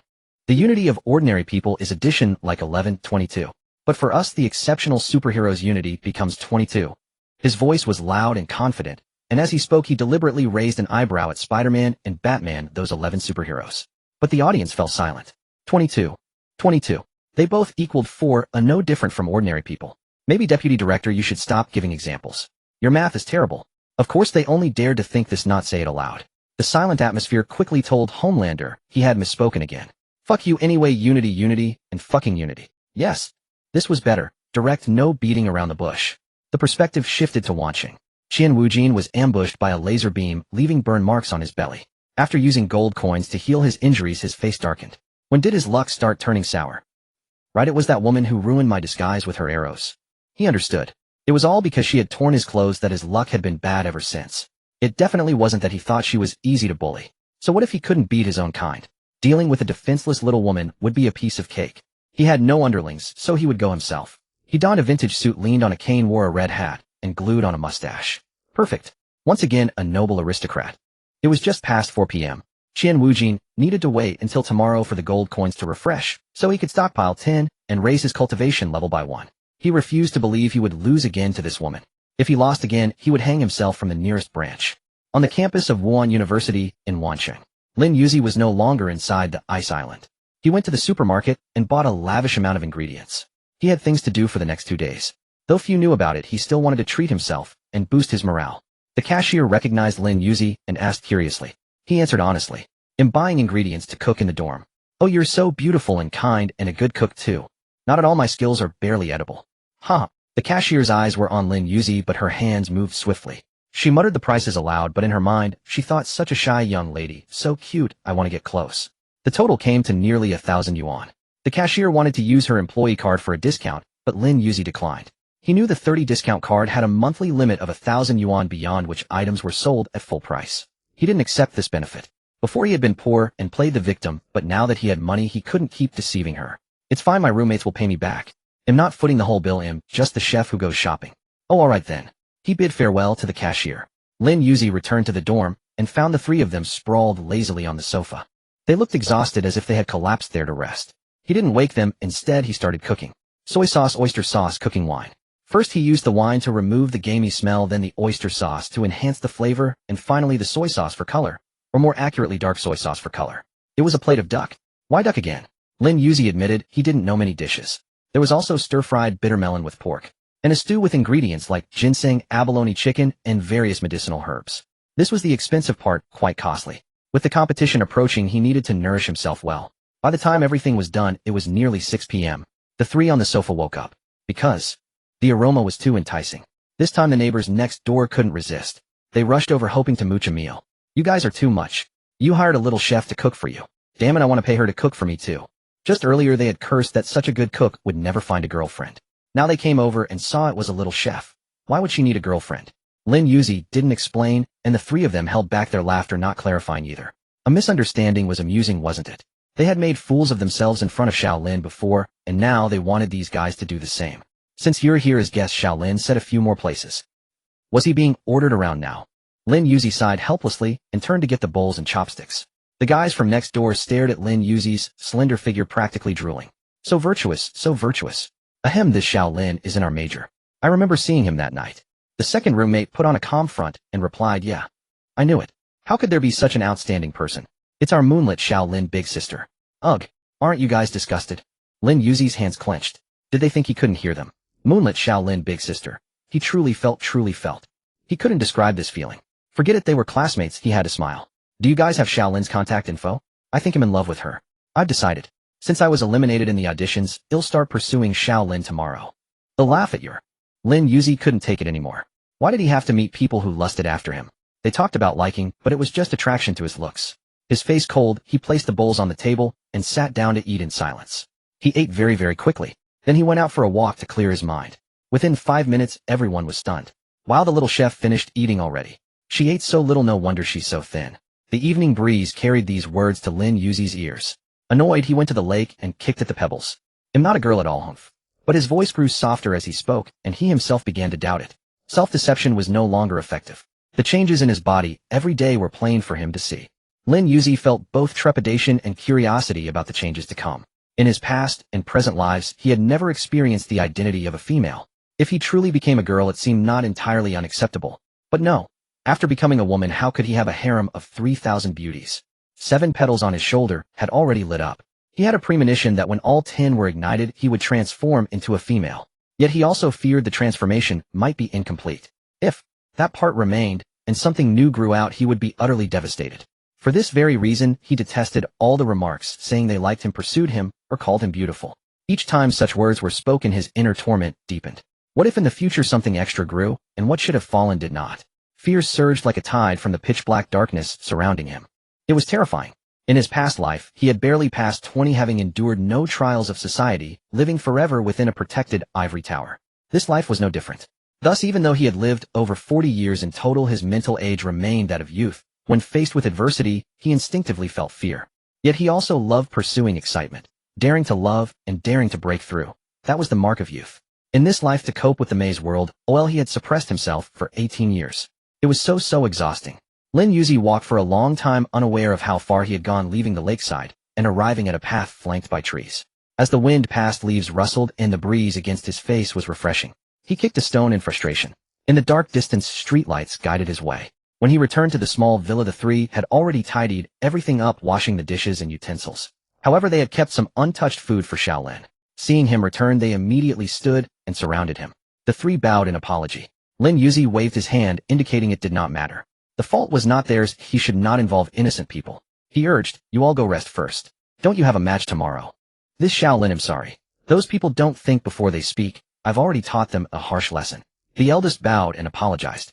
The second, seeing this, clenched his fist and said indignantly, right Shaolin, don't be angry. The boss already gave them a good thrashing with a stick. Second, don't use such easily misunderstood words. I'm telling the truth.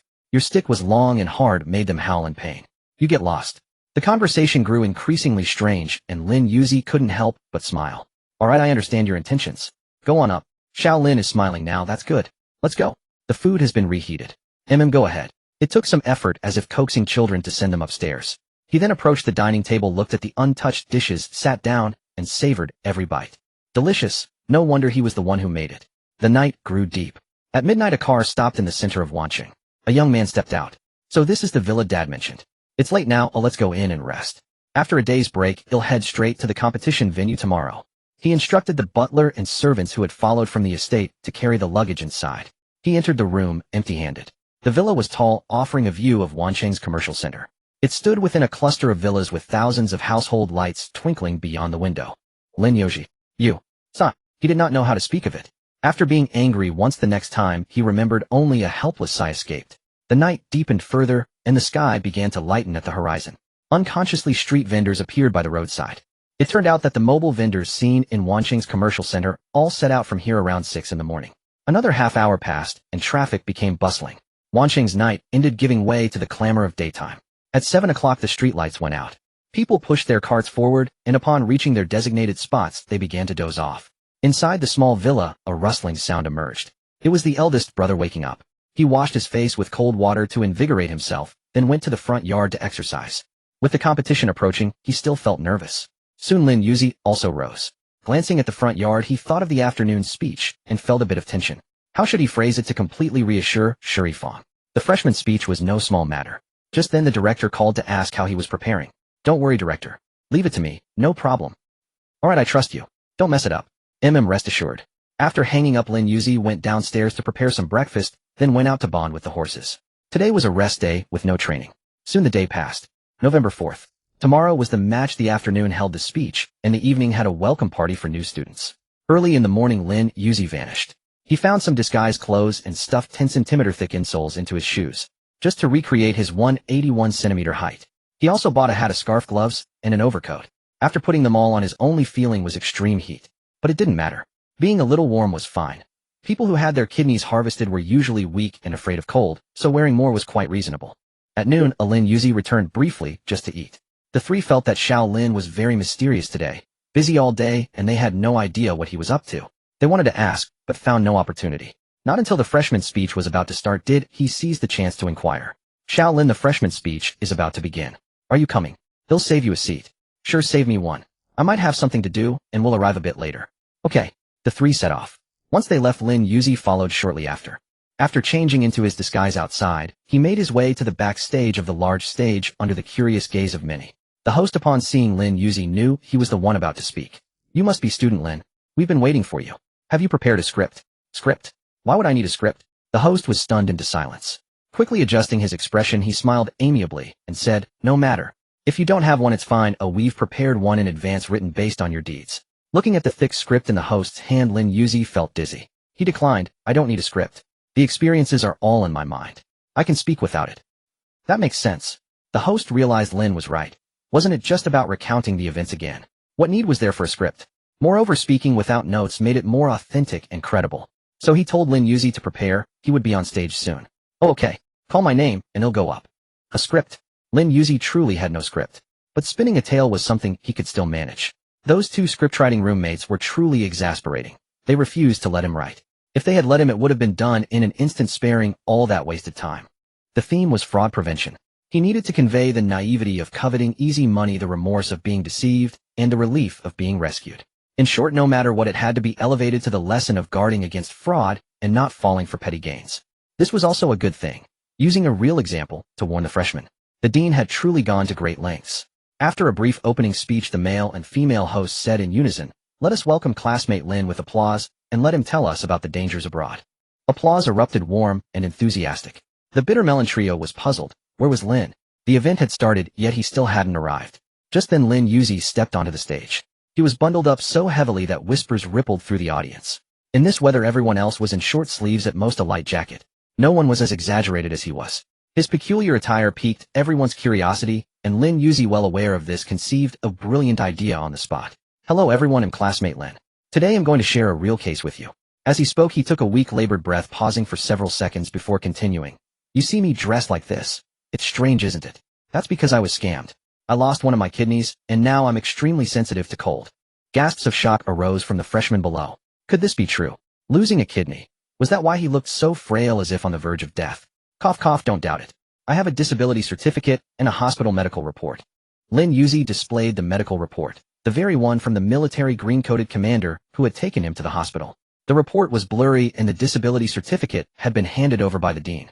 With corroborating evidence, most of the freshmen were convinced. They gazed at the figure on stage wrapped in a heavy coat and felt a phantom ache in their own kidneys. How tragic. Cough, cough, cough. Don't think this is a small matter.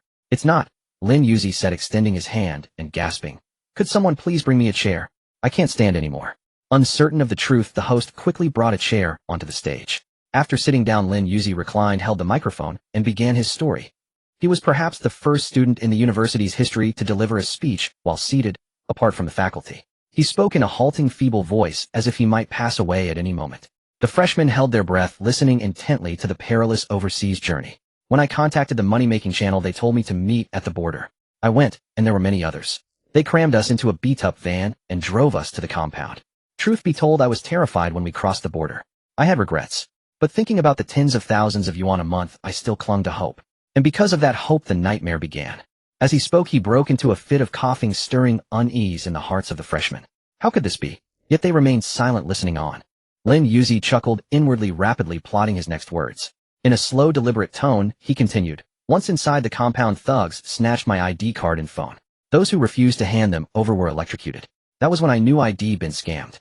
On the first day, they said it was a security screening for a network company. But it was fraud. I refused to cooperate, and they beat me. On the second day, I hadn't eaten for 2 days. They told me to ask my family for money. I said I was an orphan, and they beat me again. On the third day, I couldn't hold out any longer. I hadn't managed to cheat anyone out of money, and they were furious. They grabbed me by the hair and dragged me a dozen meters, then started drawing my blood. His voice grew agitated again, interrupted by relentless coughing. Yet he pressed on with his experience. I watched my own blood drain away, and a dread of losing it all surged within me. I begged for mercy, but all I got were fists. I was terrified. I regretted my greed so bitterly. At this point, Lin Yuzi pretended to sob, a muffled weeping that moved even the hardest hearts. Behind the stage, the male and female hosts' eyes reddened. They understood now why classmate Lin didn't need a script. He himself was the living script. As the audience was immersed in the sorrow he had crafted, his voice came again, this time hollow and dead. Do you know? In the compound, I was sold from place to place. Someone would pay to buy me, and I'd survive. I lost count of how many times I was resold. Until finally no one wanted me. Not even for 50,000 yuan. His tone was resigned. Everyone knew what came next. Unwanted goods would be put to their final use. You've probably guessed, my kidney was taken out. Without anesthesia. It hurt like hell. I was in agony, but my expression had gone numb. He fell silent. After a long pause, he stood and bowed, speaking with deep apology. I'm sorry to make you all hear about my past. I just want to say, don't be fooled by promises of high salaries abroad. I mean that sincerely. With that, Lin Yuzi stepped off the stage. No matter how fabricated his story was, his final words were genuine. He truly didn't want anyone else to be deceived. Long after classmate Lin had left, the audience remained steeped in grief. Meanwhile, Lin Yuzi had quietly slipped into his class. He said nothing, sitting silently on the ground. The field was covered with soft grass, usually a soccer pitch, but now it was occupied. After a long while, the host, wiping tears, went back on stage and spoke in a choked voice. Classmate Lin's ordeal is heartbreaking. He used his own experience to tell us. Young people, don't be too naive. Naivety makes you easy prey. No one had expected such a somber topic at the freshman orientation. Bloodletting, kidney removal without anesthesia. Some female students shivered just thinking about it. It was too terrifying. Lost in the crowd, Lin Yuzi searched for Shuri Fong. He wondered if she could understand and stop looking for him. You can understand it, can't you? You've always been smart. At the front of the class, Shuri Yifeng's expression was grim. Disappeared for a year, no trace of him. So he was scammed. But that's not right. You've talked about campus life before. That wasn't fake. She was indeed very clever, but what she inferred was different from what Lin Yuzi wanted her to know. Moreover, this speech had given Shuri Yifeng proof of his existence. Classmate Lin, huh? You're still here. Don't think you can hide from me. Not everything unfolded as anticipated. Lin Yuzi's miscalculation this time could endanger his exposure. Yet utterly oblivious at the moment, he whispered softly to his roommates. I wonder what the evening's freshman welcome party will feature. It should be something comedic. They made it so sorrowful earlier. If tragedy strikes again, that would be truly tragic. I think so too. The second and third roommates concurred, believing that according to the script, the welcome party would shift from tragedy to joy. They always strive to create something extraordinary to leave a lasting impression on the freshmen. Lin Yuzi thought their reasoning seemed plausible. Then evening arrived. There was another 2-hour interlude. Many had already eaten and showered before coming. The fragrant scent permeated the field. This annual spectacle stirred restlessness in many hearts, prompting them to seek carnal pleasures. If they missed this chance, they would have to wait another year for the next opportunity. The freshman welcome party was a yearly event. Next year, it would be for the new female freshmen. Seniors also came, seeking attractive freshmen, hoping for sweet campus romances. Pretty girls naturally received attention, and Lin Yuzi with her innocent beauty attracted a swarm of bees. Beautiful flowers attract butterflies and bees. Hello classmate, I'm Shuimin Fengbo. The handsome senior's self-introduction was cut short as he found the person before him oddly familiar. A classmate, have we met somewhere before? The surrounding male students also vying for Lin Yuzi's contact sneered, senior, that pickup line is far too outdated. Watch mine. He pushed Shuimin Fengbo aside, stepped forward, flipped his hair, and suddenly switched to a pleading tone saying pitifully, miss, could you help me with a pinduoduo, cut a slice. If it works I'll treat you to milk tea. I'm just a few people short. After finishing, he inwardly smirked. This was the new age pickup method. Free milk tea. What girl would refuse? Surely you won't refuse, will you? If you do, you're not a real girl. Besides, the milk tea would be a reward for help given, so it counted as earned from labor, allowing her to accept it with a clear conscience. Regardless of whether the cut succeeded, he would claim success and invite her for milk tea. By then they would get acquainted. His plan was well thought out, but Lin Yuzi didn't play by the rules, declining him by stating he didn't engage in the cutestless activity. How? How could such an advanced pickup method fail? He shuffled dejectedly to the side, standing alongside Shuimin Fengbo, though he didn't know why he remained there. The next suitor, sporting a sporty look with a basketball tucked under his arm, smiled radiantly. Lin Yuzi curiously watched him, wondering what sophisticated pickup technique he would deploy. Classmate interested in swimming and fitness. Well, that wasn't a pickup line, it was a sales pitch. Lin Yuzi turned and walked away. Goodbye. To get someone's contact, first ask for a favor. If they refuse, claim it's urgent. Later rush over with constant apologies, offering to treat them to dinner. After the meal, say how much you enjoyed the chat, and ask for a number. Of course, don't imitate this recklessly to avoid trouble. After finally sending away the swarm of suitors, Lin Yuzi's head was spinning. Sometimes being too attractive is a hassle. You three stop staring and come block them for me. Got it, Shaolin. The three appeared. Shuimin Fengbo then remembered where he had seen Lin Yuzi before. He looked up, spotted the approaching trio, and fled like a flash of light. How mortifying. A third-year senior repeatedly stumbling before freshmen. Unacceptable, unacceptable. Finally, the area quieted down, and the freshman welcome party commenced. The performances included singing skits, shows, choruses, and recitations. The same old repertoire. But there was an added lion dance performed by seniors from the martial arts department. Quite impressive. As the host announced the party's successful conclusion, fireworks ignited from all directions across the campus. Beautiful, stunning. In his past life, Lin Yuzi had seen this once and thought nothing of it. This life was different. He knew this would be his last glimpse of fireworks, so he cherished every moment. It's over, he murmured softly, lowering his head. It was fine. Beautiful things like fireworks are fleeting. It's not about eternity, but having once possessed them. The night grew deep. The students returned. Tomorrow classes and competitions would resume. Time flew. The next day arrived. Zhang Yongji rose early, warmed up in the front yard, then left the campus. Lin Yuzi awakened shortly after. His gear was stored in a locker at the commercial center, so he went to change. Because he too had an early match. The campus security booth was open. Uncle Guan adjusted his cap, changed out of his uniform, and stepped through the school gates in civilian clothes. 2 hours later, the official competition began. This event was grand, adorned with flags and ribbons. Law enforcement officers patrolled both sides of the street. Numerous temporary posts appeared. 16 referees stood on 16 platforms, calling out the competitors' codes. Zone 1 first match, Jiang Yongji versus codename Captain Jia. Jiang Yongji mounted the stage. To showcase the power of the dog-beating staff technique, he had donned tattered clothes. The outfit was so ragged that the taxi driver on his way to the match wanted to give him money to change. But Jiang Yongji insisted these clothes better suit my stick brother persona. His opponent, Captain Jia, sported a middle-part haircut, a thin mustache, a gaunt frame, mismatched eyes, and a gap-toothed grin. The match began. Captain Jia drew a boomerang from his waist and hurled it with swift hands. Jiang Yongji swept his staff left and right, deflecting the boomerang. His stance was a bow stance. 1 foot forward, 1 back, center of gravity low, both hands gripping the tail of the staff, the shaft angled forward, eyes fixed on the staff tip, and Captain Jia using the staff as a probing tool. Meanwhile, in Zone 16, Suai Ku stepped onto the platform. He held only a long spear, gazing at his opponent. Lin Yuzi's adversary was someone who had placed in the top 100 last year, nicknamed Songdao, skilled in chain sabers and elusive hidden blade techniques. He couldn't afford to be entangled. Being caught would lead to defeat. Two Kus clashed, a spectacle to behold. Lin Yuzi initiated the offense, taking a gliding step forward, driving with his waist and hips, wielding the spear with half his strength to press down on Songdao Ko. His opponent crossed his two blades, parried the spear, then abruptly released the left saber, letting it fall. This caused Lin Yuzi's center of gravity to shift. At that moment, the falling saber was caught between Songdao Ko's legs, aimed at Lin Yuzi's lower body. Reacting swiftly, Lin Yuzi retreated and raised the spear to block. After deflecting the lower body attack, a descending blade came from above. He barely dodged by tilting his head. Then from an unexpected angle, Songdao's left hand held a blade striking toward Lin Yuzi's abdomen. That was a third blade. Truly worthy of the name Songdao-ku. The move ignited the audience. Haha, that's the hidden blade master for you. Unpredictable and deadly. This Soi-ku is nothing but a clever trickster. Go Songdao-ku. Eliminate him, such a person doesn't deserve to be a martial artist.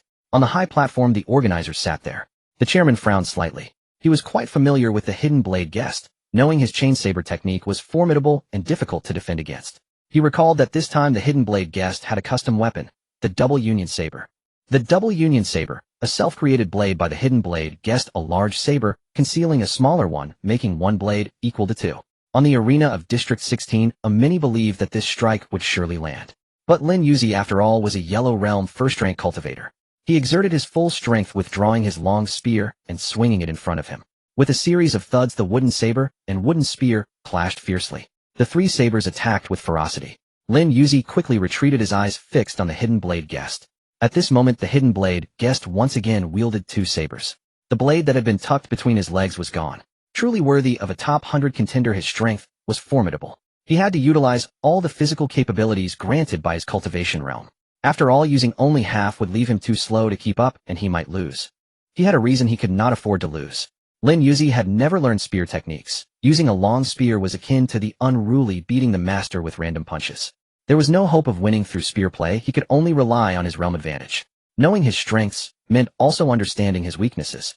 Pitting one's weakness against an opponent's strength was foolish.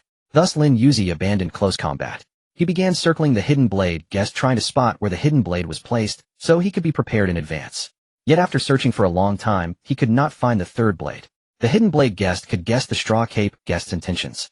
He deliberately exposed his back, offering a feigned weakness. As expected, Lin Yuzi took the bait. After all, the hidden blade guest was a seasoned fighter with vast experience. Just as the lunging spear was about to strike, he sidestepped calmly, watching the spear pass before his chest, and thrust his left-hand saber straight forward. That strike sent Lin Yuzi's straw hat flying. His right-hand saber split into two. He had intended to parry with his left elbow while swinging the other blade. Suddenly he noticed that after the straw cape guest's hat flew off, long hair cascaded down. Seeing this, the hidden blade guest froze and exclaimed, "You're a woman." Seizing the opportunity, the straw cape guest forcefully flicked his spear tip, striking the hidden blade guest's chest, sending him staggering backward and falling off the platform. The audience erupted in commotion. They no longer cared about the outcome. They only wanted to know whether the straw cape guest was male or female. That glossy black flowing hair and those bright shining eyes seemed to hint at an extraordinary identity. The straw cape guest is a woman. It really seems so. The hidden blade guest never fights women. Damn it. That wretched hidden blade guest broke the lattice straw hat. Once people learned the straw cape guest was a woman, all her clever tricks were automatically viewed through a cute filter. You say the straw cape guest likes sneak attacks and lacks martial virtue. Please, that's called wisdom. Do you think everyone is a brute? The lattice physique couldn't match a strong man's. Oh, what's wrong with using a little finesse? Public opinion instantly reversed.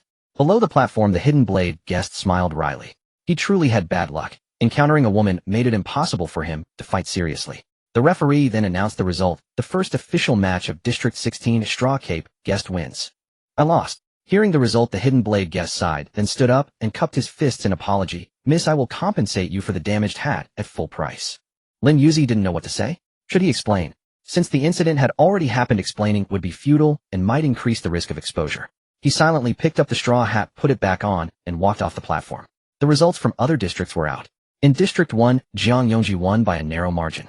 Who would have thought his staff could extend and enlarge? Captain Jia had carefully measured the distance, but suddenly the staff lengthened, pushing him off the platform. Captain Jia fumed and cursed below. Jiang Yongji's response was straightforward. All is fair in war. In District 3, the Valkyrie won yet again, without suspense. No one had yet probed her true strength. Some speculated that beneath that outfit lay a powerhouse. In District 5, the Park Grandpa won, using a greatsword to finish his opponent in close combat instantly. After his victory, he uttered a refined line. You lot mere peddlers of trinkets are all cowards. It was domineering and arrogant. The green-haired father-son duo with watermelon heads lost. Their youthful, passionate combo technique couldn't be used together, and separated they were useless. They stopped at the official tournament. Upon losing, the three hugged each other and wept, deciding to leave the commercial center walking on their hands. They vowed to make it into the official tournament in next year's competition. Youth never fades. The black robe's chains were formidable. He disarmed his opponent, bound him, and flung him off the platform in a strange posture. The reason it was called the official tournament was that many strong fighters could no longer hide their strength in unknown matches. A single misstep could lead to an upset. District 16 had many matches. Lin Yuzi went up again. That's right. This was the point system. One person could compete in many matches. This time, he learned his lesson and brought a bow preventing his opponent from engaging in close combat. Miss, can I see your face? The opponent's opening remark was impolite. Lin Yuzi frowned slightly, and at the referee's begin, quickly drew and shot. In less than a second, the card paper on the opponent's vital point was stained and dizziness set in. Sensing he was about to faint, the opponent shouted with all his might, "No martial virtue sneaking in attack." With that, he collapsed under the effects of the anesthetic. The display of archery sent a chill through many. Indeed, under the new rules, one didn't have to stick to the conventional 18 weapons. Hadn't the black robe customized chains? Soon all sorts of strange weapons appeared. No one dared to hide their trump cards anymore. They feared encountering a scoundrel with the same lack of martial virtue as the straw-cape guest who would suddenly launch a sneak attack. Losing would deduct points.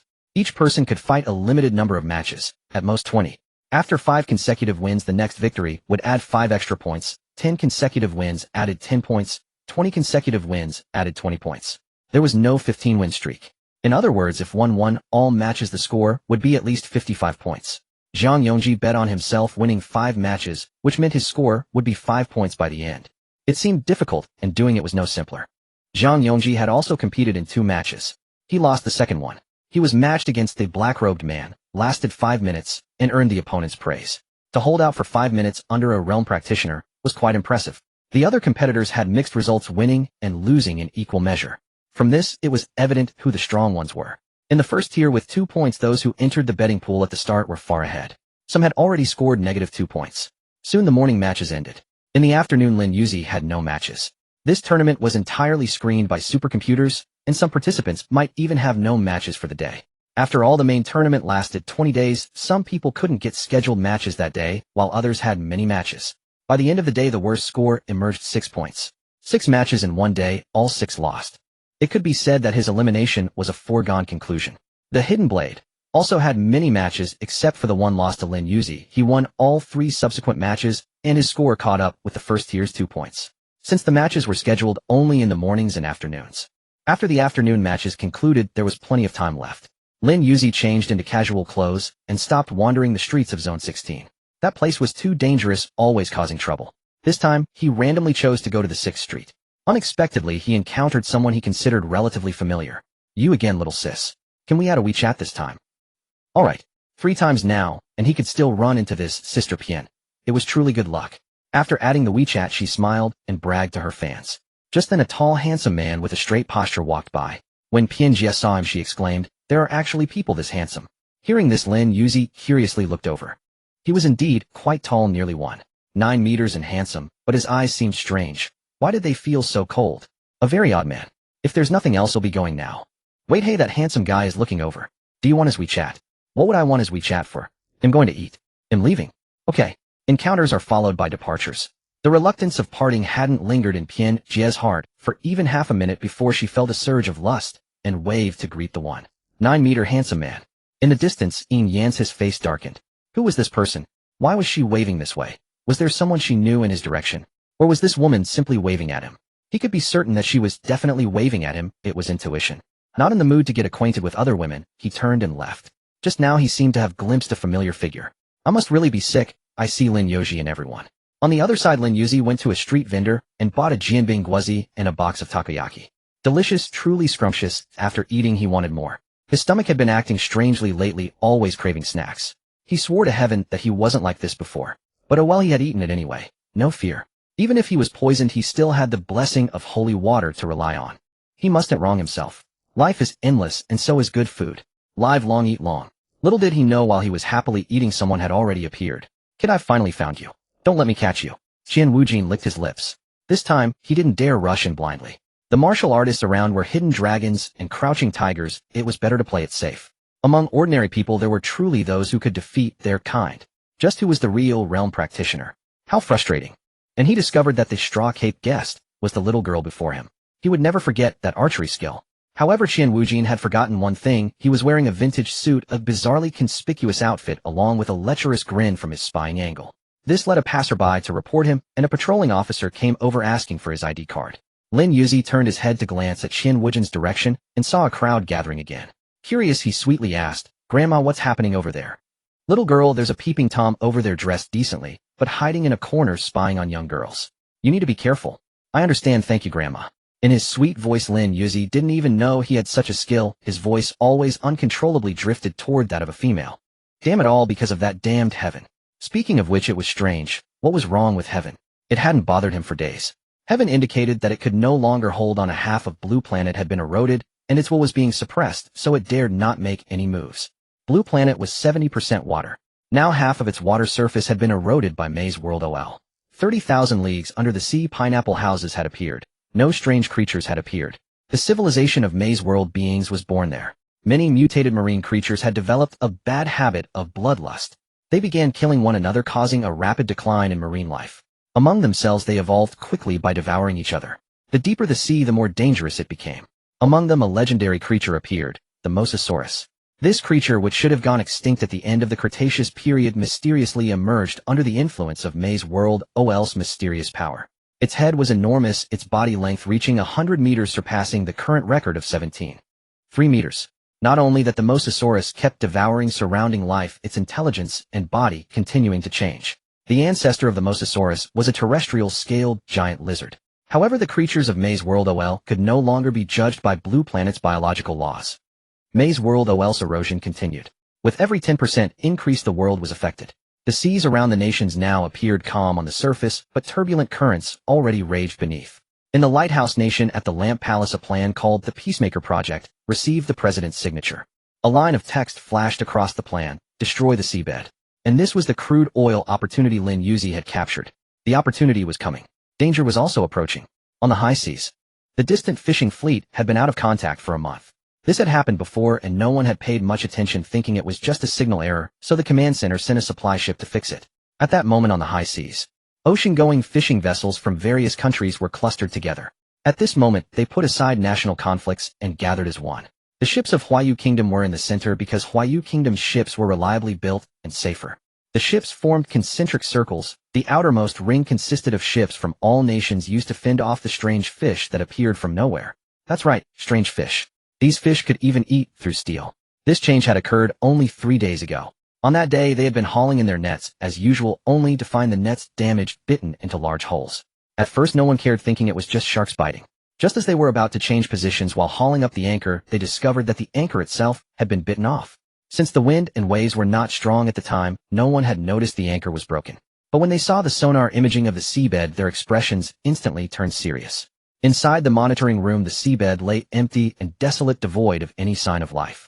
Sensing the anomaly, the captain of the Huayu Kingdom vessel immediately sent out a distress signal. Fortunately, the signal could still travel outward. However, it was only received by fellow ships nearby, unable to reach far distances. Upon learning that another Huayu Kingdom vessel was also in the area, they all rushed over.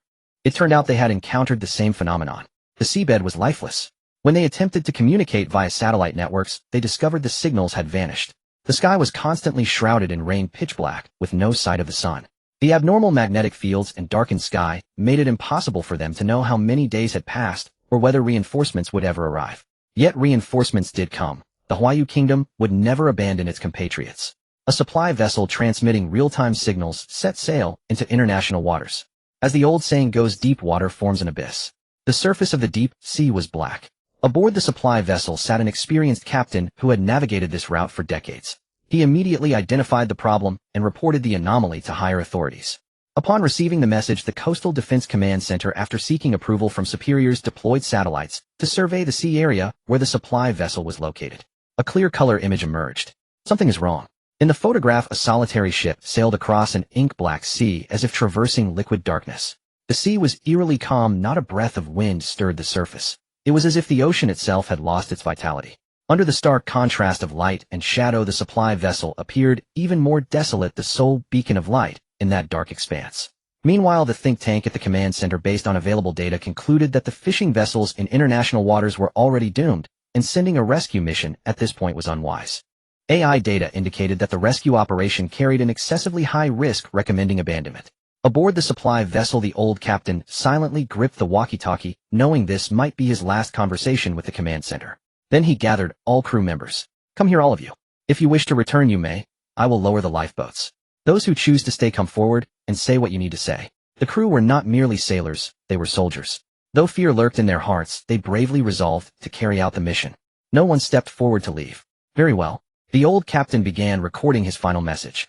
He hoped the Huayu kingdom would never forget the ancient spirit of man can conquer nature. Commander, I am deeply sorry. Supply Vessel 007, Captain Deng Shiming offers you my apologies. I will no longer be able to contribute to the Huayu kingdom's maritime endeavors. He removed his cap and saluted in the direction of his homeland. The rest of the crew did the same. They were fearless in the face of death. Their ancestors had never retreated from danger. When calamity struck, they fought against it. When had they ever backed down? My fate lies in my own hands, not in the heavens. The myths of Nuwa mending the sky and you the great controlling the floods embody the very essence of this nation, never submitting to fate. The 9 crew members recorded their final words. Mom, Dad, we are going on a mission, one that lasts a lifetime. Forgive your unfilial son for leaving without a word. I can only repay your kindness in the next life. Since ancient times, loyalty and filial piety have been hard to reconcile. How can one be true to both country and family? Many hearts are small, only able to hold a tiny home. Some hearts are small, yet they embrace a vast nation. It is precisely because this is so difficult that people admire and revere those who achieve it. No one has the right to mock those who rush to the front lines of danger. Forgive me, little brother. Study hard, okay? The wedding. Can it be postponed? Forget it. I wish you happiness. If I come back, I will surely make up for the blessing. Let the child know that his father was an outstanding soldier, a hero. The messages ended. The atmosphere in the command center was heavy. The signal was already fading. You all, take care. The Huayu Kingdom Command Center will always wait for your signal no matter when. We look forward to your triumphant return. Roger that. We will complete the mission. ZZ. A burst of static and the signal was severed. Even satellites could no longer detect the supply vessel. The ship's signal vanished completely from radar, as if it had never existed. Were the messages saved? Yes, they are stored. The technician's heart was heavy with sorrow. Partings are always painful. He did not know what to do. Should he inform the families of the crew's final words? The commander at the command center, sensing the technician's thoughts, patted him on the shoulder and said earnestly, keep those messages safe. Have faith in them. Our nation has never been short of miracles. This time will be no different. A miracle will happen. Yes, sir. A lone sail had already traversed 10,000 miles of blackened sea. People often say one log cannot prop up a falling house. Sailing across a sea devoid of life, all kinds of negative emotions constantly tested their nerves: loneliness, fear, isolation, cold. 9 crew members and 1 captain all gathered in the cockpit staring ahead. They had never lacked the courage to advance through darkness. If the arrival of Mijio plunged the world into shadow, they were willing to burn themselves to illuminate a corner. As long as the torch of spirit was passed on, they could eventually reclaim their light. Full speed ahead. Aye, sir. The 10 men charged forward with soaring morale. In international waters, people from various nations huddled together. All food supplies were pooled together. Of course, driven by human nature, some would hide food away. And their fishing vessels had caught no fish. The first challenge they faced was food, followed by fresh water.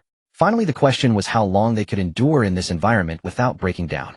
We need unity. Trust our countries. Reinforcements will come. It could be said that among the ships operating in international waters, only the Huayu Kingdom crew still held hope. The captain of a Dungta country fishing vessel clutched his hair, in despair, muttering, those blood-sucking capitalists, if they learn I can't bring this ship back, they'll tear my family apart. The captain of the Neon Island vessel was equally ashen-faced. They were all mere employees who had signed contracts. If the vessel was damaged, they would be held responsible. If they couldn't pay, their families would be in debt for generations. The women would be forced into the sea, and the men would become laborers. They would work for life after life until the compensation was enough to cover the ship's cost. The captains of other nations also wore grim expressions. Clearly, they had already given up. When morale shattered, leading the group became impossible. The Huayu Kingdom captain tried to persuade them, but these people were already hopeless. Some sailors, unable to bear the torment of darkness, chose to jump into the sea, ending it all at once. But beneath the seabed, countless creatures from the Mijia realm dwelled. These beings were undetectable by Blue Star's technology. In other words, the seabed was actually teeming with densely packed life. Yet the people on the ships were completely unaware. The only barrier between them and danger was the thick metal hull. After jumping overboard, the sailors discovered the truth of the world. They tried to warn those on the ship, but before they could utter a word, they were dragged into the deep by monstrous fish. The anomaly of the sea jumper before his death was noticed by some. They decided to risk sending someone down to investigate. No one was willing. Huayu country had to organize its own team. Be careful. I know. The vice captain, an experienced diver, put on his diving suit, prepared the lifeline, took a deep breath, and fell backward into the sea. The moment he entered the water, he pulled the lifeline. The captain on the boat reacted quickly, shouting for everyone to pull the lifeline up. Despite the speed, when the vice captain was brought up, a strange fish with a round mouth was attached to his leg, biting into it. He was in agony. Seeing this, the crew used fire to scorch the fish, finally forcing it off. When the strange fish disappeared, half of the vice captain's leg was gone, and the wound showed signs of corrosion. Ack! The pain of the severed leg made him scream. This pain was like being soaked in a pool of concentrated sulfuric acid, unbearable, causing even the stalwart vice captain to cry out.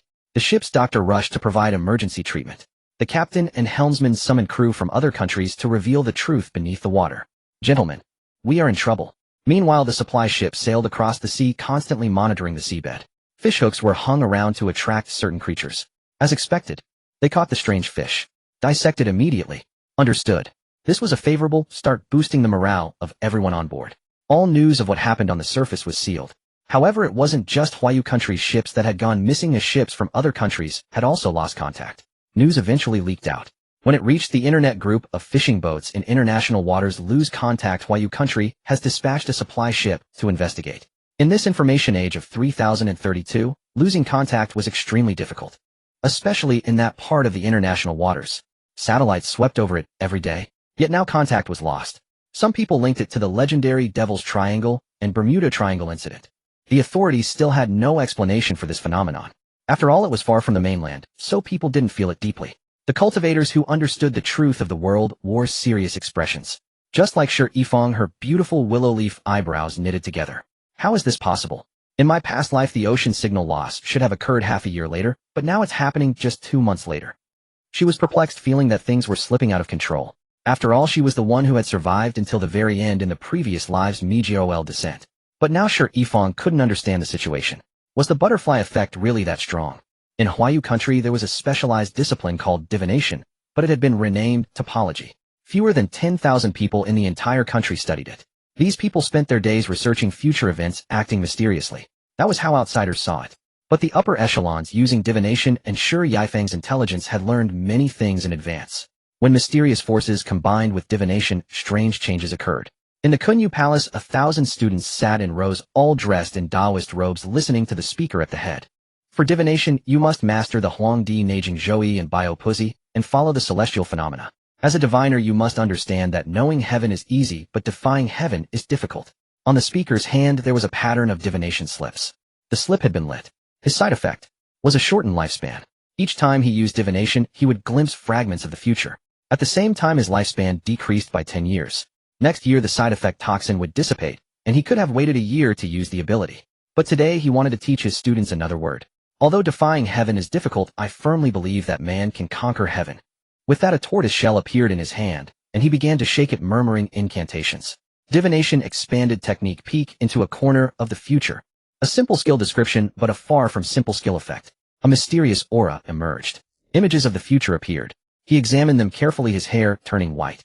The students beneath him showed sorrow on their faces, vowing to master this discipline. Name: Zhuge Tongyi. Gender: male. Realm: human realm. 5th stage ability: Fate Talisman. Side effect: Progress 1010. When under the influence of the side effect, each use of the expanded technique consumes 10 years of lifespan. Divination expanded technique peek into a corner of the future. After a long while, Zhuge Tongyi withdrew from the ability and said weakly, "Humanity has not lost." Then he fainted from the loss of vitality. The students below immediately panicked. These words reached the ears of the 5-star generals. Huayu country had 5 5-star generals in total, each with their own code names. Of course, they were not names like Dragon King, War God, or Son-in-law. They gathered together to discuss important matters. These matters were unknown to ordinary people. Finally, the meeting ended and the general said solemnly, "We cannot disrupt the martial arts tournament, otherwise the public will make wild guesses." Agreed. Agreed. The martial arts tournament. It was one of the most important competitions in Huayu country. If it were suddenly cancelled, it would mean that Huayu country was in trouble. If that happened, the public would panic. Therefore, no matter how dangerous the outside world was, the danger must be kept out, and the martial arts tournament must proceed smoothly. The martial arts tournament was like a flag on the battlefield, it could not fall. The main tournament had been going on for several days. During these days, Lin Yuzi had been on stage several times. Today was November 10th. He had a match in the morning, and after that he would be free for several days. The referee announced loudly, District 16 Soiku versus Songdao-ku. They met again. Both were stunned for a moment. After stepping onto the stage, Songdao-ku clasped his fists and was about to concede. "Wait, are you looking down on me? I don't fight with women." This remark was so infuriating that Lin Yuzi said indignantly, "Then don't treat me as a woman." "No. Are you afraid of losing? This time you don't have to hold back. Ooh, I can still defeat you." "You are right." Seeing that Song Daoka had completely lost his fighting spirit, Lin Yuzi became anxious and shouted, "If you dare not fight me, you are not a man." At this, the audience gasped in astonishment. The next moment, they burst into laughter. "Whether he is a man or not, you have to find out for yourself." "Who said that? If you want to die, don't drag us along." "Ha, I didn't expect Sui-ku to have such an interesting personality." Look at Song Daoka's face. That remark really hit hard. Of course it did. It directly challenged a man's dignity. Song Daoka's expression grew serious. "Miss, then I shall be rude. I forgive your rudeness. Come on." Song Daok said, no more charging forward with dual blades. He had studied the battles of Sui-ku and knew her archery was formidable. Thus he must close the distance. As long as he got close, victory would be his. It was clear that Song Daok was taking this seriously. Well struck. Lin Yuzi remained unflustered, drawing an arrow and firing. The arrows were swift, yet all were evaded. As Song Daok neared the dangerous range of the archer, Lin Yuzi immediately retreated, maintaining the distance. He ran while shooting. Song Daok began using his dual blades to deflect. "Let's see how many hands you have." Lin Yuzi reached behind his back, grabbing 4 arrows. He knocked them, fixing his gaze on Song Daok. Now is the moment. 4 arrows flew at different angles. If there was a spear tremor technique, then an arrow tremor technique was perfectly logical. The arrows traced incomprehensible arcs through the air, one skimming close to the ground. For positions: front and back, high and low. Seeing this, Song Daok halted, held his blades horizontally, and after a series of bewildering maneuvers, a 4th blade appeared. The audience erupted. "Awesome. 4 blades. Song Daok is incredible, so cool." 4 blades, 1 in each hand, 1 clamped under his left elbow, 1 under his right knee. His posture was strange, somewhat like an octopus. Song Daok began to spin, blocking the 4 incoming arrows. But Lin Yuzi wouldn't let him defend so easily, continuously firing volleys of 4 arrows. Thump, thump, thump. Sounds echoed from the arena. Song Daok blocked with ease. Lin Yuzi reached back and found only 5 arrows left. He shot 4 more, then charged forward behind them. Midway, he raised his bow and loosed. This arrow was faster than the previous 4, disrupting Song Daok's defensive rhythm. He hastily dodged, but the 4 arrows followed closely. He began spinning again. Just as he barely blocked them, a wooden bow appeared before his eyes. Thump! The wooden bow struck his skull with a crisp sound. A fine head indeed. Song Daok was momentarily dazed.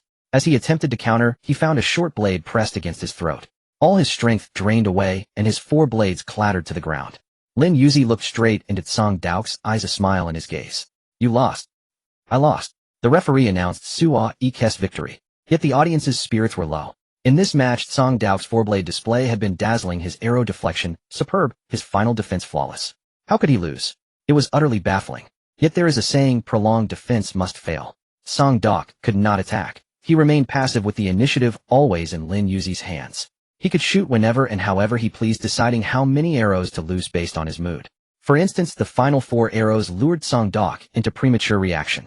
Then 1 arrow shattered his rhythm. Even if the subsequent 4 were blocked, Lin Yuzi had already arrived. First a bow strike to the skull, then a blade to the throat. Who said an archer couldn't fight in close quarters? Even if an archer runs out of arrows, he still has his bow. This time Lin Yuzi taught everyone a lesson. But it was a lesson no one wanted to learn. It was utterly dishonorable, shattering their image of martial artists as aloof and mysterious. If it weren't for the fact that Sui-ku is a girl, I would curse her. I concur. To be honest, Sui-ku is quite skilled. I wonder which noble family she belongs to. I concur. Lin Yuzi was not a noble daughter. He was an ordinary man reborn. After winning this match, he continued winning through the morning, then rushed back to school. The next day there was a play performance, and he needed to rehearse in advance. Inside the small Western-style building, the 3 sat talking. Beside the sofa lay exquisite women's clothing, all inspired by fashion spreads in the Urban Beauty newspaper. Although the 3 felt Xiaolin was not a mature urban woman but a cute girl next door, they still found the styles worth referencing. "That lace-trim blouse of mine is lovely, pure, and fresh. Xiaolin will look great in it. I think the pale yellow long skirt is nice, matching Xiaolin's fluffy hair for a gentle look. No, a JK uniform showing off long legs is the eternal classic. Ha, Sun Mingren, you dare make Xiaolin wear a JK? Are you not afraid he'll beat you to death?" Cough, cough, I was just joking. The youngest Sun Mingren awkwardly coughed and discreetly hid the JK uniform. He couldn't let them discover he truly wanted Xiaolin to wear it. The eldest favored a pure and innocent girl vibe. The second liked a gentle, mature, elder sister type. As for the youngest, he was all about long legs. While they were talking, Lin Yuzi returned. Ding ding ding, him back. The sudden voice nearly made the 3 choke on their own saliva. Cough, cough. After a fit of near-choking, they frantically moved something around, then forced calm expressions, and asked Xiaolin, "Why are you back so suddenly?" "What? You're not welcoming me. I came back to rehearse the play." "Of course we welcome you. It's just, we have a small request." "Say it." Lin Yuzi was in good spirits today. He had finally defeated Song Dok fair and square. Now no one could claim the victory was because he was a woman. Besides, he was not a woman. Not a girl either. He was a handsome, sunny young man. "It's like this." The three had prepared their speech. After speaking, they wept bitterly. "Xiaolin, this is for the sake of art. Think about it. Those rough guys in the drama club with their ugly mugs, how can they play beautiful girls? Right, look at us three with our burly frames. We don't fit the role either." Even the usually taciturn youngest joined in the persuasion. "This is our first club performance, and we spent days writing this script. What if we mess it up?" The youngest burst into tears. A sob story. They knew Xiaolin had a soft heart. "Forgive me, Xiaolin, this is the last time." Lin Yuzi's mouth twitched slightly. He wasn't foolish. He could see they were acting. He hadn't expected that his own earlier act of playing pitiful to make his roommates support him for days would bring such swift karma. It was too fast, surely the fault of the heavens. But upon reflection, they had a point. This was the club's first activity, and he had witnessed their hard work. Writing was a laborious task, yet the two had persisted for so long. Moreover, after this year the Mazoel would descend. Even if he wanted to find such an opportunity later, it would be difficult. Maybe he should just go along with it. Besides, cross-dressing was quite thrilling. Which guy wasn't curious? No. Lin Yuzi immediately rethought. He was only playing a female role, it didn't necessarily require cross-dressing. Oh no. My sanity is being corrupted by the heavens. I'm getting confused. What do I do? While his head was spinning, he inexplicably agreed. When he came to, he was met with 3 pairs of expectant eyes. "What are you doing?" "Xiaolin, these are the clothes for tomorrow's performance. Could you try them on first so we can rehearse?" Hey, watch yourselves. Your foxtails are showing." Lin Yuzi felt that he had fallen into a trap. Under the expectant gazes of the three, he was utterly uncomfortable. "No need to change for rehearsal, right?" "We must change." The three moved in perfect unison, as if one could see the tails wagging behind them. "Must I?" "Yes." "Fine." Lin Yuzi reluctantly reached out and took the 2 bags of clothes. Something was off. How had they bought the clothes in advance? He was about to question them when he turned around and saw what looked like 3 puppies waiting eagerly to be fed. I'd rather be blind. Lin Yuzi had nowhere to vent his anger. He was angry at himself. He thought defiantly, if they liked cross-dressing so much, then he'd do it. And even if he wore it, he'd be the most dazzling one. Clutching the clothes, he went upstairs. In the bathroom, he opened the clothes. The price tag was still attached. Tens of thousands. Truly the extravagance of a rich second generation. The fabric was exquisite, telling of its quality, and the brand was top tier. What taste buying me a lace-cut off shoulder top? Can I even pull it off? He felt humiliated, utterly so. Then something struck him. Lin Yuzi snapped awake, staring at his reflection in the mirror and turning sideways. Damn, it wasn't his imagination. His little bunny was beginning to grow. Though he had suspected it, actually witnessing his body starting to develop made him panic. If this continued, he'd need to protect his little buds from rubbing against the fabric. He could buy nipple covers. Oh, why am I thinking so far ahead? Calm down. How could he possibly stay calm? What should he do now? Since they were developing, should he wear an undershirt? He was a complete mess. Even walking felt awkward. The clothes, he wouldn't wear them. He retrieved his own clothes from the wardrobe and changed. Based on the style of the clothes, he had figured out each of the three's preferences, so he knew exactly what to wear. Innocent clothes were simple enough. His current outfit looked just like the little yellow duck costume in the game. Yes, a miniskirt. Since he'd decided to wear it, he'd go all the way. Bring it on. A real man fears nothing. The slight swell at his chest barely gave the clothes some shape, preventing a flat look. And his little bird. Well, it was just small enough not to affect the skirt. But safety shorts were a must. He slung a white single-strap bag over his shoulder, put on a yellow cap, checked himself carefully in the mirror, gritted his teeth, and resolutely walked downstairs. Yet the moment he saw the others, his courage evaporated. Stammering, he said, Hi. Wow, Shaolin, you look amazing." The three instantly transformed from cute, obedient puppies into wolves, with eyes glowing green. Perfect, utterly perfect. The third frowned slightly. If he remembered correctly, Shaolin's chest. Could it be padding? Well, Shaolin was dedicated enough. Or perhaps had misremembered. Either way, little yellow duck Shaolin was beautiful. Alright, enough staring. Let's start. Lin Yuzi forced a stern expression to appear serious. But to the three, it was that fierce but cute vibe. Boss one punched to Shaolin's nose and shed cry for a long time, wouldn't she? I'd love to hear Shaolin cry. Hey, am I being a bit perverted? Second, Shaolin is adorable, just not the older sister type. I love this expression. A young lady with a mature vibe. Not bad either, he. Third, jade feet, slurp. Long pale legs, so beautiful I want to touch them. Twisting in shadow, I want jade feet. I said, haven't you seen enough? Lin Yuzi was furious. Being stared at endlessly was so annoying. Damn it. Hurry up and start rehearsing, or I'm changing clothes. No, keep them on. We'll start right now. The three began rehearsing. Except they kept bending over sometimes. Noticing this, Lin Yuzi found it amusing. He had worn the dress, so why were they the ones struggling? Was he teasing them? TSK, TSK, TSK. How pathetic. To make them suffer more, he deliberately acted pitiful. Little brother. What should we do next? Xiaolin, could you not do that? What's wrong, little brother? Lin Yuzi put on a puzzled expression, placing his index finger on his lips, pretending to realize something with an innocent look. Oh, I get it. Little brother must be thirsty. Let me get you some water. Oh, I can't take it. That sweet voice seemed to navigate straight into his heart. Boss couldn't bear it anymore and kept drinking water. But the more he drank, the harder it became to hold back. They were still rehearsing. If he went to the bathroom, they'd think he was touching himself. Second also kept his head down, chanting the heart-cleansing mantra to calm himself. Third's eyes never left those long, pale legs. Deliciously white, not too skinny, with a hint of fleshiness. Jade feet, jade feet. Obsessing over jade feet will only harm you. We need the warden to come and discipline the inmates a bit. Seeing the three in such a flustered state, Lin Yuzi felt immensely pleased and secretly delighted. Now you know the consequences of messing with me. Think twice before setting me up again. You tricked me into cross-dressing. It's all your fault. I don't like wearing this myself. Little yellow duck costume, if you don't like wearing me, why did you buy me home? Ignored. Lin Yuzi ignored it. The purchase was the heavens' doing, and this time the cross-dressing was his roommate's fault. Nothing to do with him, absolutely nothing. Little brothers, are we rehearsing or not? I'm hungry, I want to eat. A cloying, cutesy voice. It was a bit nauseating. Lin Yuzi didn't know how he had said it, but since he had to maintain a smile. Eighth petal, please look at me properly. It lit up, but not fully, half. The emotional stimulation was enough, but it needed a bit more ability stimulation. Hearing that voice, the three got goosebumps.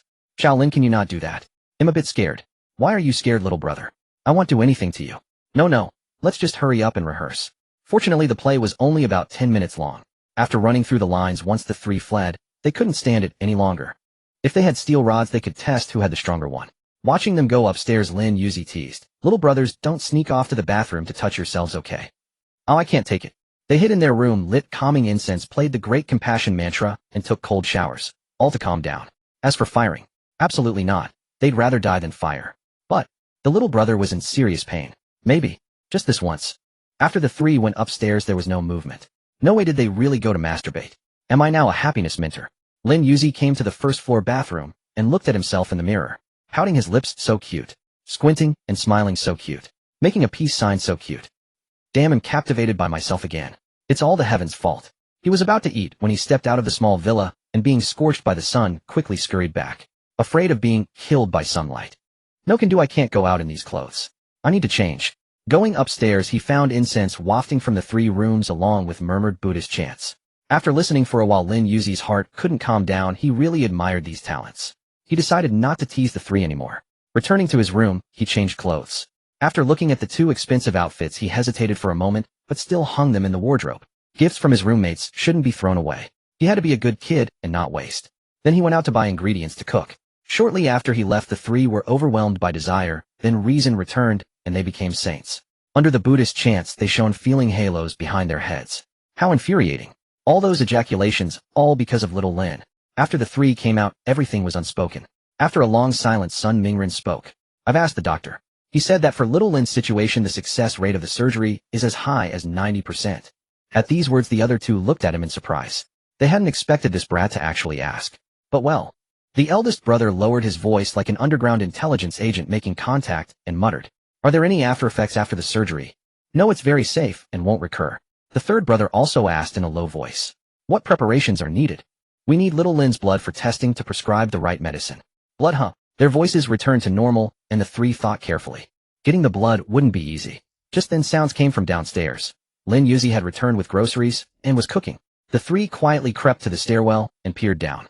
They were disappointed to find little Lin wasn't wearing the little yellow duck outfit. But it's okay, they could still see it tomorrow. The urgent matter now was how to get little Lin's blood. Trick him into a blood test. That seemed feasible. The three exchanged glances, all thinking the same thing. How about after Big Brother's main match, we suggest going hiking and then draw blood for testing? Any connection between hiking and blood tests? Are you dumb? It's just an excuse. You could replace it with bungee jumping or deep diving. Oh, I get it. The three agreed at once and went downstairs together. Little Lin, what delicious food are you making? The eldest brother leaned in, catching a whiff of aroma. He really needs the surgery. Little Lin was definitely born the wrong gender. Fortunately, in 2023, all kinds of surgeries were quite advanced. Surgeries like removing an inch or two of something were very mature. After all, there was a Sawadika country providing technical support, and many people underwent the surgery each year. They successfully broke through the barrier of not surviving past 50 after surgery. Even those who adapted well lived to over 70 years old. Move away, I'm frying fish. Lin Yuzi reached out and shoved the eldest brother's head away, then walked to the other side to prepare soup. Lunch was corn ribs and carrots. He casually stir-fried a few dishes. It wasn't anything fancy, just the usual fare. The fish were small, and after frying each person took one and ate it directly. After finishing, the three proactively took over the dishwashing. Lin Yuzi nodded in satisfaction and went upstairs to sleep. First floor. Kitchen. The three were whispering. The third brother's son Mingren voluntarily shared his discovery. Have you noticed that little Lin's chest seems to be developing? You mean little Lin is on medication? No. Son Mingren shook his head, slightly thinking of a condition, and explained seriously. Have you heard of pseudohermaphroditism? What does that mean? The eldest brother had never heard of this condition. Did such a condition exist? The third brother nodded, indicating it existed. The second brother had also heard of it, so he took over and explained. Let me put it this way, take little Lin for instance. He has always thought he was male, but internally his reproductive organs are female. It's just that externally they appear male. You mean both sets? Exactly. It looks like both sets, but the male one is non-functional. Hearing that, everyone understood. Newborn babies were usually checked directly for a little thing. If present, it's a boy. If not, it's a girl. After hearing this, the eldest brother asked, puzzled. So should we send little Lin for surgery or to the hospital? Same thing. If it's a disease, then surgery to remove it. If it's not a disease, then we'll remove it anyway. Second brother, you're ruthless. I like it. Don't celebrate too early. The prerequisite is to get little Lin's blood and send it for testing. Right? The three continued whispering. If Lin Yuzi found out, he'd surely give each of them a flick on the forehead. Moreover, the money for the surgery was earned by Lin Yuzi through crude oil trading. After giving them the money during the new year, they planned to take little Lin for surgery. In the meantime, they would first get the blood analyzed whether it was a disease and simultaneously cooperate with the treatment course. If it's not a disease, then he needs to take some medication in advance for pre-surgery adaptation. In short, it's quite complicated. Lin Yuzi was completely unaware of the crisis from his roommates. He only thought they were perverts. Men being men, understandable. He lay on the bed scrolling through videos. The decisive event he had been waiting for hadn't happened. Only after this event would the price of crude oil skyrocket. Forget it, no need to rush. Let's sleep first. During this time, he noticed changes in his body and felt increasingly drowsy. Soon he fell asleep. Meanwhile, inside the Shun Pagoda Bureau of the Beacon Country, Laser Hero the Deng Palace orders you to head to the Central Sea area to execute a mission. What mission requires the deputy director to go? The Laser Hero, also known as Homeland Man, frowned, his attitude unpleasant. It was his vacation time. How dare they disturb him? Laser Hero, this is a top-secret mission. Only you will execute it, the rest will assist. Once the mission is complete, it'll give you a half-year leave. Fine, I'll take it. Homeland Man didn't want to waste time. He took the mission order, glanced at it, and grinned. Interesting, very interesting. The plan read. Dispatch superheroes to destroy the underwater transport pipeline cutting off the energy supply to the central battlefield. This kind of simple yet highly destructive mission was exactly what Homeland Man loved. After burning the plan with his laser beam, he headed straight to the port and set off on a submarine. Zhu Guoren's plan was the fuse for all events. It was also the opportunity Lin Yuzi had been waiting for. The emergence of this opportunity signaled the official outbreak of the Central War, with almost no possibility of mediation, inevitably leading to irreconcilable conflict. At that time, winter arrived, and Dengtagwa blocked resource sales channels, imposing sanctions. Crude oil prices would skyrocket, leading to severe shortages of resources everywhere. Dengtagwa knew that MGOL was about to descend, and they wanted to exploit the time difference before that to amass wealth, disregarding the rules of the international alliance. They wanted to plunder the world's wealth. What a pity. Amidst that wealth, Lin Yuzi the Lao Lu would carve out a portion. In the deep sea, the pipeline was clearly visible. This sea area had not yet been affected by the Megia, remaining clear, not pitch black. Inside the submarine, through multiple cooperations, Zhu Guoren arrived above the pipeline. Why not use weapons? Because they feared that using weapons would leave traces. Although they would be discovered later, Deng Gong said that every day they could delay was a day they could make money. To this end, Laser Hero was dispatched to carry out the mission. He stood in a specially built room in the submarine, which had an observation port where he could look through and execute the task. Laser Hero stared at the pipeline and activated his ability. A laser beam appeared, cutting an opening in the pipeline. In an instant, the pressure imbalance inside the pipeline caused massive energy leakage. Meanwhile, the seabed pressure exerted force, putting immense strain on Laser Hero's eyes. He covered his eyes in pain. Fuck. No wonder he could get half a year's leave afterward. This mission was not as simple as imagined. The pressure on his eyes felt like being trampled by many elephants. Fortunately, someone in the submarine was constantly monitoring this space. After discovering the task was completed, they immediately pulled Laser Hero into the cabin and quickly lowered the partition to isolate the water pressure. Although it was fast, his eyes and skull suffered severe damage. The mission to destroy the pipeline was executed perfectly, and indeed not easy to detect, but it would cost one superhero. Laser Hero felt deceived and boundless anger surged within him, but he also feared his abilities would vanish. Damn you ding dong, just wait, I will kill you all. At this moment Laser Hero awakened and officially inherited the title Zhu Guoren. The submarine left, but the accident it caused was slowly brewing. The time difference was different. Dengtag was daytime, was Huayug was night. By the time Huayug was saw daytime, Dingta was in darkness again. The central region was still in chaos. No one noticed the undersea pipeline leak. Today was Double 11. Various shopping apps held hand-shopping carnival events with countless benefits, discounts, and deals. A phone that originally cost several thousand yuan could get up to 2,000 yuan in coupons if purchased today. Others might not understand, but Lin Yuzi did. In his past life, he also bought a camera on this day that he had always wanted but couldn't afford. As a result, he died less than a year after using it. To put it bluntly, this was merchants clearing inventory and recovering capital. When anomalous events occurred among the high-level circle, there were always those with family connections. After word spread, everyone started preparing in advance. Then, because the martial arts competition was very popular, although some people noticed that certain phone manufacturers hadn't released their plans for the next year and made video summaries, they got no traction. To suffer in clarity or to live in ignorance. Everyone has their own choice. The upper echelons didn't disclose the truth because they feared there were bad people among the masses who would do evil, believing that if they could just hold on until that day arrived, they would gain a new life. With different positions came more considerations, leading to some constraints in action. Early in the morning, after some deep thought, Lin Yuzi looked at the wardrobe. Today, he was going to perform in a play. Put them on then. He first put on the youthful school uniform. In the script, all the stories started with these people. Lin Su was the class top student and class belle, usually studious and well-behaved, deeply liked by teachers and classmates. Jiang Jun was the class physical education representative, uninterested in studies, secretly in love with Lin Su, but his stubborn nature made him too shy to approach her. Su Yi sat at the back, the teacher's acknowledged hopeless student, usually left alone, and he always hung out outside. Yet inside, he also harbored a crush on the beautiful Lin Su. Sun Yi, sitting behind Lin Su, was the vice monitor. He liked to stare at Lin Su's ponytail in class, daydreaming, and also enjoyed teasing her. They had a good relationship and were considered a couple by everyone. In the play, the story of the four began. That day, it was a stuffy afternoon. In the classroom, without air conditioning, everyone was listless. Shaolin, let me fan you. How about it? Cool, isn't it? The Sun Yi in the back transformed into an automatic fan, holding a palm leaf fan to cool Lin Su. He even fanned deliberately hard, messing up her hair. At the same time, it stirred ripples in the hearts of the three. That's right. This plot was concocted by the Bittergourd trio together, very melodramatic. The original love triangle turned into a love square, making the script quite strange. The expressions of the audience watching were also complicated. They didn't know how these people could act it out. Should one say dedicated? Many people watched the drama club's Double 11 performance with the intention to learn. One of them looked down at an actor, prepares eyes filled with confusion. The book had never described such a scene. As expected of the drama club, truly impressive. With the drama club's good reputation, even the melodramatic plot automatically got a filter. They all wanted to learn the hidden knowledge points in the play, but they didn't learn much knowledge. Instead, there were plenty of poses. They were all show-off poses, looking quite cringy to the onlookers. Especially the scene of the three fighting in the rain. The cause. Lin Su's eraser fell. Can you believe it? The audience watched with twitching mouths as the three danced off in the rain. That's right, it was dancing. And the actress Lin Su stood in the rain shouting, "Stop, don't fight anymore." The audience racked their brains, but couldn't understand why this actress would take part in such a terrible play. Wasn't this self-destructive? If not for the actress' attractive looks, many would have left. Luckily they didn't.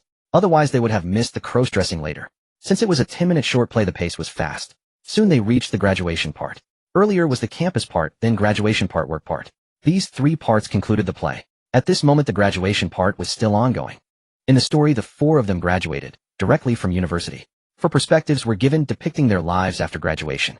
Lin Su, played by Lin Yuzi, became a university psychological counselor after graduating, where many students faced employment pressure. Some also sought her guidance for emotional issues. Yet, a few classmates even began to pursue her romantically, hoping for a student-teacher romance. Jiang Jun, played by Jiang Yongji, blessed with a robust physique, opened a gym that yielded decent profits. However, in the quiet of late nights listening to music, he would think of someone. The urge to meet grew stronger.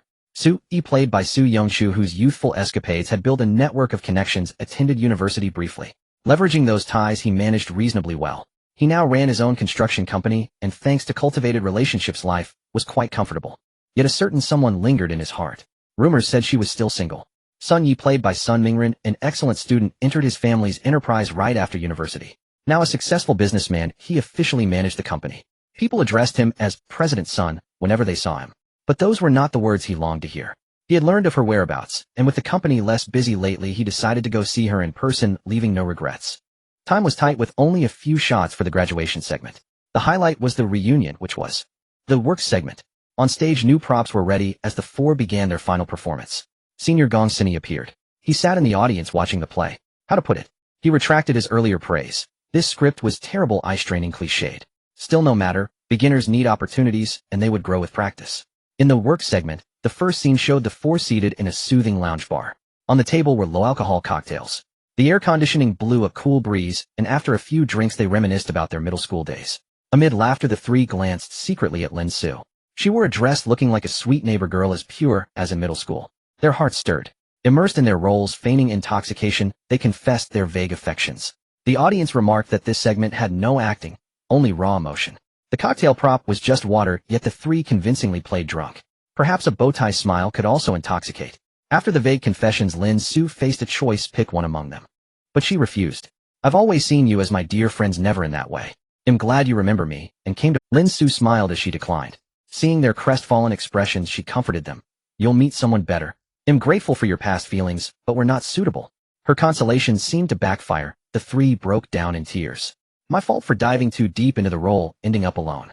The lounge bar's BGM played, fitting the mood. Before meeting, they had agreed to sincerely bless whomever Shaolin chose.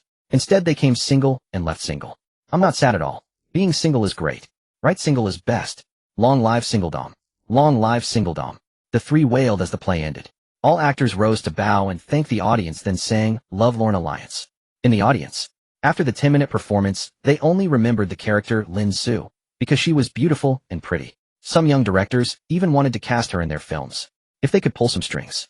Hee. Their schemes were obvious. After the performance, Gong Sini gave his rating 6. 6, barely passing.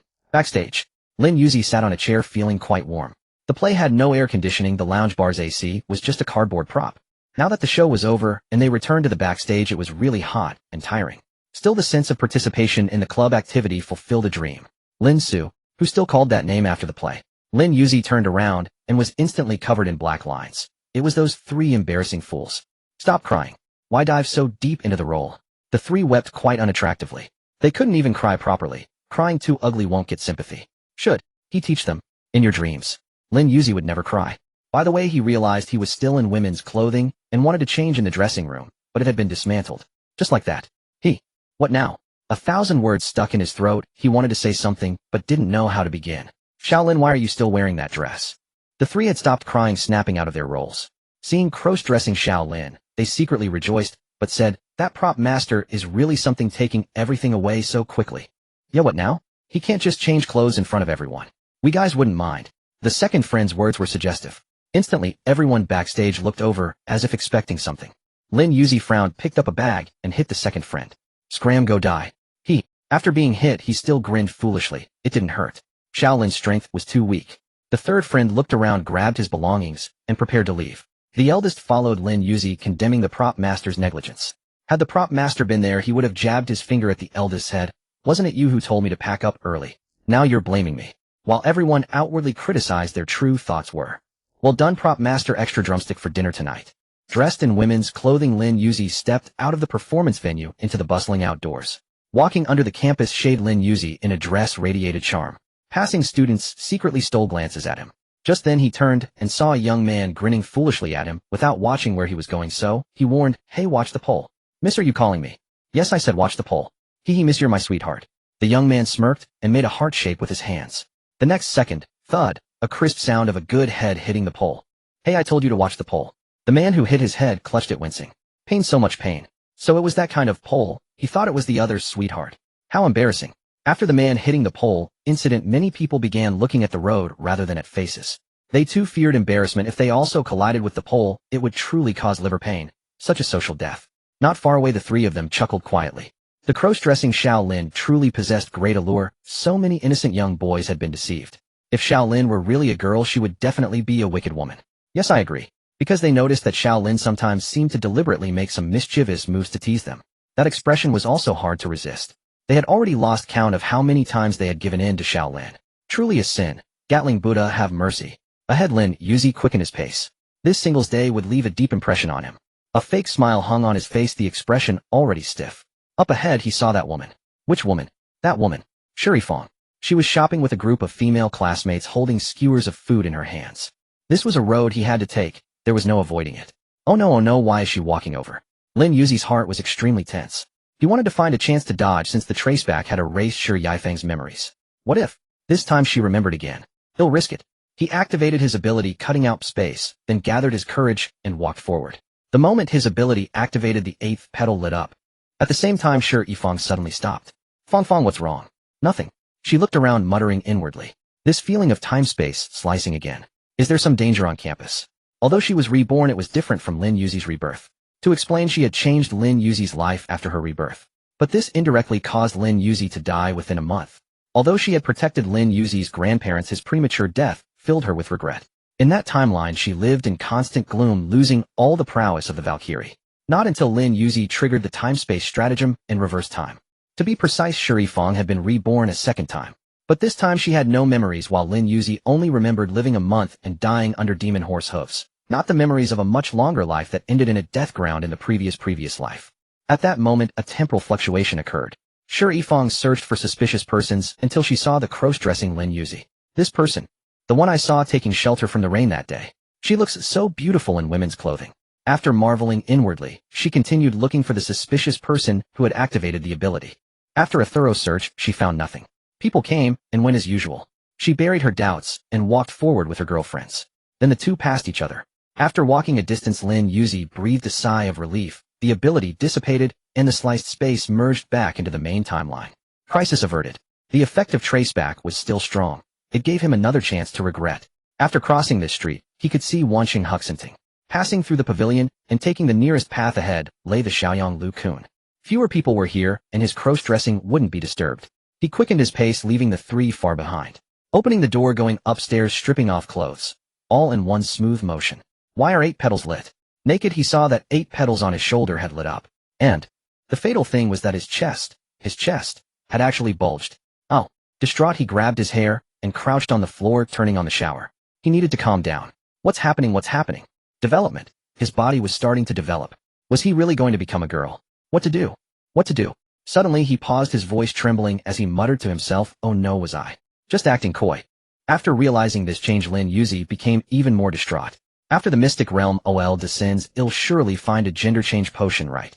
It must exist. He had stocked so many basic medicines in his warehouse east of the city. Why hadn't he looked for a gender change potion back then? No, that's not right. It seemed there was no such potion in mystic realm OL. Even if there were, its effect would be greatly weakened after the descent. What to do? At this moment, Lin Yuzi was like an ant on a hot pan, unsure of what to do.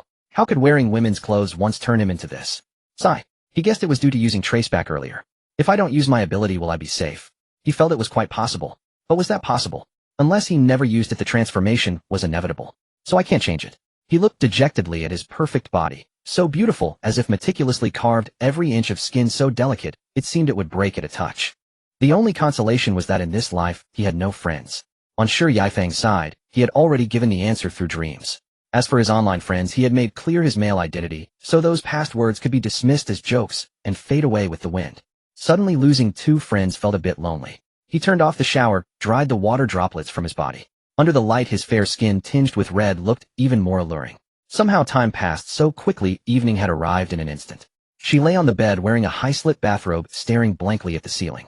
What to do? Downstairs, the three were eating, their eyes fixed on the stairs. Has Shaolin come back? Don't know. Has Shaolin eaten? Don't know. Has Shaolin gone to sleep? Is Shaolin angry? What is Shaolin doing? A torrent of questions, all about Lin Yuzi. Seeing that the eldest was about to keep asking, the second interrupted. If you want to know, just go upstairs and ask. Don't you want to know? Then let's go together. What's the big deal? The second admitted he wanted to know. Then the three went upstairs together, stood outside Shaolin's room, and knocked. Shaolin, are you back? Have you eaten? I'm asleep. This answer caught them off guard. They exchanged glances, shrugged helplessly, and returned to the ground floor to sit. What do we do now? Shaolin must be tired. Let's turn in early too. Before 9 o'clock they all went to rest, very early. Meanwhile, late at night, the central region finally discovered the pipeline destruction. Fuck, issue a condemnation immediately.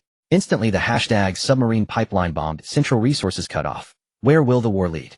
Skyrocketed to the top of trending searches, glowing red with the character for hot. In an instant the number of people viewing the news reached 1 million. Who did this? Someone posed the question. At the same time, everyone wanted to know who had done it. They dared to blow up the pipeline which had taken over a decade to complete and had been in operation for less than a year, only to be destroyed now. Many countries within the international alliance relied on this pipeline for cheap resource transportation. Now that it was destroyed, resource costs would rise, subsequently increasing the cost of living. Severely, it could trigger internal unrest within nations. As for environmental pollution, that was relegated to a lower priority when survival was at stake. At this moment, despite the timely shutdown of valves, the leaked resources had already polluted a vast expanse of the sea. With the movement of ocean currents, some of the contamination spread into the blackened waters already polluted by the Megia. To the starving creatures of the Megia, these resources were a great tonic. Strange fish began to devour them, their appearances turning ferocious and terrifying. Among them, the radioactive substances surrounding the Neon Sea were the favorite of these mutant fish. In fact, the more toxic the substance, the more the Megia creatures adored it. Unbeknownst to Neon Island, its surrounding waters had already become teeming with mutant fish.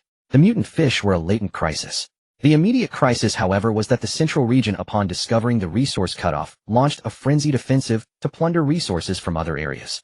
The essence of war is resource plunder. Especially now with resources even scarcer, many countries previously untouched by conflict were forced into the fray. The great melee began. Realm practitioners exploited the chaos, seizing the opportunity to establish their own factions. The werewolves continuously infected wounded soldiers, amassing a legion of 10,000 werewolves. They required no resources, only blood and flesh could sustain them. Ideally, they would sacrifice delicious souls to the Lord of the Megia. The judgment of a delicious soul depended on its quality. The nobler the soul, the more exquisite its flavor. Also, the amount of suffering endured left imprints on the soul. The more suffering, the poorer the taste. November 12th. Lin Yuzi woke up to find that the world had changed completely. He had only slept for 1 day, not an entire month. How could the pipeline incident have happened so much earlier? He wasn't prepared enough. Damn, it looks like I won't be able to make 100 billion in one go this time. Taking advantage of the rising prices, though not yet outrageous, he purchased numerous oil-laden cargo ships and rented many warehouses in nearby locations. Through the international trading market, his account once again used 100-fold leverage. Many people seeing his oil trades followed suit. What the hell is wrong with these people?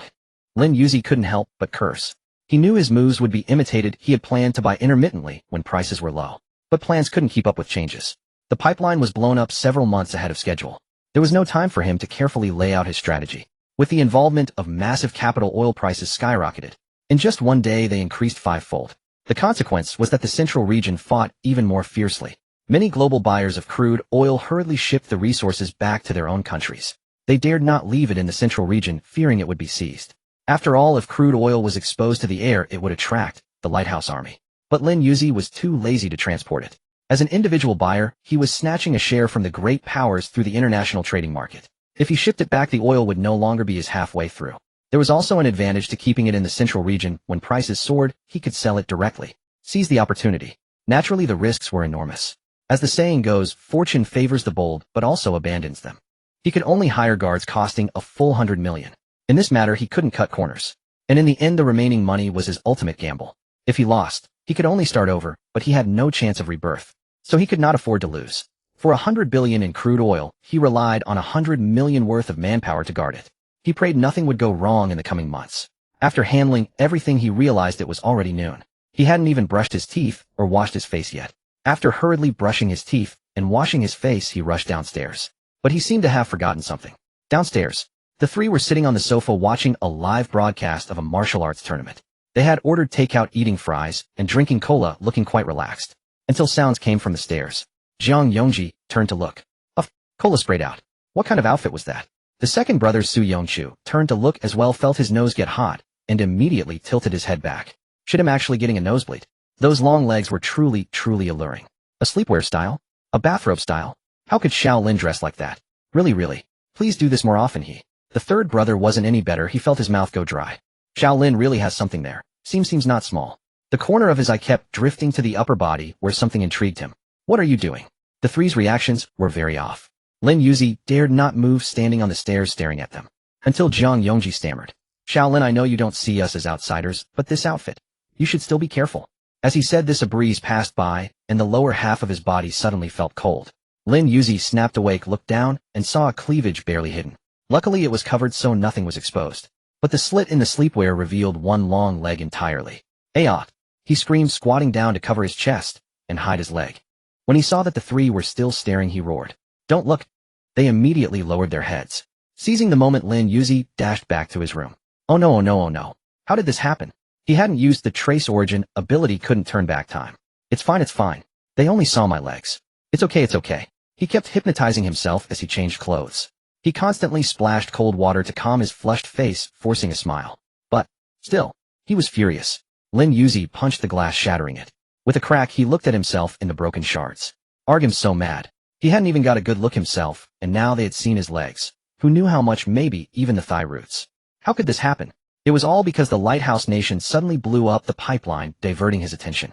On the international stage, the Lighthouse Nation played innocent, posed as global police, and condemned the destroyers, perfectly executing the tactic of the thief cries stop thief. As if no one knew the truth, but Lin Yuzi as a reincarnated knew exactly who did it. Damn Lighthouse Nation. You messed with my focus. It was their fault that he had rushed downstairs in a daze, forgetting to change his clothes. After changing clothes, he examined himself thoroughly inside and out. He found that his chest. Truly. Should I buy? Buy what? He hesitated inwardly. But then he thought it would probably change later anyway. His match wasn't until tomorrow, so he had time in the afternoon to buy a protective cover. Making this decision was truly difficult. Sigh. After a helpless sigh, he put on his jacket and went downstairs. Shaolinahem, you're here. There's still some takeout left. Do you want some? He'll eat outside. Lin Yuzi feared he might punch these three into oblivion if he stayed with them. After storming off angrily, the three turned to watch the livestream. The martial arts competition on screen was intense, and the little figures, in their minds, were equally fierce.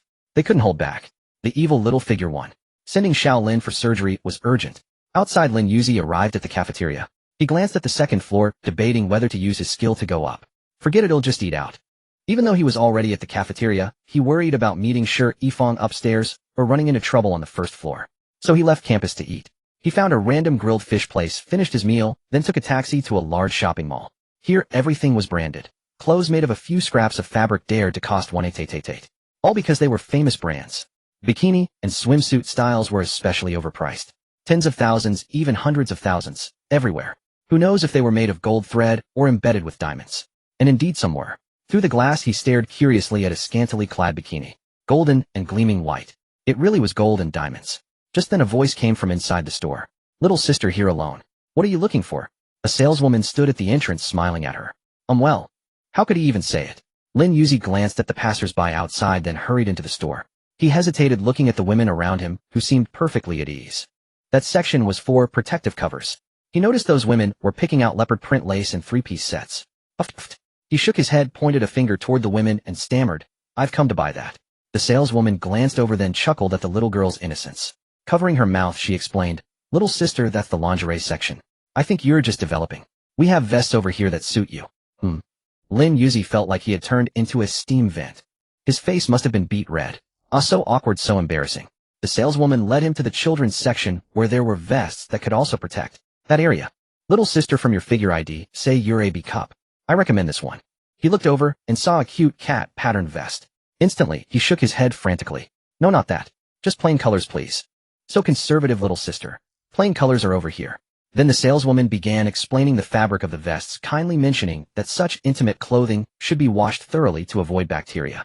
She also said that at her age, maybe high school, she hadn't developed yet, but would grow quickly now and could buy more advanced items later. I understand. You can change in the fitting room over there." Clutching the black vest, he hesitated for a moment before shuffling into the fitting room. He took off his shirt and immediately covered his chest.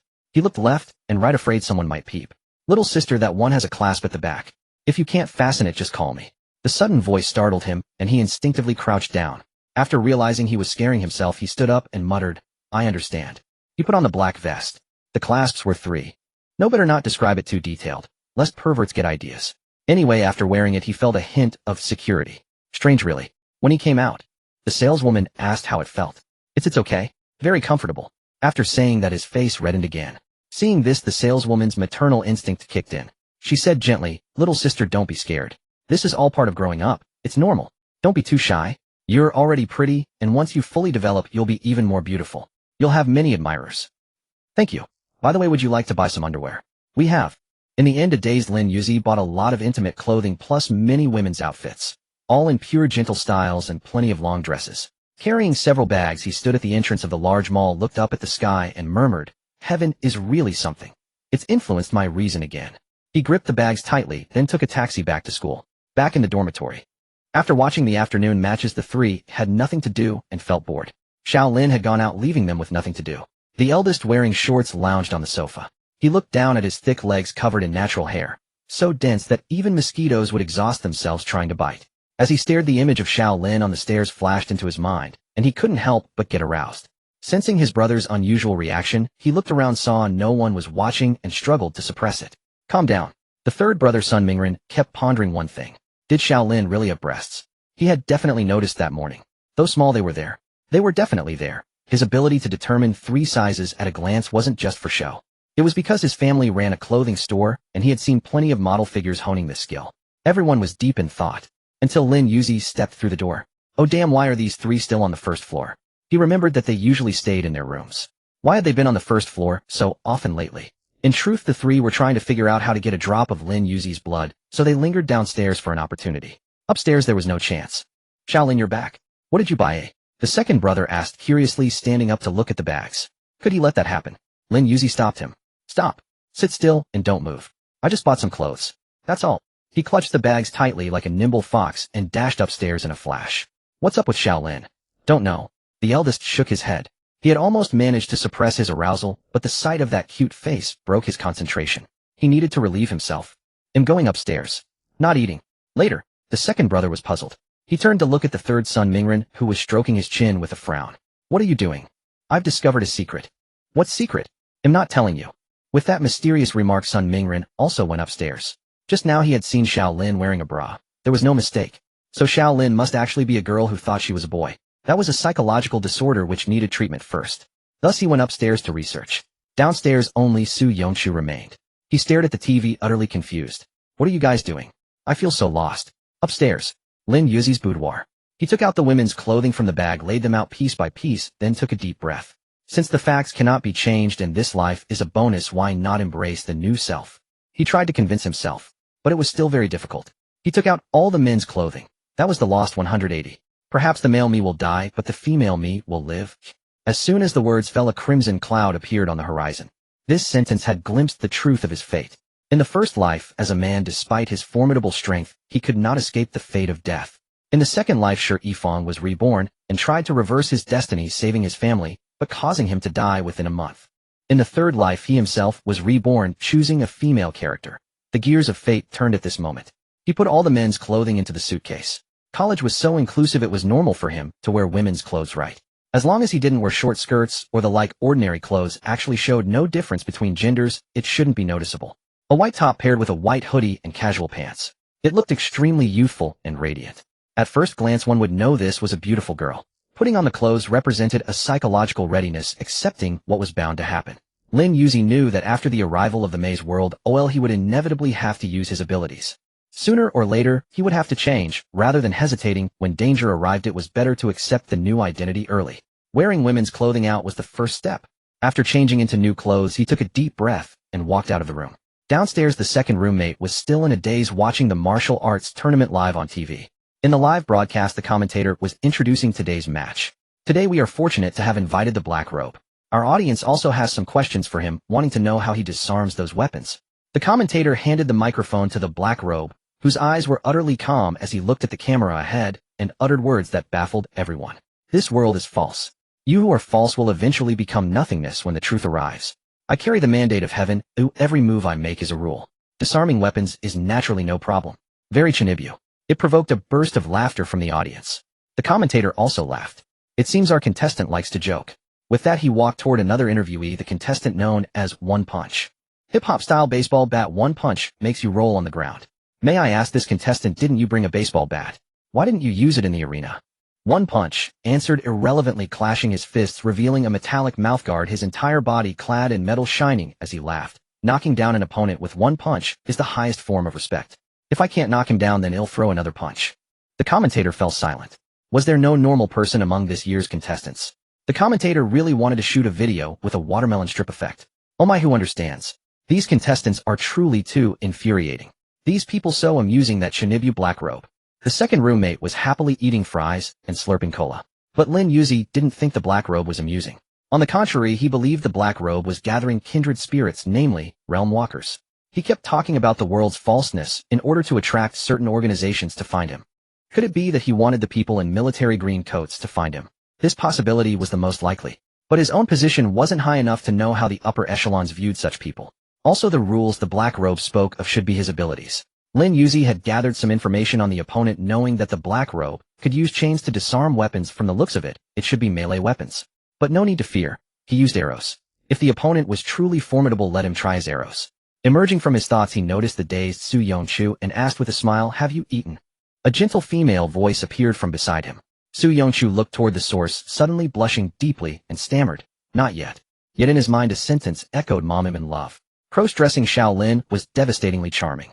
"How about we buy groceries and cook at home? You can carry the bags." "Okay, no problem." Su Yongchu nodded quickly. Seeing this, Lin Yuzi smiled and turned around, stirring a fragrant breeze. "Hell, let's go then. Amateurs, I'll charm you all."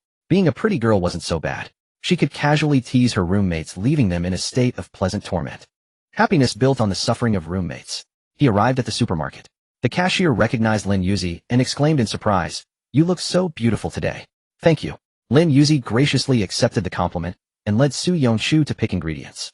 The cashier suddenly realized, so she had found a boyfriend. No wonder she dressed so nicely.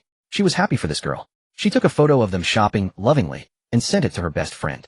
That best friend also had a best friend, and upon receiving the news, she got excited and forwarded it to her own best friend to gossip. Gossip spread from one bestie to another endlessly. Inside the supermarket, Lin Yuzi had picked out the ingredients, not sparing his smile as he looked at Su Yongchu. "All right, let's go. Can you carry it?" "No problem, I'm very strong." "Okay, then keep up." "Sure." Su Yongchu, as if injected with adrenaline, followed behind Lin Yuzi with great spirit. They placed the items on the counter for checkout. "Shaolin, let me pay." "No, let me. You've always been spending money, let me treat you this time. Just wait for my cooking." "Okay." Considerate Shaolin is truly a perfect partner, boohoo. The little figure in Su Yongchu's heart was moved to tears. The cashier felt a bit envious. Shaolin was gentle and nature-skilled in cooking and beautiful. She hoped she would be happy. "All right, the total is." As the two walked back, the gossip video casually shot by the cashier had already topped the school forum. "Damn it, who stole my goddess?" "The cross-dressing goddess, I love her, boohoo. Don't go for a stinky guy." "That guy, I recognize him. Isn't he a martial arts major? I saw him in the tournament live. Oh, I remember, he already lost." "What? A loser dares to deceive the innocent goddess. I know, it's called a waterfront pavilion, gets the moonlight first. The goddess is also a martial arts major, that's why she was tricked. Quick, let's go confront him offline and make him stay away from the goddess." The students were indignant. It happened to be after class. They began investigating Su Yongchu, wanting to confront him. If Lin Yuzi found out, he would cover his mouth and smile. That's right, he was that kind of bad girl. Man. But of course he wouldn't let them actually fight. Lin Yuzi couldn't accept his transformation overnight. It required a gradual process of adaptation. In the meantime, he would engage in seemingly reckless acts to numb himself and divert his attention, hoping to forget the drastic change. To outsiders, he wore a perpetual smile, as if in high spirits. In truth, it was merely a forced grin. After all, bidding farewell to his former self and fully embracing a new identity was too difficult to bear. Lin Yuzi would rather lose his memory, erasing all memories of being a man, so that he might feel better. When they returned to the small village, Yang Yongji had already entered his sage mode, sitting on the sofa with a placid expression, watching a live stream. Third brother hadn't come down, yet presumably still searching for documents. Footsteps sounded at the door. It had to be Big Brother. His hearing was the best, always the first to detect Lin Yuzi's presence. At that very glance, his sage mode instantly shattered. He had just released once, so how could it be rising again? Namo Gatling Buddha, don't do this to me. Who could tell him why Shaolin was wearing women's clothing? He couldn't fathom it. And second brother, why was he trotting along carrying a bag? Shaolin was smiling too. This bizarre scene made Jiang Yongji wonder if he had hit it so many times that he was hallucinating. Is the world wrong, or am I wrong? He rose and stumbled toward the bathroom to wash his face. Watching Jiang Yongji's reaction, Lin Yuzi laughed. Why so surprised? Doesn't this outfit look good on me? It looks great. Second brother Su Yongchu, like a tool tamed by Lin Yuzi, had lost all reason. No rationality left, even crossing species to become a simp. Of course this only happened because they were so close. After all, Su Yongchu was a rich second generation who had seen all kinds of women except for Shaolin. Time to cook, it's getting late. Can you wash these vegetables for me? Sure. Su Yongchu nodded repeatedly, carrying the bag into the bathroom. The next second a scream erupted. One might have thought he had seen a ghost.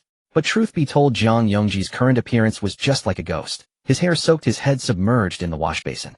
At first glance it looked as if someone had drowned there. No wonder second brother was startled into a shriek. What are you doing? If you're not dead, why are you lying face down here? Second brother Su Yongchu was genuinely frightened. He had cheerfully come in to wash vegetables in the bathroom sink only to find a human head buried inside. Those who kill often know that after committing murder in a bathroom the corpse must be properly handled to avoid scaring others. The tricky part is the bloodstains, which can be cleaned with soap or a tin potassium iodide solution. Those who often encounter the dead also know that upon seeing a corpse one can estimate the time of death based on its condition. Generally within 1 to 3 hours after death the body is still soft. After that the body stiffens and rigor mortis sets in. After 12 hours livor mortis appears, and after 24 hours algor mortis occurs, and the body temperature drops to match the ambient temperature. But after 72 hours the body becomes soft again as rigor mortis dissipates. At that point clever individuals who kill frequently come up with a brilliant idea. They place a corpse that has been dead for 3 days inside a car, pretend it is the driver's stage a fatal accident, and set the vehicle ablaze until the body is charred beyond recognition. When discovered, investigators would find the body soft and mistakenly assume it had just died. Of course this trick only works in technologically underdeveloped regions. Enough digression. Big brother lifted his hand from the wash basin and slapped his own face hard, still staring at Su Yongchu with an incredulous look several times. The stare made Su Yongchu clench up. What are you looking at? Stop staring. Big brother fell silent.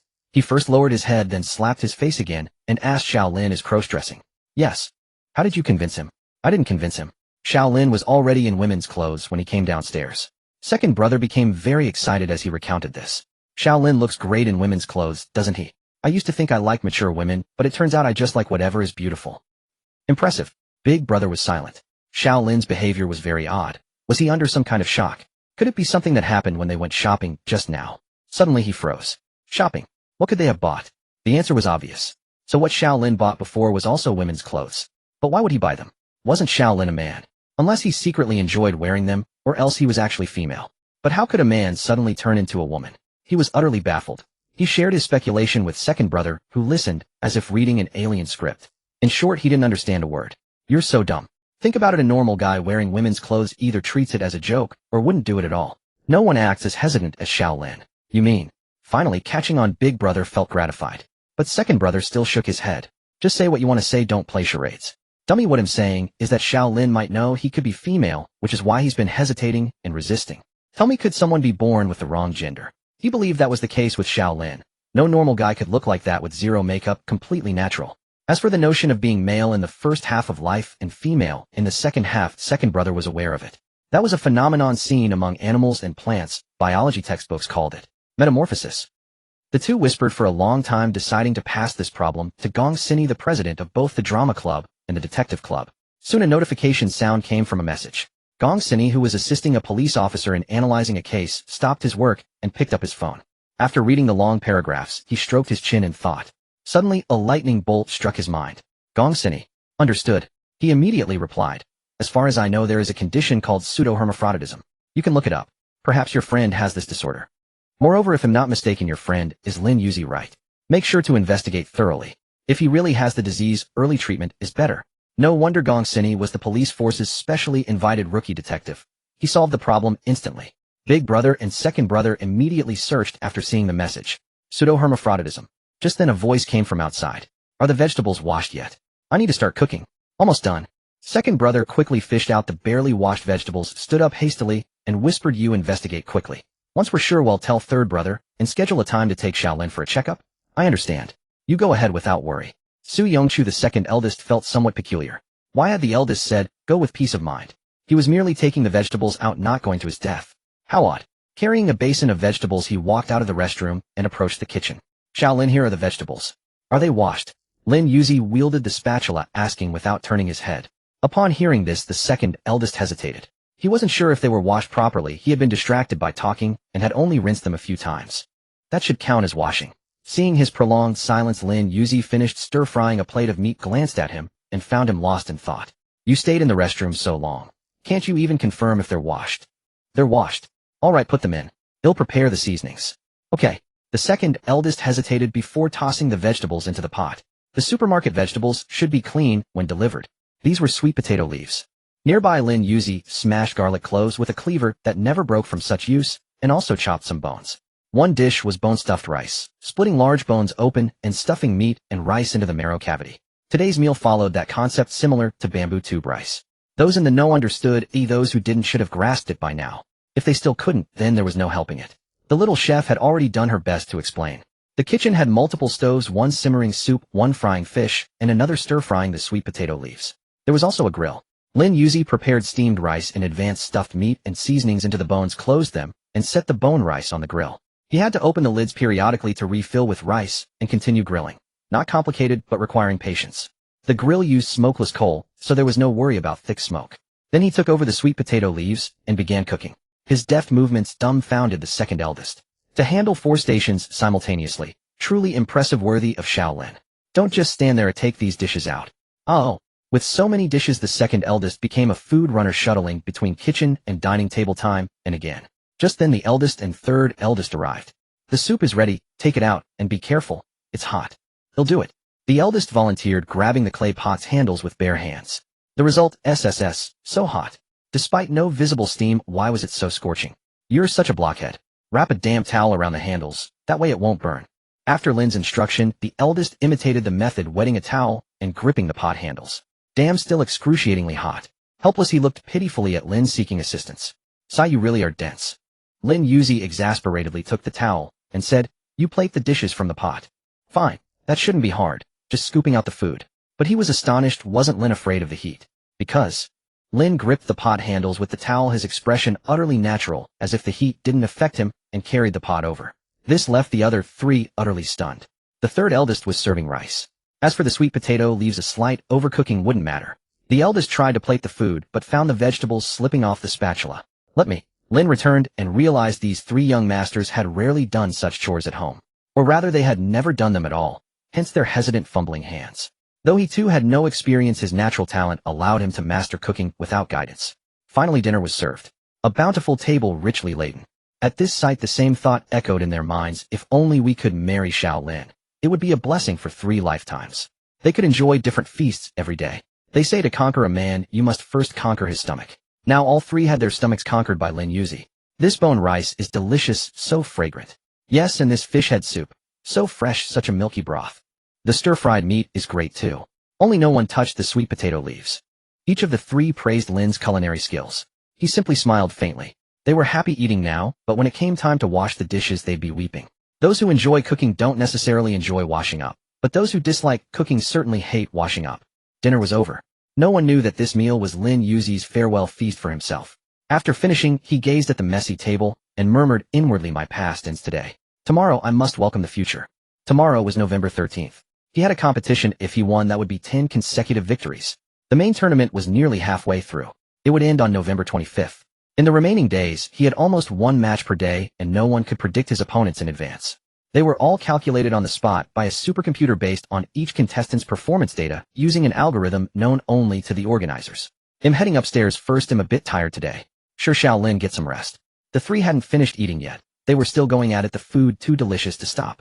After Lin went upstairs, the eldest and second eldest exchanged glances, then looked at the third. Walla, why are you staring at me like that? Sun Mingren, the third eldest, grew a bit flustered. What was going on? Had they discovered he had been secretly investigating whether Shaolin was ill?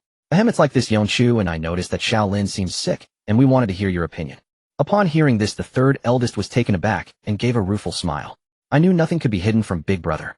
I admit I've been looking into Shaolin's illness. Right now I need a blood sample to confirm my suspicions. Hidden from me. The eldest pointed at himself in bewilderment, eyes wide. This time the third eldest was also confused. What was wrong with them? Why had they brought up Shaolin's illness? Could it be? All 3 had the same thought. You first. You first. X2, let me speak. The second eldest didn't want to play guessing games lest people think he was padding the word count. Muttered aside, even though it really was padding. Ahem, that didn't matter. After the second eldest gave a brief explanation, the third eldest shared his deduction. So there's a high probability that Shaolin is ill. Yes. If we get a chance, we should take him to the hospital. It's simple, just run all the tests. That's tough. You've seen how resistant Shaolin is. And now he's suddenly wearing women's clothes, probably out of shock and self-abandonment. Then what do we do? I suggest we don't rush. After Big Brother finishes the tournament, there's a 7-day break. During that time, we can secretly get Shaolin's toothbrush to collect oral mucosal cells, and use a sex chromatin test to check whether it's X or Y. At these words, the eldest and second eldest's eyes lit up. Right, that makes sense. Time slipped by in a tick-tock. Early the next morning, the three were still sound asleep. Today, only Lin Yuzi had a match. He arrived at Wanching Commercial Center, put on his straw cloak, and strolled around outside. It was just past 8 o'clock. Early for those not competing, but not so early for the contestants. Since the death of the free-fighting star, no gamblers had caused trouble in District 16's Commercial Street. Peace and love had been restored. In this tranquil setting, Lin Yuzi stood before a vendor gazing at the windmills hanging above. This area was full of toy sellers. A breeze blew the windmills, spinning endlessly along with various mechanical toys. They were small wind mechanisms, not big ones. Very beautiful. Wanted to buy. Boss, how much is this? 5 yuan. A small windmill for 5 yuan. Very reasonable. In other tourist spots, you probably couldn't get one for less than 20 yuan. They'll take one. All right. She took down a windmill and handed it to Lin Yuzi. After paying 5 yuan in cash, he continued shopping with the windmill in hand. Ahead, a tall man appeared. His eyes were sharp as knives, his jawline chiseled, and strong, his handsome face resembling the domineering CEO from romance novels. His clothes were all custom-made. Ever since he had used the tyrant's divine garment, he had taken a liking to such extravagant attire. He looked forward to someone tactless enough to look down on him, so he could then humiliate them. After losing Lin Yuzi, he had become somewhat obsessed, his mentality edging closer to that of a tyrant. A sinister smile perpetually lingered on his face. That is the Strawcloak Traveler. I hear she is a woman. Interesting. With that dominant CEO speech, he straightened his clothes and confidently stepped forward. Excuse me, beautiful lady, I greet you on this morning. May I have the honor of inviting you to breakfast? I know a wonderful place. Lin Yuzi looked at him as if he were an idiot, turned around, and walked away. What bad luck. The heavens were targeting him again, throwing a fool at him early in the morning to ruin his mood. The good feeling from buying the windmill was gone. Annoyed, he casually stuck the windmill by the roadside, planning to retrieve it after the match, then walked into the competition area. A sign reading "No Admittance" stood ahead, and the president couldn't go in. He stood outside, falling silent. How did I become like this? Giving up on myself. It was just years of feelings flowing away. What was there to cling to? As a man, how could he be defeated by such a trifle? He tore off his exquisite custom-made clothes, stepped forward, and took the windmill. Thank you, Strawcloak Traveler. Your actions have awakened me. In ancient times, there was the grace of imparting wisdom, and also the kindness of helping someone gain insight. Now the Strawcloak Traveler had nearly awakened him, preventing him from doing foolish things all day. Since the ability had emerged, he must strive to control it, and not let it affect his judgment. He left. He would not appear for a long time. At exactly 9 o'clock, the match officially began. Lin Yuzi stepped onto the stage.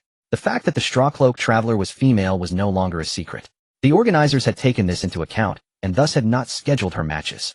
After all, when matched against a martial artist with virtue, opponents were reluctant to attack, and acted hesitantly. Oh, when matched against weaker ones, it was a stomp, lacking any spectacle. Fortunately, this time, they encountered the military on a mission.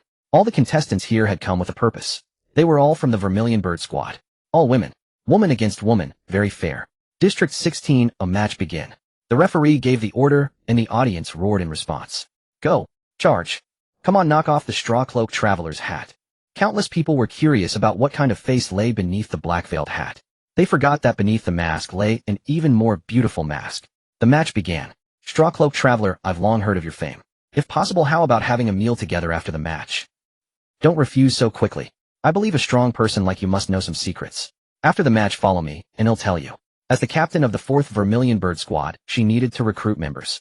Female strong warriors were still too few. She had previously approached the Valkyrie, but unfortunately that one was too proud and missed the chance to talk. The Strawcloak Traveler was exactly who she had been looking for, but since there were no matches for several days, she had to wait until today. Facing off today was also a little manipulation by the higher-ups. In other words, this match was an interview. Join the official side. Lin Yuzi didn't want to join, but he wanted to know the secrets the officials possessed. Win against me, and I'll agree. Good, that's exactly the confident you I need. The 4th squad captain smiled, pulled out the mace from behind, and without further ado, swung it straight down. In the nick of time, Lin Yuzi's pupils contracted, his left foot quickly stomped the ground, and using the recoil force, he escaped the mace's range. What the hell? A woman wielding a mace. Lin Yuzi was astonished. After leaving the attack range, he drew 2 short blades from his waist, and moved left and right, advancing. Clang clang.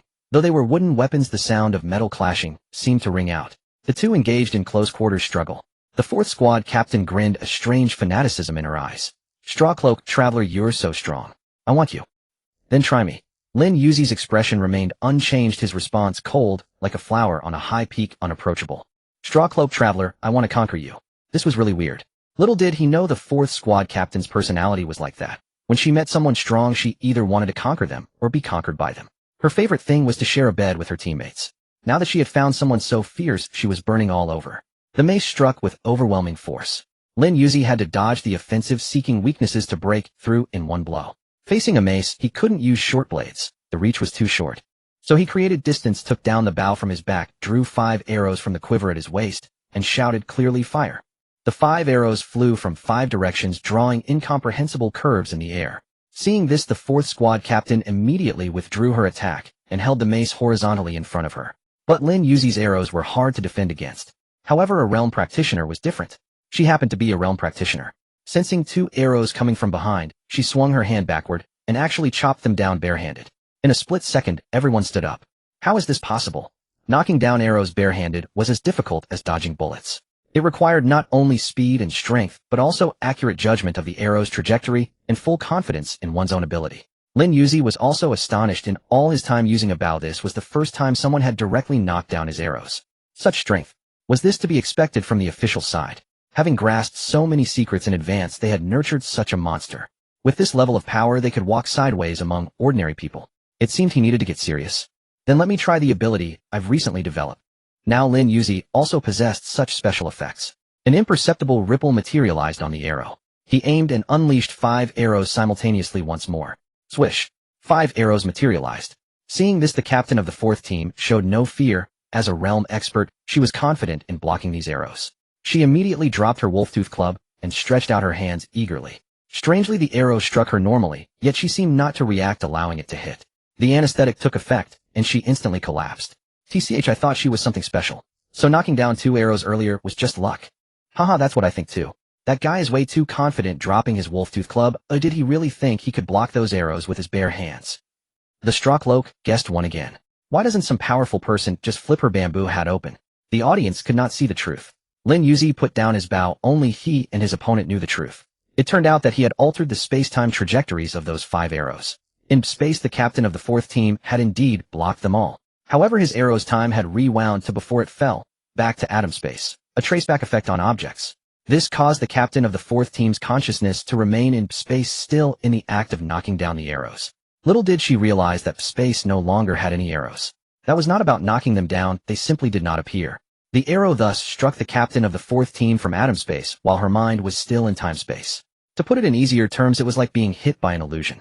But Lin Yuzi's attack was not an illusion. It was a real assault that could inflict physical damage. Moreover, after the arrow hit, everything that happened in space was archived. That is to say, even if the captain of the 4th team awakened, she would not remember anything that occurred in space. Her memory would automatically deceive her brain until the missing memories returned. District 16, Soi Ku wins. He had won. Lin Yuzi stepped down from the stage, changed his clothes, and walked cheerfully to the tree. Suddenly he hesitated and looked around left and right. Yes, he had stuck the pinwheel here before the match. How could it be gone? After searching around, he was certain the pinwheel was really gone. Damn, where's my pinwheel? My pinwheel is missing. Who stole my pinwheel? No way, stealing a pinwheel. After thinking, a figure appeared in Lin Yuzi's mind. It must have been that tycoon who stole it. Him speechless, stealing someone's pinwheel. Can't afford one yourself? Now the person was nowhere to be found, and calling the police over a little pinwheel was impossible. He had to accept the loss and buy a new one. Meanwhile, In Yenjo kept sneezing and dark clouds gathered in the sky. Who's thinking of me? My old man. He rubbed his nose bewildered, looked up at the sky, and upon seeing the dense clouds continued training regardless. To become strong enough to find the true Lin Yoji, he could not slack off. Come on, rain down. Let the heavy rain witness my determination. Rumble. A localized downpour began. Inside the villa, the 3 were watching television when a weather forecast suddenly cut in. Attention to citizens of one city, a localized rainstorm has occurred in the villa area, and there is no suspicion of cloud mass expansion. Please take rain precautions, bring umbrellas when going out to avoid affecting your mood for watching the martial arts tournament. Meanwhile, free disposable raincoats will be distributed at one city commercial center. When the heavy rain arrives, please line up voluntarily to collect them. 1 per person, no more. Thank you for your cooperation. At the end of the news, a drone footage showed a person training hard under the localized downpour. So youthful. Then the drone pulled back. The 3 realized that it was truly a localized rain. It only fell on that person while the neighboring villas remained sunny. Did this person offend the heavens? Getting special treatment? I think so too. Don't you think this guy has a screw loose? It's pouring, and he doesn't go inside to take shelter, still training. No idea. Since he's living in a big villa, it's none of our business. The villa community was not something you could live in just by being rich. That was a big master. They could only be considered small masters. No comparison at all. On the other side. On his way back, Lin Yuzi looked to the other side, where rain had suddenly appeared. As someone often targeted by the heavens, he keenly sensed that someone else was being targeted. Driven by curiosity, he went over to check. Through the wall he spotted the pinwheel. Well, so it's you. Serves you right. Dare to get involved with me and get targeted by the heavens. He was secretly gloating, not knowing why being targeted by the heavens was such a joy, and just stood there grinning foolishly. However, he noticed that the pinwheel was surprisingly not wet. Never mind. Since you're so pitiful, I'll let you keep the pinwheel. Lin Yuzi murmured, quietly climbed down from the wall, and headed back to school. Shortly after he left, many realm experts also arrived, all disguised. They observed the person targeted by the heavenly Tao.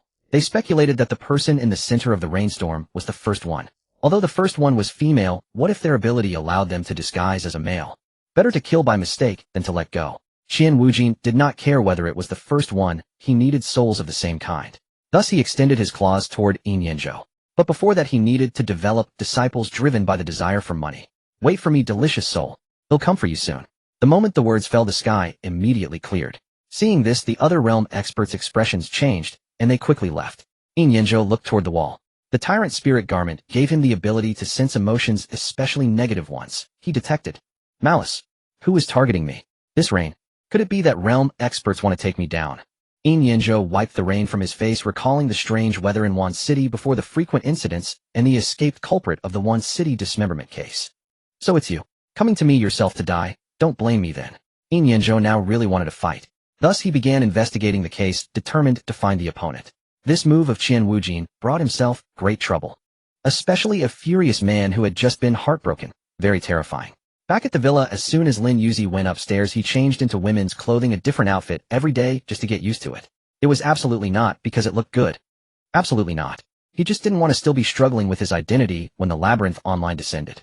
Shaolin, we plan to go hiking in a few days' travel and bungee jump. What do you think? Sure. Lin Yuzi had time anyway, so he agreed. Okay, then do you have acrophobia? Well, go to the hospital for a checkup then, and get a blood test, alright. Upon hearing this, Lin Yuzi looked at them, his expression calm, and his eyes indifferent. These three. They were scheming against me. Why blood? During a sensitive period of adapting to his identity, he would be suspicious of many things. Finding the three somewhat nervous, he did not intend to expose them, and agreed to the blood test. He did not want to hear explanations, he wanted to investigate himself. Several days later, Boss finished 20 matches, losing more than winning, scoring only 8 points in total. The minimum passing score for advancement was 25 points, meaning Boss was eliminated. Lin Yuzi also finished his 20 matches earning 55 points, a perfect score. At the same time, new rules emerged. Those with perfect scores could skip the qualifying rounds and revival rounds, directly entering the finals and championship matches. In other words, for the next 54 days, Lin Yuzi would have a lot of free time. This year, several contestants from Wanxing achieved perfect scores. They were respectively Valkyrie Park, Grandpa Black-Robed Man, and Straw Cloak Guest. These four formed the first tier, firmly dominating the rankings. The second tier consisted of Knife-Hiding Guest Captain 4 and One Punch Fighter. The latter three had a chance to compete for the top 100. The difficulty of this year was obvious to everyone. For perfect scores were unprecedented, and these four were also called champion seed players, expected to challenge for the title. Making it to the top 100 was a foregone conclusion. Because when the finals began, it would be the top 100. The championship match after the finals would have the top 10 players fight each other once, and points would be calculated based on wins and losses. Each player started with 1 point, a losing deducted a point, winning added a point, and a draw left it unchanged. If one won all, that would be a perfect 10 points. With the new rules, those participating in the qualifying rounds were a bit nervous. The qualifying and revival rounds would bring players from across the nation to compete here. A brutal elimination system. If one lost in the qualifying round, there was still one chance in the revival round, but lose again, and there would truly be no opportunity to enter the final tournament. Wancheng had 1000 players remaining with the cutoff set at the score of the 100th place. Every host city had a cutoff of 100 people. Some had low scores where 8 points were enough to enter the qualifying rounds. Others were high where 13 points marked the 100th place. But Wancheng had the highest score. The 100th place required 25 points, meaning players had to achieve at least one 10-win streak. Perfect scores appeared in various cities, more than in previous years. Overall, the martial-spirited Wancheng was still the most formidable, producing 4 champion seed contestants. Many businesses approached the 4 hoping to advertise. However, none of them could be found. The black-robed man, when located, kept saying that this world was illusory and asking if they would join him to create a new reality. When his condition worsened, the black-robed man would mock the businesses, calling them ants in a cage who knew nothing of destiny. After that, the businesses stopped contacting him. As for Valkyrie, the Vermilion Bird Squad found her again. Valkyrie, you should know the great changes are coming, and joining us sooner is the best choice. Unfortunately, Shuri Fong was completely uninterested in such talk. She found that the changes in this life were happening too fast. She needed to return to her family to prepare first, and then pick up Lin Yuzi's grandparents. She was also part of the upper circles and knew about the darkening of the high seas. The Maze World Online was still encroaching, and conservative estimates said it would fully descend in less than half a year. Before that, she needed to obtain some treasures. That location was the sacred mountain of the Blue Star, Kunlun. Park Grandpa still sat in the security booth watching live streams and enjoying the air conditioning. Previously, many fair-skinned, long-legged beauties had wanted to have deeper interactions with him, but he turned them all down. He did have some lustful thoughts, but that was all they were. Just thoughts. Of looking was fine and touching was also okay. However, he was unwilling to go any further. The seed of the Guan family could not be left outside. As for the last one, Straw Cloak, guess those who approached her were women's clothing stores, lingerie shops, and bikini boutiques. These shops wanted to use the mysterious style of the Straw Cloak guest to create an allure of mysterious femininity, planning to build a brand like Victoria's Secret. It could be called the Straw Cloak Guest's Secret, creating some intimate clothes-fitting garments. Regarding this, Lin Yuzi sternly refused. Even if he died jumping from the arena to his death, he would never accept such an advertisement. Besides, don't think he didn't know what these people were up to. Aren't they just trying to see his face? Ha, women. All were flatly rejected, so the businesses turned their gaze to the second-tier players. Knife-hiding guest was recruited by a cold weapon shop for an advertisement. The ad copy went like this: if you want to be like the knife-hiding guest with a blade as part of your body, freely using cool and stylish moves, then buy the Longquan double-edged sword recommended by the knife-hiding guest. There were many large posters, one of the knife-hiding guests standing with the Longquan double-edged sword, one with the sword over his shoulder, and one with the blade pointing forward. On the posters there was even a line: if you're a brother, come fight me. Buy the Longquan double-edged sword and slash me. The price is cheap, one slash for $999. Longquan double-edged sword. This was a never-before-seen new version forged by ancient methods, a conscientious brand worthy of trust. Grab your phone and snap it up now. The knife-hiding guest said that if anyone ever asked him to shoot such an ad again, he'd give them 999 slashes first. Captain 4 was an official and went to find Valkyrie, whom businesses couldn't locate. They found one punch fighter who had a hip-hop style and never let go of his baseball bat. They wanted him to endorse hip-hop rock records and baseball, but he chose to endorse boxing instead. Knocking down the opponent with all your strength. That is the highest respect for your adversary. The poster was a boxing poster with a baseball bat on the back. Many people saw it and understood. That is before boxing: bring a weapon, if you lose pull it out, and give 2 solid whacks. They also had to wear weird clothes to distract the opponent, increasing the chance of a successful sneak attack. Netizens said they got it. Commercial performances and ads were everywhere. But quiet places were not commonly found. But inside the small villa, it was still relatively quiet. Shaolin, are you ready? We're leaving. Where to? Kunlun. That day there were few flights to Kunlun, but many people heading there. Because at that moment Kunlun had undergone some change. A few days ago someone claimed to have seen strange light caves in the mountains and heard odd sounds from within. But the authorities had not confirmed or explained it. Boss and the others hadn't chosen a location before, they only decided to go after seeing this rumor. Upon hearing Kunlun, Lin Yuzi thought of Lulan. Back then he was lured there in the same way and encountered strange creatures. Now, he looked at the 3, thought for a moment, then went upstairs and brought the long-dormant double wood bow and forest feather arrows. As for whether he would expose his marksman skills, Lin Yuzi didn't care anymore. He had a premonition that this trip to Kunlun would not be peaceful. With a bow slung across his back and a stern expression on his face, it was the first time Lin Yuzi's 3 companions had ever seen him like this. They dared not breathe too heavily. Shaolin, what's with this? He replied, going out, it's only normal to bring some self-defense items. Normal. The eldest was perplexed, wondering why he needed to carry a weapon.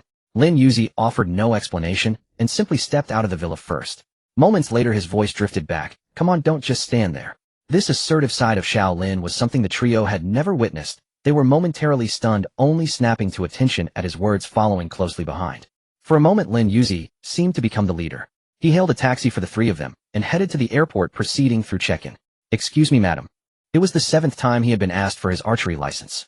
Lin Yuzi was prepared this time. He wore no disguise. A training outfit for ease of movement, hair tied up in a high ponytail. He handed over his archery license without any issues. But the 3 were stunned. An archery license? That wasn't easy to obtain. Wasn't Shaolin supposed to be delicate? They had assumed Lin Yuzi's archery was merely a hobby, like a decorative sword dance, harmless. Now it seemed the fools were them. They passed security, showing the license once more. Finally, in the waiting lounge, the eldest Jiang Yongji couldn't contain his curiosity and approached, asking, Shaolin, could I take a look at your archery license? Sure, go ahead. Knowing that his roommates had been plotting behind his back, Lin Yuzi felt a complexity of emotions.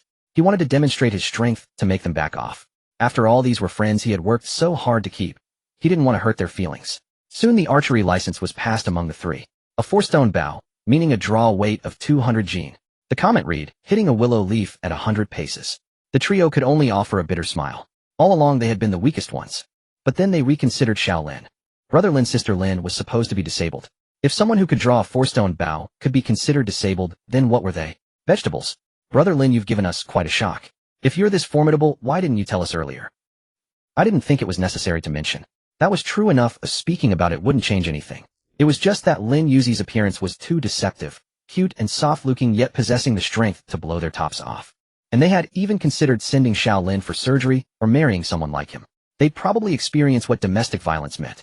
If they ever angered Shaolin in the future, let them run 99 steps first, then just before the 100th step was taken, swish, an arrow would pierce right through them. What a terrifying Shaolin. They shuddered. The eldest returned the archery license feeling as if he were in a dream. The Shaolin from before, capable of making money, was barely acceptable. Now Shaolin was like a war god. Wait. The eldest froze, staring at Lin Yuzi.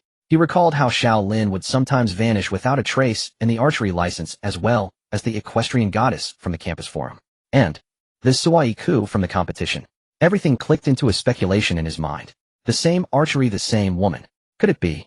He hesitated, glanced around to ensure no one was watching, then lowered his voice and asked, Sister Lin, you are the Suaiku, aren't you? At his words, the second and third brothers instantly turned to Lin Yuzi, fragments of memory flashing through their minds.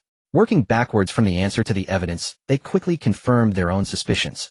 Shaolin, no, brother Lin, sister Lin, truly was the Suaiku. No wonder the words he used to comfort them had that unmistakable Suaiku flavor. So this was the real deal. Caught. Lin Yuzi stopped hiding. With the ability to trace origin, he no longer needed to cower, he could act more boldly. More importantly, he knew his male identity wouldn't last long. Once the OL of the labyrinth descended and the population census was conducted anew, he would let Lin Yuzi die completely. I am. You're sharp, you guessed it. He admitted it. He actually admitted it. The three slumped again in dejection. The champion seed candidate had been right beside them, their roommate. The gap in status filled them with a sense of inferiority. Seeing their waning enthusiasm and hints of retreat, Lin Yuzi actually wished they would go back. Kunlun was not for ordinary people. You guys go back. The park uncle is Captain Guan from the security booth. You can practice archery with him during this time. Noticing their confusion, he added, I learned my archery from Uncle Guan. At that, the three felt as if another arrow had struck their hearts. They never imagined that the always smiling, affable security guard Uncle Guan could be so martially capable, teaching someone as formidable as the Suaiku. Alright, well, head back. The three decided not to go to Kunlun and were about to turn back. Just then Lin Yuzi turned away, not wanting to look at them, and asked in a flat tone, You, what do you want my blood for? Thump thump. Whose heart was racing so fast? It was theirs. They hadn't expected brother Lin to be so strong. The eldest gave a bitter smile, realizing that all their plans had already been uncovered by Shaolin. As the leader, he took responsibility, stepping forward to explain and shouldering all the blame. After listening, Lin Yuzi was silent for a long time. Seeing this, the second and third brothers pleaded together, Lin Yuzi, this was the three of us together. We suspected you were ill and thought you could have surgery to return to a normal life. Those words grated on him. Clenching his fists, Lin Yuzi suppressed his anger and said in a low voice, Before I get angry, disappear from my sight, right now. Alright, right. Sensing the fury beneath the calm tone, the three hastily left the airport. Hearing their footsteps fade away, he loosened his clenched fists. Those three might have meant well, but there was still selfishness. Was this the influence of fate? He felt disappointed. Indeed, it would have been best never to make friends in the first place. That way there would be no disappointment or anger. The earlier deception of his roommate's feelings had been a transaction, but they had actually schemed to send him for surgery. What if he truly only looked like a girl? Humph. A self-deprecating laugh. His heart was wounded by them, luring him to climb mountains, drawing blood. It was all a ruse to force him into surgery. Amid this tangle of emotions, the edge of the ninth petal on his shoulder began to stain with color. Enough emotion, now it just required using his power. Everything was fated. Such is the hand of fate. As the boarding announcement echoed through the terminal, Lin Yuzi composed himself and made his way to the gate. No matter what, by revealing his identity as the park grandpa to the three, he had given them a direction for their training. He had done all he could. Excuse me, ma'am. He presented his archery permit once more, and the flight attendant's demeanor instantly shifted to one of deference. This time he had purchased a seat in the very last row. Originally, the four of them were supposed to sit together. Now only he sat here. Soon after the plane took off.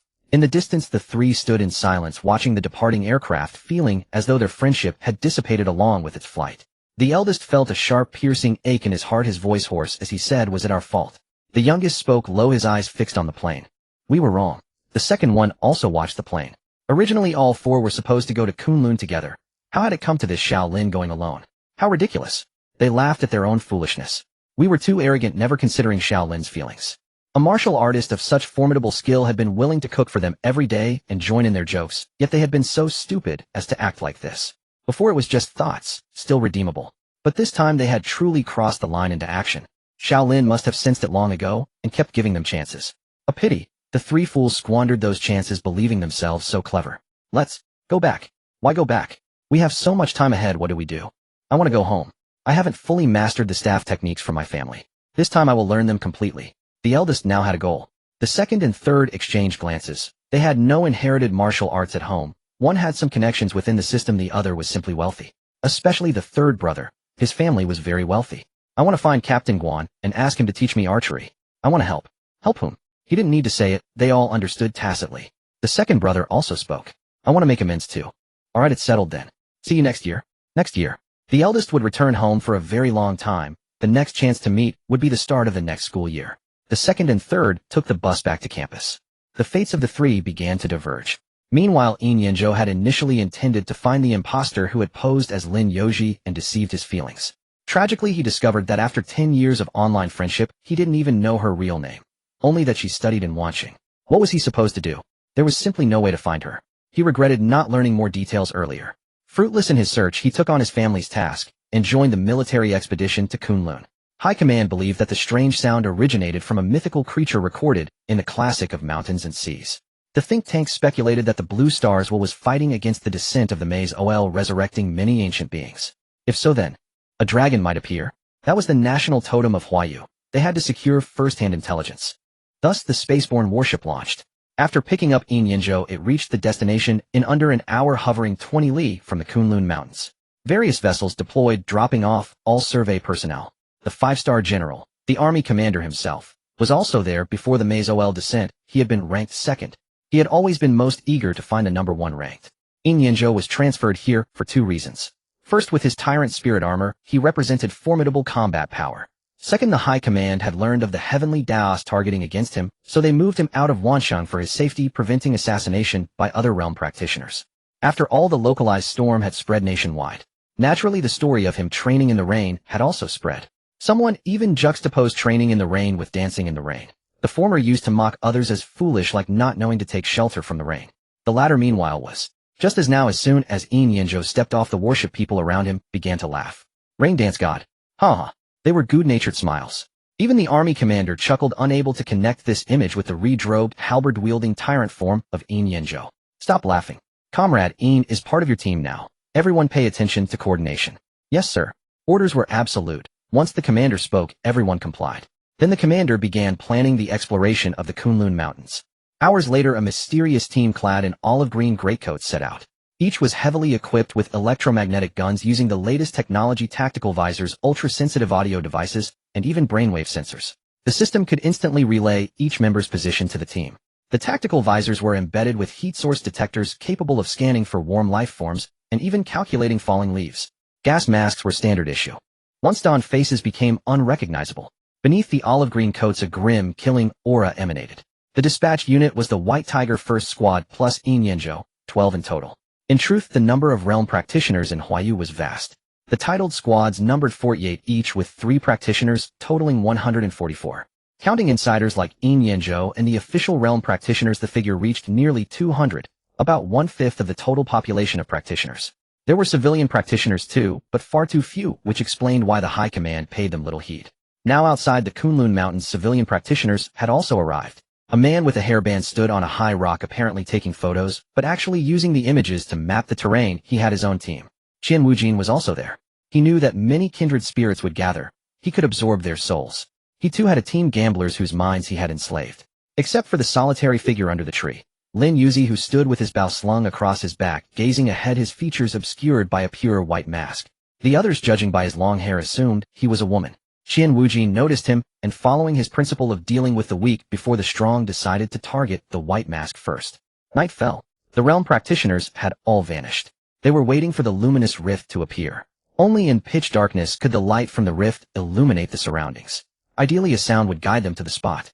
Perched atop a very tall tree, Lin Yuzi stood with arms crossed, letting the wind tousle his hair, his eyes cold and merciless as he stared ahead. That spot held an anomaly of energy fluctuations.